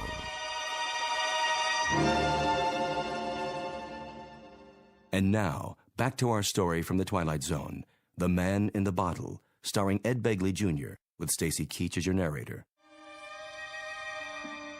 Here, give me the bottle straight into the trash with it. If you won't do it, I will. Wait, it's worth a couple of cents. A couple of cents, Arthur. A couple of cents. We've got more creditors than we've got cheap watches. You promised me no more handouts. Look, Edna, maybe all that's left for me is to try and find someone who I can feel sorry for. Can you understand that? I need to feel that I'm doing something of value. Maybe a man can be a failure for only so long, and then it catches up with him. Arthur, you're not a failure. Of course I am. Look around you, Edna. In this clutter, you see the legacy of 100 years. My grandfather owned this shop, and it finally broke his heart. Then my father, and it killed him too. The meanness of it, Edna. The shabbiness of it. The hand-to-mouth of it. This isn't just a hock shop where you buy the pitiful little residue of other people's failures. It's a shrine to failure. That's what it is. It's a mausoleum, a burial ground for people's hopes. Arthur, please don't talk like that. Edna, what happens to us anyway? What happens to us? Have you ever thought of that? We're not old people, and yet this place is making us old. There should be years ahead of us, years without having to make do, scrimping and counting and picking over checkbooks and budgets and final notices and old bills and... Careful, Arthur, you're knocking things over. I don't care about the bottle. I'm trying to explain... Arthur, what's all that smoke? I don't know, but it seems to be coming from inside Mrs. Gumley's bottle. How do you do? Where did you come from? From the bottle, of course. The bottle? It fell to the floor, the cork popped out, and here I am, at your service. I'm supposed to buy that. What do you take me for? Rather than go into any lengthy generic explanation of my existence, suffice it to say that I am here, and I am, in fact, a genie. In a business suit, with a derby hat and a walking stick. And you expect me to believe that you're a genie? That's quite correct. There's no such thing, except in fairy tales. On the contrary, I am living proof, in a manner of speaking. Arthur, who is this man? You'll have to do better than that, mister. I don't know what you're trying to pull here. Very well, I'll get right to the point. I can offer you 4 wishes with a guaranteed performance. 4 wishes? Aha! You got that wrong. It's supposed to be 3. In every book I ever read, it was 3 wishes. Better get your story straight. That's a myth, I'm afraid. Oh, they may have offered only 3 in the beginning. But for some time now, 4 has been the operant number. Some considerable time. It's proven to be the most effective option. Think about it. Too few, and a person may waste the opportunity of a lifetime, so to speak. Too many, and, well, the possibilities can get out of hand. Frivolous, in other words. The opportunities tend to cancel each other out, if you see my point. You've got your answers down, I'll give you that. I think I better sit. Well, Mr. Castle, Mrs. Castle, what do you have in mind? Arthur, I don't understand. What's happening here? Don't worry, Edna. The bottom line is he's a con man. He has to be. But I see him. Don't you? I don't know what I see. Could be some kind of hypnotist or something. Remember that guy on television? He made an elephant disappear. Child's play. Smoke and mirrors. You're telling me you're not a magician? Nothing of the sort. I grant 4 wishes to the owner and then go back inside the bottle for a century and a day. 100 years. Inside a bottle. Plus 1 day. A nice touch, don't you agree? Until a summons comes from the next owner. What if there isn't another owner? But, my dear fellow, there must be. Consider the span of a man's life. 70. Isn't that the tradition? So let's say nobody calls you, or it's the wrong day. Ah, you've hit the nail on the head. I've learned to cultivate patience beyond anything you can possibly imagine. All of which means you're extraordinarily lucky today, as am I, in a manner of speaking. Maybe he's from the lottery. We didn't play the lottery this week, Edna. Just as well. The odds are quite unrealistic. What I'm offering you transcends any lottery the world has ever known. They're strictly nickel and dime operations in comparison. I have to think this over. Take your time. Interesting shop you have here. Chinese vases, Tiffany lamps, bric-a-brac of every sort. Mostly imitation, of course. No offense. Nonetheless, I have the distinct feeling I've seen some of these items before. How could you if you haven't been out of the bottle in 100 years? I meant the originals. The originals? How old are you? If I told you, you wouldn't believe me. Nice silver cigarette case. Faux Victorian, isn't it? My uncle's. He passed it down from his great-uncle, who bought it in Liverpool in 1914. Is that what he said? How much? Take it. Get back to the subject. What else about the wishes? Oh, yes. Now, I think the business at hand is for you and Mrs. Castle to decide the nature of your 4 wishes, keeping in mind, of course, that each wish is irrevocable. Once made, it is fulfilled, and once fulfilled, it is a matter of record.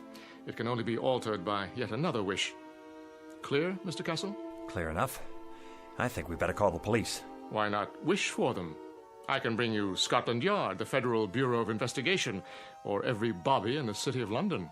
That won't be necessary. Is it the police you want? No. That's not what we'd wish for. Arthur, are you out of your mind? Go ahead, Mr. Castle. You were saying? Well, if I had a wish... You believe him? Just for the sake of argument, let's say that I wanted that broken glass in the case over there. Let's say I wanted it to be fixed. The glass display case? Unless that's too hard for you. I broke it cleaning up the other day. One whole side is cracked. Is that all? It's too expensive to replace and impossible to glue together. Impossible. Would you like to make it official, Mr. Castle? Arthur, be careful with this man. You don't know what he's after. Well, Mr. Castle, is that your wish? Yes, that is my wish. I want the glass in the case to be repaired. Very well, then.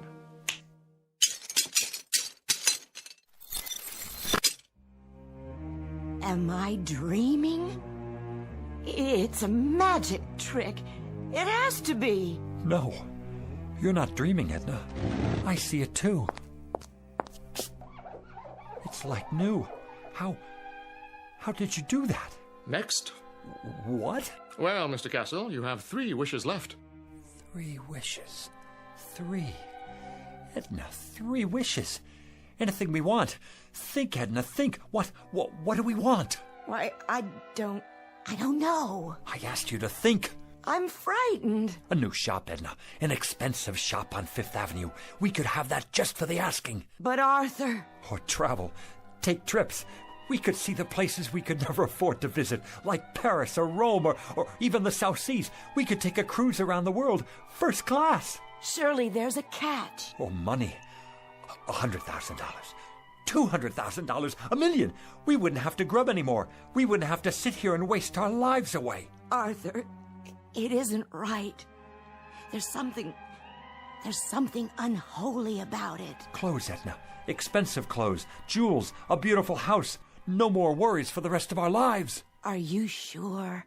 Edna, we don't have to rot away here. We can have anything we want. Anything, Edna. Money. Money? The simplest of all requests, Mr. Castle. Simple? For you, maybe. How much would you like? In what denominations? Edna, how much do we want? I don't know. I just don't know. $1 million. That's what we want. $1 million. In what form? Gold? Silver? Of course, there are market fluctuations in precious metals, so there will naturally be an element of risk. Platinum shows the least movement. Diamonds are relatively stable at the moment. Forget it. Cash only. All negotiable U.S. currency. Very good. Denominations? No 50s or 100s. Make it $5 and $10 bills. Recent dates and no counterfeits. Where would you like it? Savings account or checking? Perhaps a numbered deposit in a Swiss bank. Right here. Here? Where I can see it. On the floor? Don't you worry about that. Just bring it here. I'll take care of the rest. That is your second wish. You understand English, don't you? That's our wish. Coming right up. Oh, just one thing. Aha! Arthur, I told you. Do you mind terribly if I... If what? If I smoke. Is that all? Of course, if you prefer otherwise. I see the no smoking sign on the wall. No. Go right ahead.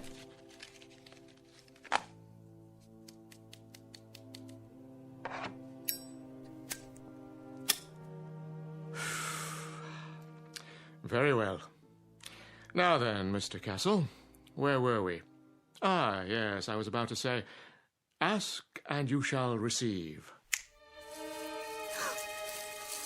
What's that? Where's it coming from? What is it? It's money. Look at it. A rain of money. Edna, $1 million, Edna. $1 million.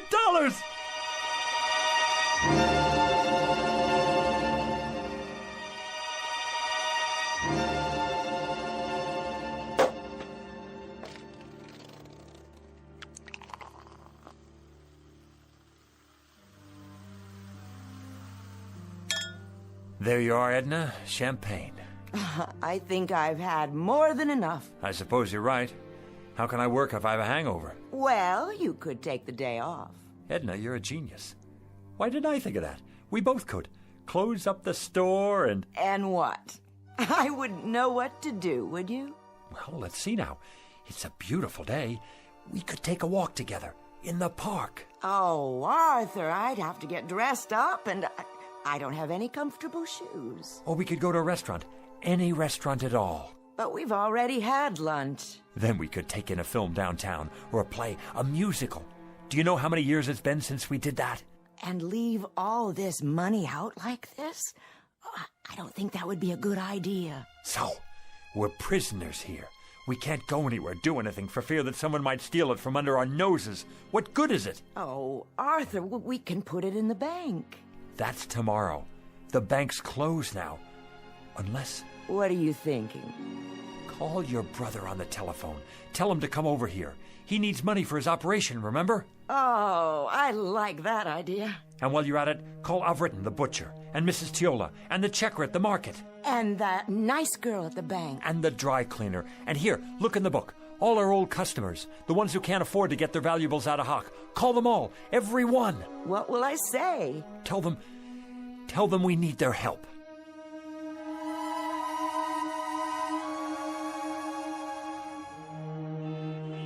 It's a miracle, that's what it is. I couldn't believe it when they called. Where did they get it all? They're such wonderful people. And so generous, too. Hey now, what's going on here? Hello, Officer McLaurin. The line's halfway down the street. Yes, it certainly is. They're having a fire sale in there, or what? It's that nice Mr. Castle and his wife. What about them?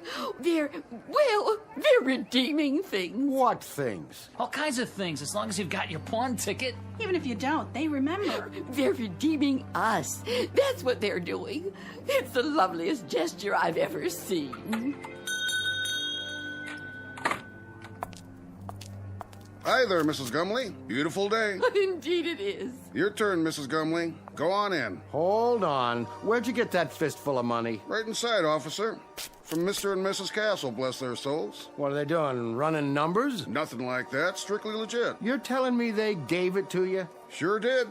Enough to pay off their tab at the butcher shop and then some.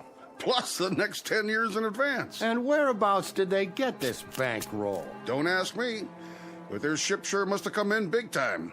The horses, was it? Or the lottery? I heard it was the sweepstakes that came in the mail. No, it was their cousin. He died and left them a fortune. Well, we'll just have to see about that. They're not breaking any laws. I haven't had my turn yet. You're not going to arrest them, are you? Maybe not, but I'll keep a close eye on the situation. In the meantime, I know someone who might be real interested in all this. Don't you people go blocking the sidewalk now.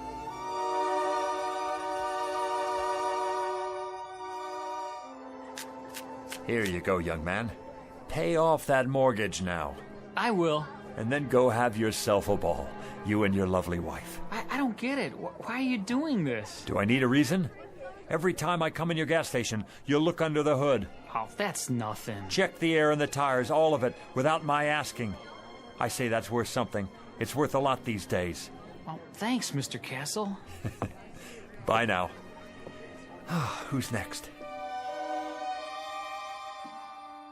Mrs. Gumley, how are you? Very well, thank you. Here, you take this now. I want you to have it. So much. Don't you worry about it, Mrs. Gumley. Anything you need, anything at all, you come to us. There's more where that came from. For you, plenty more. God bless you both. But why are you giving me this money, Mrs. Castle? Why? Because you're so bright and cheery every time I'm in the market. Oh, Mrs. Castle, thank you. You put this in the bank now for when you get married. And for you, Mr. Jacks? And you too, Mrs. Tiola. You have a nice day now.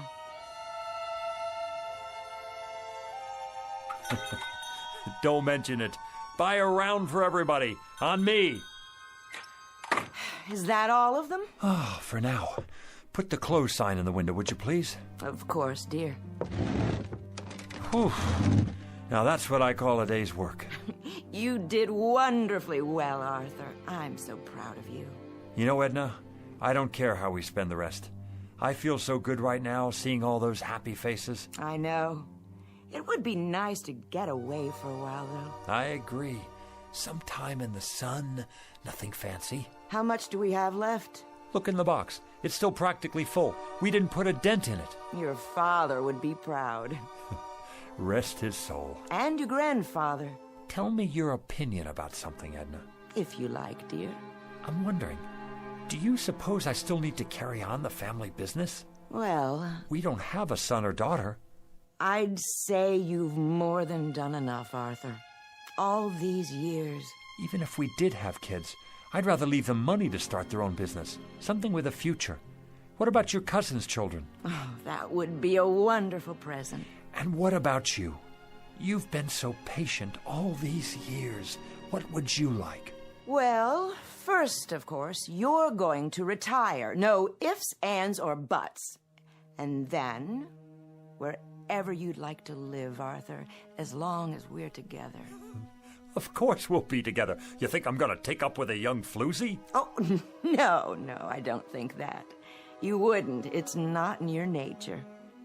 But you're tired. You need to rest. We both do. Rest and live.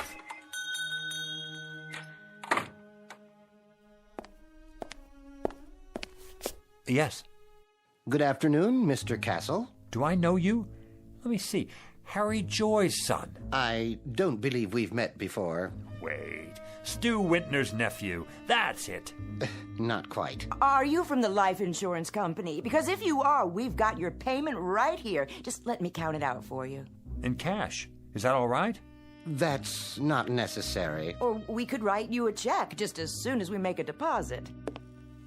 And quite a deposit it will be by the looks of all this. I told you, Arthur, we should have put it away. Let me give you my card.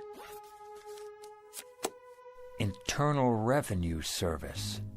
That's correct. There's a matter of an income tax, Mr. Castle. You just send us the bill and we'll pay it. But send the bill in a hurry, would you please? My wife and I will be taking off for Europe very shortly. Oh, could we? Consider it done. Where would you like to go first? The Eiffel Tower, an African safari, waltzing in Vienna, perhaps? Dancing. We haven't been dancing since I don't remember. Dependents? Just a few details for the record. Ask away, we have nothing to hide. How many dependents can you claim? The whole neighborhood. They don't count.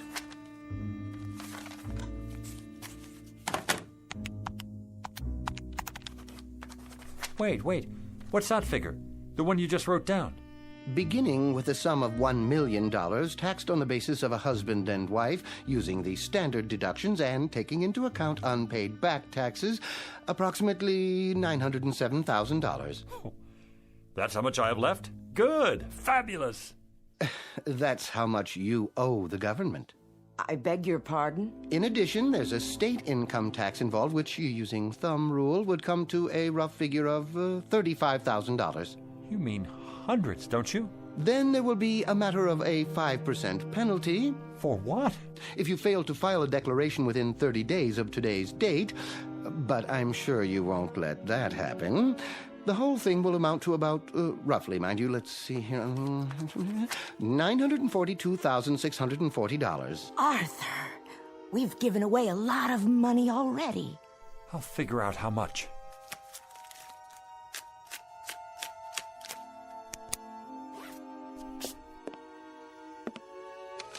fill out this form and send it to us with your check. It should be self-explanatory.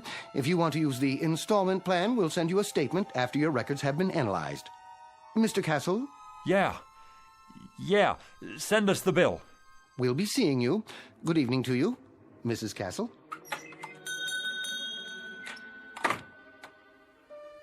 I wonder if we can appeal it. Help me, Edna. You take this pile. 76, 77, 78. Oh, Arthur, where's the genie when we need him? Well, how much is there? $910,535, $910,540.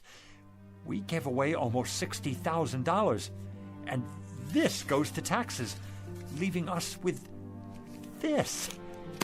One $5 bill. That's our entire profit, Edna. $5 whole. That was quite a wish, Arthur. Quite a wish. And we haven't even paid the bills yet. If you'll recall, it was my suggestion that you reflect very carefully, Mr. Castle. Very, very carefully. Now he shows up. Had you made a wish that took into account the taxes involved... Look, you. Plenty of sweet talk and promises and the whole thing. And all the time you're nothing but a con artist, after all.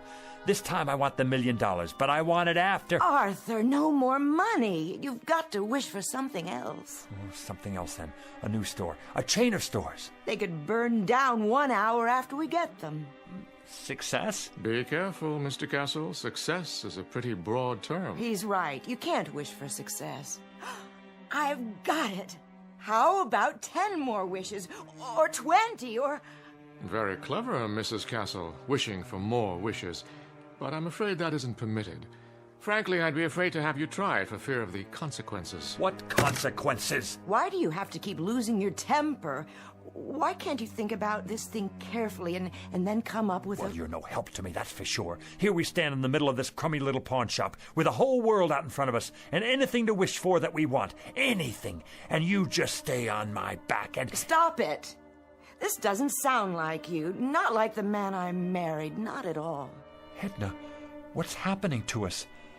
What's really going on here? Oddly enough, this is the normal pattern that seems to be generally followed. Great excitement, great emotionalism, and strangely enough, hard to believe though it may be, only a modicum of happiness. Well, you've got cheap customers here. Our price is no longer so high. We're people who haven't had much happiness. People who've carried a crummy hawk shop on their backs all their lives. What, Edna? Tell me, what do we wish for? I don't know, Arthur. I just don't know. What about it? What can I wish for now? What can come to me without tricks? Without tricks? I question the semantics here, Mr. Castle. There are no tricks involved. There are simply normal and understandable outgrowths and conditions that go with any windfall. No matter what you wish for, you must be prepared for the consequences. What sort of consequences? Nothing more than cause and effect. Consider, for example, what happens when you throw a stone into a lake. The stone sends out ripples in the water. After a while, these ripples reach the shore. The bigger the stone, the bigger the ripples. And if the stone is large enough, you'll get a wave of water, even a tidal wave that could sweep you off your feet. It all depends on how much you disturb the way things were to begin with. Now do you see what I mean about consequences? That I need something without consequences. I'm not sure that's entirely possible. Something dead sure, at least. Something anchored, something airtight. I must agree, that would be the ticket. Is there such a thing? Sit down now. You'll give yourself a heart attack. Edna, I think I've got it. I think I know what it is. What, Arthur? Power, Edna. Power, prerogatives, to be in charge of something, to be a boss, to be a leader, with respect and the freedom to live as one likes. We could wish for that. Possible. Very possible. President of a corporation? That sort of thing? We could be sued, go bankrupt. Warden of a prison? That's idiotic. Mayor of a city? We could get voted out of office, and then what? Wait a minute. I know what. Head of a country. Ruler of a whole country, that's it. Who can't be voted out of office. What about it, Jeannie? I want to be the head of a country who can't be voted out of office. Is that your wish? Do you want to be more specific than that? Hold on. let me give it to you this way.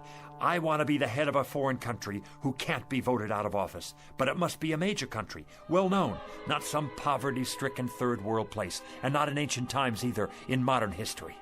How do you define modern? Within my lifetime, and developed. A fully industrialized country with millions of educated people where I'm very popular and can't be voted out of office. No problem. You're sure? Of course I'm sure. I mean, what about the consequences? Consequences, Mr. Castle? I've already told you. You run the risk of consequences no matter what you wish for, like the ripples in a stream. There's no predicting, at least not with absolute certainty, where they'll lead. All right, then. Go ahead, Arthur. Wish for that. The thing you said. I want to be the head of a foreign country, just as I've described it. Now it's your turn, Genie. Take over. As you wish, Mr. Castle. As you wish.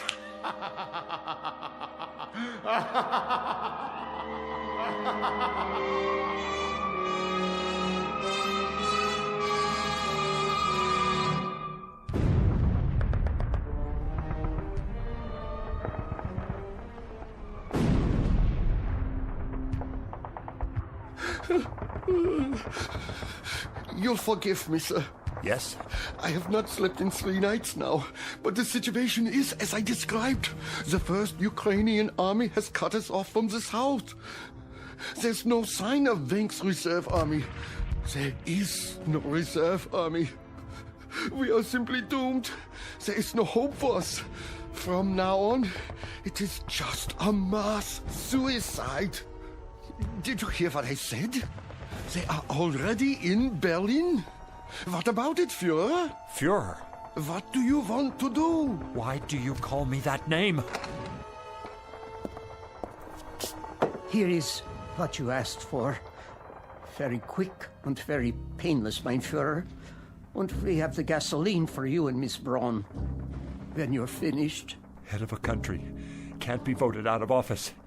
It's the end of the war and I'm in a bunker and I'm... Heil Hitler! It's almost the end. I've given them the poison. We'll take their bodies out into the courtyard and burn them when it's finished. Have the gasoline ready.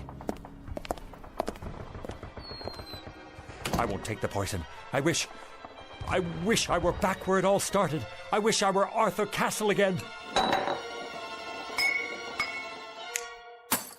Oh, Arthur, you've broken it. What? Broken what? The bottle Mrs. Gumley brought in. Why? I have, haven't I? Not poison, an old wine bottle. Let me sweep it up for you. I can do it. It had no value anyway. No value at all. I'm here. My final wish. I'm really here now. Where is he? Where is who? You know who I mean. The... And why would he be here? You've had your 4 wishes, remember? No, yeah. Well, I guess I'm a 4-time loser. What do you expect? I just wish he doesn't come back. I wish... There you go, wishing again. Right. Why should I? Why did I? Look at what we have here, Edna.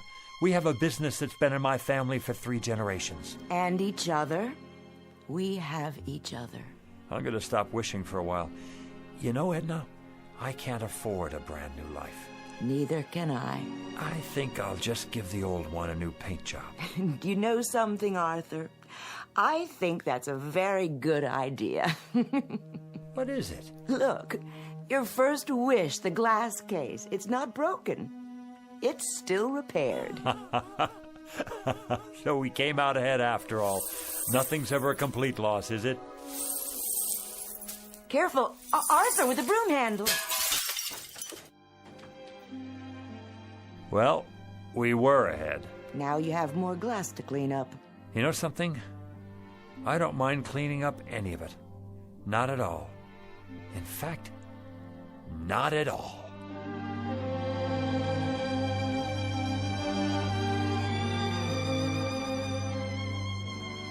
A poet named Lowell said it, something to the effect that granting our wish is one of fate's saddest jokes.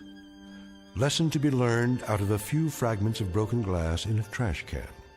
And a word to the wise, to the garbage collectors of the world, to the curio seekers, to the antique buffs, to everyone who would try to coax a miracle from unlikely places.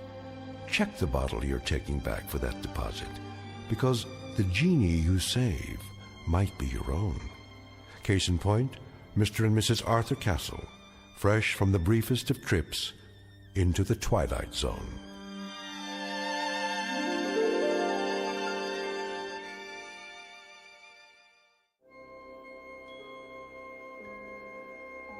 Hi, this is Carl Amari, producer of the Twilight Zone radio dramas. I'd like to take a moment to tell you about our official website at twilightzoneradio.com, where you'll get the latest news and information on these Twilight Zone radio dramas. Plus, at twilightzoneradio.com, you can digitally download 3 free episodes or any of our episodes for only $1.95 each. In this age of ever-changing technology, we've decided to make these episodes instantly available to you by making the Twilight Zone radio dramas a digital download-only series. This means that this series will no longer be offered on CD. The CD collections at our website are now being offered while supplies last at buy one, get one free. So be sure to get your favorites before they're sold out. Be sure to visit us often, and I'll see you in the zone.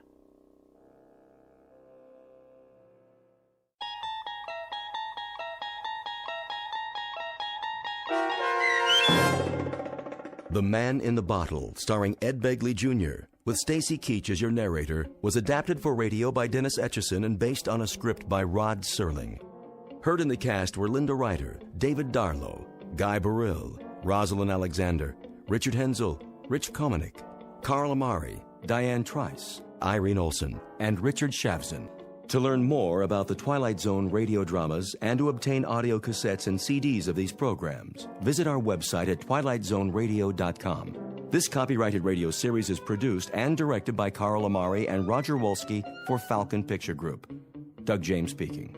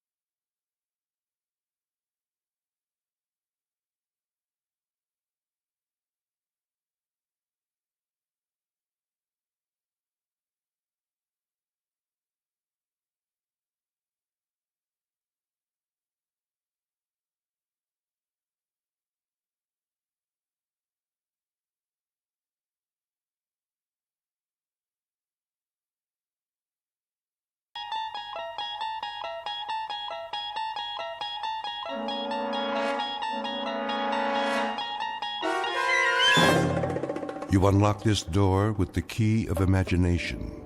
Beyond it is another dimension, a dimension of sound, a dimension of sight, a dimension of mind. You're moving into a land of both shadow and substance, of things and ideas. You've just crossed over into the Twilight Zone.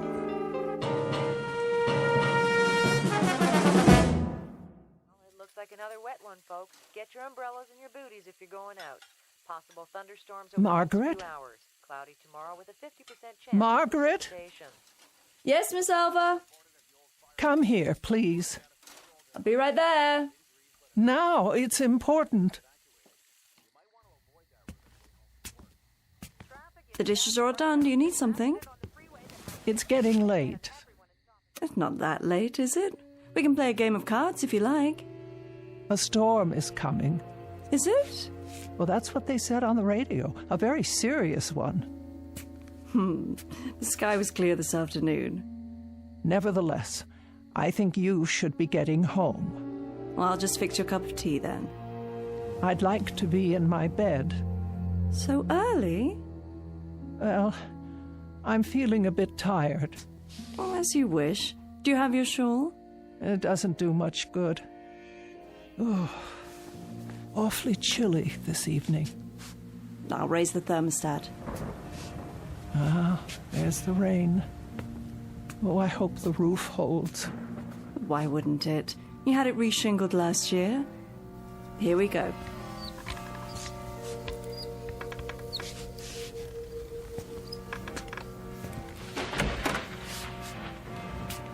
I'll turn the bed down for you. Now, take my hands up and out of your chair. Oh, thank you. Thank you, Margaret. I don't know what I'd do without you. Oh, you do just fine. You'll be walking again soon. Have you been doing your exercises like Dr. Mays told you? It's no use. These legs simply don't work anymore. Oh, Margaret, I'll never leave this house again. Now you stop that. There's a big, wide world out there. Places to go and people to see. The only way I'll see them is if they come here. And there's not much chance of that. Most everyone I know has passed on. Surely not. You have a phone right next to the bed. Call some friends. Keep in touch. Oh, it's been too long. I don't know if the numbers work anymore. Of course they do. If they don't, talk to Miss Finch at the telephone exchange. She'll look them up for you. Now, wait right here. I'll get your pills and a nice cup of hot tea.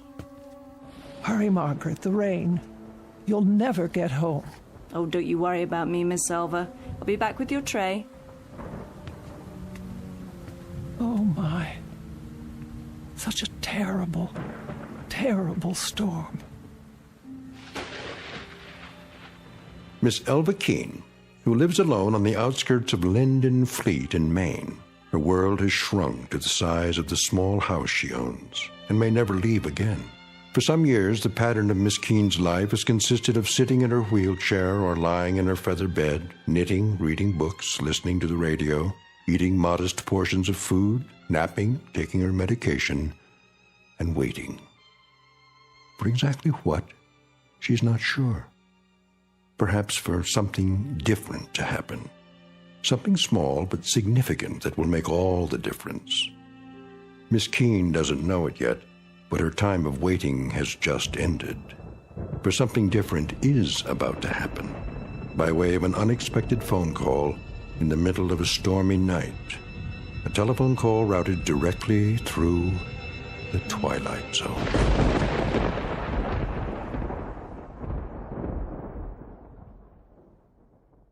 And now, The Twilight Zone and our story, Night Call, starring Mariette Hartley, with Stacy Keach as your narrator.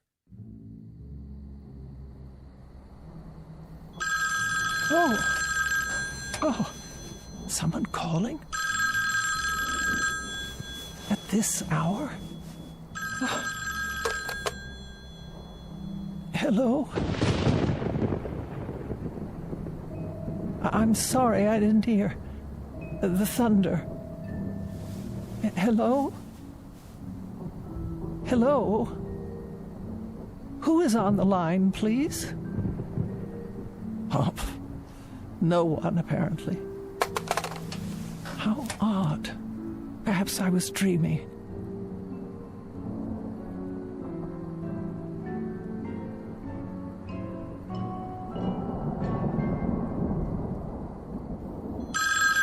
Oh, for the love of... Hello? Hello? I can't hear you. If you wish to speak to me, please say something, or I'll hang up. Hello? Hello?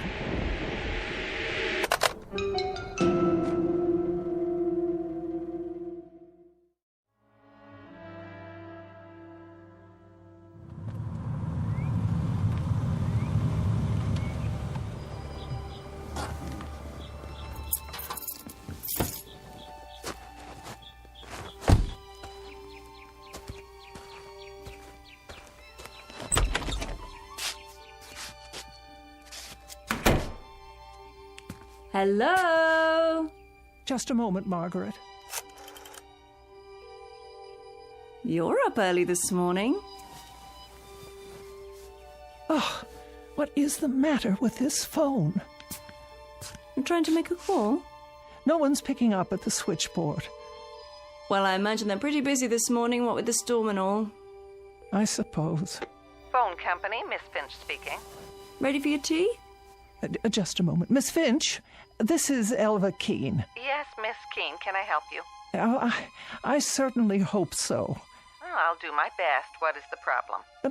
Last night, about 2 a.m., my telephone rang. Oh? I answered it, but no one spoke. And I didn't hear any receiver hanging up. Just silence. Is that right? Or rather, a crackling sound like wind and rain. That would be electrical noise, a faulty line, most likely. The same thing happened a few moments later. Well, I'll tell you, Miss Keene, that storm last night about ruined our service. We've been flooded with complaints about fallen wires and bad connections. I'd say you're pretty lucky that your telephone is working at all. Oh, you would you? Yes, ma'am. And would you say then that someone was trying to call me, but that the connection was washed out? That's as good an explanation as any, Miss Keene. But who would have tried to call me in the middle of the night? I'm sorry. I wish I could be of more help, but the way things are right now... Is it likely to happen again? I really couldn't say. It might. Were you expecting a call?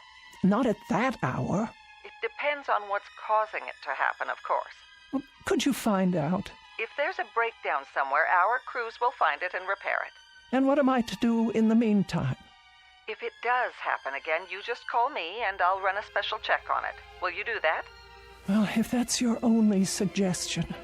I'm afraid it is. I'll be here in any event. Well, goodbye, Miss Keene. Goodbye. All taken care of? I'm not sure. I'll start your tea, and then we'll move into the living room. Would you like that? Margaret. Yes, Miss Alva? Did you call me? When? Last night. At 2 in the morning? No, ma'am, not me. Oh. I thought you might have tried to check on me because of the storm. But then I don't pay you for nights, do I?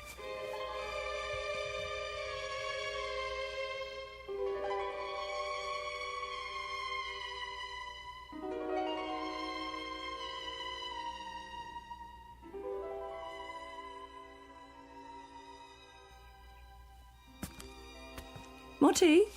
No, thank you. Have you taken your pill? Yes. Don't I always? Never missed one yet. The highlight of my morning. The mail should be here by now. Shall I check the box? Why don't you do that? with multiple injuries in the 5-car pileup, so take caution while driving in these slick conditions. The storms are still very strong in the north and northeast, while the rest of the city, the severe storms seem to have passed over. Several areas were still without power last night due to fallen wires. Workmen restored electrical service shortly before dawn.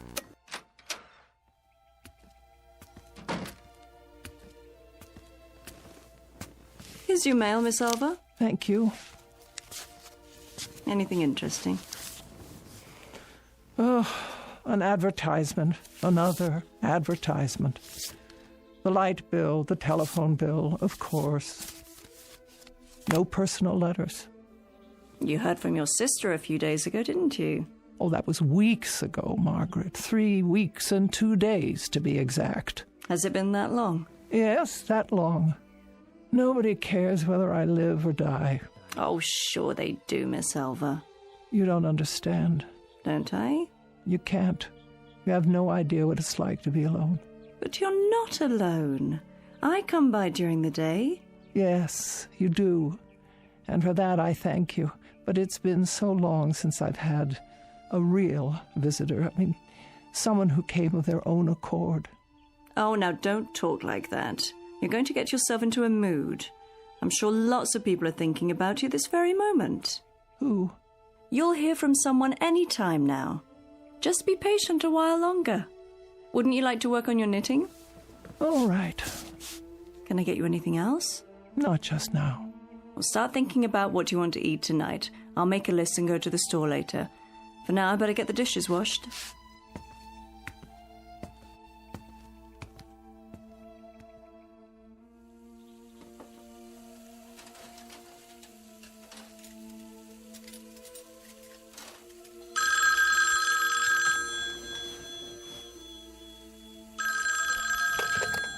Hello? Hello? Margaret? Yes? Come here, quickly. Was that the phone? See, someone's calling you now. Take the receiver. What for? I want you to listen. If you like. Well? There's no one on the line, Miss Alva. Just listen. See if you can hear whether anyone's there. There's nothing. But you heard it ring, didn't you? Yes. Tell me if someone hangs up. Not a thing. The line's dead. Wait. What's the matter? Oh, well, it doesn't matter. I'll call Miss Finch and have them check on it. You really think that's necessary? Yes, I think it's necessary. Am I to suffer calls like that at all hours of the day and night? Calls like what? There was no call. Then why did it ring? It was a mistake, that's all. How could it be a mistake? Someone must have dialed my number. Not if it's a malfunction. Something's wrong with the equipment. I'm sure they'll... What are you doing? Reporting it. Phone company, Miss Finch speaking. Hello, Miss Finch. I thought you should know. I've received another one of those calls.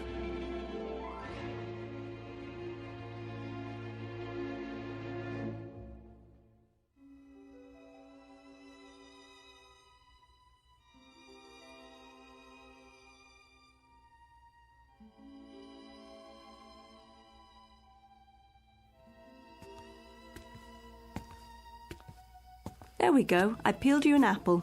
And here are 2 of your favourite cookies to go with your tea. Can you think of anything else? No, I'm sure that will do. All comfy? Perhaps one more pillow. Certainly. Here you are. Thank you, Margaret. You go to so much trouble. It's no trouble at all. I wish you could understand how degrading it is for me to ask for help.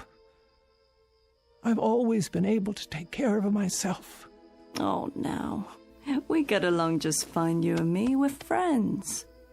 I don't have friends anymore. Don't be silly. You have more friends out there than you realize. Oh, I wish that were true. You'll see. You'll hear from them. Meanwhile, don't fret about those phone calls. Don't give them another thought. I'll try not to. It was the storm, I'm sure of it. Perhaps you're right. Whatever the trouble was, the repairman have fixed it by now. But just to be sure, why don't you keep the receiver off the hook and then you won't be bothered? Oh, that's a good suggestion. You know, I have an extra television set, a portable. I could bring it over if you like. No need.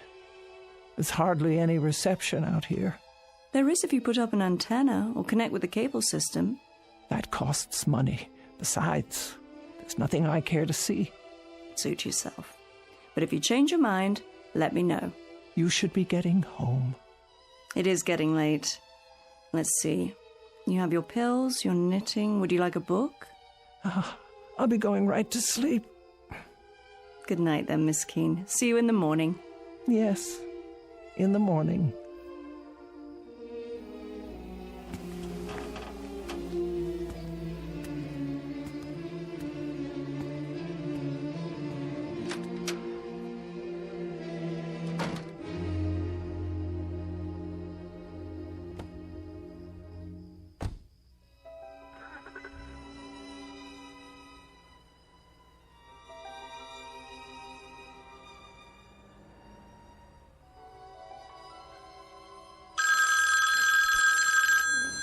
Oh, Margaret! There it is again. What should I do?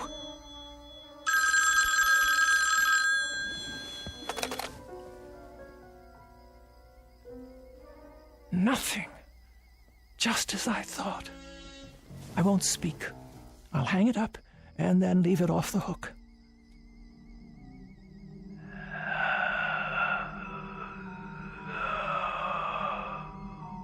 Yes. Who's there? Who is it?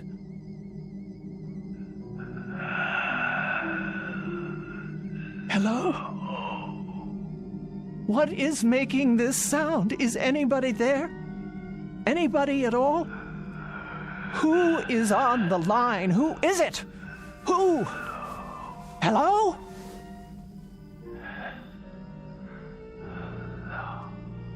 What is that? Please, please leave me alone.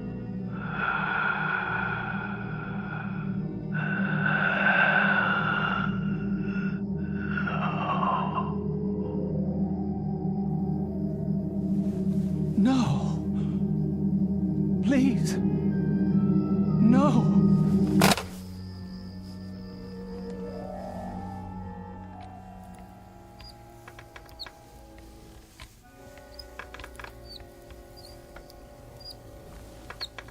Here we are, your favorite spot in the living room. Not today, please.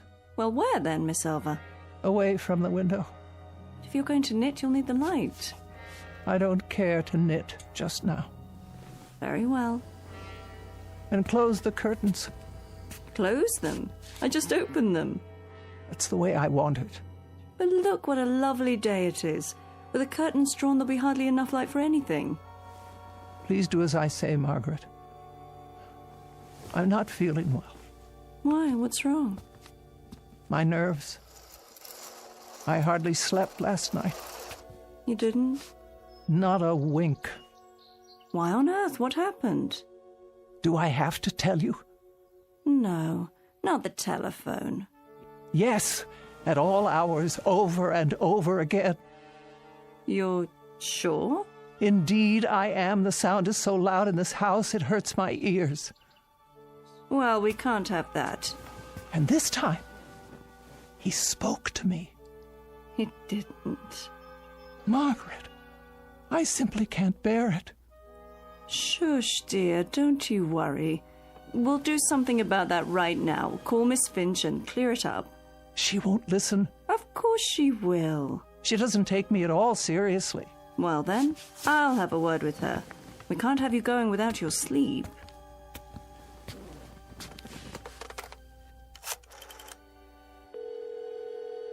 Operator? Is that Miss Finch? It is. This is Margaret Phillips, Miss Keene's private nurse. Oh, yes, how are you? I'm fine, but Miss Keene isn't doing so well. Oh, sorry to hear that. Why haven't you fixed her line yet? I've told her we'll repair it as soon as... It's gone beyond that. Now someone is speaking to her. She can't sleep at all. If Miss Keene's health should be disturbed any further, the phone company will be held responsible. Now, just a minute. Give me the phone. Here she is now. She'll tell you herself. Miss Finch, Yes, Miss Keene. there's a voice on the phone. A voice? It says one word over and over. Hello. It doesn't sound normal. It sounds distorted. Are you sure it's a voice? What else could it be? Well, static on the line sometimes. It was someone, I tell you, the same someone who kept listening to me say hello over and over again without answering back. The same one who made those horrible noises. What kind of noise? I don't know. That's why I'm calling you. It must stop immediately. A voice, you say? Was it a man or a woman? I couldn't be sure. So you have no idea? I tell you, there is no way of knowing. It could be either. And you're positive it wasn't someone on your party line? Oh, don't you think I know the people on my party line? Of course, Miss Keene, of course. Well, I'll have a man come out as soon as possible. The crews are still pretty busy, what with the damaged lines and all from the storm, but I'll tell them to put a rush on it. And what am I to do if this person calls again? Hang up, Miss Keene. But whoever it is will only call back. And then I have to answer to stop the ringing. That's my best advice. It's either that or disconnect the line. No, you can't do that. What if there were an emergency? I have no way to call out. That's true. Then there isn't much choice. I suggest you talk to them. Try to find out more, get a name if you can. Do that and we'll have something to go on. We'll take immediate action, I promise you. But I don't wish to speak to them at all. Then I'm afraid there's nothing we can do. So you won't help me? We can't. It could be absolutely anyone. There's no way to know. I see. Then, good day to you. What did she say? Not a word of help. It's obvious she doesn't believe me. Oh, I'm sure that's not true. As far as she's concerned, I'm just a nervous old biddy falling prey to my imagination. But she didn't actually say... Well, she'll find out differently. You all will, if it's not too late by then. Such talk. You're letting yourself get way too upset. Why don't we have some breakfast? Would you like that? No, I'm not hungry. In a while, then. We'll both have something. I'll leave the curtains drawn so you can catch up on your rest. Would you like a pillow for your bag? Make sure they're completely drawn. But it's so dark in here.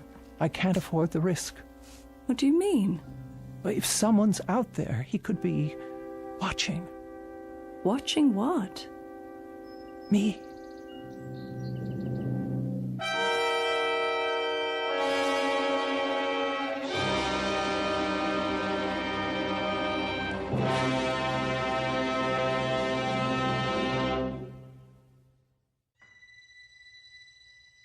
Oh, nothing tastes right today, not even tea.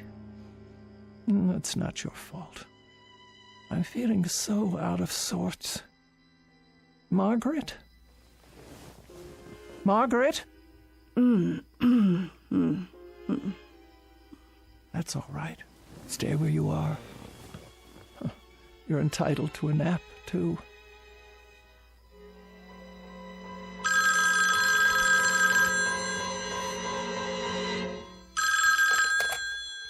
There. That will stop it. I won't put it to my ear. I won't. But if I don't take the call, I'll never know who it is. Oh. All right, I'll leave it on the hook. And the next time it rings, I'll force myself to speak to them and find out what they're up to.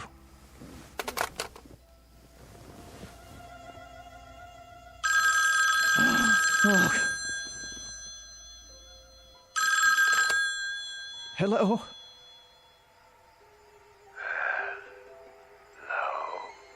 Who is this? Who's calling, please? Hello. Who's calling? I've had quite enough. Stop this at once. Why do you keep saying that? Can't you hear me? Hello. Please. Hello. Hello. Margaret! Margaret! Margaret! Yes? Oh, Miss Alva.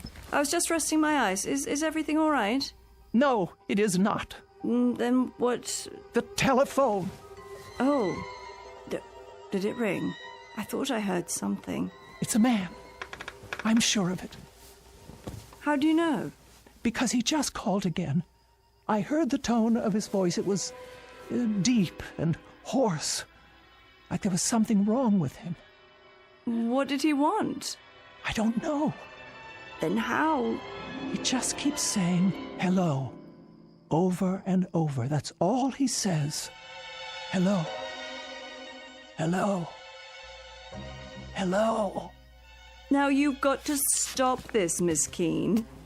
I've got to stop. I'm not the one who... You're working yourself into a state over... Over nothing? I didn't say that. You didn't have to. You were going to say it. Now, Miss Keene, I was not. I think I'd better put you back in your bed so you can... I don't want to be put in my bed. I want to know who this terrible man is who keeps calling. What did Miss Finch tell you? She told you it's probably a bad connection, didn't she? The telephone wires are still wet from the rain. It was not the connection. It's a man. I'm not arguing, Miss Keene, but if he keeps on saying hello... That's all he says. Then obviously he can't hear you. And that would be because of a bad connection. Doesn't that make sense? No. He heard me. I know he heard me. He paused each time and waited for me to speak. I don't know what he wants. Then why don't you hang up on him, Miss Alva? You don't have to listen, just hang up. Is that so hard to do? No, I've tried that. But the voice... Hello, over and over. Hello, hello, hello. Then do this. Take it off the hook. There. Now he can't call you, right? Nobody can call me. Leave it that way just for the time being, until all this funny business is over. It will be the same on the extension. And then if you decide to make a call, all you have to do is hold down the arm for a second. Isn't that right, Miss Keene? Miss Keene? But why is he calling me? Why would he? Can you tell me that? Why? He wants something from me, but I can't imagine what it is.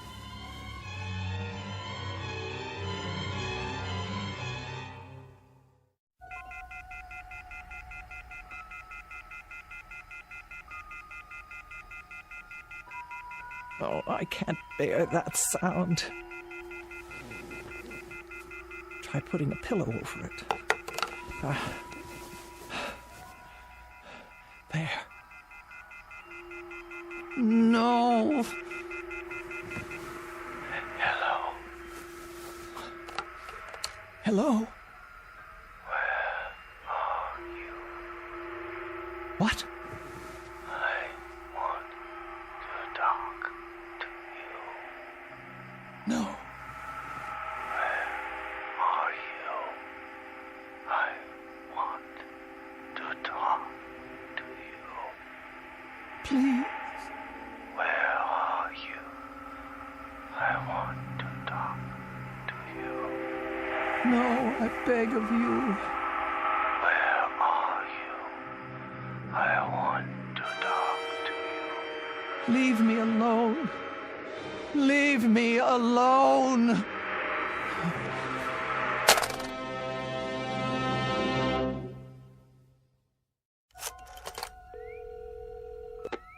Phone company. Miss Finch, the problem is getting worse. Oh, hello, Miss Keene. I tell you I won't have it. Have you tried leaving it off the hook? No, it doesn't do any good. He just waits for me to hang up so he can call back. I left the receiver off last night, but I can't do it anymore. Even when I bury it under a pillow, the noise keeps me awake. I haven't had any sleep in 24 hours. Then perhaps, Miss Keene, we should disconnect it after all.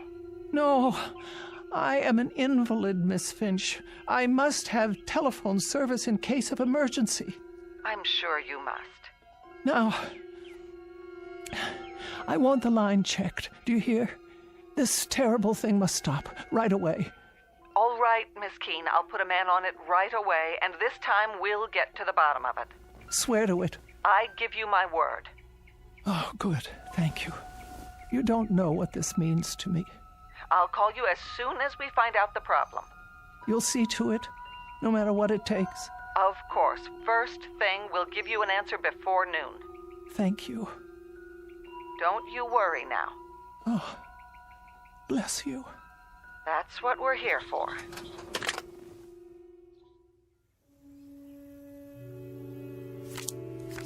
Your play? What? Pick up your cards, Miss Elva. This is what we need, you'll see. A nice game of canasta. Oh. Yes. Now, it's your play. What is the matter with that girl? Hmm? She promised faithfully that a man would check on it today. The afternoon is almost over and no one's been by. Maybe he doesn't have to come by, Miss Elva. Why wouldn't he? If the problem is somewhere else, with one of the telephone poles, for example. Well, I suppose that could be true, but if she promised she'd let me know. Look at your cards. Did you get a good hand this time? Oh. That'll be her, don't you think? Want me to answer it? Oh, yes, if you would. Hello? No, this is Margaret Phillips. Would you like to speak with her? Who is it? Just a moment. You see, it's Miss Finch. Now everything will be fine. Oh, yes? About those calls you say you've been receiving, Miss Keene. Say I've been receiving? Why don't you believe? We sent a man out to trace them. I have his report here. And? He says he followed your line through all its connections. He found the problem. Well, what is it? A fallen wire on the edge of town. Fallen wire? Yes, Miss Keene. The weather blew it free of the pole. I don't understand. One end was on the ground, so no signal at all was getting through. Are you telling me that there were no calls? I'm sorry, but there's no way anyone could have called from that location, Miss Keene. I tell you, a man called me. There must be a phone there. There must be some way for him to call me. Miss Keene, the wire is lying on the ground, unattached. Tomorrow our crew will put it back up and you won't have any further trouble. There must be a way that someone got through. But there is no one out there. No one at all. Out where? Miss Keene, it's the cemetery. Oh. Miss Keene, are you there? What is it, Miss Elva? Miss Keene? Miss Keene? Why have you dropped the phone? Will you tell me what's wrong? Miss Keene, for heaven's sake, what is it?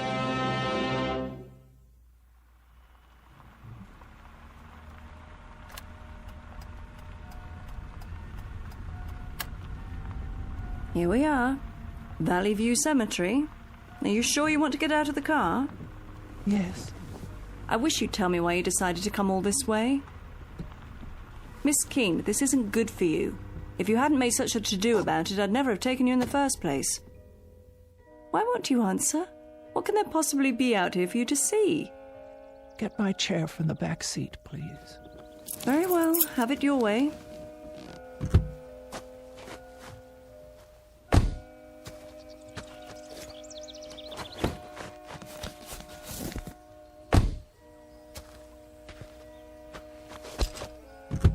Careful. Now. Up and out. Here's a blanket for your legs. Though I can't imagine why you'd want to. Miss Elva? What are you looking at? Over there. You mean inside the grounds? On the other side of the gate. All right. We'll have to steer clear of the power lines, though. Well, there's a loose telephone wire hanging down. Can't see where it touches the ground. Where are we going? The first row on the left. About halfway down, as I recall. That's where the wire ends. I knew it. Here? Here. And we better not go any closer. It's fallen directly onto a grave. Right by an old headstone. What's the name? Brian Douglas. And the date of birth and death, more than 50 years ago. Oh, the poor young man. Only 27. I knew it. Miss Alva. It's him. Who? It's him. Brian. Oh, Brian. You knew him? Brian, my fiancé. He died a week before we were to be married. Oh, Miss Alva, I didn't know. We were in a car together. I insisted on driving. I was always insisting on things, telling him what I wanted, dominating him in my way, and he always did what I said, always. I lost control of the car, steered it right into a tree. Brian went through the windshield. He was cut to pieces. I was left crippled, and now he's trying to reach me, I'm sure of it. Don't you see? He's trying to reach me. So many years out here alone, in the sun, in the wind, in the rain. And now, at last, I can talk to him. I won't be lonely anymore.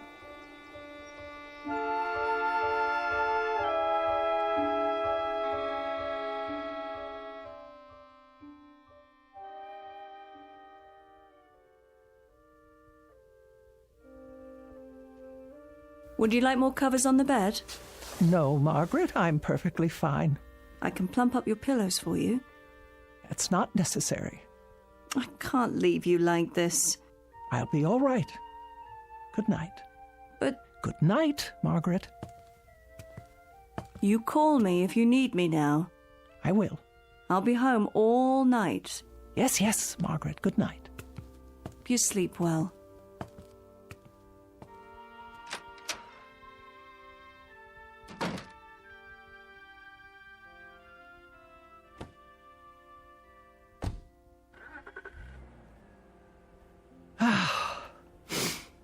Now then, you may call me any time at all.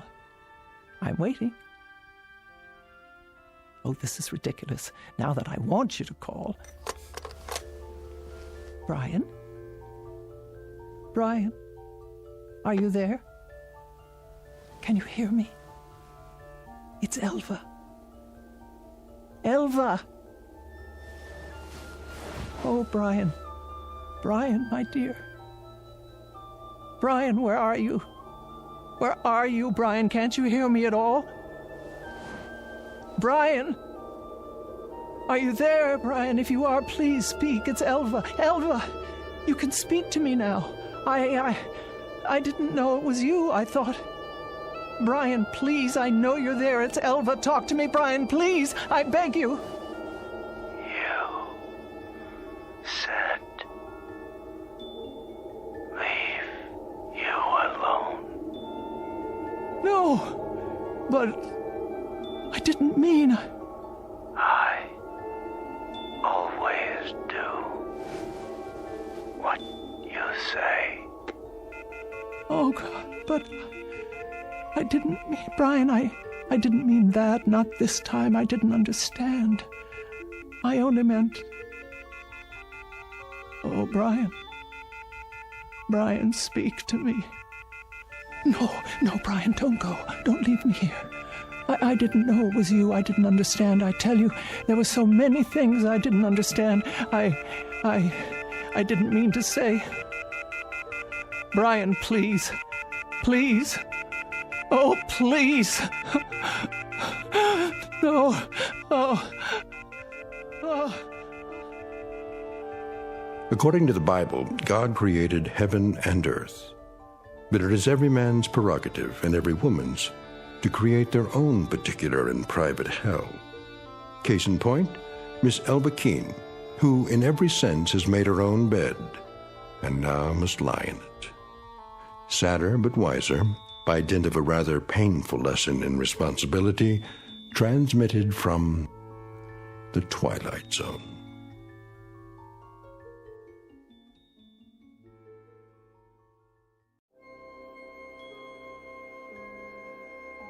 Hi, this is Carl Amari, producer of the Twilight Zone radio dramas. I'd like to take a moment to tell you about our official website at twilightzoneradio.com, where you'll get the latest news and information on these Twilight Zone radio dramas. Plus, at twilightzoneradio.com, you can digitally download 3 free episodes or any of our episodes for only $1.95 each. In this age of ever-changing technology, we've decided to make these episodes instantly available to you by making the Twilight Zone radio dramas a digital download-only series. This means that this series will no longer be offered on CD. The CD collections at our website are now being offered while supplies last at buy one, get one free. So be sure to get your favorites before they're sold out. Be sure to visit us often, and I'll see you in the zone.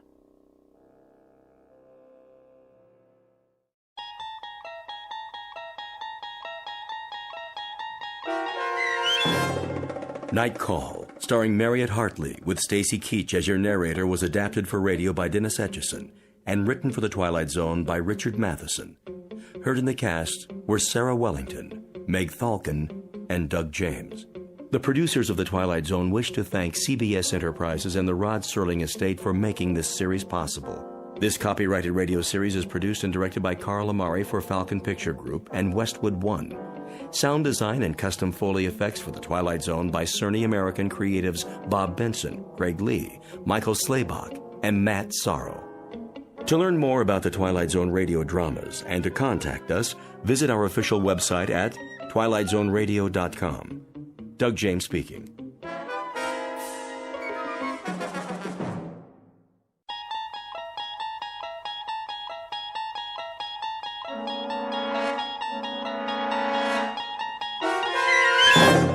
You're traveling through another dimension. A dimension not only of sight and sound, but of mind. A journey into a wondrous land whose boundaries are that of imagination. Your next stop, the Twilight Zone.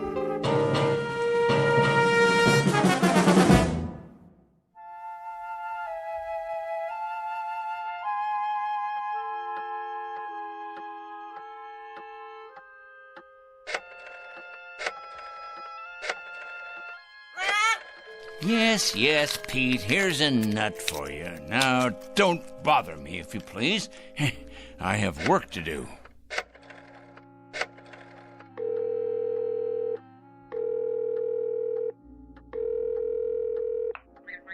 I'd like to speak to Mr. O'Connor, please. That's right. I'd rather not say. It's rather personal. That's it, Pete. Stay on your perch like a good bird. It's a boy. Is this Mr. O'Connor? Mr. O'Connor, I'll get right to the point. You have a young gentleman working for you in personnel. His name is Brewster.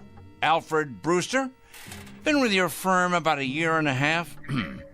Well, I'll tell you what about it. The man is a communist. That's correct, a communist, with certain terrorist affiliations as well.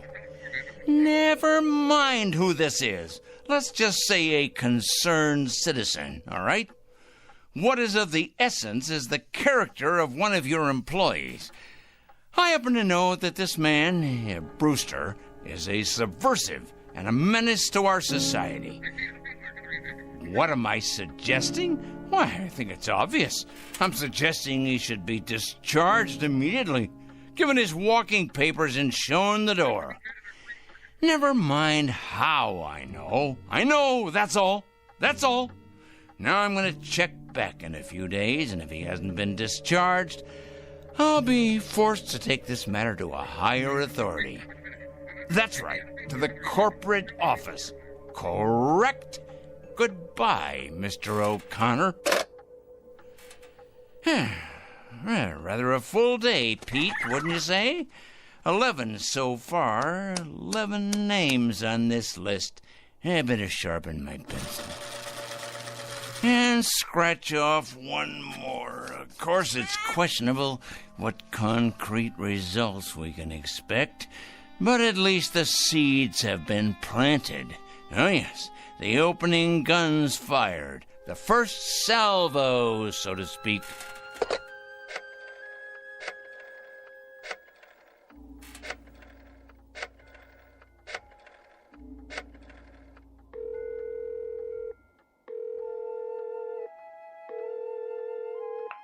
Hello, Board of Education? Well, please connect me. Yes, I'd like to speak with the superintendent of schools, please. It's a personal call. No, I'm not at liberty to give my name. That's right, it's urgent. Is this the superintendent? This is a concerned citizen. I'm calling about a teacher and your employee. That's correct. His name is Farwell. William J. Farwell. He teaches at your North End High School. That is correct. The man is morally objectionable. He's a drinker, a carouser, and I have it on good authority that his relationships with students are questionable at best. The man should be investigated immediately. Oh, yes. Never mind who this is. I happen to be giving you facts, and that is what is at issue here. Well, you best check on him. You most certainly should, and without delay. Quite right. Here you are, Pete. There you go. That's a good bird. You know, I'm rather tired. It's been quite a full day. You don't realize just how tired you can get during a campaign. But a dedicated man isn't concerned with physical discomfort or fatigue or anything else for that matter. No, a truly dedicated person is interested only in victory, in the conquest of morality over the forces of immorality.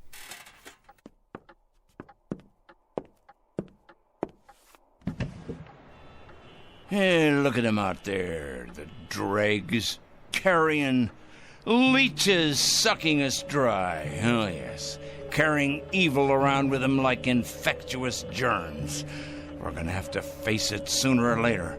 Huh? Phone calls are one thing. Threats and exposure is simply expedience.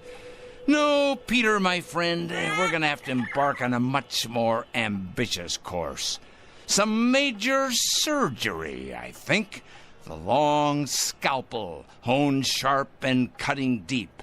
If the sickness is extensive, so must be the cure. And it must be today, Peter. It must be today, this afternoon.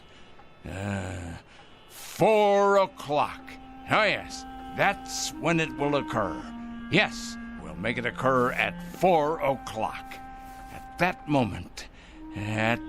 moment, we will destroy evil. That is both my charge and my obligation, Peter, to destroy evil. And we shall do it at precisely 4 o'clock.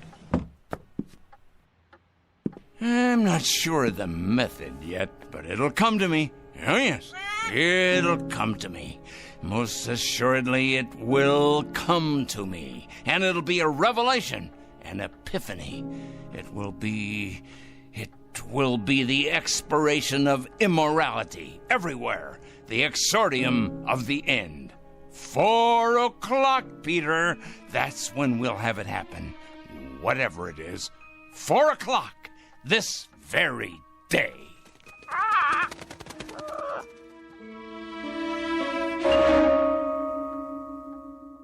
This is Mr. Oliver Crangle, a dealer in petulance and poison, a self-appointed, self-designated, self-ordained vigilante whose jaundiced eyes peer out at an unholy world and find it undeserving of anything but judgment and punishment. and Mr. Oliver Krangle is both the judge and the executioner. He has rather arbitrarily chosen 4 p.m. as his personal Gotterdammerung.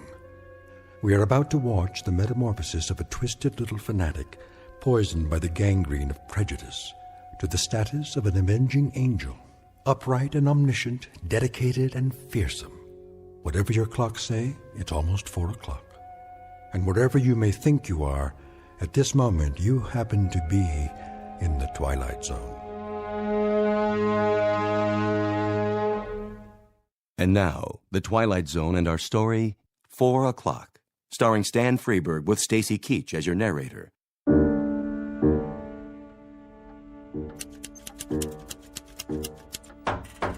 Yes? Mr. Krangle? What is it? Well, there's a special delivery for you. Just a minute.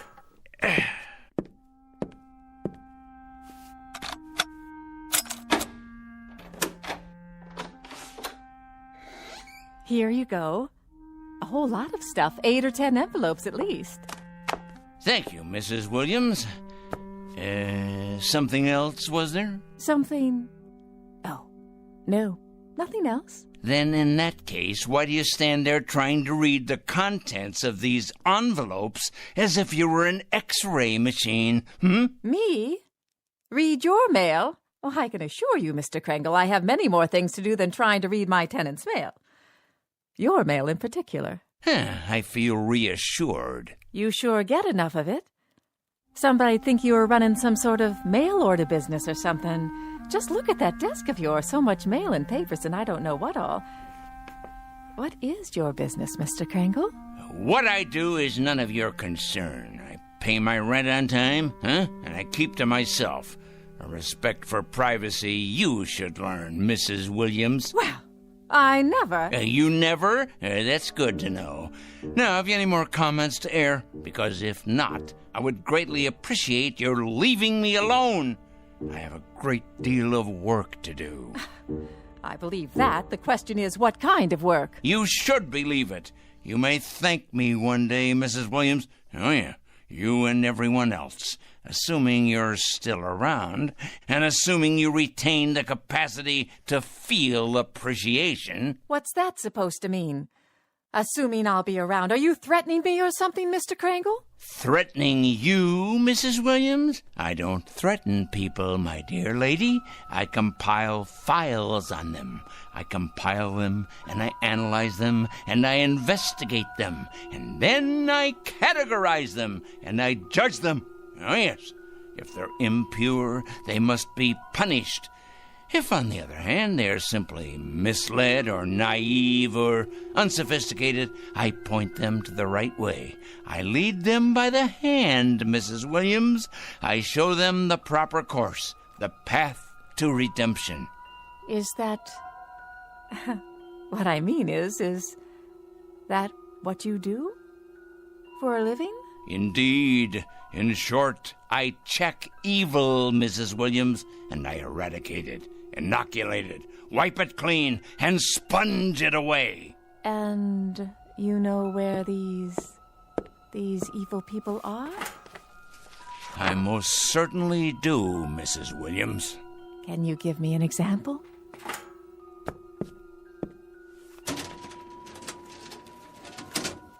How about this one?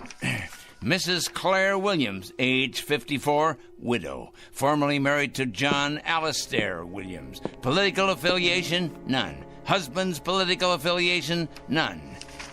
Evidence of subversion? None. Negative personality traits? Curiosity and ignorance. Of course, that's just a preliminary report, Mrs. Williams. The in-depth research is in the master file cabinet right over there. Well, aren't you the strange one? You ain't nothing if you're not a strange one. I'll be going now, Mr. Krangle. Had your nap, Pete? All rested up, are we? Well, that's a good young parrot. It's going to be an exciting afternoon, Pete. Big things are going to happen at 4 o'clock. Yes, they are indeed. 4 o'clock? What's going to happen at 4 o'clock? Interesting question, Mrs. Williams. A very interesting question. Very much to the point. What's going to happen indeed? At 4 o'clock, we're going to expose evil, strip it bare, push it out into the light, dissect it, pinpoint it, and eliminate it. You are? Exorcise it, denude it, confute it, destroy it. Oh, now careful, Mr. Kringle. You're gone and broken your lamp. What? Oh, the lamp. I see. Sorry. Well, no matter. Would you like me to clean that up for you? No, I'm quite capable of cleaning up after myself, madam. That's one thing I'm very good at, cleaning. Something else, was there, Mrs. Williams? No, I don't believe so. If it's all the same to you, I'll be on my way.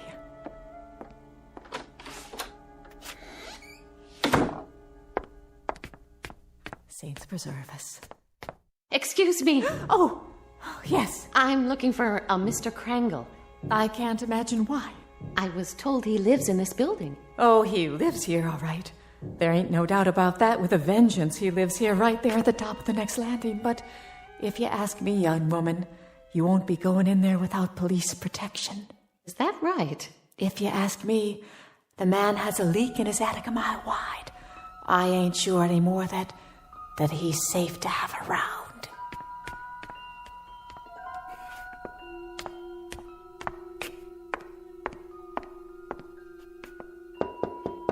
Mr. Kringle? Mr. Kringle? Well? My name's... Who else is with you? Why, no one. Are you sure? Yes, quite sure. My name is Lucas. I wonder if I could speak with you for a moment. Lucas. Ah, yes, Lucas. Kurt J., age 27, intern, East Side Hospital. That's my husband. Is he indeed? Well now. Your husband, you say. Come in, please. Come.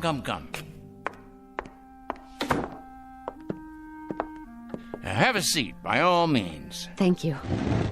Now, what about your husband? Why, Mr. Kringle? Why what? Why are you trying to hurt him? Hurt? My dear lady. What has he ever done to you? To me? Why, nothing to me. That is, nothing personally. I don't know your husband, Mrs. Lucas. That is to say, I know of him. Oh, yes, I know of his background, but we've never met. He's a stranger to you then, isn't he?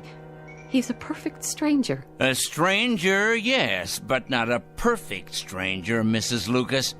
By no means. Your husband happens to be most imperfect. And when you perceive, quite correctly, that he's done nothing to me, at least not directly, I hasten to enlighten you. He nonetheless happens to have done a great deal against society. In what way? Ho, don't play dumb with me. Don't give me any of that naive stuff. My husband, for your information, Mr. Kringle, is a dedicated young doctor. A gentle, decent, fine human being. He has only one abiding interest in life, and that is to cure, to heal, to stop pain. And to kill. How can you say such a thing? Yeah, that's his other abiding interest, the one you've conveniently skipped. L-L-L-U-C Lucas. Here we go. I know his file well. Lucas Kurt J., M.D., second-year intern, East Side Hospital. This year, on the night of March 12th, while serving in the emergency ward, he permitted the death of one Mrs. Angela Rienti by failing to relieve pressure accumulated as a result of a brain injury sustained in a traffic accident. It wasn't his fault. It was too late. That's his only crime.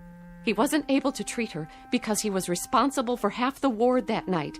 And by the time he got to the woman, she was already dead. That's your interpretation. It's not an interpretation. It's a fact. It's exactly the way it happened. By the time he got to her, by the time she was put into his care, she'd already died. He should have gotten to her earlier. How could he? Do you know how many lives he saved that night? How many people he saves every day, every week? He did nothing to her. That's about the size of it, Mrs. Lucas. Miserable dereliction of duty, resulting in the untimely death of a woman who by rights should be alive today. These facts came to my attention, and I simply called them to the attention of the hospital supervisor, an institution, by the way, which I help to support through taxes. By what right? I must ask you, Mr. Krangle, excuse me, but by what right do you presume to pass judgment on my husband? You're not even a medical man. Why, you weren't even there that night. You don't know anything about it. And yet you write your letters to the hospital, dozens of nasty letters accusing my husband of being a murderer. Why, you wretched, small-minded... Enough, Mrs. Lucas. That will be quite enough. I've suffered your presence here, but I'm not required to tolerate your abusiveness, although I don't wonder you're the type of woman you are. Oh, and what type is that? You're obviously greatly attracted to your husband, and there's no secret that birds of a feather, well, you know the rest. I think I catch your implication, Mr. Krangle, and you're over the line. Way over the line. You're as cracked as that lamp of yours.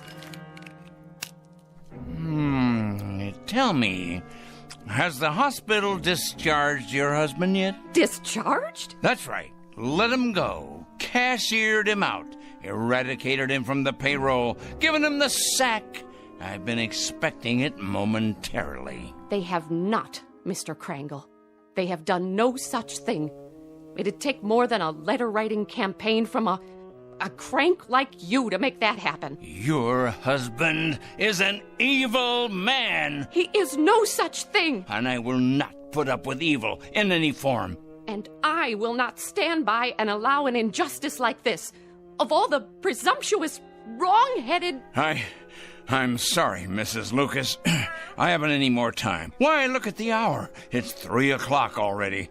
I got things to do. Many more important things to do, thank you. Today's mail, for instance. You'd probably be interested in these.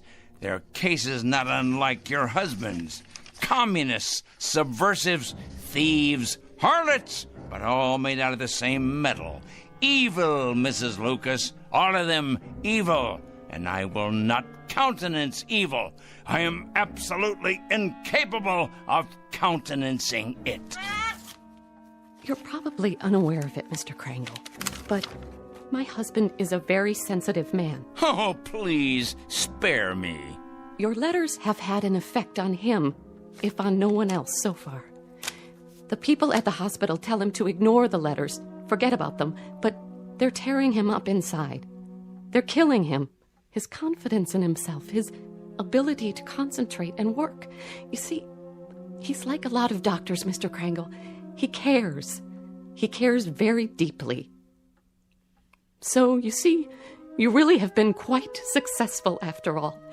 I imagine you've been equally successful with other people, too. Mm-hmm. There's too much sanity still left out there for you to have succeeded in having them all fired. Mm-hmm. But you must be hurting them, those men and women, hurting them desperately, as you've hurt my husband. So you've really accomplished a great deal. Yep.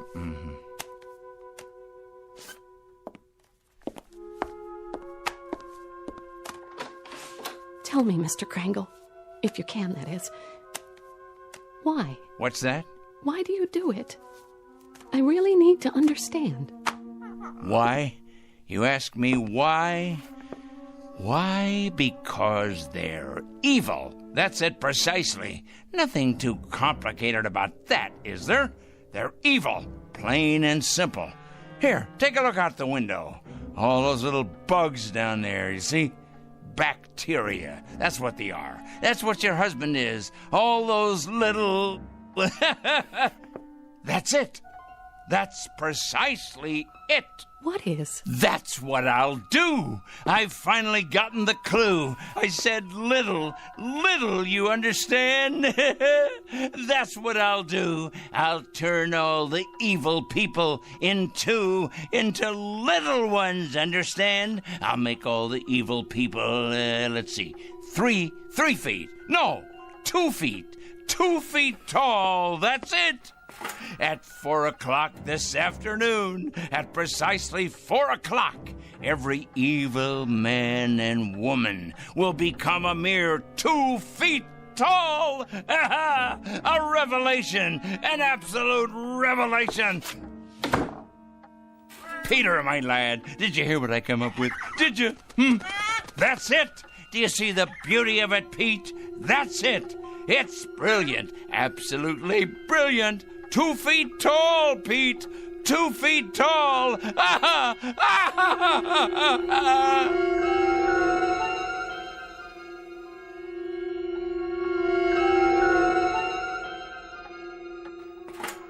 At 4 o'clock this afternoon, I'm going to turn all the evil people, the wicked, morally stunted troublemakers everywhere, into tiny little freaks for all the world to see. I'll make them all 2 feet tall.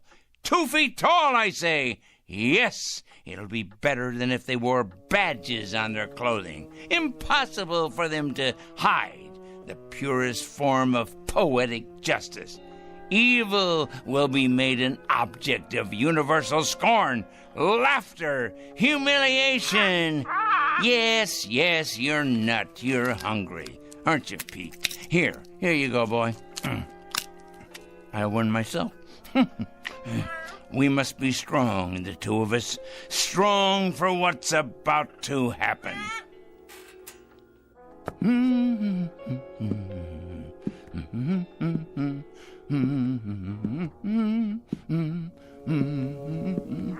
That's right, Petey. 10 minutes past 3. It won't be long now. Yes, a peanut. Here you are. That's a good, strong boy. I'll bet you could crack open just about anything with that great big beak of yours, couldn't you? Yes, you could. I'm sure you could.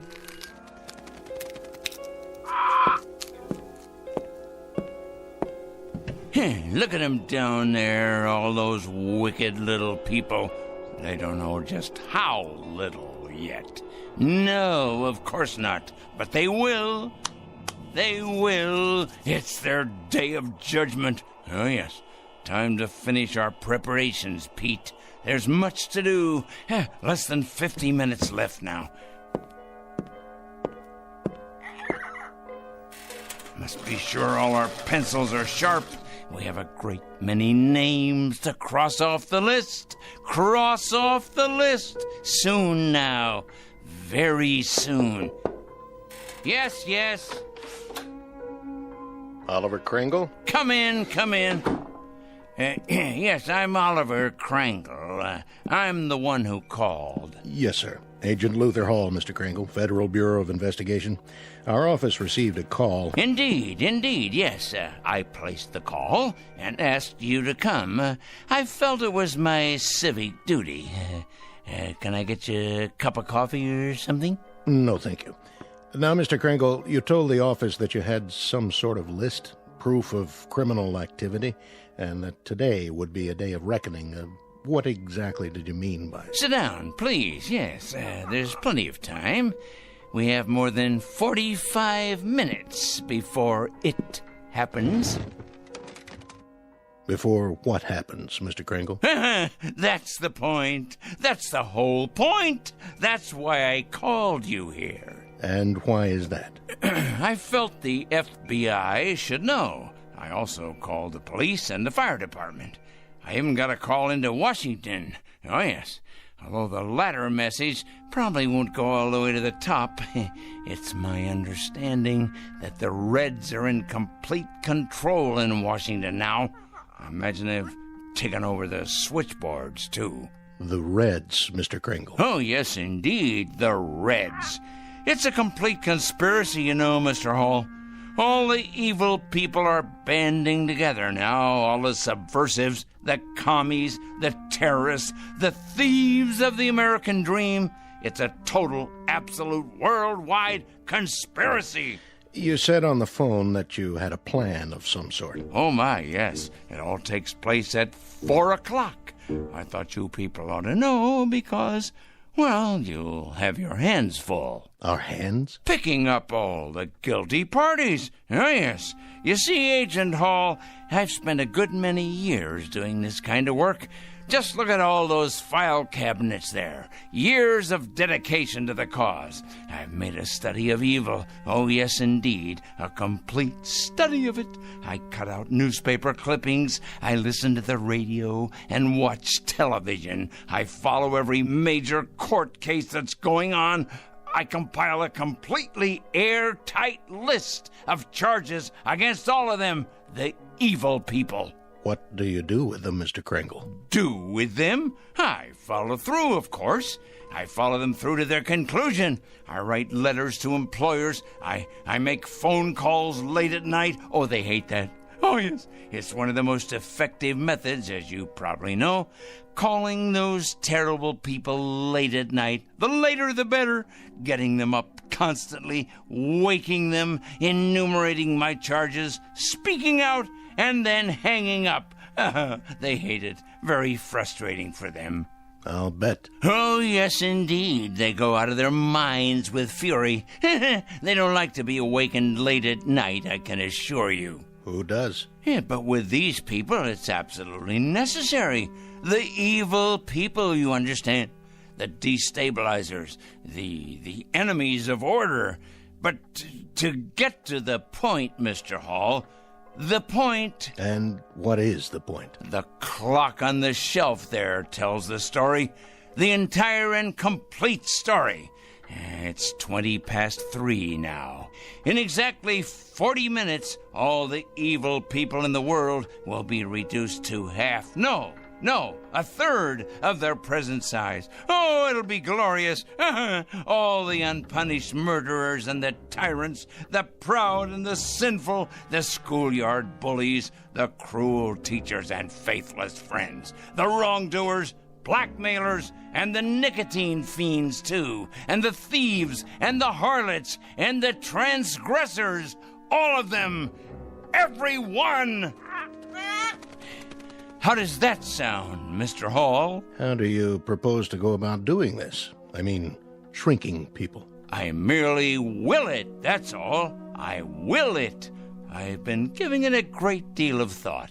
Now, in the past, various other plans have crossed my mind. Other plans? Well, for example, I didn't approve of our entering any of the wars, you see, and I had it in mind I might take the stiffness out of airplane propellers. Do you understand? I'm not sure I do. Well, when the crews came out in the morning, bundled up like children against the cold, and then went into their planes, they'd find the props hanging limp like great empty banana skins.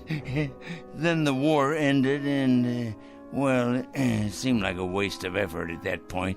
After that, jets became the order of the day, and so I thought, what would jam up the intakes on those jet engines? Huh? What better than a flock of birds? Oh, not you, Petey. Not the beautiful, brave, loyal parrots of the world. Oh, no. Just your low-class country cousins. You read about it from time to time. Seagulls that get sucked into jets, cause them to fail. So, naturally, I thought, chickens. Chickens. Ignorant. Can't speak. An army of them bred to sacrifice themselves for the greater good. Release them on runways just at the moment of takeoff. That would ground those bombers and cargo planes, but fast. Of course, there'd still be trucks and overland supply routes. And then I read in the paper a year or so ago about an accident, a bad traffic accident. 3 people were killed. So I decided I would change all the wheels in the world from round to square, or maybe even triangular, so they'd stub in the asphalt and stop in their tracks. You mean sabotage interstate commerce? I devised another method later on. Terribly interesting, I thought. Mark all the evil people on the forehead. Or better yet, turn them all one color. Say, purple. But then it came to me that they'd simply be able to recognize each other more readily and band together in their collective wickedness. I see. Well, Mr. Hall, this is hard to believe, but I hit upon this latest idea about the change in size just this afternoon. Some benighted woman was in here, and she quite inadvertently gave me the clue I needed. Make them all 2 feet tall. Now, what could be simpler? Think of it, Mr. Hall. Think how ineffectual this will render them. They can't handle delicate scientific instruments, or typewriters, or computers, or telephones, because they can't reach them. They won't even be able to open a window or turn a doorknob to escape once we know where they are. Why, pretty soon they'll be as extinct as dinosaurs. Here's a peanut for you, Petey. I think, Mr. Hall, that the most interesting place will be, let's say, a murder trial, where nobody knows whether the accused is guilty or not. And then at 4 o'clock, if he's guilty, or watching the drunkards in a saloon, or, there's so many places to be. Mr. Kringle? Yes? I'd like to ask you a question, sir, and I hope you don't take offense at it. Go on. Have you ever had any psychiatric help, sir? What? Psychiatric help. I don't think you're rational. I think you've developed some kind of obsession here, and I think you need some help. Help? Me? I need help? Why should I need help? I'm not evil. You obviously don't understand any of this, do you? I'm not the evil one. It's them. It's all of them out there on the street. Just take a look out the window. See? They're the evil ones. They're the ones who are going to be 2 feet tall. In just 30 minutes. That's when it's going to happen. In just 30 minutes. Well, I'm sorry, Mr. Kringle, but there doesn't seem to be very much we can do about all this. What do you mean? Why, the law enforcement agencies are going to have round-the-clock schedules from now on. Do you realize how many evil people you're going to be able to find? Why, they'll be all over the sidewalks, all over the streets. You'll have to build more jails. You have to build more electric chairs, gas chambers, gallows, penitentiaries. Well, what about it? What are you going to do? Nothing, Mr. Kringle. Not a thing.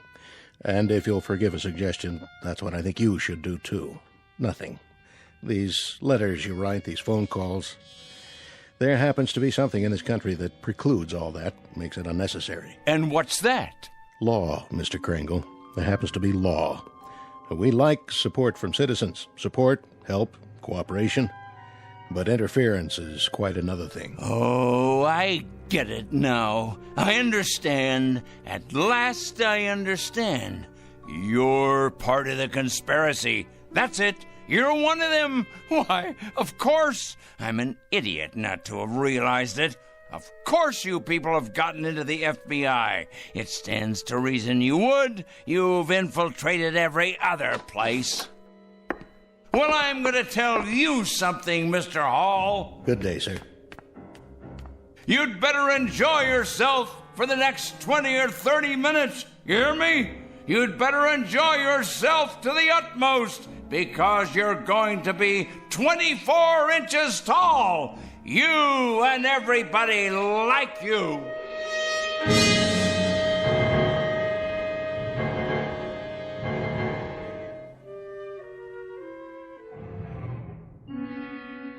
All the evil people, everyone, you'll see.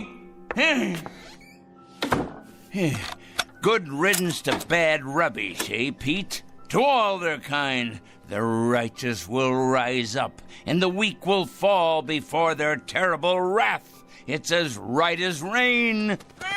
In a minute, Pete. It won't be long now.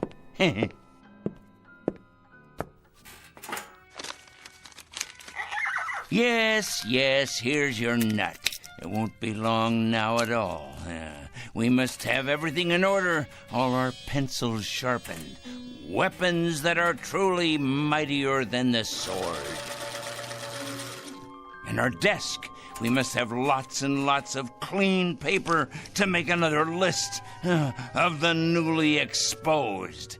Their corruption on display for all the world to see. I wonder what they'll look like down there on the streets, on all the streets everywhere. Oh, what a glorious sight it's going to be. So many people. Think of it. Fat ones, thin ones, the young and the old, suddenly grown too small for their clothing, which of course will no longer fit them. It simply won't fit them at all. Like the toads and the cretins they are. Someone should follow along behind and collect it in trucks, boil it in hot water, decontaminate it, and then redistribute it to the rest of us. Think of that, Pete. New suits, trousers, neckties, formal wear, tuxedos, this and casual wear of every style. Oh, yes, it shouldn't go to waste. Think of how much money could be made in resale centers across the land. Money to finance a whole new campaign. Why, Pete, we could open a chain of clothing stores. All we need is a fleet of trucks to gather it up. Ours for the taking. But alas, it's too late to organize any of that now. Oh, if only I'd planned ahead. Well, the least I can do is alert the media. Yes, that's the responsible thing to do. I wonder if they have any idea at all about what's to take place. And at this hour, the Dow Jones is down 14 points. Raging fire now under control in upstate. The White House press secretary announced a peace plan today. 4-car pileup on the bridge. Motorists are advised to use alternate routes. Come on down to Crazy Joey's Fashion Warehouse. We've got sportswear, clothes for the workplace, back-to-school duds, all at out-of-this-world prices. You'll think you've died and gone to heaven because my name's Joey, and I'm crazy. Another lost opportunity, Pete. But that man doesn't know how soon he'll be out of business. He has no idea, does he? No idea at all. We better check the television news while we're at it. We'll have the weather for you coming right up after this. The very vegger slices, it dices, it turns out finger-licking julienne potatoes. Okay, now tell us about your new book, 101 Ways to Profit from Armageddon. Amateurs. Pete, what to do? What to do? Of course I can send out press releases taking credit for all that I've done after the fact. If only I had more time. More time! Still, we'll have to alert them as best we can.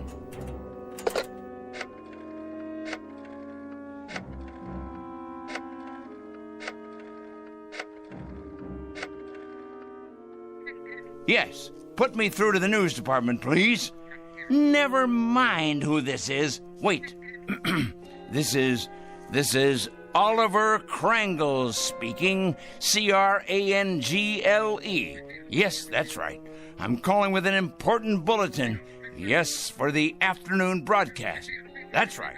You ought to break in right now with a news flash, you know. Oh, it's something big, all right. Something huge. Believe me, it is important. When? No, you don't understand. It hasn't happened yet, but your viewers will still want to know when it does happen. Otherwise, there'll be chaos in the city. In fact, this should go on the national broadcast, coast to coast. What is it? Let's just say a new perspective on the world. Hello? Hello? Hello? Petey, obviously they've infiltrated the local news channel as well. Of course they have. I should have known. They're everywhere, like insects, like vermin. Well, they won't be in control much longer, because Judgment Day is upon us. The strong will rise up to take what is theirs, while the subhumans are exterminated. It's the law of nature. But for now, there's precious little left to do, except make sure the clock is wound and to prepare ourselves for the occasion. Just try to be patient, Pete. Just a few minutes longer. Wait with me, and you'll see that it's all been worth it. I promise. But first, I must look my absolute best. Yes, top-notch, befitting a man of my stature. The reporters will swarm up the stairs here, wanting interviews. And there'll be photographers, of course, with their news cameras. Let's see here. What do you think, Petey? Perhaps a clean shirt and tie? My best shoes. I have to pass muster here. Meanwhile, you preen your feathers, my boy, and get ready to meet the press.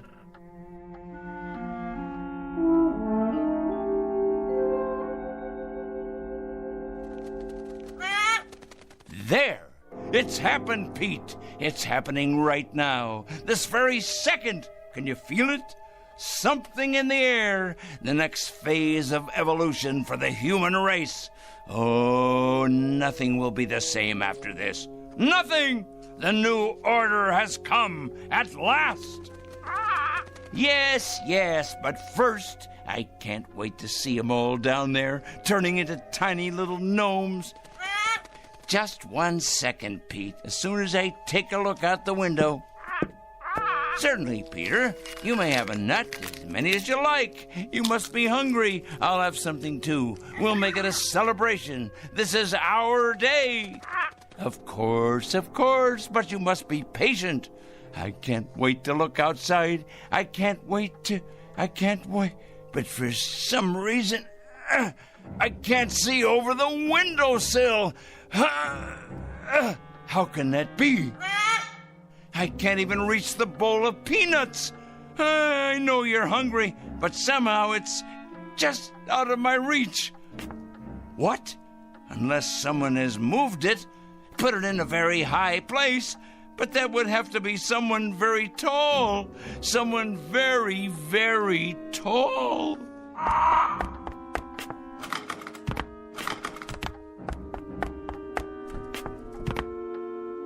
Pete!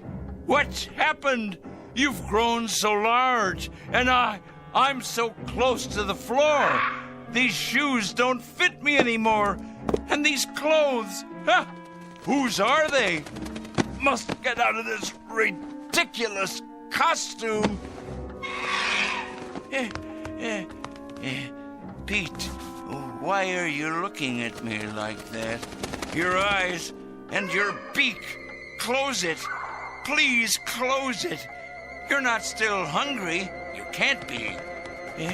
Pete, you're frightening me. You know me, Petey boy. You must. That's a good bird. Yes. Calm down now. No, Pete, no. Get away. Let me get out of here. I can't reach the door now. The locks. Let me out.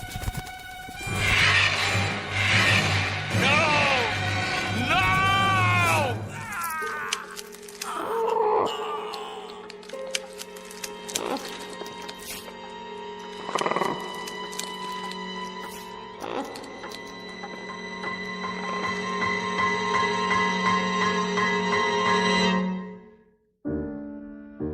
At 4 o'clock, an evil man made his bed and lay in it. A pot called a kettle black, and a stone thrower broke the windows of its glass house. Not a pretty picture, perhaps, but for this poor, misguided fellow, quite unavoidable. A simple matter of supply and demand. He was right about one thing, though.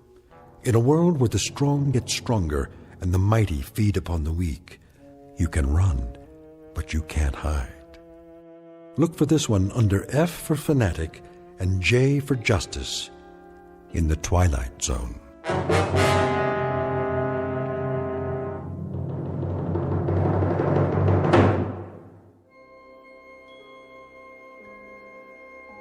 Hi, this is Carl Amari, producer of the Twilight Zone radio dramas. I'd like to take a moment to tell you about our official website at twilightzoneradio.com, where you'll get the latest news and information on these Twilight Zone radio dramas. Plus, at twilightzoneradio.com, you can digitally download 3 free episodes or any of our episodes for only $1.95 each. In this age of ever-changing technology, we've decided to make these episodes instantly available to you by making the Twilight Zone radio dramas a digital download-only series. This means that this series will no longer be offered on CD. The CD collections at our website are now being offered, while supplies last, at buy one, get one free. So be sure to get your favorites before they're sold out. Be sure to visit us often, and I'll see you in the zone.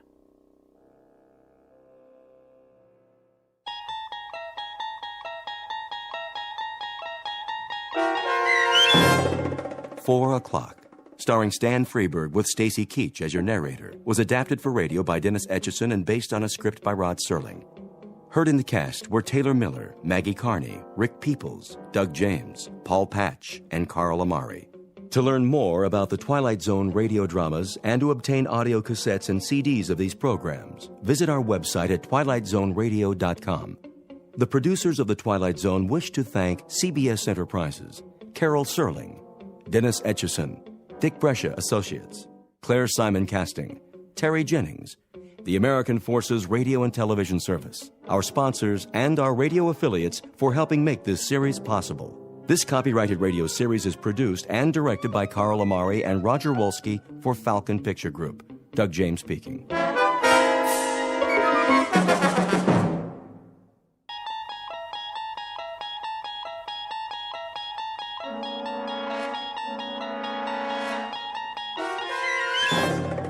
You unlock this door with the key of imagination. Beyond it is another dimension, a dimension of sound, a dimension of sight, a dimension of mind. You're moving into a land of both shadow and substance, of things and ideas. You've just crossed over into the Twilight Zone.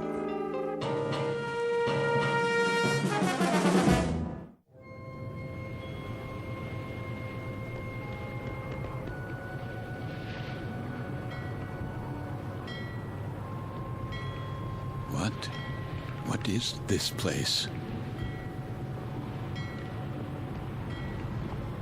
The time. It must be late. Very late. Light in the salon! Let's black out down there! Who?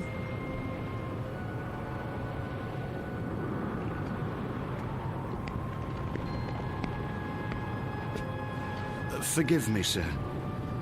Yes? Are you addressing me? Begging your pardon, but they'll be finished serving dinner soon. They? The galley crew, sir. Why do you tell me this? Well, I only meant... What? What did you mean? Well, all I mean to say is, you'd best go in now, sir, if you want your evening meal. My meal? The salon will be closing in a few more minutes. Oh, yes, of course. In the salon. Is that what you call it? Yes, sir. It's very dark out here. Would you like to follow me? Follow? The lights, you see. From now on, I'll have to switch them off when we open the door to the deck, and then on again. You understand, sir? Because of the blackout. The blackout? Yes. This way, sir. Are you all right? Why wouldn't I be? Is something wrong with my appearance? Why, no, sir. It's only that... Is this your first time? My what? Your first passage. It can take a bit of getting used to, sea legs and all that. I'm quite used to being at sea. Thank you. I was just... Yes, sir? Listening. To the engines? Don't worry, sir. The diesels were checked thoroughly before we left port, and Captain Willoughby's top drawer. He'll get us there safe and sound, you can be sure of that. No, not the engines. What then? I was listening to the water. The cold ocean water out there. And the night.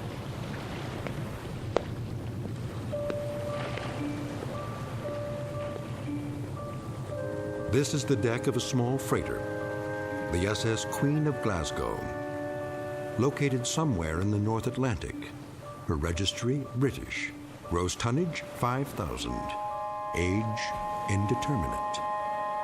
At this moment, she is 1 day out of Liverpool. Her destination, New York. Duly recorded in this ship's log is the sailing time, course to destination, weather conditions, temperature, longitude, and latitude. But what is never recorded in such a log is the fear that washes over a deck like fog and ocean spray. Fear like the throbbing strokes of pistons from the engine's diesels, each one a heartbeat, parceling out every hour into breathless minutes of watching, waiting, and dreading. For the year is 1942, and this particular ship has lost her convoy. Now she must travel alone like an aged, blind thing groping through the unfriendly dark, stalked by the unseen periscopes of steel killers, enemy U-boats that also watch and wait. The Queen of Glasgow is therefore a frightened ship, and she carries with her a premonition of death. In a moment, her crew and passengers will find out just how real that premonition may be, when a course is set that leads them all into an area known as the Twilight Zone.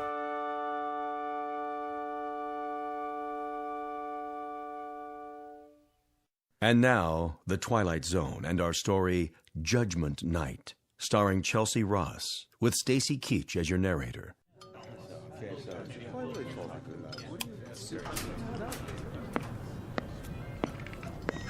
Why does he keep playing with the lights? Thought I'd gone blind for a second. My apologies for the momentary darkness. Wartime regulations, you know. Think nothing of it. Perfectly understandable. Wasn't it a lovely meal? Yes, indeed. Glad you enjoyed it, ladies and gentlemen. Something more, perhaps? Not for us, thank you, steward. We were just leaving. Come along, dear. Wait, Mommy, where's my doll? Why, here you are, little girl. You dropped it by your chair. Can you thank the nice man? Thank you. You wouldn't want to leave your dolly behind now, would you? Come along, Joanna. It's well past your bedtime. Yes, Daddy.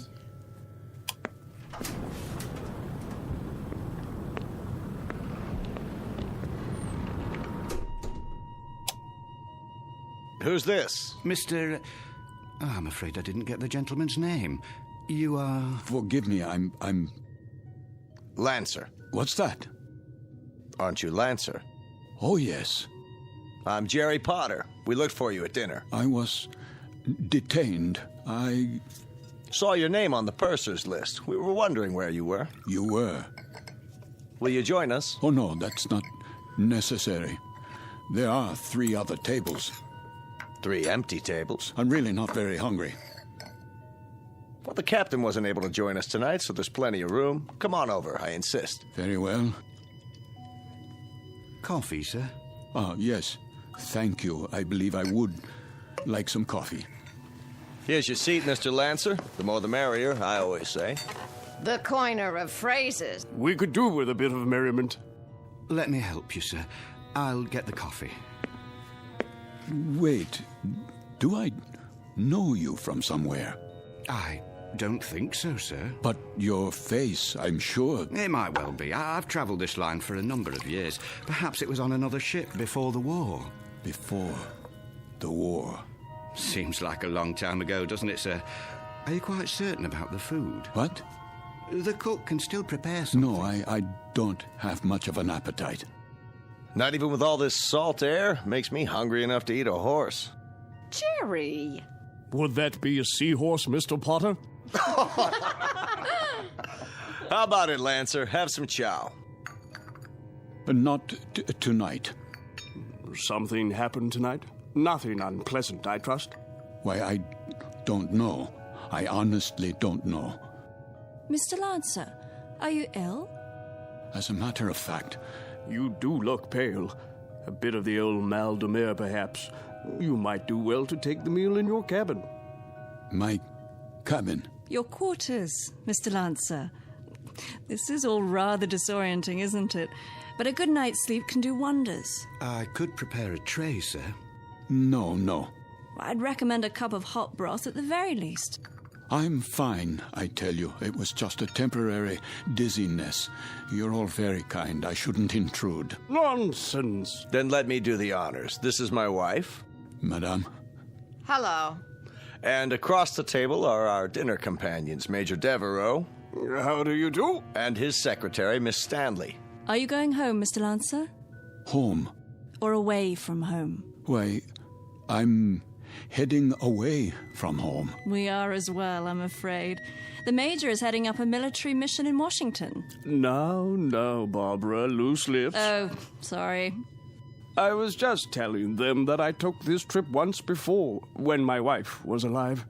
Spring of 38. How different it was. The Queen Mary, most elegant. Where do you suppose they dredged up this one? She looks to be 300 years old. The Queen of Glasgow. Long live the Queen. Oh, hear. What do you do, Lancer? Me? When I saw your name on the list, I tried to figure out what you'd look like. It's a game I play. Try to connect a face with a name. I thought you were probably an old language professor from Oxford or something. A regular barrel of laughs. Well, I'm... There goes the light again. Well, good evening, Captain Willoughby. No, please. Remain seated. I don't have much time. I thought I'd just stop for a cup of tea and say hello to those who are still here. Don't worry on our account. I'll get you tea, sir. Thank you, steward. We did miss you, though, Captain. I must apologize. We have a miserable fog out there. No kidding. And I thought I'd best take my meal on the bridge. And the rest of the convoy, Captain, are they in sight? They'd have to be 3 feet off the bow to be in sight, Major. That fog is quite thick. Oh, dear. However, we do hope to have some sort of contact by tomorrow. But I wouldn't worry. She's a good stout ship, and this isn't her maiden voyage. She's made this passage often. I suppose misery loves company, though, doesn't it? I'd feel a lot safer if we were in a convoy. I can almost see those wolf packs converging on us. There would be no wolf pack converging on a single ship, Major Devereaux. Sorry? The principle of the submarine pack is based on the convoy attack. The gentleman is quite correct. Our primary danger would lie in a single submarine. Well, that's reassuring. I guess we stand a better chance against one than against 20, don't we? Just ask Admiral Potter here. He fought with Dewey at Manila. He knows everything. Still, it only takes one torpedo. They can do such dreadful damage. And I must tell you, I've had a miserably uncomfortable feeling ever since we've left. What kind of feeling? Of being followed. Isn't that something? I've had the same feeling. I'll tell you, I'd rather they go after us with a pocket battleship. That you can see, not a skulking, crummy tin fish a couple of miles underwater. If we're being followed, you will see the sub, Mr. Potter. It will surface. They won't waste all their torpedoes on us. Not when they can sit back 1,000 yards and shell us with impunity and sink us at will. You forgive me. This is Mr. Lancer, Captain. Mr. Lancer? But you sound like a U-boat commander. My apologies. That was clumsy of me. Oh, please, sit down. Let me clean it up, sir. I hope I didn't spill any coffee on you, Miss Stanley. No, but you did quite a job on yourself. That's quite all right. I'll get you a towel. I said it was all right. Yes, of course. Sit down, Mr. Lancer, please. Another cup of coffee, sir? No. Thank you. That won't be necessary. I think we might start by getting better acquainted. First of all, I trust everyone's comfortable. Yes, quite. This ship, you know, wasn't designed to carry passengers. I hope you'll bear with some of the inconveniences. I suppose they're worth living with to get to the States, aren't they? You can say that again. Mr. Potter, I understand you're with the American government. War Production Board. And where is your home, Mrs. Potter? Good old Chicago. Windy City. Oh, how interesting. I do hope to travel farther west one day. I tell you, I'll be mighty glad to see it again, wind or no wind. And you, Mr. Lancer? Yes? Where's home for you? Home. I was born in Frankfurt. Frankfurt? Like in Germany? Yes, Germany. Well, how long had you been in England, Mr. Lancer? How long? Not very long, not long at all. Please accept my apologies. I think I'll go to my quarters now. Too bad. I was hoping we'd get a poker game going. Whoop-de-doo. Perhaps another time. Good night. Now, there goes an odd one, huh? I had him pegged as a German the minute he came in. And what do you suppose he's traveling on this ship for? You don't think he's a spy, do you? I rather doubt it, Mr. Potter. All the passengers are well screened. I am a bit concerned about him, however. He doesn't look at all well. Actually, I'm feeling a bit tired myself. I think I'll be off to bed. Good night, everyone. Sleep well. Watch your step, Barbara. I will. It's very dark out there. Would you like a torch? Oh, don't worry about me. I can have the steward escort you. I wouldn't think of it. See you all at breakfast. I'll get the light switch. Thank you, Captain. Good night.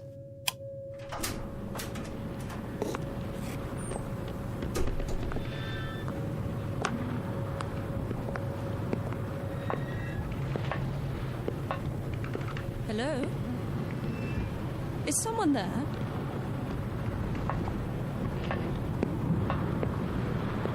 I say, is anyone...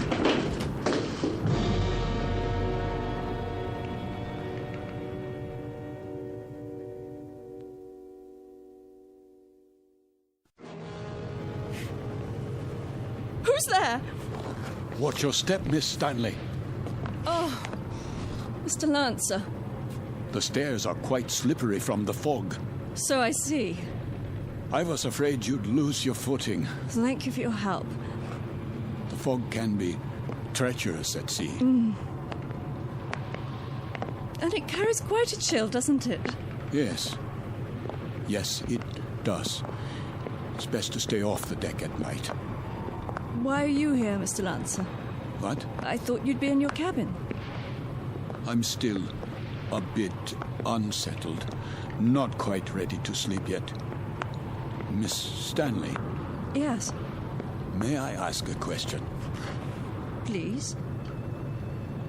Have we met before? I don't think so. Why? You'll forgive me, but you look so familiar. They all did, for that matter. Are you sure you're well, Mr. Lancer? Yes, I seem to be. It's just this feeling. What sort of feeling? Oh, it will sound crazy to you. Go on, please. Just that I'm doing things, saying things. That you've done before. How do you know that? I know the feeling. I've had it occasionally. Have you? Walking into a room and being able to swear that you've been there before. Even the conversations. They seem identical to ones you've had at some other time. Yes, but what other time and where? That's always the question, isn't it? And the people. Yes, and the people, too. Yes. That's extraordinary. What is? I don't recall. I don't seem to recall boarding this ship. Don't you? Or anything else for that matter. How I got here, or why I'm here. There was a film about that. Pardon? In the cinema, a few years ago. With Leslie Howard. Or was it that American? What's his name? Garfield, John Garfield. I believe the title was Outward Bound, something like that. I don't have time to see many films. I don't either. But in this one, the people all found themselves on an ocean liner. Of course, it was a cruise ship, not a freighter. but none of them could remember anything. There was a man and a woman, and they met and began talking, much as we are right now, I suppose. And it turned out they were... Go on. Well, they were all dead, you see, and on their way to the other side. Isn't that absolute rubbish? It is indeed. You don't suppose we're dead, do you? And about to cross the River Styx or some such? No, that's ridiculous. I, for one, remember everything. The cab to the docks, and carrying my bags, my passport, the security clearance. My passport? Of course. It must be in my cabin.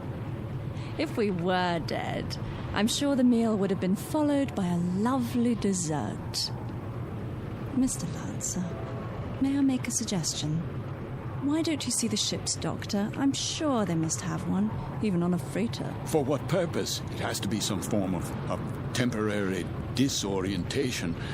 I was standing on deck, and it was as if I suddenly woke from a deep sleep. I heard your voices from the salon. Amnesia? Not really. I know who I am. I'm Karl Lancer.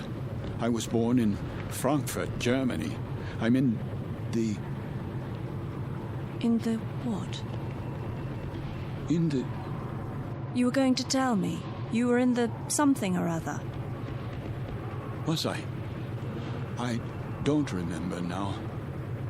Mr. Lancer, perhaps if you got some sleep, that might be all it takes. It wouldn't help. I don't think I could get to sleep. I feel as if this were a nightmare. I feel strange. I feel as if there were a disaster waiting out there, some doom that's about to happen. As if we were being stalked. I know we are. It's stalking us. Yes, there's a sub out there, a U-boat. I know it. I know it's out there. I know. Who's there? Mr. Lancer? Yes, I'm Lancer. Would you come with me, please? Where? The captain's compliments, sir. He wonders if you could join him in his quarters. For what purpose? He'd like a few words with you. Go on, Mr. Lancer. I'll see myself to my cabin. Sir, this way.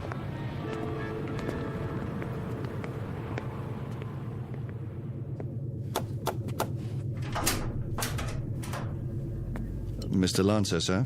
You wish to see me, Captain? Thank you for coming, Mr. Lancer. You've met my first officer, Mr. Danbury. Yes. What is this about? I wonder if you'd mind answering a few questions. No, not at all. First, would you mind showing us your passport?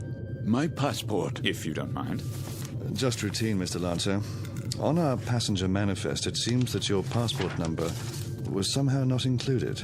Yes, of course. Oh, I'm afraid I don't have my wallet in my pocket. It must be down in my cabin. That's perfectly all right. Sometime during the next few days, if you think of it, say tomorrow, you can show it to me whenever it's convenient. Are you feeling better, Mr. Lancer? Yes, much better. Is there anything I can get you? No. Then, is there anything you'd care to talk about? How do you mean? Anything on your mind? Something you'd care to tell us, perhaps? There's very little I can tell you. And why is that? Because I don't remember very much. No? Actually, to tell the truth, I don't know how I got here. I don't recall anything about it. Is that right? I seem to remember only a few odd, disjointed things. I know, for example, that my name is Karl Lancer. I know I was born in Frankfurt. So you said. Please continue. Continue where? That's it. At this moment, that's all I know. Mr. Lancer. Yes? At the table, you exhibited a rather unusual working knowledge of German submarines. Could that, perhaps, stir your memory?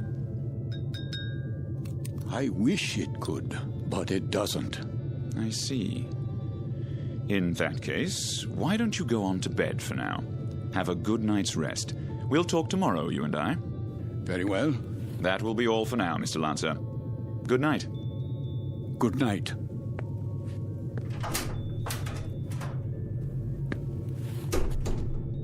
most peculiar. I'd agree, sir. I'd say he bears watching. Then watching is what he'll get. I told you what he said at the table. What do you make of it? That's hard to say.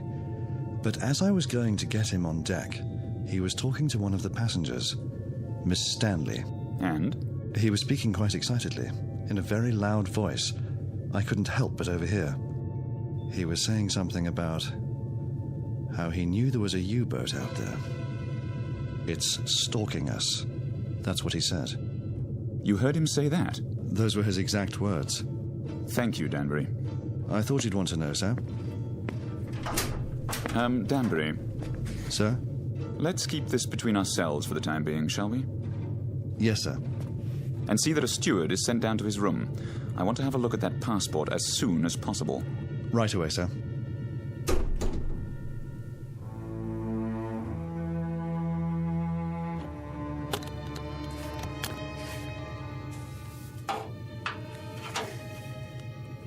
There you are, sir. All your clothing hung up, I believe that's it. Anything else I can help you with? No, that will be all.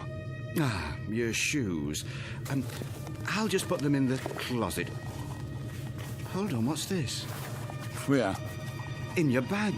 Looks like an officer's cap, but not one of ours. War souvenir? What are you talking about? This, sir. I was wondering if it was a war souvenir. Let me see that.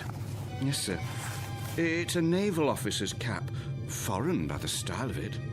Don't touch things that don't concern you. I only thought I'd put it away for you. That won't be necessary. I'll put it away myself. Yes, sir. That will be all.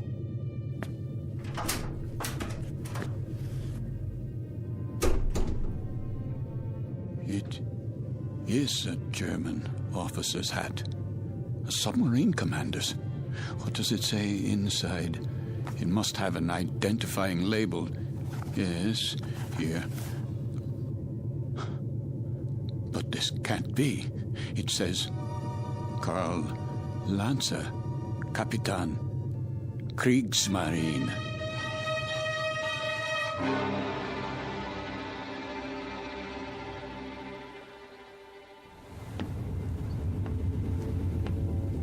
Mr. Danbury? Yes, sir?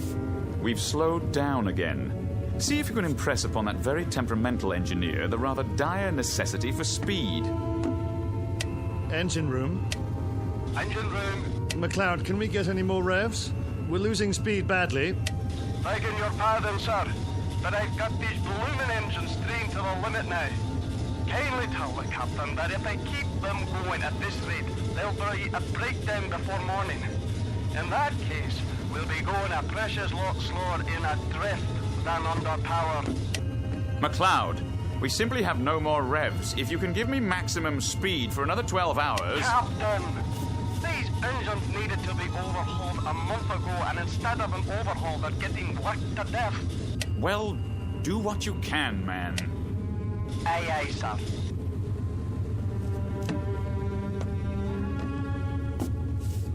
What do you think, number one?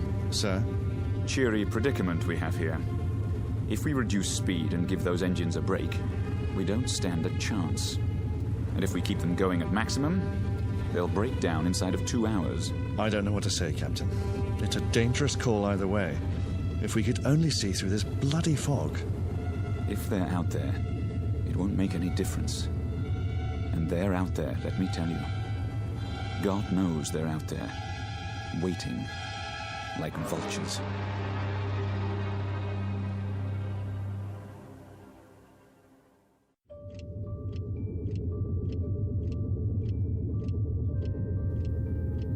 Another drink, please. Begging your pardon, sir, but it's very late. Don't beg my pardon. Just put the bottle on the bar. Go to bed if you're tired, but leave the bottle.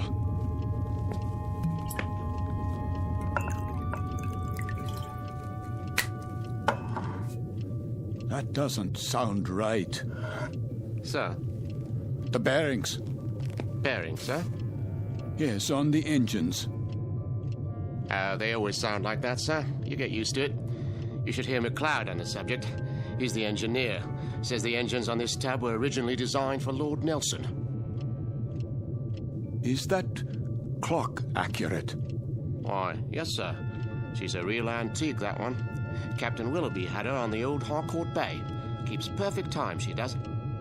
It says 5 minutes past 12 at 1:15. Not for a while yet. No, but at 1:15, something will happen at 1:15. Something, sir? What might that be? I don't know. I really don't know, except the hour and the minute, 1:15. It sticks in my mind. The tray for the bridge, please. Just being made up, sir. The cook will be done in a minute. Have a seat at the end of the bar. Been here long, has he? Sitting like that for 3 hours. One drink after another. Just sitting there, drinking. Wiping the sweat off his face and asking for more. And not getting drunk, mind you. That's 3/4 of a bottle gone. I'd swear it was lemonade. I've never seen the like.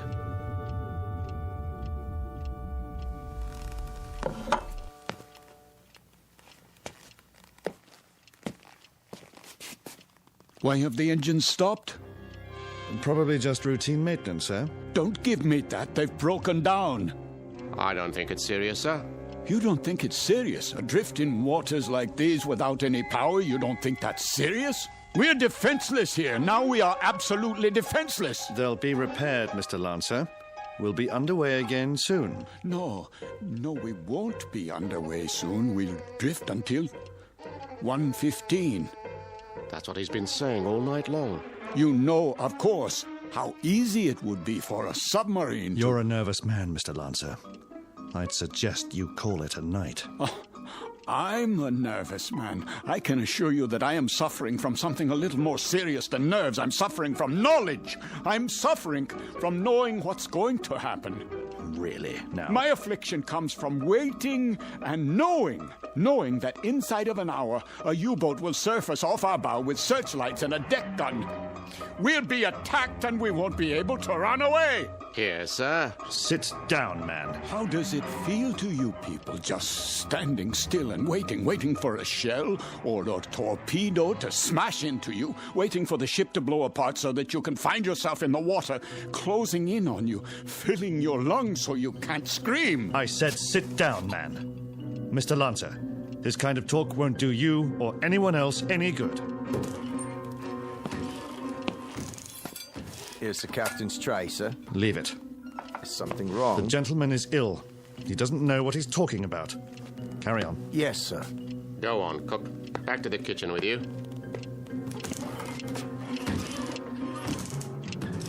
The U-boat's coming. We must get the engine started or abandon ship. That's what we must do. Yes, we must abandon ship. Do you hear me? Why has the clock stopped? Where did you go? Where have you all gone? Why have you left me alone like this? Where? Where is everyone?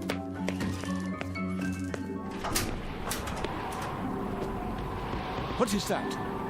The searchlight. It's here. That's the U-boat. The U-boat is here.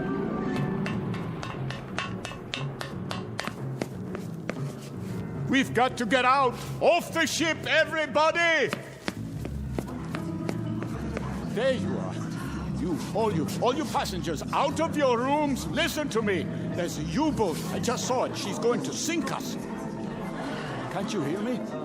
Why don't you move? Are you all out of your minds? What do I have to do? Do I have to grab you and carry you up on deck? Do I have to throw you bodily into the lifeboats? Do I have to knock you unconscious? They're gone. But where? Is the entire ship empty? Or have I gone mad? A life preserver, yes. SS Queen of Glasgow. Wait. I remember that name. Queen of Glasgow. Queen of Glasgow. Potter? Major Devereaux!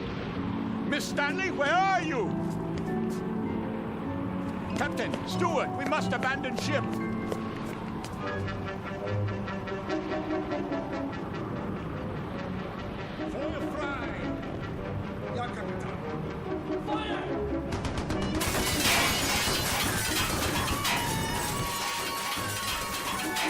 They are shelling us. We're hit, I tell you. Miss Stanley, you must get out. The lifeboat. I can't, Mr. Lancer. The roof's collapsed. The door won't open. Climb through the porthole, quickly. I'll try. Where are the lifeboats? Over here, Mr. Devereaux. We'll have to climb down. Help us, please, my wife. I'm coming, Mr. Potter.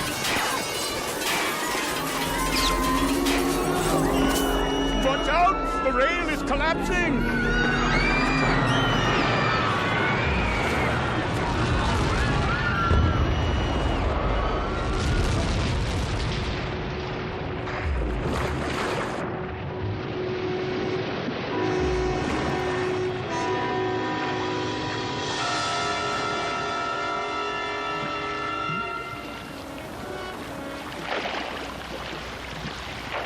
Family, the little girl. Where? The doll. Here, I have it. Who could do such a thing? Who? Who?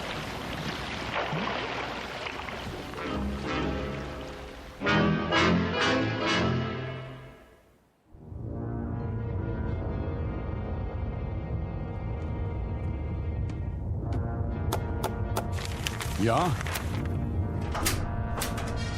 Not much to show, Captain Lancer.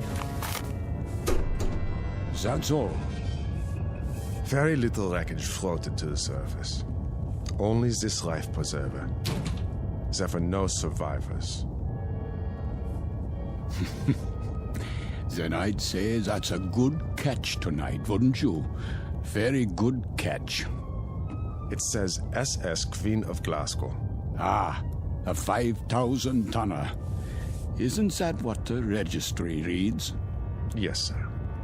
Cheer up, Lieutenant. Hand me the coffee. Well, pour it. If you wish, sir. You have nerves, Mueller. Not really, sir. A little shaky, perhaps. Oh, why? Nothing, sir. I asked you a question. Why? There were women and children on that ship. So? We gave them no warning. You'd have us give them warning, eh? So their radio man can send out their position, which quite incidentally is our position. You have sentiment, but no brains. You're an old woman, Mueller. You know that? I just find it difficult. To do what? To reconcile killing those people. Without warning. It makes me wonder if we're not damned now. In the eyes of the British Admiralty, we most certainly are. I mean in the eyes of God. You're not just a fool, Lieutenant. You're also a religious fool. Perhaps a mystic, too. And if we are damned, what will happen? I've had dreams about it. Maybe people like us have a special kind of hell waiting. Maybe to be damned is to have a fate like the people on that ship. To have to suffer as they suffered and die as they died. You are a mystic, Lieutenant. We'd ride the ghost of that ship every night for eternity. Every night, Herr Capitan. For eternity.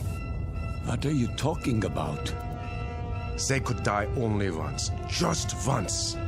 But we can die 100 million times. Every night. Ride the ghost of that ship. Every night. Every night.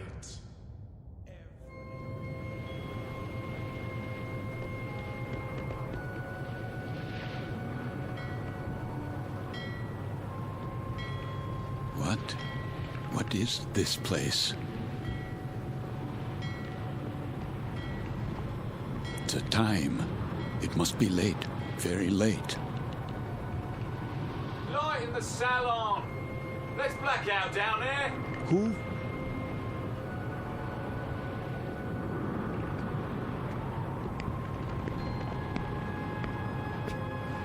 Forgive me, sir. Yes? Are you addressing me? Begging your pardon, but they'll be finished serving dinner soon. They? The galley crew, sir. Why do you tell me this? I only meant... What? What did you mean? All I mean to say is, you'd best go in now, sir, if you want your evening meal. My meal?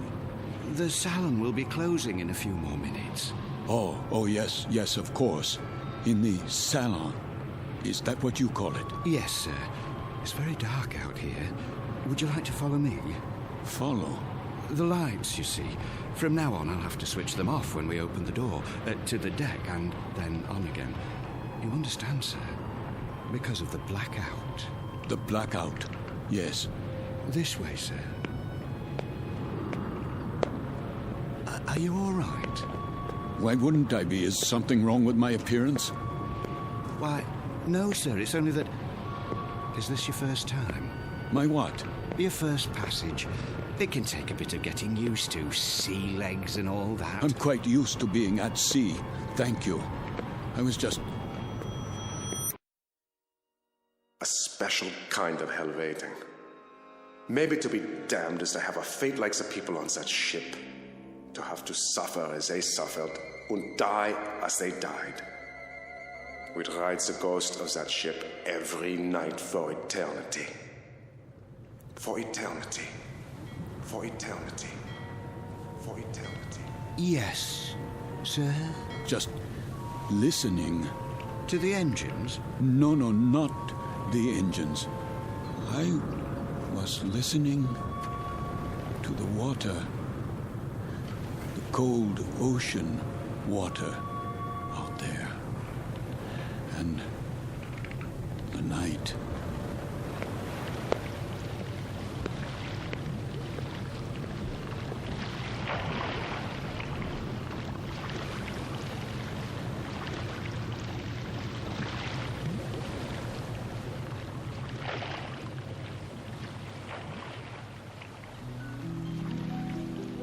You've heard talk about paying the fiddler, the comeuppance awaiting every man when the ledger of his life is opened and examined. The credits and debits added up, a tally made, and then the reward or the penalty paid. In the case of Karl Lancer, former Capitan and U-boat commander, Navy of the Third Reich, this is the penalty. This is the justice meted out. This is Judgment Night in the Twilight Zone. More from the Twilight Zone after this. You are about to enter another dimension. A dimension not only of sight and sound, but of mind. A journey into a wondrous land of imagination. Next stop, the Twilight Zone.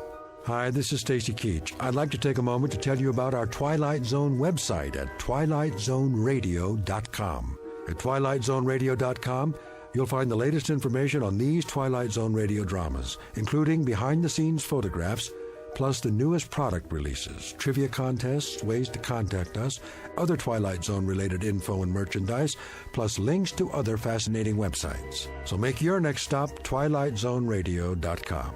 Visit twilightzoneradio.com to purchase these Twilight Zone radio dramas on cassette and CD, or call toll-free 1-866-989-ZONE. That's 1-866-989-9663.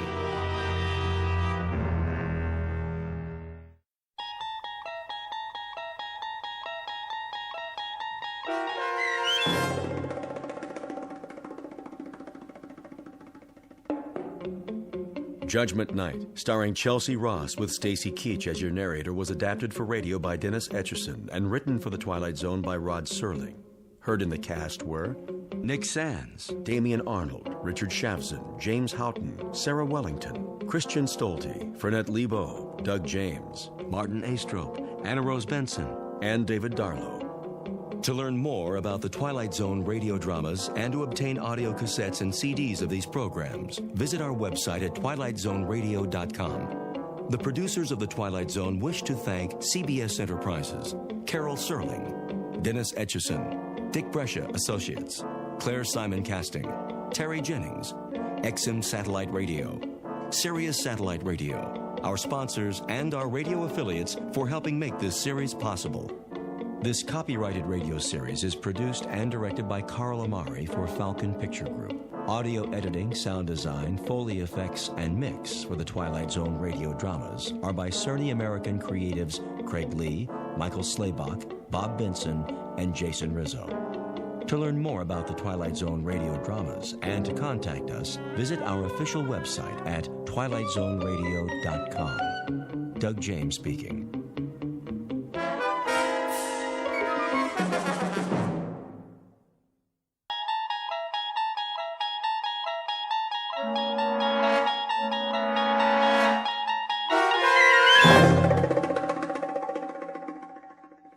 The Mighty Casey, starring Paul Dooley, with Stacy Keach as your narrator, was adapted for radio by Dennis Etchison and written for The Twilight Zone by Rod Serling. Heard in the cast were Christian Stolte, Joby Cerny, Jeff Lupetin, Alex Sopener, Kurt Nabig, Derek Purcell, Roger Mueller, Elizabeth Lido, Carl Amari, Jason Mallow, Doug James, and Vince Amari. This copyrighted radio series is produced and directed by Carl Amari for Falcon Picture Group. Doug James speaking.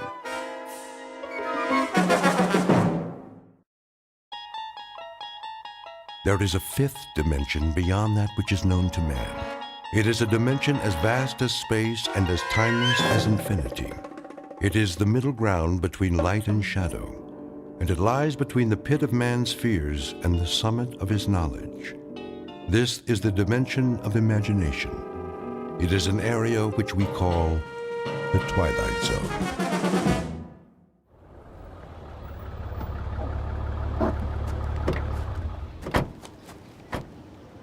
Okay, Pete, let's mark it off. Starting where? The dugout. Run a chalk line in front of the fence all the way to the gate so they can bulldoze it flat. Wait, what's the dugout? Where the team would wait. They'd sit on the bench, shoot the bull. Sometimes McGarry'd chew 'em out, but good. Oh, I know what a dugout is. But why'd you call it that? I don't see any bench. Not now, you don't. Used to be right over there, under the bleachers, near home plate. Okay, I get it. This place used to be a ballpark. Of course, that was before my time. Yeah, I'll bet it was. I always thought this was a track for motocross and monster trucks. My old man used to take me before it was a swap meet of me. That right. There was this one truck, the Grave Digger. Oh, man, you should have seen it. Big old tires, rolled right over anything. How old are you, kid? Me, 22. 22? I was out of high school before you were born. You know what? You really missed a lot. Yeah, Pops, back in the day. Hey, you ever see the monster trucks? Afraid I missed that. Ever see the Zephyrs? The what? Only the greatest ball club there ever was. Sure. That's why I never heard of them. Yeah, World Series champs, huh? They could have been. Let me tell you. And they almost did. 1 year in particular. We better get back to work, Corrigan. Wait a while, kid. I want to tell you a story. You bring your lunch?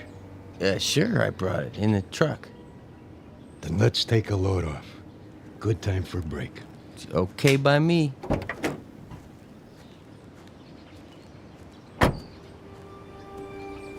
We can sit over there in the pitcher's mound. Of course, you can't see it anymore, but it was there. Fletch was the regular pitcher. He was a nice guy, but he had an arm like an old lady. Then one day out of the blue. Oh, you're not going to believe this. Oh, one day what? Well, it was, must have been July. Yeah, that's it. Middle of the season, everybody was talking about the Giants, how good they look, what a lineup, blah, blah, blah. The Zephyrs were stuck in a toilet.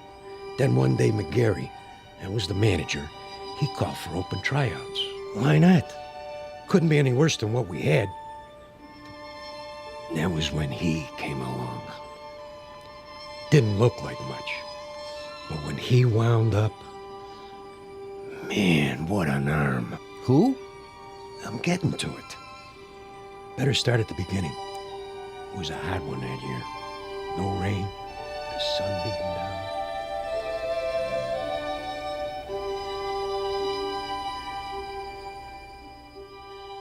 You're standing in the middle of what used to be a baseball stadium.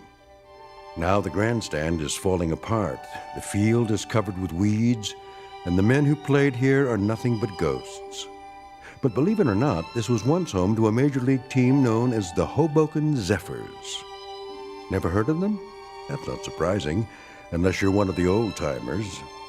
Today it holds only memories and no sound except the wind that stirs in the high grass of the outfield. A wind that on occasion still carries a faint, eerie echo of the crowd that once sat in those bleachers.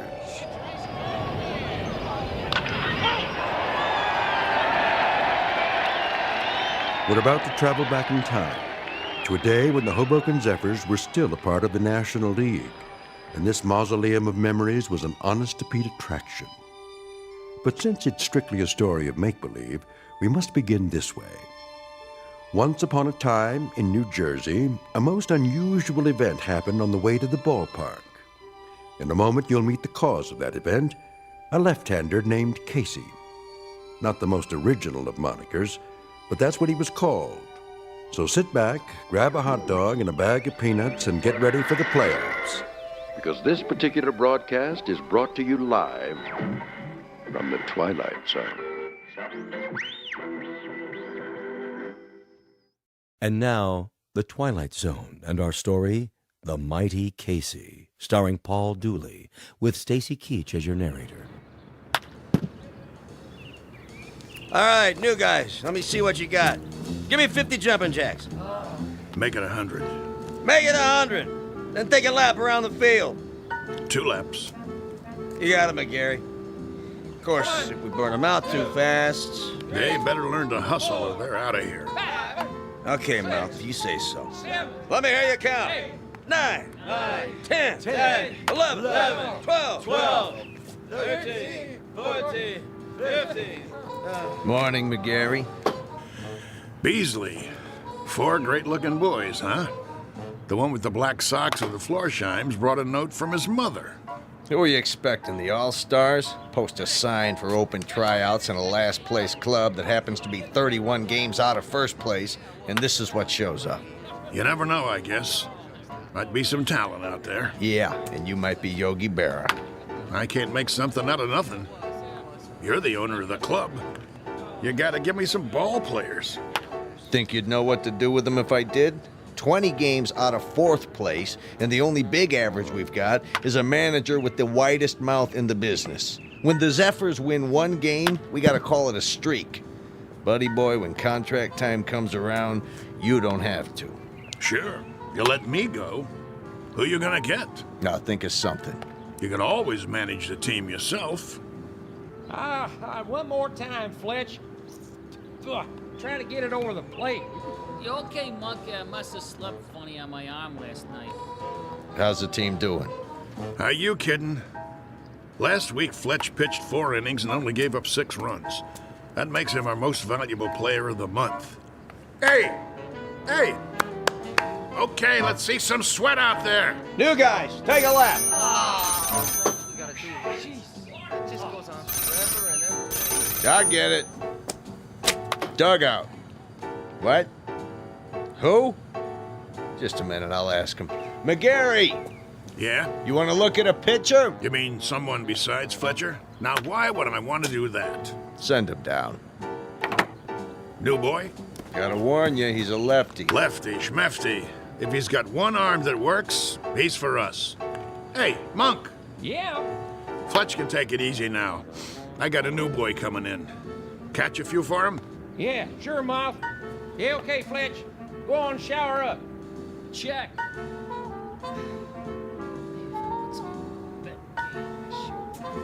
One more lap, let's go. You got the lineup for tonight? I'm working on it. Who's the starting pitcher? I don't know yet. You don't know? Have to see how it goes. Whoever's hot gets a shot. Make that lukewarm. Oh, my. Chavez, that's enough with the laps. They look like they're gonna pass out. Check. Take 5, boys. All right, McGarry, I've seen enough. Yeah, you and me both. What's that? I said I'll see you on the sports page. I'll stop by later. You do that. Mr. McGarry? Over there. Hey, Mouth! Your new man's here. You gotta be kidding. Mr. McGarry, is it? Okay, what's the gag? I don't know what you... Come clean, Gramps. Did old man Beasley put you up to it? I'm afraid Well, tell him I don't need a water boy. Thanks for coming by. Leave your name at the office. There must be some misunderstanding. I'm here about the pitching position. Right. Hardy har har. Oh, I'm not a pitcher, though I've thrown a few baseballs in my time. Of course, that was before the war. Yeah? Which one? The Civil War? You don't look old enough for Valley Forge, but come to think of it, was the winter really as cold as they say? I represent Casey. Oh, Casey. Straight from Mudville, I bet. Even got himself an agent.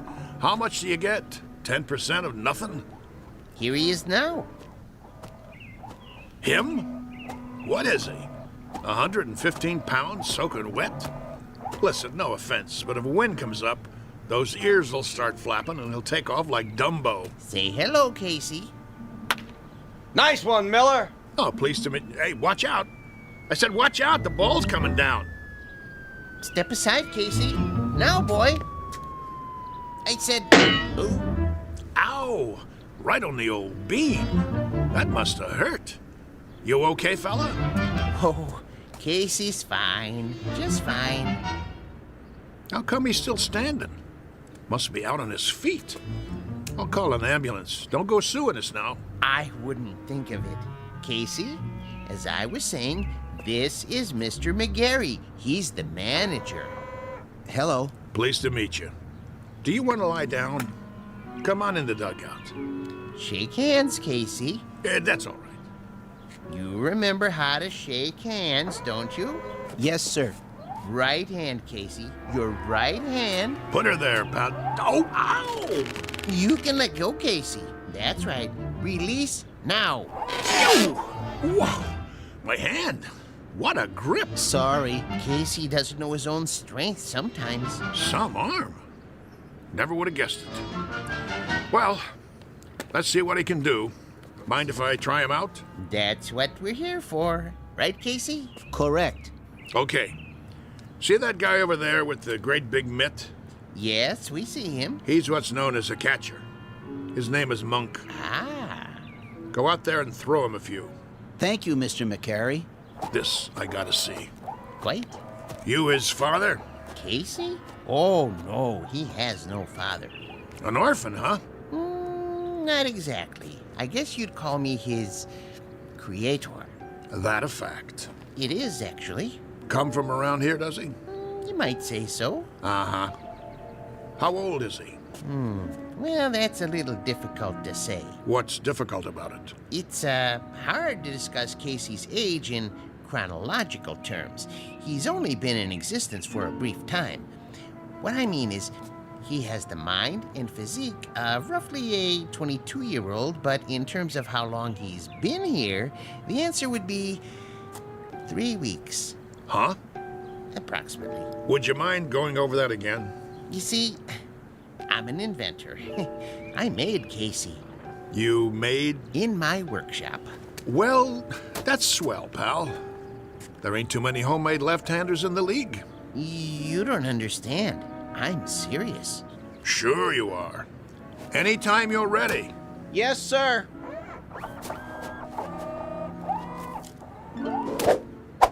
Oh, jeez Louise. That's his fastball. Try a curve now, Casey.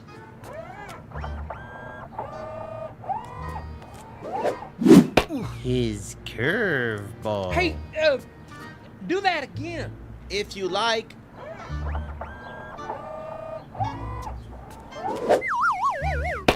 Hey! What was that? We don't have a name for it yet. Go ahead now, Casey. Don't hold back.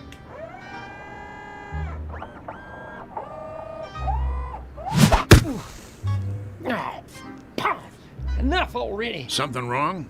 Wrong? Well, you see him? That kid, he picks up where Feller left off. He's got a fastball almost went through my glove. And a curve, and a hook, and a knuckler, or whatever you want to call it. He got control like he uses radar.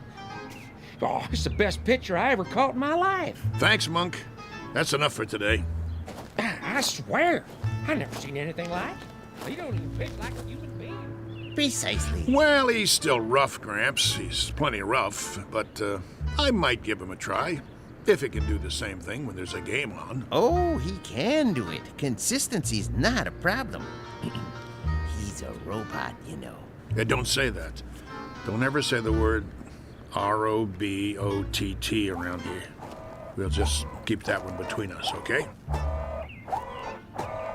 Did you like my pitching, Mr. McGarry? You might have a little potential, Casey, like I told Mr. Stillman here. Professor. The Professor Stillman. You're awful rough around the edges, but I think maybe we could give you a shot. I like to help young ball players. Now you go on into the locker room and find a uniform that fits. He can wear a uniform, can he? Anything you like. Then go and change and come back, and we'll discuss a little contract. Just the three of us. That seems fair. Very kind of you, Mr. McGarry. Don't mention it. Go on now. Say thank you, Casey. Thank you, Casey. Thank you, sir. Come along. You're going to be a real baseball player now, just like I promised you. Isn't that wonderful? Yes. Wonderful.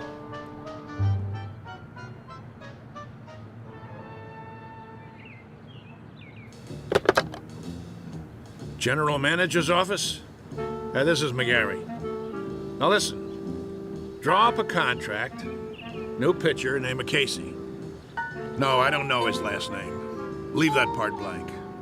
Just do it. The only thing that's between us and a pennant now is if this guy's battery goes dead or he rusts in the rain. Never mind what I mean. Draw up the contract before he gets away.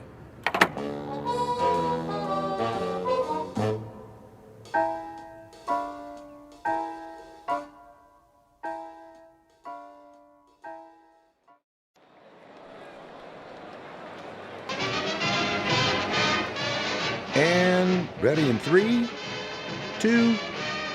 Good afternoon, sports fans. We're coming to you live for the last in a series of home games for the Hoboken Zephyrs.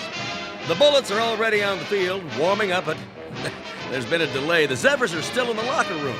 Now, we understand they're getting a last-minute pep talk from their manager, the colorful Mouth McGarry, and knowing him, it's an earful. Peanuts, Red Hots.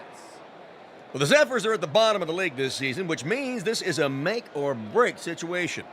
Now, rumor has it there's a new pitcher on the team, but that's unconfirmed. Ah, yes, a beautiful sunny day. Local fans all here, ready to root for the home team. Still, no sign of the boys from Hoboken. Well, this might be a good time for a break before the action starts. But we'll try to get word from the locker room. But till then, let's go to a commercial. And you're on. 60 seconds. How much longer do I have to fill? Beats me. What's with these losers? Well, if I was on that team, I guess I wouldn't want to show my face either. 45 seconds. Beer here, get your ice cold beer. Somebody get me a beer. I'm dying out here. What am I supposed to do? Play tiddlywinks? It's going to be another slaughter anyway. Hey, ask him if he's got anything stronger than beer. You can always read him the stats. There are no stats. If this team was any lower, they'd get stuck in the grass. What am I doing here? Get me another gig. Little League. The weather. I don't care. Just get me out. 20 seconds. The Zephyrs are charging onto the field. No. The Zephyrs look hungry this afternoon. Yeah, sure. Who am I kidding? They're not going to show. The game's canceled. You'll see. 10 seconds to air. Oh, those bums. It's the same old story. Fletcher winds up, he throws, and he drops the ball on his foot. They should send out a bunch of chimpanzees. 5, 4, 3, 2. And welcome back, ladies and gentlemen, to more thrilling baseball action.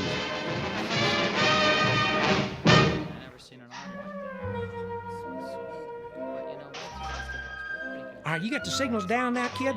There's no iron. Okay, when you're ready to throw, you watch my fingers. See, I'll give you the hand signals, just like we practiced. Remember the one for the fastball? This one. Yes. And a curve?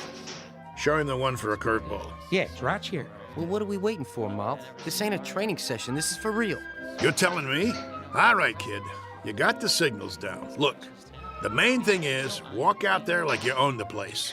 But be cool, nice and steady. Cool? He means don't be nervous. Nervous. Yeah, that's right. Whatever you're feeling, don't let it show. Pull your cap down over your eyes like this. You got nerves of steel. You know what I mean? Not steel, exactly. You know what nerves are, Casey. Oh, yes. Neurons, axons, and dendrites. This case, nerves means ill at ease. As if one of your electrodes were corroded and, Nervous, Casey. Like as if it's 2 out in the 9th and you're 1 up and you're pitching against Joe DiMaggio. He comes up to the plate, looking intent, eyes straight ahead. That wouldn't make me nervous. No? Why not? I don't know anyone named DiMaggio. What? He never heard of... I know what he said. He's a great kidder, ain't he? I love this guy. All right, fellas, this is it.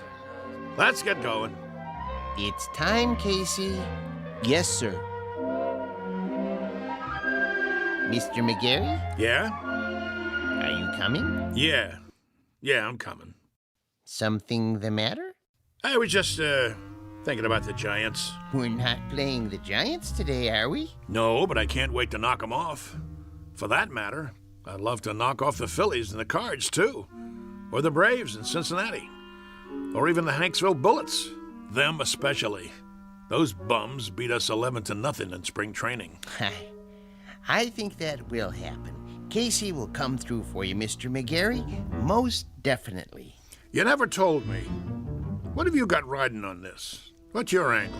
With Casey? My interest is purely scientific.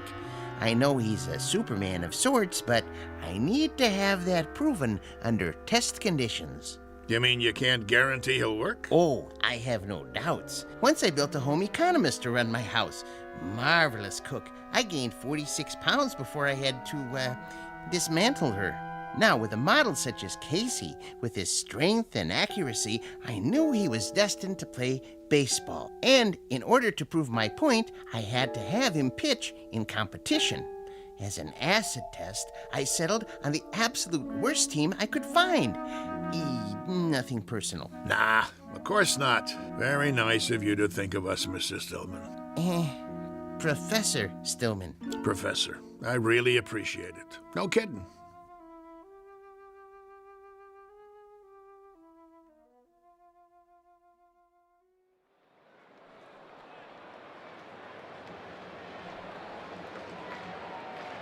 You can feel excitement in the air as the Zephyrs take to the field.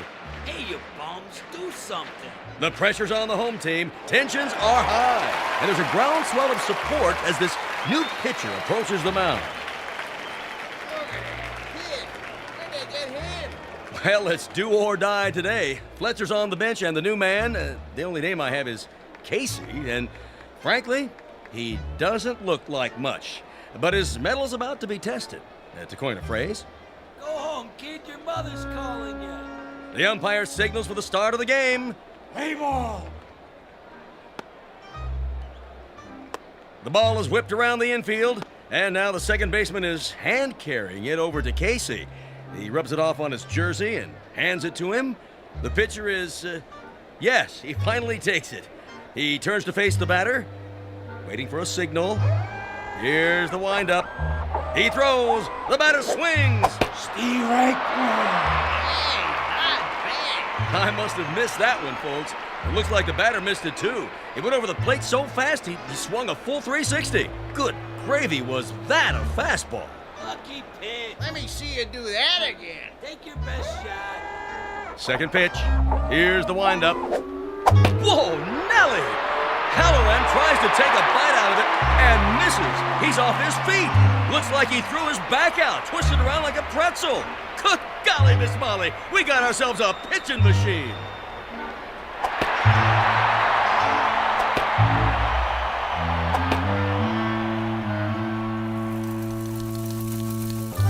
In baseball news, here's a cutie for you. Seems there's a rookie in Hoboken who's pitched 3 straight shutouts. They said it couldn't be done, but with a blistering performance to sew up 9 in a row. In a stunning comeback, the Zephyrs zoom to 4th place in the National League as Casey gets ready for number 14. And that makes 3 more no-hitters for the mighty Casey. The Zephyrs are locked into 1st place. Questions in the news this morning about the mysterious Casey.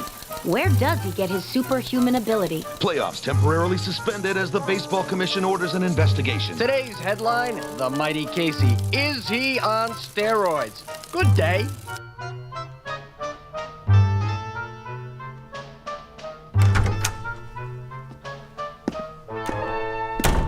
All right, Casey, just relax. What do you mean? He's relaxed. Let's get this over with, Doc. I'm going to sit down in front of you and strike your knee with this little rubber hammer. Why? It's a test, Casey. Nothing to get shook about. You mean shaken? Here we go. Casey, watch where you're kicking. Well, I'd say his reflexes are 100%. That it, Doctor? Not quite, Mr. Beasley. Just let me check his pulse and do a blood test. Oh, no. What's the matter? If Casey doesn't pass his physical, there goes the pennant. There goes the series. There goes my career. But why are you worried? He doesn't take anything illegal, does he? Absolutely not. You may rely on it. Then... there's something I haven't told you, Beasley. What? Now to take your pulse. Hey, Doc, you really need to do that? Oh, a mere formality. He seems to be in A1 shape. Absolute perfection, if I do say so. Quiet for a moment, gentlemen, while I listen through the stethoscope. Oh, boy. Here it comes. Breathe, please. Once more. What's wrong? Nothing. Not a thing. Everything sounds fine. It's just that... Out with it. What? This man doesn't have a pulse. No heartbeat either. Try again. I already have. This man isn't alive. He can't be. That's pretty funny, Doc. Okay, go ahead and draw your blood sample. We gotta get Casey cleared for the rest of the season. I'm afraid that won't be possible. Why don't you wait out in the hall, Stillman? You're starting to get on my nerves. Nerves make up the neurological system in the human body. When a small electrical charge passes from one to another... Enough already. Mr. McGarry, it'll have to come out now. There's no way to avoid it, Doctor. What's this all about, Mouth? Beasley, you ain't gonna like this, but, see, I didn't have a choice. It was Casey or nothing. Are you trying to put something over on me? Ah, what a pitcher he was. The only ball player I ever had on the team who didn't eat nothing. Not even a hot dog. Doctor. Is there a problem? I think you should know something before you go any further. Go ahead. Give it to him. Casey doesn't have any pulse or heartbeat because he doesn't have any heart. How's that? He's a robot. A what? You heard the man. A robot, or if you prefer, an android made from lifelike materials to resemble a human being. Are you sure? Oh, I should be. I built him. And he's been pitching for the Hoboken Zephyrs? Doctor, this is the first I've heard of it. Well, under the circumstances, I have no choice but to notify the baseball commissioner. Move over, Casey. I don't feel so good. Doc, you got anything for a splitting headache?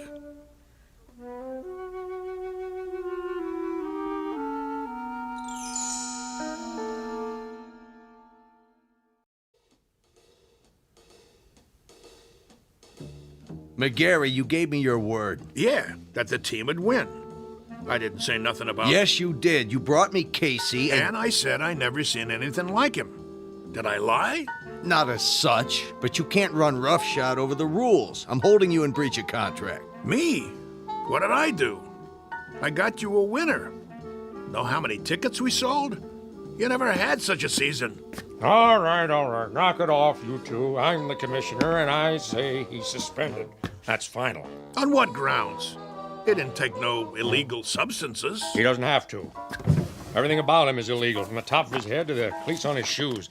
He's a machine. So? Article 6, Section 2 of the Baseball Code, I quote, "A team should consist of 9 men." End quote. Men, understand? Not robots, or vacuum cleaners, or mix masters. Commissioner, perhaps there's another way of looking at this. For all intents and purposes, he is human. Casey, would you mind saying a few words? Tell us about yourself. Where should I begin? At the beginning, of course. Yeah, where was he born? All men are born, not to assemble in a machine shop. Go ahead, Casey. What state? I was born in a state of ignorance. There you go. My point exactly. Well, he can talk, can't he? He talks as good as me. That means he's got to be alive. I wouldn't count on it. But he is not human. Easy for you to say. How human do you want him? He's got arms, legs, a face. And ears. But no heart. He doesn't even own one. How can he be human without a heart? Beasley don't have a heart either. He owns 40% of the ball club. That's it, gentlemen. He doesn't have a heart. Ergo, he isn't human. And that's a violation of the baseball code. Therefore, he doesn't play. Mr. Commissioner, suppose this, just for the sake of argument. Supposing I gave him a heart. You gave him? Where will you get one? At the local parts store? Hear me out. If that essential is the only thing that renders him different from the norm, I could try an operation. I think I could do it. In fact, I'm sure I could. Supply him with a self-contained mechanical heart, that is. Now you're talking, Prof. How about that, huh? What do you say? Well, it would be very irregular. If he were to be given a heart, would medical science classify him as... what I mean is, could he then be called He had the doc fooled even without one. All right. With a heart, I'll give him a temporary okay until the league meeting in October. Then we'll have to take it up in session. The other teams will scream bloody murder. I can see DeRocher now. Ah, then it's all settled. Casey gets a heart and accreditation as human, and the Zephyrs... Take it, Mouthy. With pleasure. Hoboken wins the pennant for the first time in 23 years.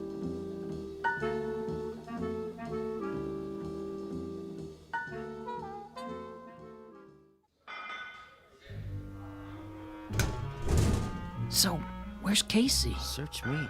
He's supposed to be here. Yeah. Yeah, well, thank you very much, operator. Well, how's Casey? Is he coming? I don't know. What do you mean you don't know? The operator can't get an answer at Stillman's house. Well, maybe he's in the middle of the operation. So he's in the middle of the operation. What's the matter? He can't use one hand to pick up the phone? We can't wait no longer. I gotta turn in the starting lineup. Corrigan? Yeah, Mouth. You'll pitch tonight. All the rest of you, same as before. Now listen, you guys. That's the enemy out there. That's the New York Giants. And while we're out there playing, a fella named Casey is lying on a table struggling to make it. And I know that the last words out of his mouth before the knife went into his chest were, "Go on out there and win one for me." And I'm going to tell you something else, fellas. From now on, there's going to be a ghost in that dugout. Every time you pick up a bat, look over to where Casey used to sit, because he'll be there in spirit, rooting for us, cheering for us, yelling, "Go, Zephyrs, go!" Hello. Oh, hi there, Professor. And I'm going to tell you something else about him. He has heart. Not a real heart, maybe, but that guy is lying there with a great big hole in his chest. He... Hello, Mr. McGarry. Hello. Now, as I was saying... Casey? Hey, how you doing? Hey, welcome back. All right. Knock it off. Quiet in here. Sorry we're late. Well, you got something to tell me? Go ahead, Casey. Listen, Mr. McGarry. I'm listening. He means his chest. Put your ear against it. Go ahead. Okay. Hear it, sir? I hear it. Casey, you got heart. And look at that smile on his face. That's the one thing I could never get him to do. Smile. How do you feel, boy? I feel... Well, frankly, I feel wonderful. Just wonderful. I feel togetherness with everybody. Then, let's go team! Yeah. Casey starts tonight. The new Casey. Now let's get out there and show them what we're made of.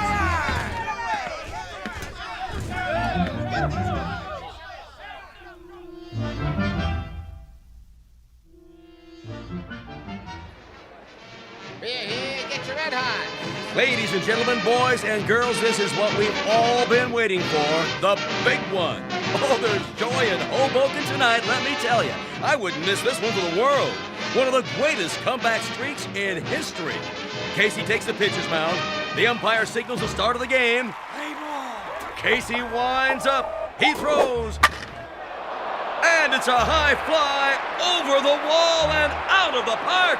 That's a home run for the Giants. What a way to start the game. Well, that'll be a big one on the scoreboard.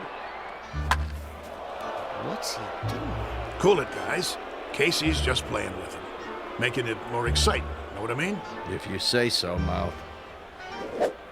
Another run for the Giants. Now it's 3-0. What's wrong with the mighty Casey? That's what fans want to know.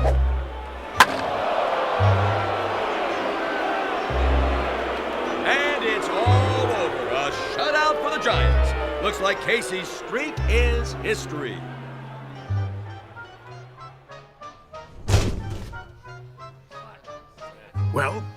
Well, 1 minute he's 3 Bob Fellers rolled into one, and the next minute he's a tanker with nothing.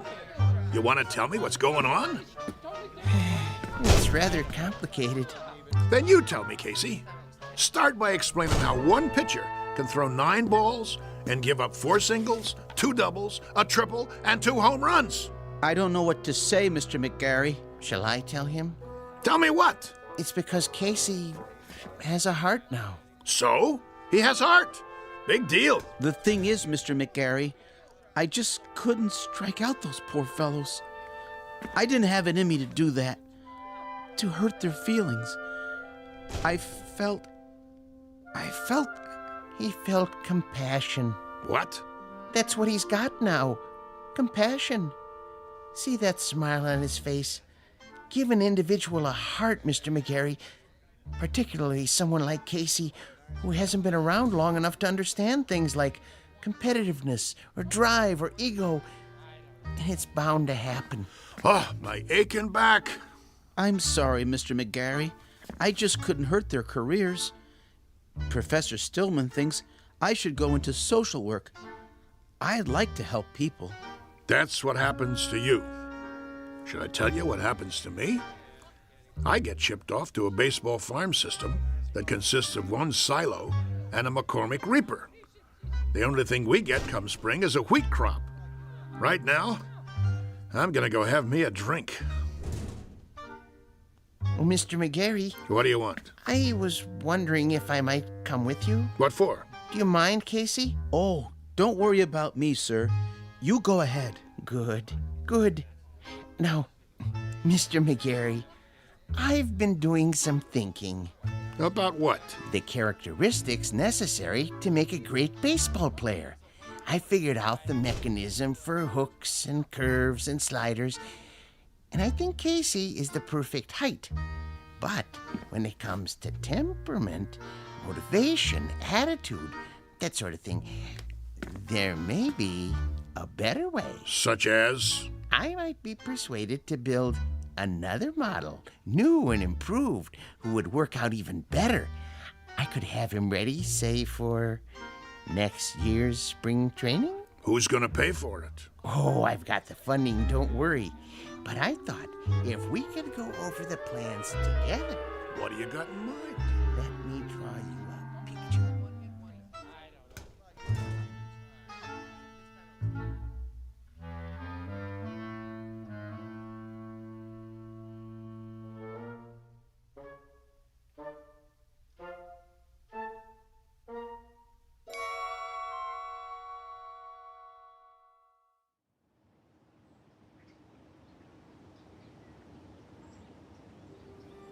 Geez, that's a heck of a story. Yep.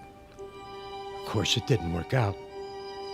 The professor didn't have the money, and he wanted certain, perks that old man Beasley wouldn't agree to. So it fell apart after that. But for a few weeks there, A bright, shining time it was. We didn't just have heart. We had hope. How do you know so much, Mr. Corrigan?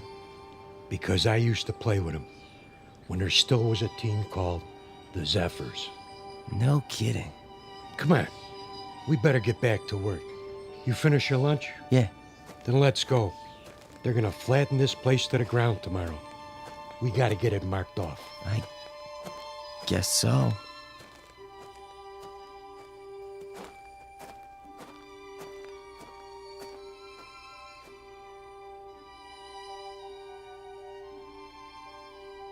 Once upon a time, there was a Major League Baseball team called the Hoboken Zephyrs, who, during the last year of their existence, wound up in last place and shortly thereafter were consigned to oblivion.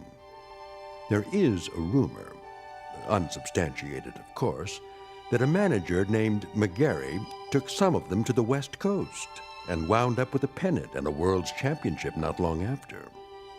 This newly revised team had a pretty fair lineup of pitchers with names like Drysdale, Koufax, and Sherry, or so the story goes. So if you're interested in where any of those now famous gentlemen really came from, here's a tip. Just check under B for baseball in the Twilight Zone.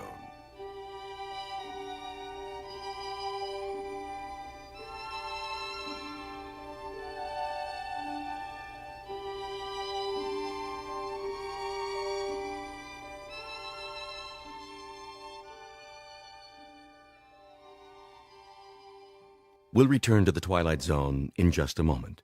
You are about to enter another dimension, a dimension not only of sight and sound, but of mind, a journey into a wondrous land of imagination.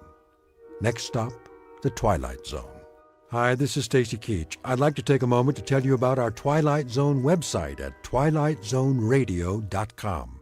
At twilightzoneradio.com, you'll find the latest information on these Twilight Zone radio dramas, including behind-the-scenes photographs, plus the newest product releases, trivia contests, ways to contact us, other Twilight Zone-related info and merchandise, plus links to other fascinating websites. So make your next stop twilightzoneradio.com. Visit twilightzoneradio.com to purchase these Twilight Zone radio dramas on cassette and CD, or call toll-free 1-866-989-ZONE. That's 1-866-989-9663.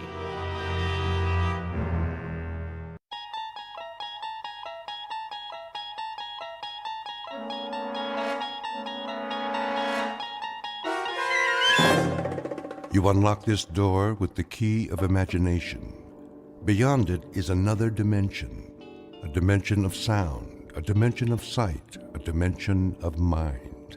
You're moving into a land of both shadow and substance, of things and ideas. You've just crossed over into the Twilight Zone.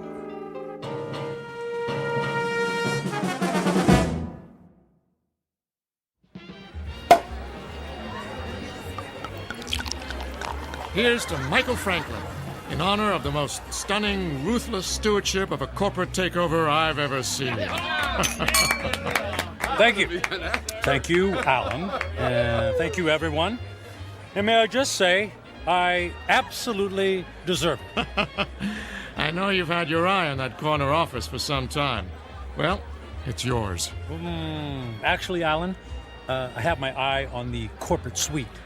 What? That's my office. Exactly. Careful, Michael. Your ambition is showing. Well, my ambition is what made this deal happen. My ambition is what allows our billable hours to skyrocket every quarter. And my ambition is what will eventually lead me to not only your office, Alan, but to your company-paid condo, your company-paid Mercedes, and your company-paid weekly $200 haircuts and manicures. Just kidding. I have to admit, you had me going there, Michael. I have no doubt that someday you will occupy my seat in the company. We'll have to wait and see what the future holds. Tut-tut, no harm in celebrating. Speaking of the future, check out that wild-looking old woman sitting behind the table. Wearing that colorful headscarf with all the jewelry? She looks like a contestant for Best Halloween Costume. No, I think she's telling fortunes. See how she's looking at that guy's hand? Let's go see what she has to say. Alan, you don't believe in this stuff, do you? Of course not. It's just for fun. On the other hand, maybe she can give us a hot tip for our next takeover target.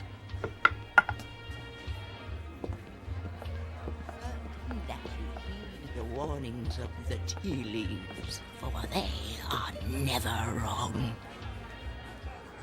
Ah, I see there are 2 more supplicants who wish to learn about their futures. Make that 1 supplicant. I'm not playing. Oh, go ahead, Michael. What can it hurt? I put my faith in real things, Alan, like profits and a well-written prospectus and a robust return on an investment dollar. And people? People are the least reliable things on the planet. Well, anyway, I'll spring for your reading. How much is it, please? For this most rare and deep connection to the mystic masters of the cosmos, the charge is $5. $5? Ooh. It's highway robbery. All in good fun and worth $5 to find out what's next for the amazing Michael Franklin. There you are, my good woman. The mystic masters thank you. Yeah, I bet they do. Please be seated and give me your right hand. What's wrong with my left hand? The right hand crosses the body's meridian, connecting directly to the humors of the heart through the intercession of the soul. Oh, I'll say this for you. You've got the sales pitch down pat. Please close your eyes and focus your thoughts on your inner golden light. I would have guessed that green is your color. Michael, quiet. All right, I'm quiet. I'm focused. Watch as the golden light moves toward you. Slowly, it surrounds your consciousness. Surrender to its mystery. I never surrender. The mystic masters perceive you as a man who values work above all else. She's got that right. She could have said the same thing about anybody in this bar. There are people in your past who have suffered a disconnection with you. Spirits are left unsatisfied. Well, it can't be old girlfriends. It doesn't take time to go on dates. Your soul is troubled. My soul?